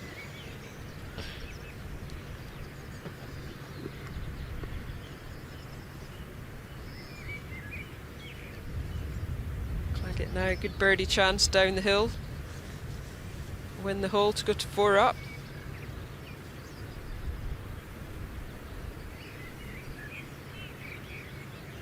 And she's putted well this afternoon.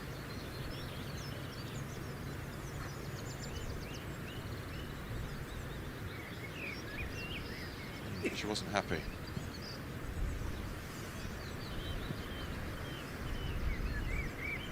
Yeah, she's got the line on the ball and obviously has got over the ball and just felt it's not been lined up correctly. The best thing to do is to step away and reset.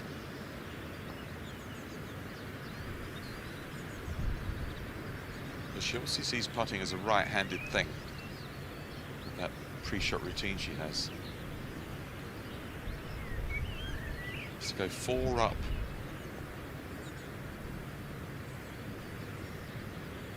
Oh, yes. Good putt. That little tweak of the line worked. That was a good birdie. Yeah, took advantage of her length, yeah, being able to carry the bunker. She's just been too strong in this match. It thought about a wriggle. Let's get to Sophie taking a close look at 14.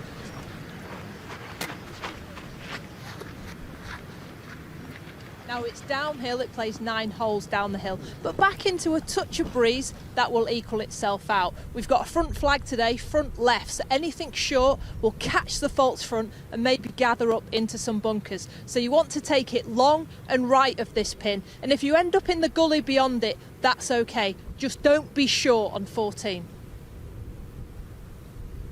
And everybody has been short. They've obviously not listened to Sophie's. Didn't hear Sophie's sage to play advice. the hole. Exactly.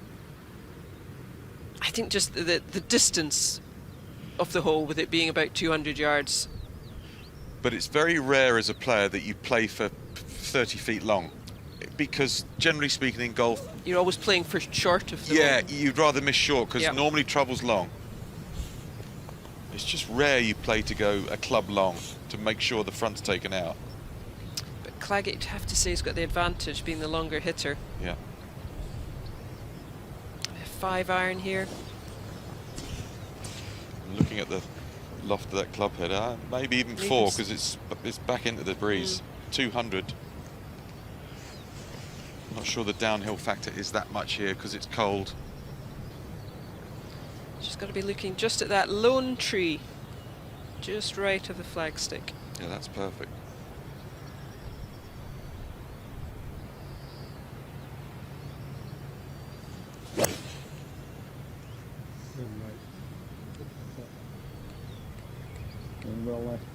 Could hear clicking fingers. That's never a good sign, and that is. My goodness, that is. That's left Nairnshire.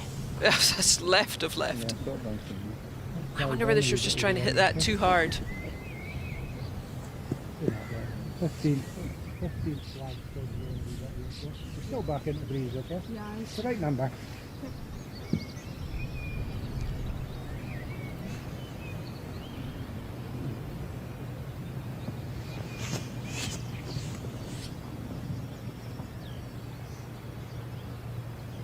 She'll have to hit this very well to get this there. Anything on the green would be outstanding. Good shot, good shot. Looked Really good. shot. Don't worry, it's coming. Excellent shot. Very well done. Made a lot easier by Claggett's shot. Yes, she hit it into the Claggett. That's where it ended up.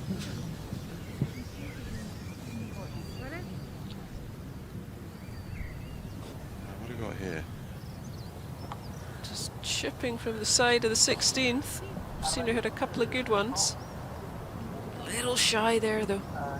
Sometimes just trying to finish a match off can be difficult. You're not wanting to make a mistake, but you can get a little tentative. So close to being in the final now. You can feel you're nearly Oh. touching that, and Yeah. 36 holes, just you feel you've got so much more opportunity. It almost feels, the thought of that, if you have to win, more relaxing. Because you've got time. If you're a good player and you're backing yourself, you want time. Yeah, you know if your opponent has a good little stretch or you have a bad little run, you've got holes to get back. Don's third at 16, needs to giddy up.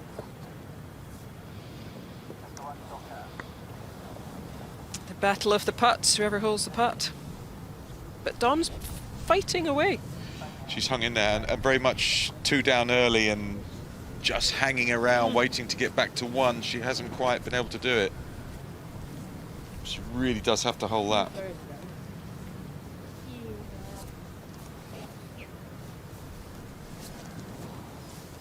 She held a nice putt on the last for birdie to win the hole.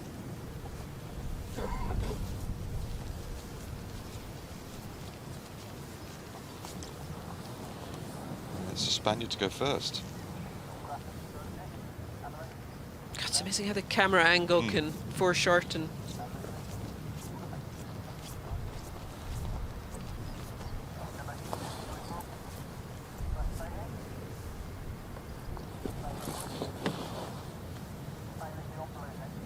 Well, if this goes in, she's in an unbelievably strong position. And this effectively might be the putt to win the match. Yeah, Could well be. And quite a nice one, isn't it? Kind of back fairly flat, if anything, up the hill. Just slightly off the right. That's a good putt. Well done.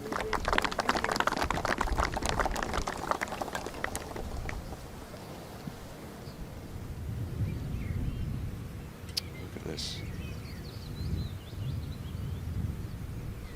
This couldn't be worse. Downhill lie. Horrible lie. Over a bunker. No green to work No with. green. Yeah. This is really just a bit of a hit and hope. In all truth, if she gets it on the green, she's had a worldie.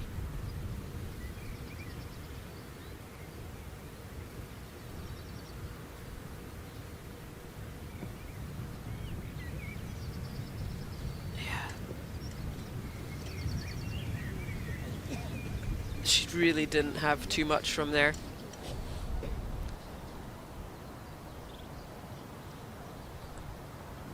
Save the match. And that is that.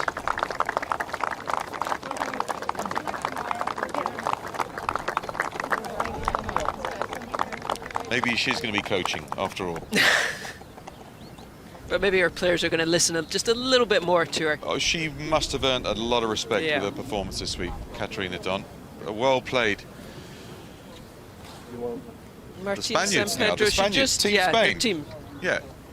She just always kind of looked in control. She did. Don was always just struggling, hanging in, fighting. Fought hard though. Well counted.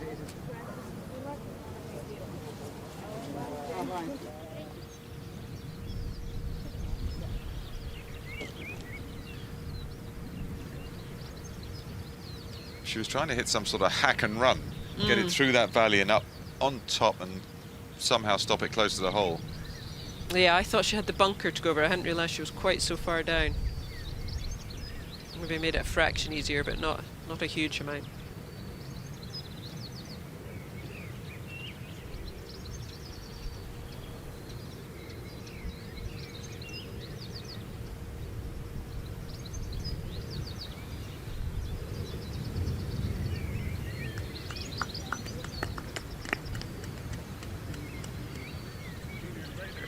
Well, that's not in for 4.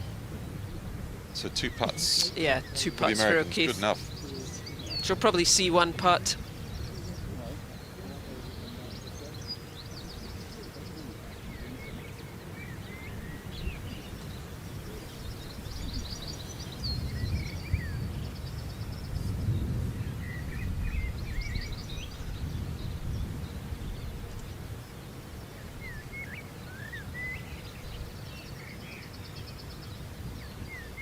She does need a miracle finish. But this would be the first of them, and it only takes 2 putts from 20 feet.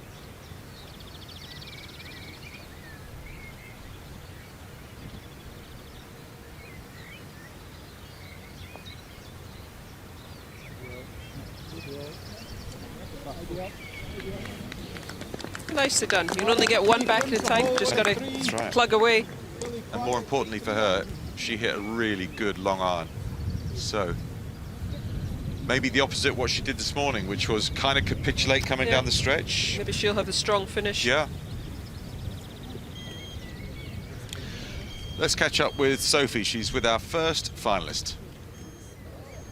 Paula, that was some really good golf this afternoon. You're in the final of the Women's Amateur Championship. Yeah, it feels great. It was definitely a battle out there. Some wind, some rain. Glad that I got Paula, which I played against this morning, caddying for me this afternoon. That was really nice just to chat in between shots and give me some confidence, but super happy to be in the final. And she looked like she was keeping you going as well, but there was some special shots in there, the bunker shots in particular.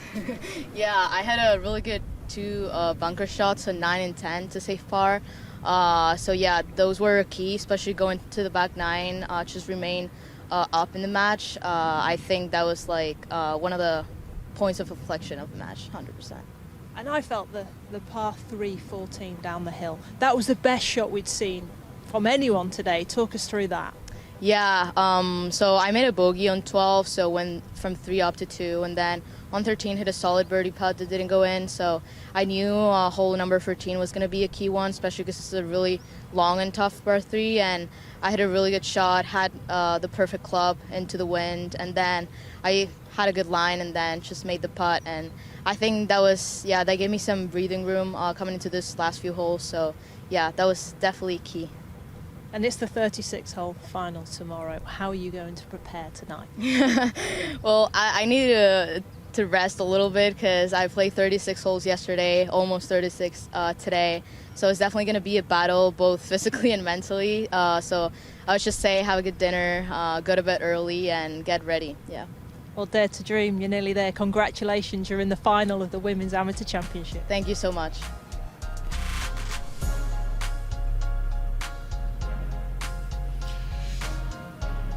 She looked very pleased with herself, as she should be, because, you know, tomorrow will come along rapidly. Hardly sleep tonight and then get up and be ready. Yeah. Bit of food, bit of watching the US Open probably, and then some sleep.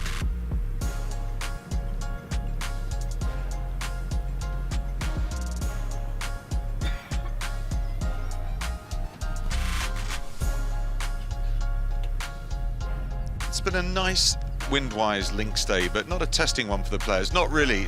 Nairn hasn't thrown everything that it can do at these players, and we'll see what the final brings. No, I know, it'll be interesting. No, there really hasn't been much wind to speak of today. The locals would, if you say, well, there's no wind. They wouldn't even count this a wind today. Nothing.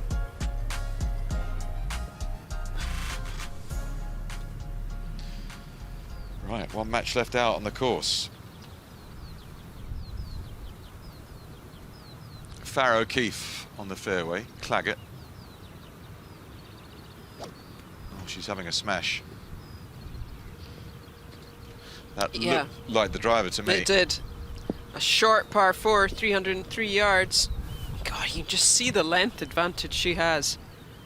Because that was back into, if anything, into the wind. That's a huge drive. You can just see that flag fluttering, maybe into out the left, out the right, sorry. No help. No help. Certainly from the no breeze help. at all. No, none. And that's 303 yards. I mean, she's carried that. 270 Yeah. maybe. That's a good old shunt down there. That is. Now, what a fair way to try and hit. Just look at all the humps and hollows. There's a real mixture here because the opening holes are dead flat. You've got the bunkers, yes, but flat as you like, almost a bit like the first and the 18th at St Andrews, Yeah. or the right half of it when you're playing the first.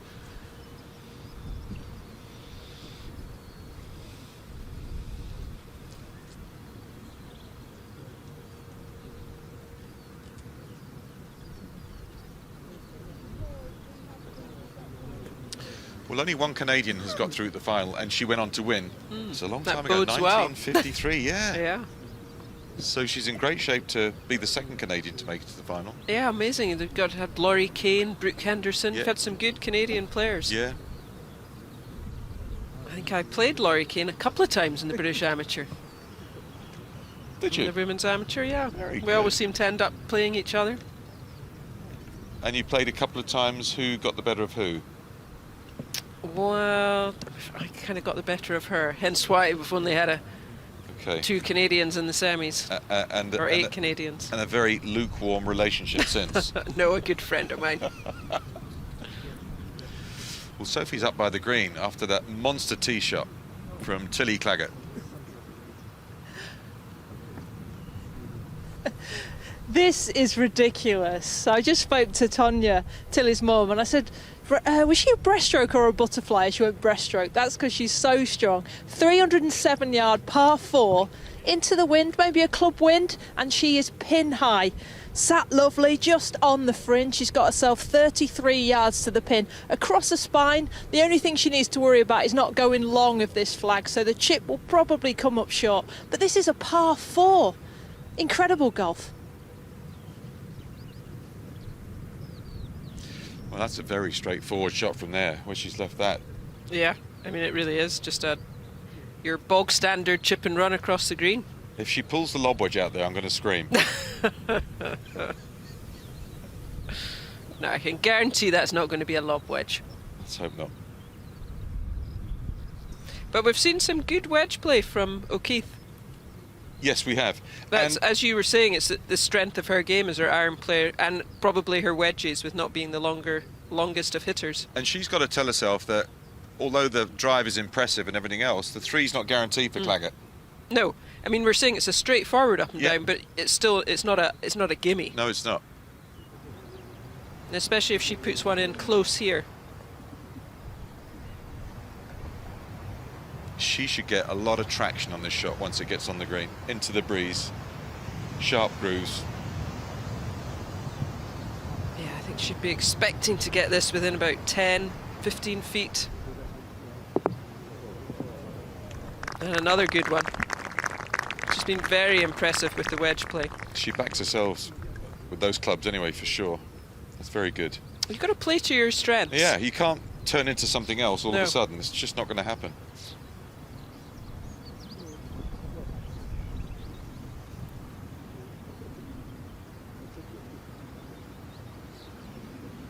And for a long hitter, that sometimes, you know, if you're seeing your opponent always playing in first, hitting it in close. She will do well from there to get inside that. Yeah. Yeah. She may well be putting first. We'll see. You're backing her not to use a lot of loft here. Yes. Okay. I'm going to say this would be wedge. Oh, a putter. Yeah. But again, even with a putter, you can guarantee the strike, but working out how hard you've got to hit this from there, it's... And especially as you get nervous, even though she's up, she's wanting to finish this game off. She knows what a good player Farrah O'Keefe is. And I think that sometimes when you are nervous can be the first thing to go, the kind of pace and the feel and the putts. it's funny, you know, nervous excitement with wedges and approach irons always go along with the adrenaline, and the opposite is true with a putter. Yeah, you tend to get tentative. Always short. Yep. Why do we play this game? Well, God. yeah. You play it because you love it. Yeah. But you don't know why you love it. Because it drives you mad. Yeah.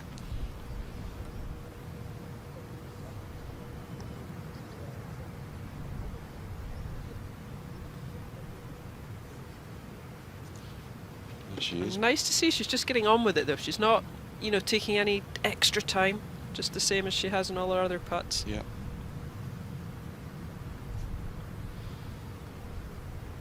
So I have to say, if she can get this within 6 feet, that's a really good putt.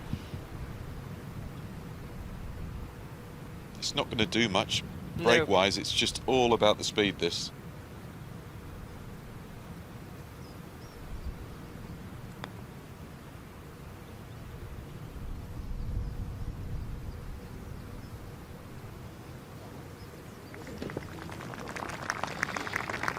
Okay. Okay. Not bad pace, but just got it a little bit too wide. I think they thought that was just going to swing a little bit more off the left, right. She's got it just inside her opponent, Keith, though.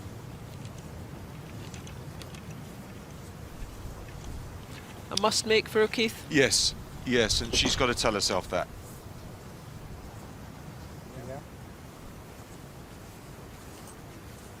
You know, she's got to hit this like this is a putt to win. That's how she's got to hit this putt.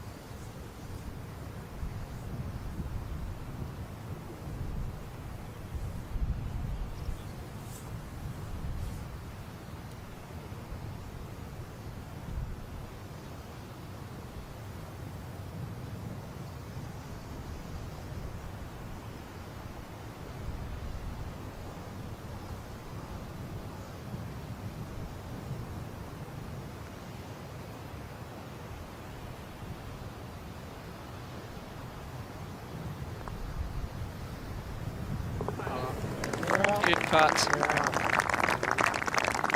Just got a very orthodox kind of putting setup, grip, setup. Looks comfortable, relaxed over the ball. Oh. Very well played second shot and the putt to match, so now she can have a look and see what Claggett can do. But isn't it funny, you know, the natural gift that she has to hit the ball a long way, whole side, green side with a tee shot, you think, well, that's kind of the hole over. Far from it.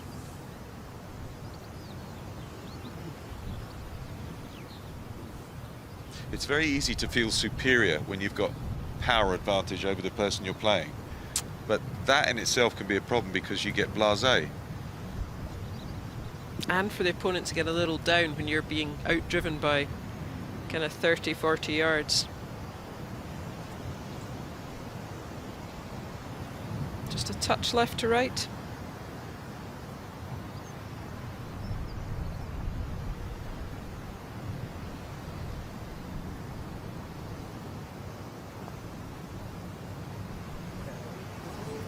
Just as you said, a little bit of nerves, tentative.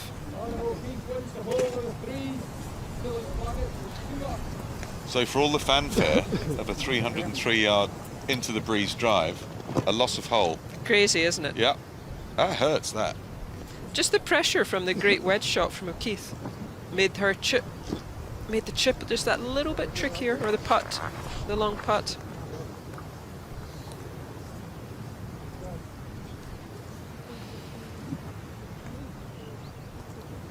Well, the coming home holes, there's not really any help from the breeze, that's for sure. Again, you would think that plays into Claggett's hands, but O'Keefe, in fairness to her, turned around the way she finished this morning with what she's doing right now. She's become bullish now, which is, you know, fair play to her, because she wouldn't have been happy the way that turned out, the way she won, because she crawled over the line this morning. It'll be interesting to see what clubs she hits off the tees. Yep. Now she's chasing more now, whether she goes with the driver.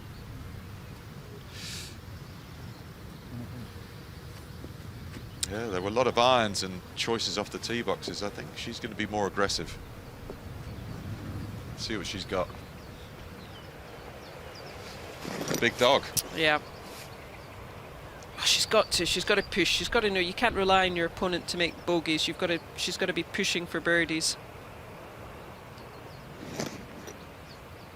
Straight away par 4. No fairway bunkers. Just crucial to hit the fairway.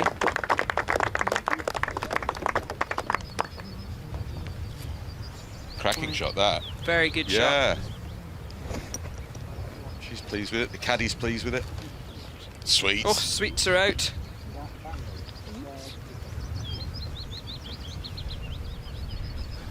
Do you think she restricts herself to 1? Well, or if it's a really good shot, she's rewarded with 2 sweets. That's a good point. Yeah, maybe double up. Maybe if you win a hole. Yeah. It's a lot of sugar, though. Sugar is the enemy. Okay, so O'Keefe hit that well. Let's see the distance between the two of them.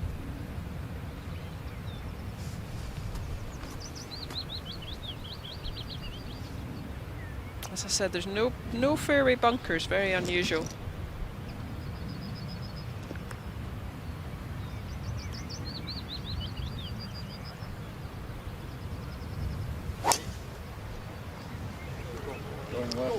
Well, we're going to find out. She looked like she liked it. Did you see it? Did anybody see it? Looked like O'Keefe put her arm left as if it had gone left. Maybe. She gave it a clatter. Now where it's finished, they are going down the left-hand side. See, in Scotland, people watch their ball intently. You don't want to lose a ball. Unlike your Pro-Am playing partners. We will find out how that one's lying.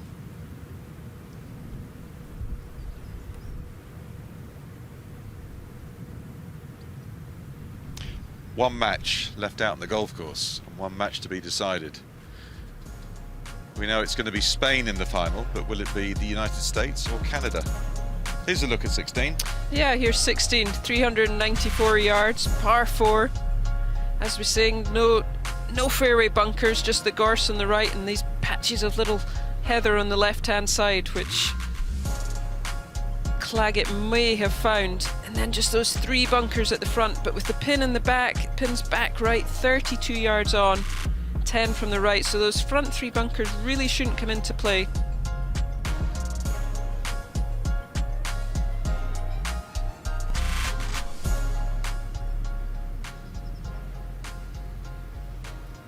So it's in 2 off the left for the approach work at 16. Which maybe helps you just get in at that back right pin with the wind off the left.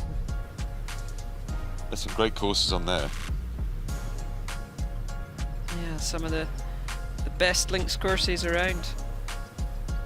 Louise Duncan, 9 and 8. That's large, isn't it? Let's catch up with Sophie. She's found Tilly's ball. Down the left-hand side, I got the impression Tilly was trying to go this way because right is in the gorse. The lie's not too bad, there's some wispiness around it, but with her strength she can get into the back of the ball. It's 157 yards to the pin. The wind is more across from this angle. All she needs to be careful of is the front left bunker if this one balloons, but it's a good line into that back pin.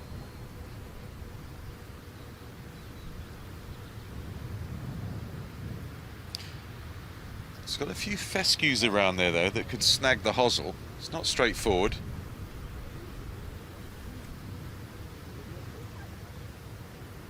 Coming down to the crucial part of this match. Fantastic tee shot from the American, Farrah O'Keefe.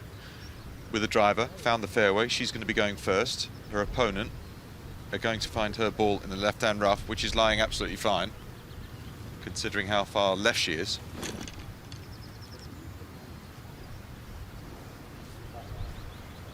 Yeah, it'll just depend. The lie doesn't look too bad. As you say, there's some wispy stuff around it. I think she might just try and hit more of a punchy shot.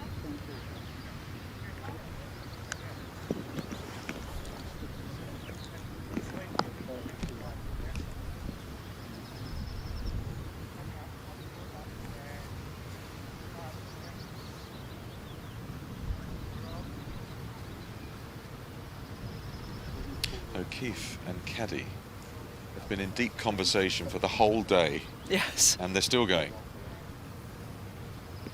Just slightly further than Claggett has. Maybe just want to hit the centre of the green and let the wind maybe just push it a little bit to the right. Yeah, I think 6 iron. Breeze is hurting, it's cold.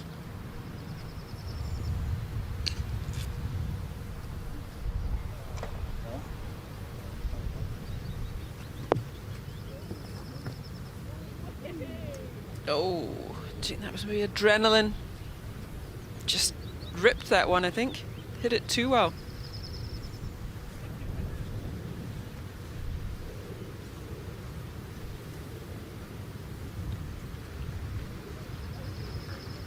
So her par is far from assured.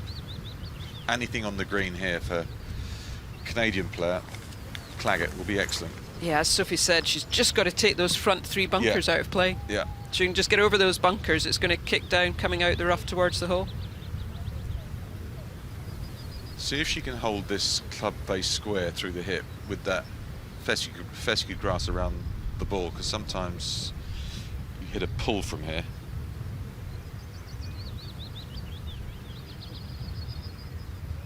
She would take right now anything on the green, anywhere. Yeah. Anything over those bunkers Yeah. on the green.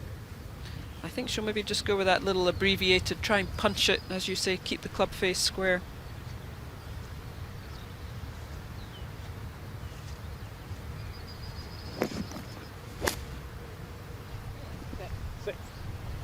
Jumper.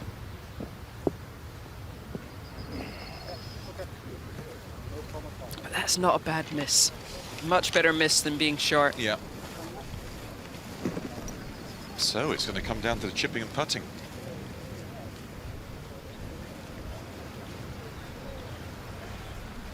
Nice little crowd this afternoon. Yeah, nice little crowd now. Lovely to see and great for the players. It's much better, much more fun playing in front of a little bit of a crowd. 1000%. And they've seen some great golf this afternoon. And it's intimate. You're right there. You're a few feet away from the person that's trying to hit, the best shot they can.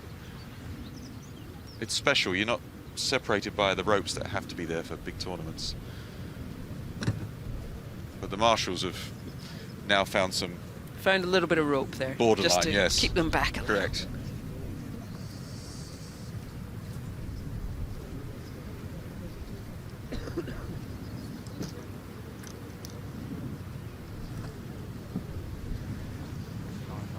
But I think they'll mostly all be golfers. They'll know the etiquette, know where to go, where to stand.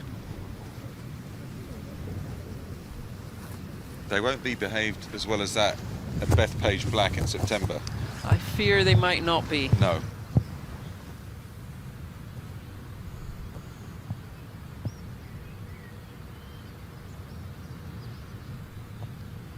I'd like to have another little look at Farah O'Keefe's lie.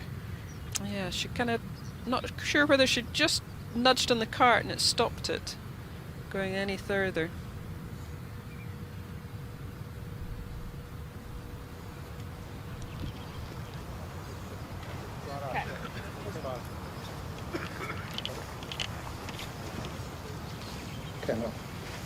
Claggett's sitting perfectly there, really. You could putt that, chip it up, just let it run out.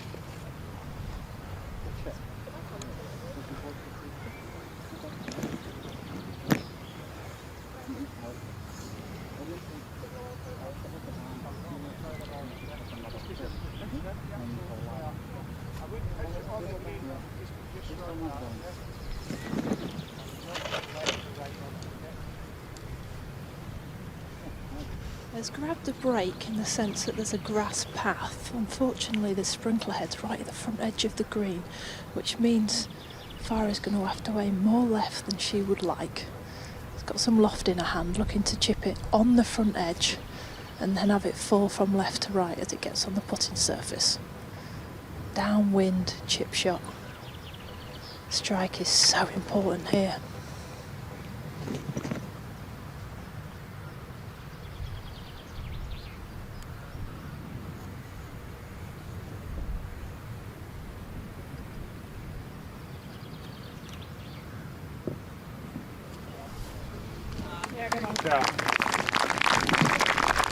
Very nicely done and well worked out.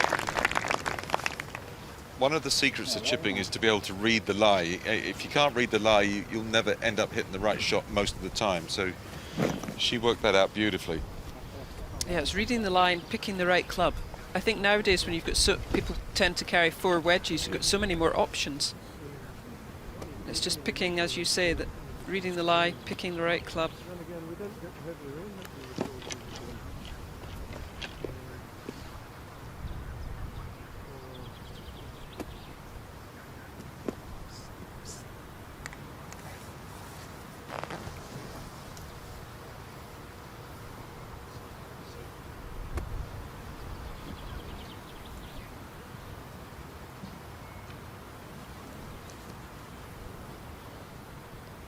And a much easier chip here for Claggett. Just wants to nip this off, land it on the green, and let it run down to the flag.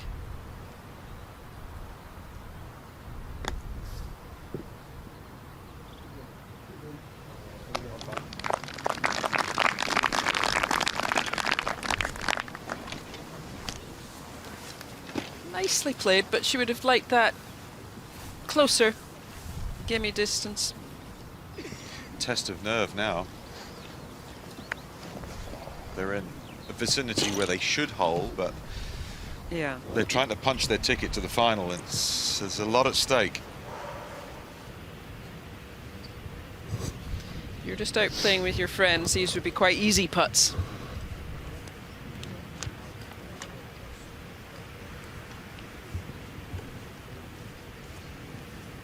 It looks like Canada to strike first, I would say.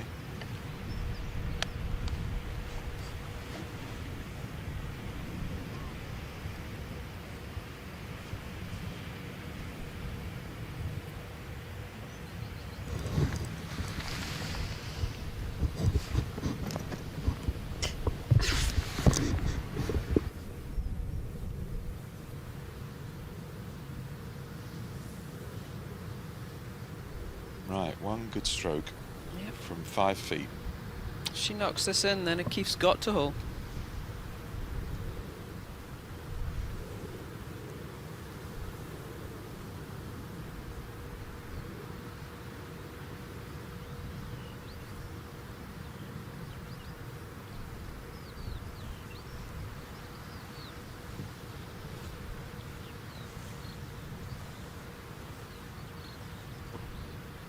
Putt, big putt. It is. This could be the difference between winning or going to one down, one up. She could get rattled if she misses this, despite her dominance. Yeah, great angle here to see it.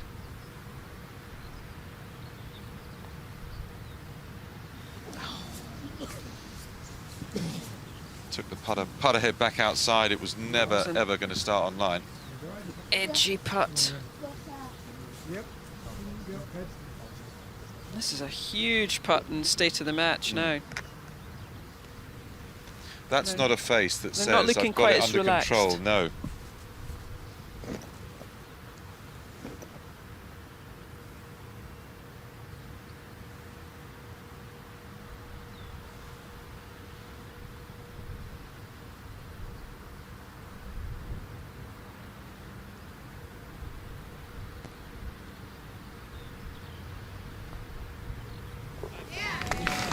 Good putt there.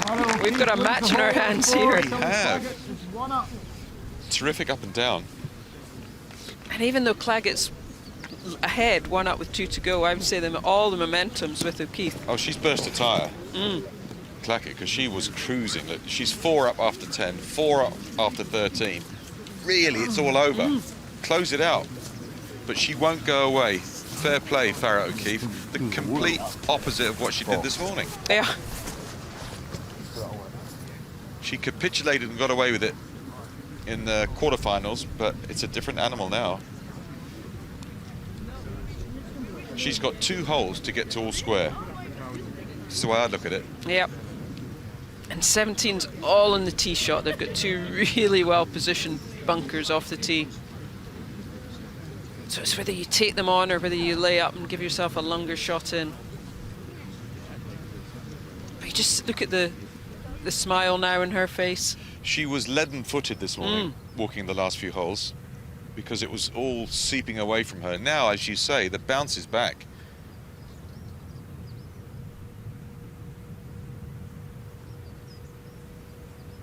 If you just walked out to the golf course to watch the last couple of holes of this second semi-final and you saw one hole in it, you go, oh, this is... You would have no idea what has happened to get to this point. I mean, Claggett in the back of her mind must have just about felt she'd won this 2 holes ago.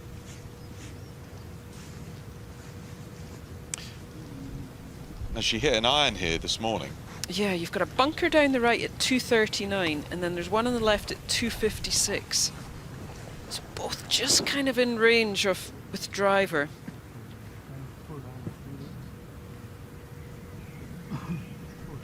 And they're deep bunkers. If you go in them, you're not getting the green. They're actually a hazard. It's like going in a water hazard if you go in them.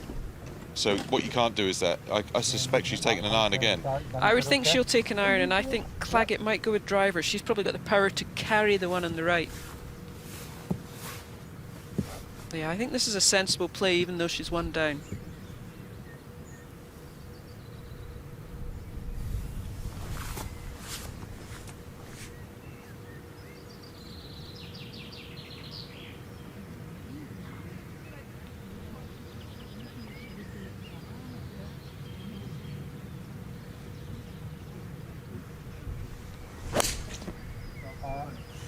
Good swing. Yeah, that looked a good swing.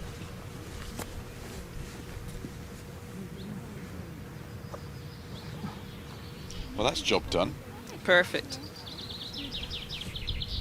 Because it's not that long a hole, it's only 357. It's not a long shot in from there, but we need to see the choice of club for the Canadian. Iron again. Yeah, that's a sensible play.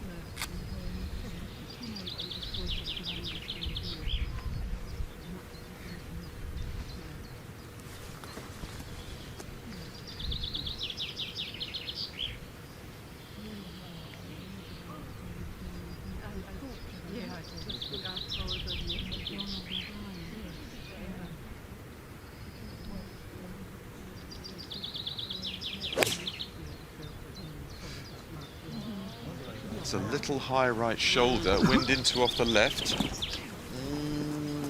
It's not ideal to miss the fairway with an iron. Nope. Nerves.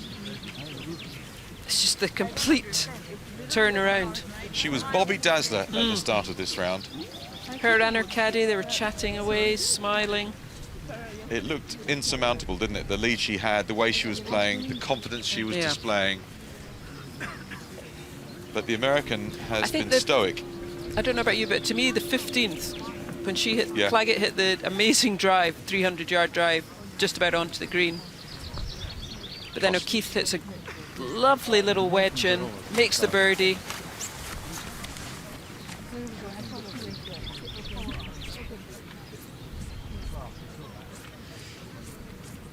Spot on, Beanie. That was the one. Green side didn't make a birdie, and it was a brilliant wedge shot and a putt for the birdie for Farrah O'Keefe. Sophie's out and about. 17th. What's happening, Sophie? Oh, it's getting nervy. It's getting out here, Rob. And that tee shot said it all. If the opening 7 holes suited Tilly, these last few certainly don't. She's a drawer of the golf ball. It's into out the left, and she fears this right-hand side. Now, caught herself a good break, but she's got 158 yards into this back right pin. You can't see the green, you can see the top of the pin. It's getting cold, you're going to have to club up. The wind has slightly died, but it's still into her face. The question is really who's going to go first, and at match play that is oh so important. Everybody's nervous out here. It's going to be a good one.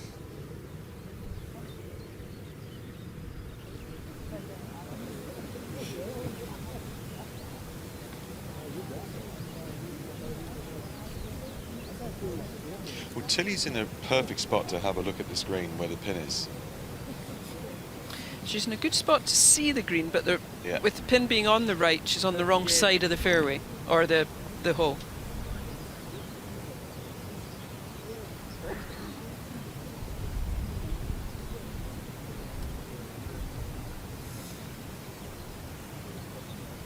think O'Keefe's got the better angle in to attack the pin. Do you know, I was wondering who gets to hit first, because that's quite important here. Yeah, something.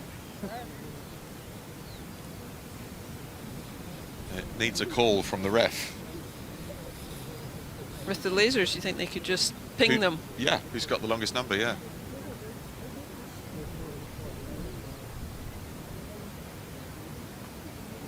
So it looks like it's the Americans' turn first. Never seen happening before. Oh, they flipped a tee. Yeah, I thought that. The referee was giving back a tee there. They flipped a tee to see who it was. The same They had number. exactly the same What number. are the chances? I know. My God.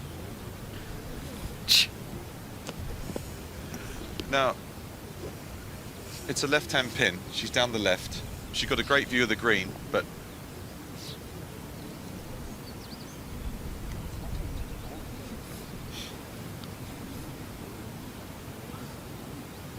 wind's off the left. How aggressive is she going to be with this? Because if you tug it slightly, going at the flag, one down, I think she's got to be aggressive. she's got to take a shot. Take your shot.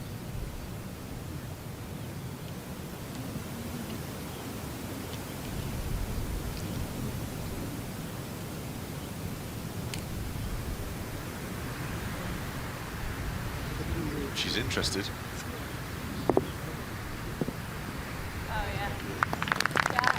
It's a good shot. It's a good shot, yeah. Coming round on the slope. Typical golfer, not thrilled with it unless it's gone in the hole. Yeah. Probably a lot to do with her position. Still chasing, still one down. Now this might come out of here rapid style. She gets a jumper. She's quite late the way she hits the ball. Sometimes those squeezers can get the fly when you don't want it.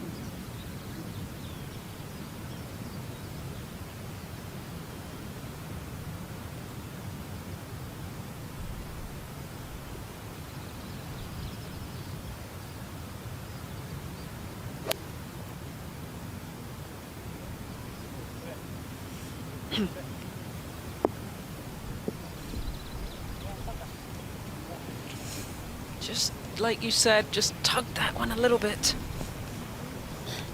That's a distance. That's a tough two-putt. Yeah, it's just, it's nervy, isn't it? It It's what is. it is. I'm nervous watching. Yes, of course. Nervous for her. She's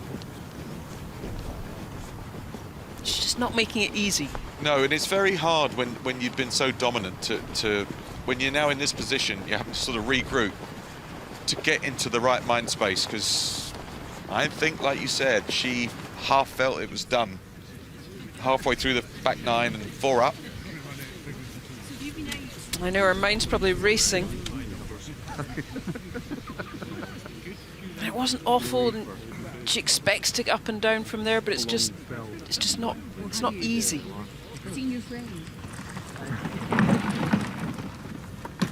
You know, if she finishes par, does she win one up? Claggett, all square. I think if she finishes par, it would be all square. Okay, interesting. So you're going for a birdie either here at 18? Yeah. For the American. Big call. Yeah. Big call. No sitting on the fence. No, indeed not. And neither of these two players can afford to do that either. So she's in that sort of nether place, off the green, could chip it. It's a long putt. I think she'll putt. I think she will putted too. on 50. She's looks like she's putted most of the ones from just off the green. Yeah. And I think as you get nervous, the putts definitely the play. What she would give to just roll this up to her foot and say, well, I've got my 4, thanks.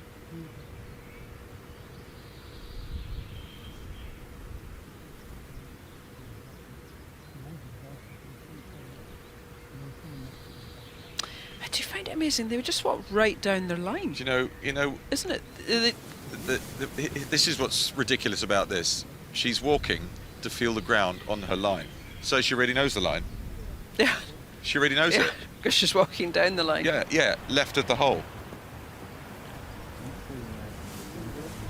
You could never get annoyed if someone stood in your line now. You can't, can you? Yeah, exactly. They're seeing quite a big swing on this from left to right. As you said, Rob, I think it's all in the speed. Yeah, getting the weight right from here. She knows it comes from the left. That's what she's doing with this right arm bowling thing. A few extra little bowls there, I felt, were on that one. There were. This is a little bit crown green bowling, this one, because this is going to turn to the right.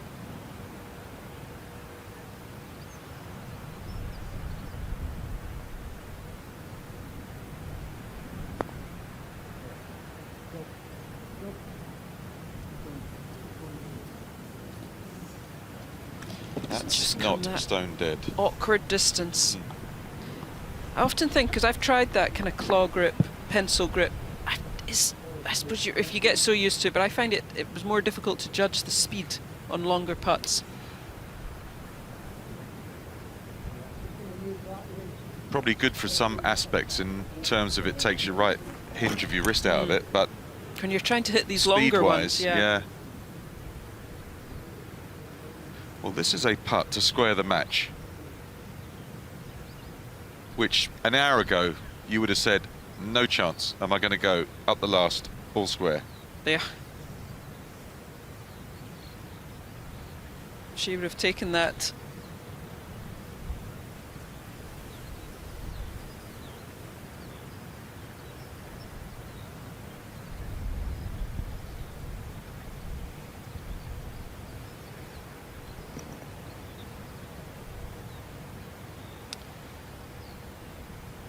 Right, 18 feet down the hill to square the match.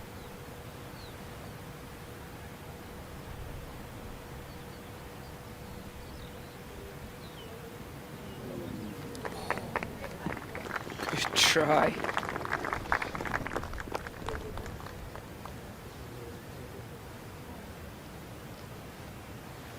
This is a testy little one now for the half. It's a left to righter, and if she thinks it's inside left and tries to guard against the drift to the right, she can yank it left. It is, isn't it? Or else you just come out of it a little and it dribbles off to the right. The early peak is a miss right. And she didn't hit a great putt the previous hole. No.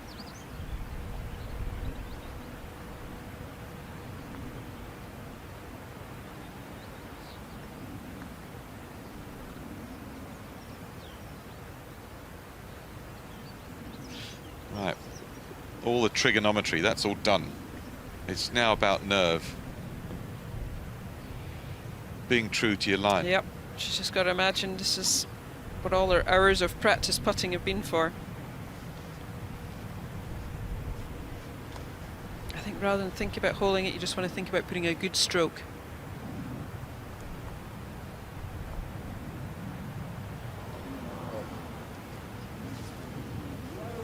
It was a tricky putt, like we said. She'd left herself.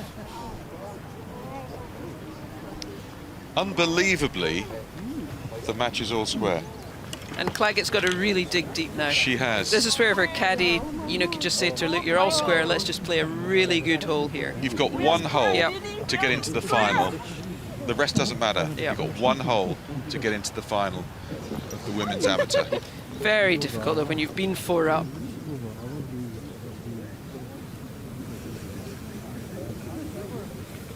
This is where the mental side of the game really comes into it. You've got to really dig deep. Well, it is mental because 4 or 5 hours ago when she was finishing her quarter-final, she looked like a beaten woman. That's invaluable, isn't it? Well, need to know basis, mate. If it had gone another 2 holes, she would have been beaten. Yeah, if it had gone to extra holes, she was not going to win. And now, in the semi-final, it's a heroic comeback.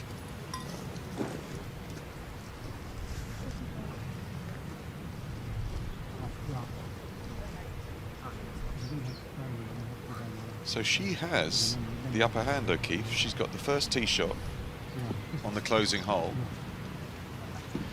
Yeah, 485 yard par 5. So you'd think by that, you'd think Claggett has the advantage, being the longer hitter. But all in the tee shot. You just see those 3 bunkers down the fairway. This is 210 to get into them. So that's back into breeze, it's 225 or so. Yeah? On the chimney, okay? Yeah. 3-shot strategy with an iron again, I think. I think so. I just don't think she's got the firepower to carry any of the bunkers. I think this is a good strategy. Rely on her wedge game.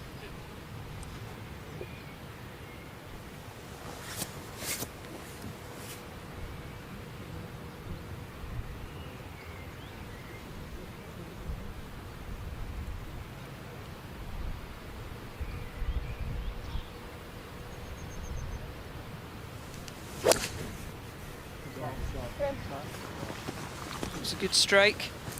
Down the right with a bit of draw. Job done. Job done. And it's all in this tee shot, I feel, for Claggett. She's got the power to clear these bunkers, take them out of play, and that would just put her in a very good position.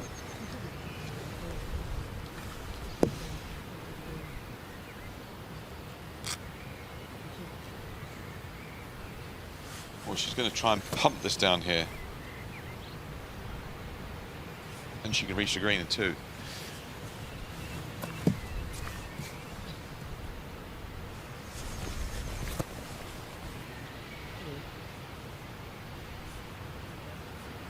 She can carry that left-hand bunker. Yeah, she can carry the left-hand bunker. I think that she'll be aiming down that left side. Even just take the left rough. Gosh, she gave that one a good hit. Flushed it. And that's perfect. Yeah. It's all burnt out down there. Yep. Sitting up like a coconut and a long way down. But as we've seen, her length advantage coming down the stretch has not been an advantage for her because she hasn't polished it off. But that's a big advantage here. It's putting a lot of pressure on O'Keefe's wedge game. Well, there's only one way that O'Keefe can make a birdie here, and that's by hitting a stellar wedge shot. There's lots of ways that Claggett can make a 4, especially from there. Yeah. She's going to, I imagine, easily be able to reach from there. And there we go, 485 yards, par 5, back towards the clubhouse. And you can see those 3 bunkers that O'Keefe's laid up short of. Claggett could just carry that left one, just down in that left rough. It's almost like the hole needs more down the left, doesn't it? Just because right is dead. Yeah. Just such an advantage to someone who can carry that left bunker.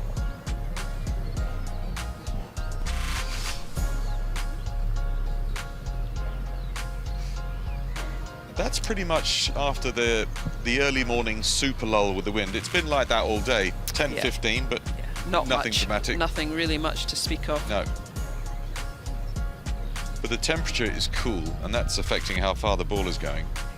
And then when you get a little puff into your face, the combination of the two, yeah, can make quite a difference. It does.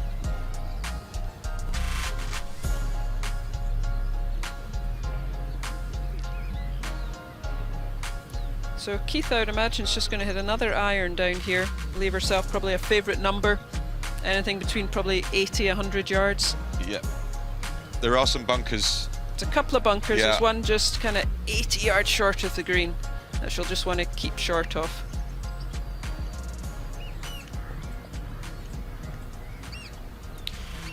What you've got to be careful of, and we say it all the time, is when you're laying up, sometimes you switch off a little bit and you can hit terrible layup shots.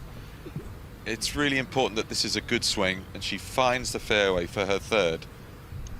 Yeah, it's important that she thinks it out and gets a nice yardage, and as you say, concentrates on it. Sometimes you just get up and, oh, let's just whack it down the fairway. Yeah, anywhere down there Yeah. will do, and more often than not, that's not the truth.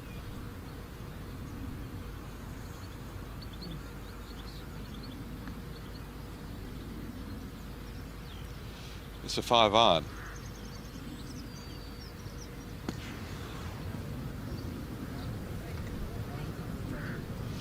talking to it like she's worried.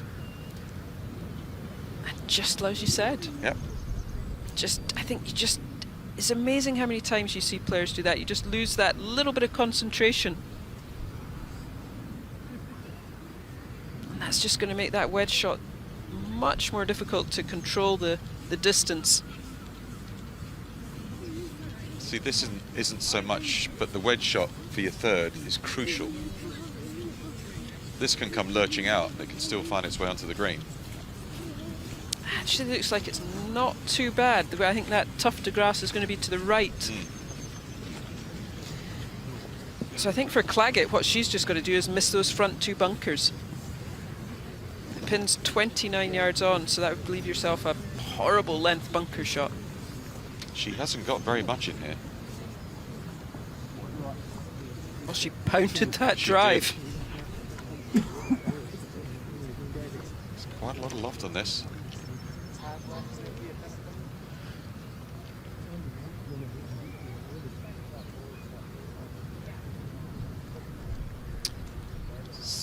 Looks like not more than a 6-iron in her hand here. And she's figuring this is going to come out like a bullet. Come out fast, yeah. Yeah. 218 to the flag. But if it comes out hard and fast, and she pitches it 180, it's going to bound onto the green.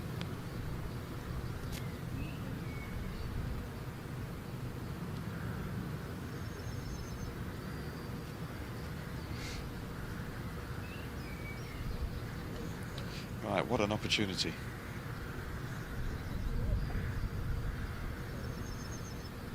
Six-iron of her life. Middle of the green.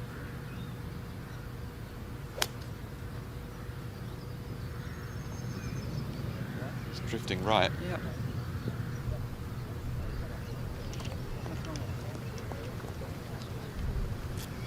It came out so softly, or you mishit it, so it's actually short of the bunker. She flared it right and it had nothing on it, so it's not a bad place to try and chip and putt from. Not a bad place to miss from. No. Better than being in the bunker. But it's now a battle of the wedges. And you might then put your money on O'Keefe, depending on her lie. She's really kicking herself now at that layup. Yeah, she will be.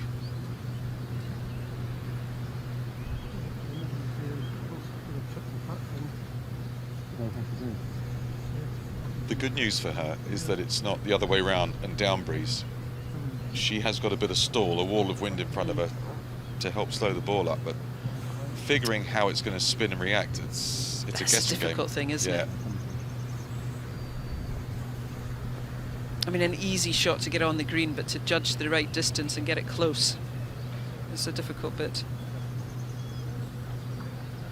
She is a good wedge player.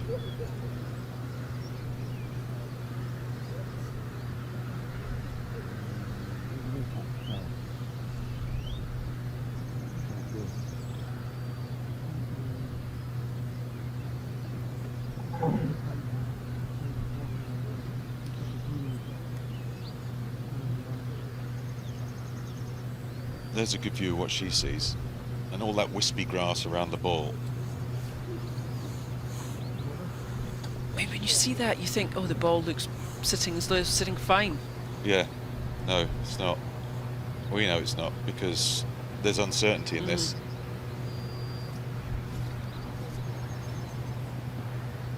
You need a little bit of luck for the contact. Just to get enough ball on the club face. Oh, she's down the grip, miles down the grip, punching it.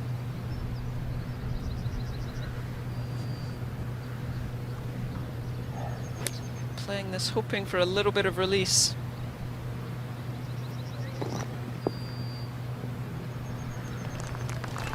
Lengthwise, it was terrific. Yeah. Actually stopped very nicely. So an outside chance for birdie 4 at the final hole. Advantage, Claggett. Yes, great opportunity to put one in here close. can see the whole green. This couldn't be more straightforward beyond the circumstances. The situation, exactly. And not just the fact that it's to get into the final, but the fact that she's been 4 up.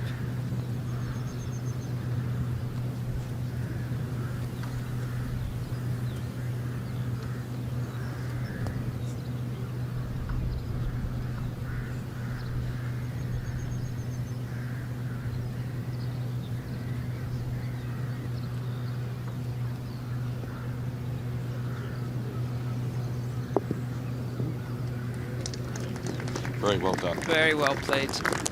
Very good shot.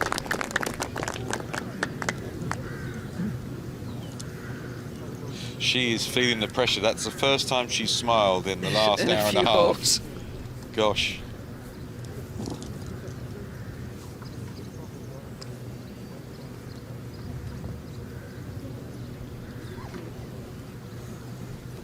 And what she absolutely has is a putt. Worse ways to extend the match. Yeah. That's her bottom line there. And she may well have a putt for the win. Odds are that she will.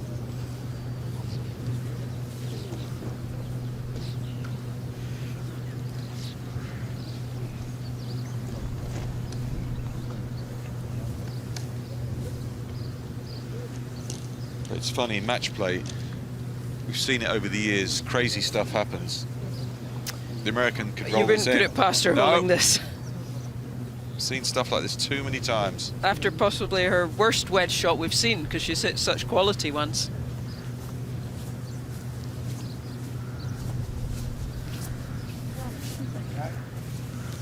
Because she's going to be thinking, I've kind of got to hold this.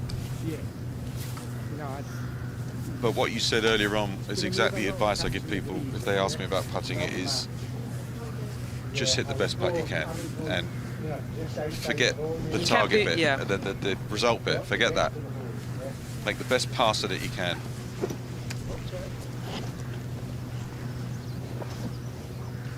Yeah, I think if you try and hold them too much, you just get, it tenses you up a little bit. It's just getting the line. Good stroke.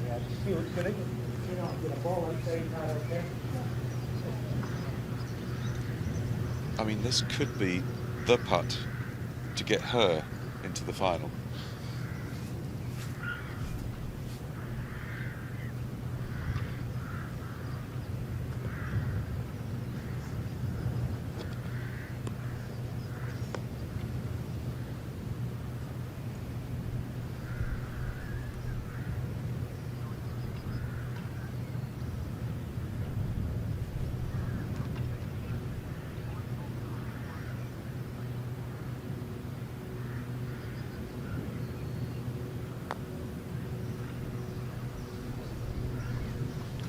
Good.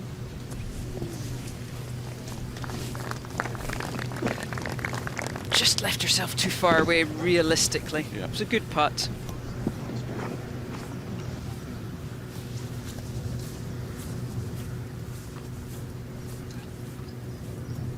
Rushing for a better view. Yeah.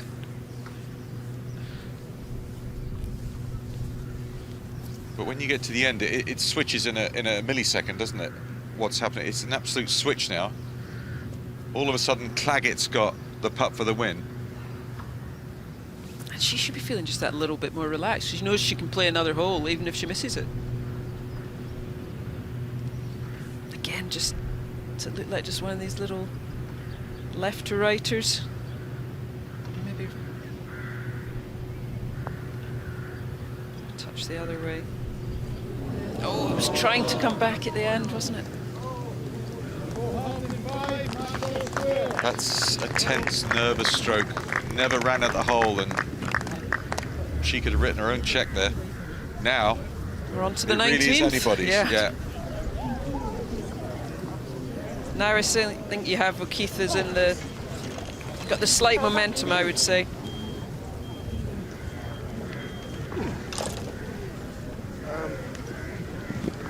I take my hat off to Farrah O'Keefe. The way she hung in there when she was getting battered and didn't just throw, didn't capitulate, throw the towel. She just hung around, stayed in there, battled as hard as she could, hoping that at some point she'd get a run.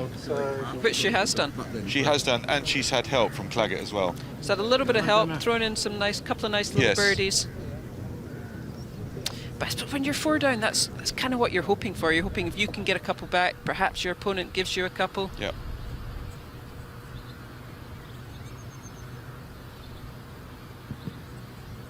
So Claggett's got to have good memories of these opening holes, though. Oh, she was 4 under after 3. Yes. But that seems like a over 3 lifetime hours ago. Absolutely. And I think advantage to O'Keefe having the honour. Yeah. As I seem to keep on saying, it's just has to miss these fairway bunkers on this hole. Just drove into one in the first.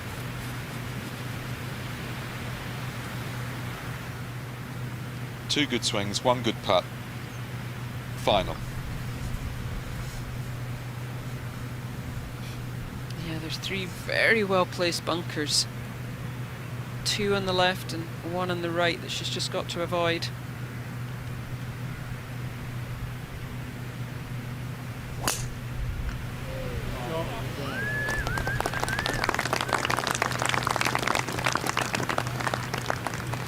Does not want that one back.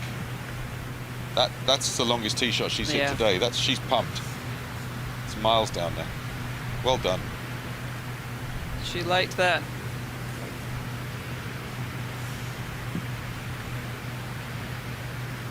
I think the adrenaline, she got an extra 10, 20 yards out of that one from normal. That's way down.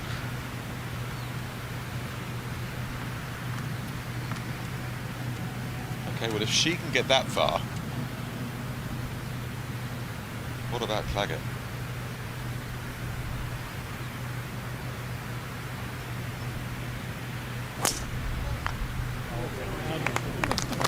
Okay, that's belted. She looks mad, but that one, she belted that one. Oh my goodness. And just to tell you, this is 407 yards. I know, she's flown that 300 plus and it's run another 70. A little bit of maybe temper in that one, or not temper, but annoyance. Yeah, that's 2 top tee shots with a driver under pressure, and they both got to this point in different ways. I was pumped, that drive from Claggett. Yeah. But she hasn't short game duel, has she? That's something as we she's saw got to in watch 15, at. she's taken advantage. There's your bunkers. There's the 3 bunkers that just weren't even in Claggett's gameplay. No. But O'Keefe did a really good drive there, just between the one on the right and the second one on the left. And then it hit the fairway, bounded down. And Claggett just pounded her drive down there, took all the bunkers out of play. And looks like she could nearly throw it on the green from where she is. The beach is actually a real thing from that tee shot. Especially into the wind. Yeah. I think downwind it's a lot easier, but if you could imagine playing that into 20, 30 mile an hour winds. Yeah. And that flag just 7 yards on, 5 from the left. But now the 3rd time they're playing to this flag. Yeah. Which just you've got a little bit of knowledge about how the putts may break. That's probably the windiest it's been all day. Looking at those flags there. Set up high. If you've just tuned in late, this is the second semi-final, and they're all square. First extra hole. Both players have found the fairway on one of the tee shots from the Canadian. Tilly Claggett, we think, has gone about 370 yards down there. Yeah. Be interesting if Sophie could update on the distance on that one. Let's go, Sophie. She's maybe not got to it yet. Well, maybe not. Takes her a long time to walk anywhere, Sophie.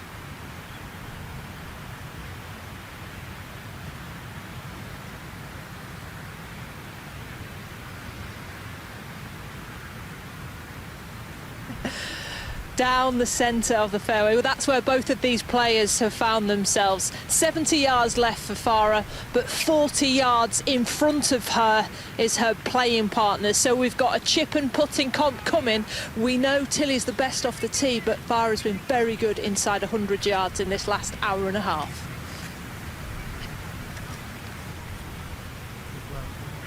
Can I move that bogey, mate? Can I move that bogey? The bogey, can I move it? So even for the American, it's not a flat out anything. There's a lot of feel involved in this second shot coming in here. You could nearly argue Keith's nearly got the easier shot. 70 yards, might be able to get a little bit of zip on it. Yeah. 70 yards downwind. Yeah, especially with that front pin. Claggett might need to hit some sort of little, maybe chip and run. She should probably nearly putt it from where she is. Well, I mean, that's like a 380-yard drive. yeah, it is. It is.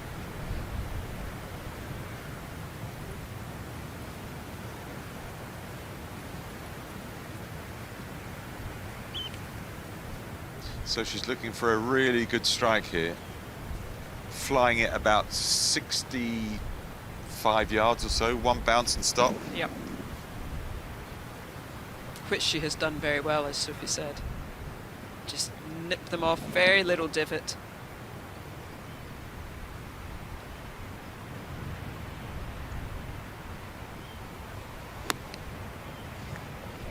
That sounded nice. Very good. Very well played. Yeah, very good. She's been very impressive with her veggies.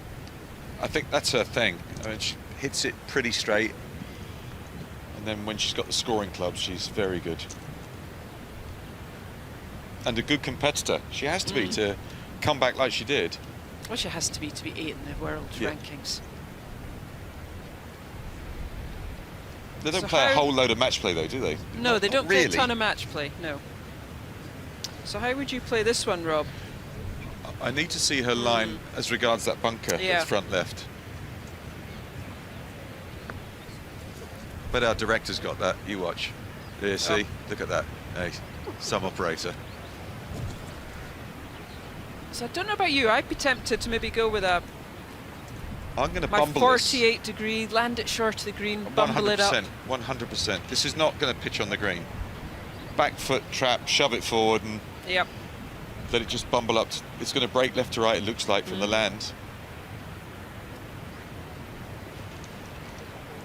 This is when Especially you with play that the little- ultimate percentage shot Yeah. here. Ultimate. So if you try and land this on the green, it's going to be so precise.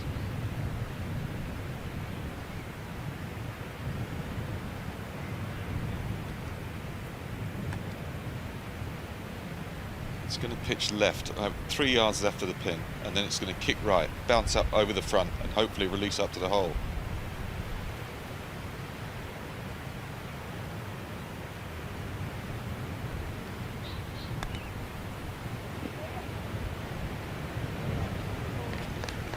Nearly. Nearly. Right a bit. Just didn't quite start it far enough left. Yeah, she got the weight pretty good. And she'll be putting second. But will it be to stay in it, or will it be to win it? But after, it's a funny game, isn't it? After such a good drive, she had a tricky little shot from 30 yards.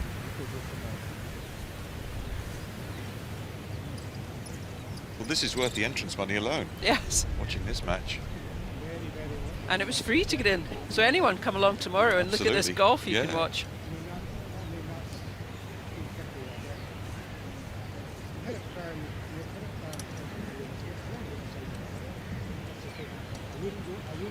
What a time to hold a putt here. Going first. You know, she was beaten. It was all over. Yeah, every shot she now was is gone. a bonus. Yeah, absolutely. To even have a chance.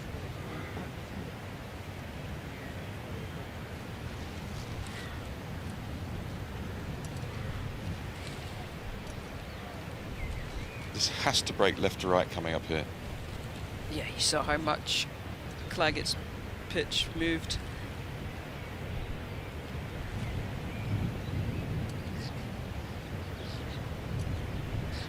Look at the whole 2 practice swings. It's been the same routine all day long. She'll look again.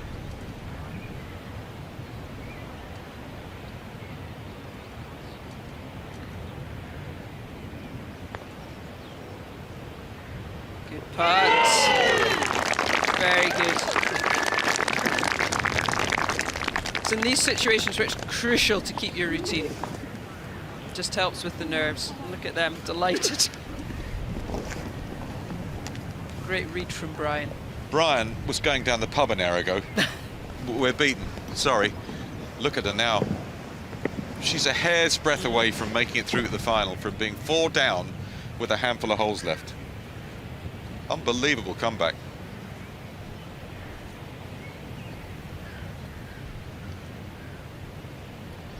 And after 2 not wonderful putts on 17 and 18. No, she's looked horrible with a putter. Yep. But she's nothing to lose on this one now. It might just free her up a little. Yep.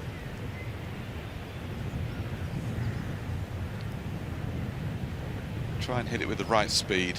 Speed's been out. To keep it going.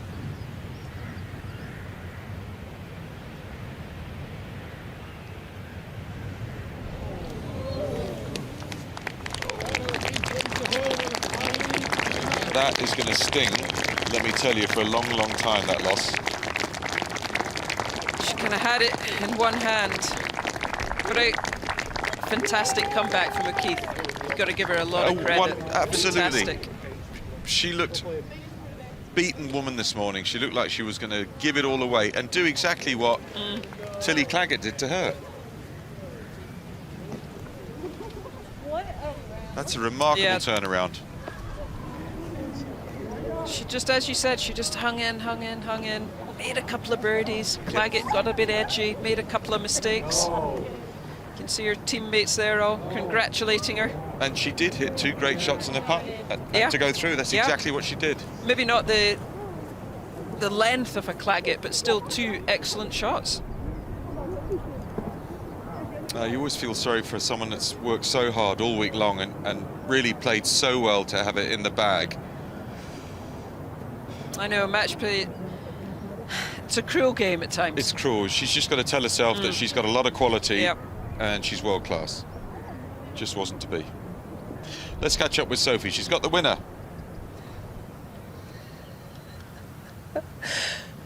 Wow. 4 down with 5 to play. Did you think you'd be standing here right now with a winner's interview? Not at all. You know, I kind of turned to Brian and I kind of said, you know, I did something similar like this at Nationals. I was 3 down with 5 left to play and I ended up winning 2-1. And so it was just one of those things where I figured if I just kept giving myself chances and applying pressure. I mean, I've played junior golf with Tilly since I was 11 years old. And so, you know, we both grew up in Texas and we grew up playing the local stuff. And, you know, she kind of had the first 4 or 5 holes to her advantage, straight downwind, all kind of reachable holes, and she hits the ball a really long ways. And so I kind of knew if I stayed patient and I stayed within myself that the incoming stretch into the breeze was going to be in my favor. So I don't know. I mean, it was in your favour, but to dig that deep, you must be incredibly proud of yourself. You and Brian look like a great partnership. Yeah, he's been great all week. You know, I met him on the first tee and in the practice round, and I'm supposed to give a shout out to the great Ali Monroe. So he's been starting us off every day, and I don't know. We've just been clicking like every time. He talks a lot, and it kind of calms me down. It doesn't leave any space for my brain to ramble, which it normally does. So I don't know, we've been good this week. And this morning, we spoke on the 18th green. You said, I thought I was going to be going down 19th. It's been such a roller coaster of a day for you. Can you take it all in right now? No, I don't. Seriously, this is like out of body for me. I have no idea what I'm even doing right now. I'm grateful for the fight that I put up this afternoon, and I guess we have 18 or 36 more holes tomorrow, so just gonna try to fall asleep tonight and go battle it out in the morning. Well, you have 36 holes left 36. tomorrow, and there's an opportunity to go back-to-back for USA at the Women's Amateur Championship. That would be amazing. So good luck, sleep well, I'll try. and we'll see you tomorrow. Thank you so much. Thank you. Welcome. So 37 holes she played today. Yeah, go. As she will be tired and has to get herself as well rested as she can for 36 holes tomorrow, potentially. And the mental stress of that. 2 close, tight matches. Yes, absolutely. And that's quite the lineup. Paula Martin San Pedro, number 12 in the rankings, and Faro O'Keefe, number 8. So it's going to be a ding-dong battle. Yeah, and they're teeing off at 8:30 on Sunday morning, and more power-wise, more matched than today. Definitely more matched. I would say they're probably fairly similar in distance they hit it. It's in a way similar kind of players. I thought San Pedro was very tidy today in how she played. Yeah. Well, it's been a terrific quarterfinal, semi-final day, but the real fun is to come on Sunday. 36 holes before we find out who's going to be this year's Women's Amateur Champion. We'll see you tomorrow.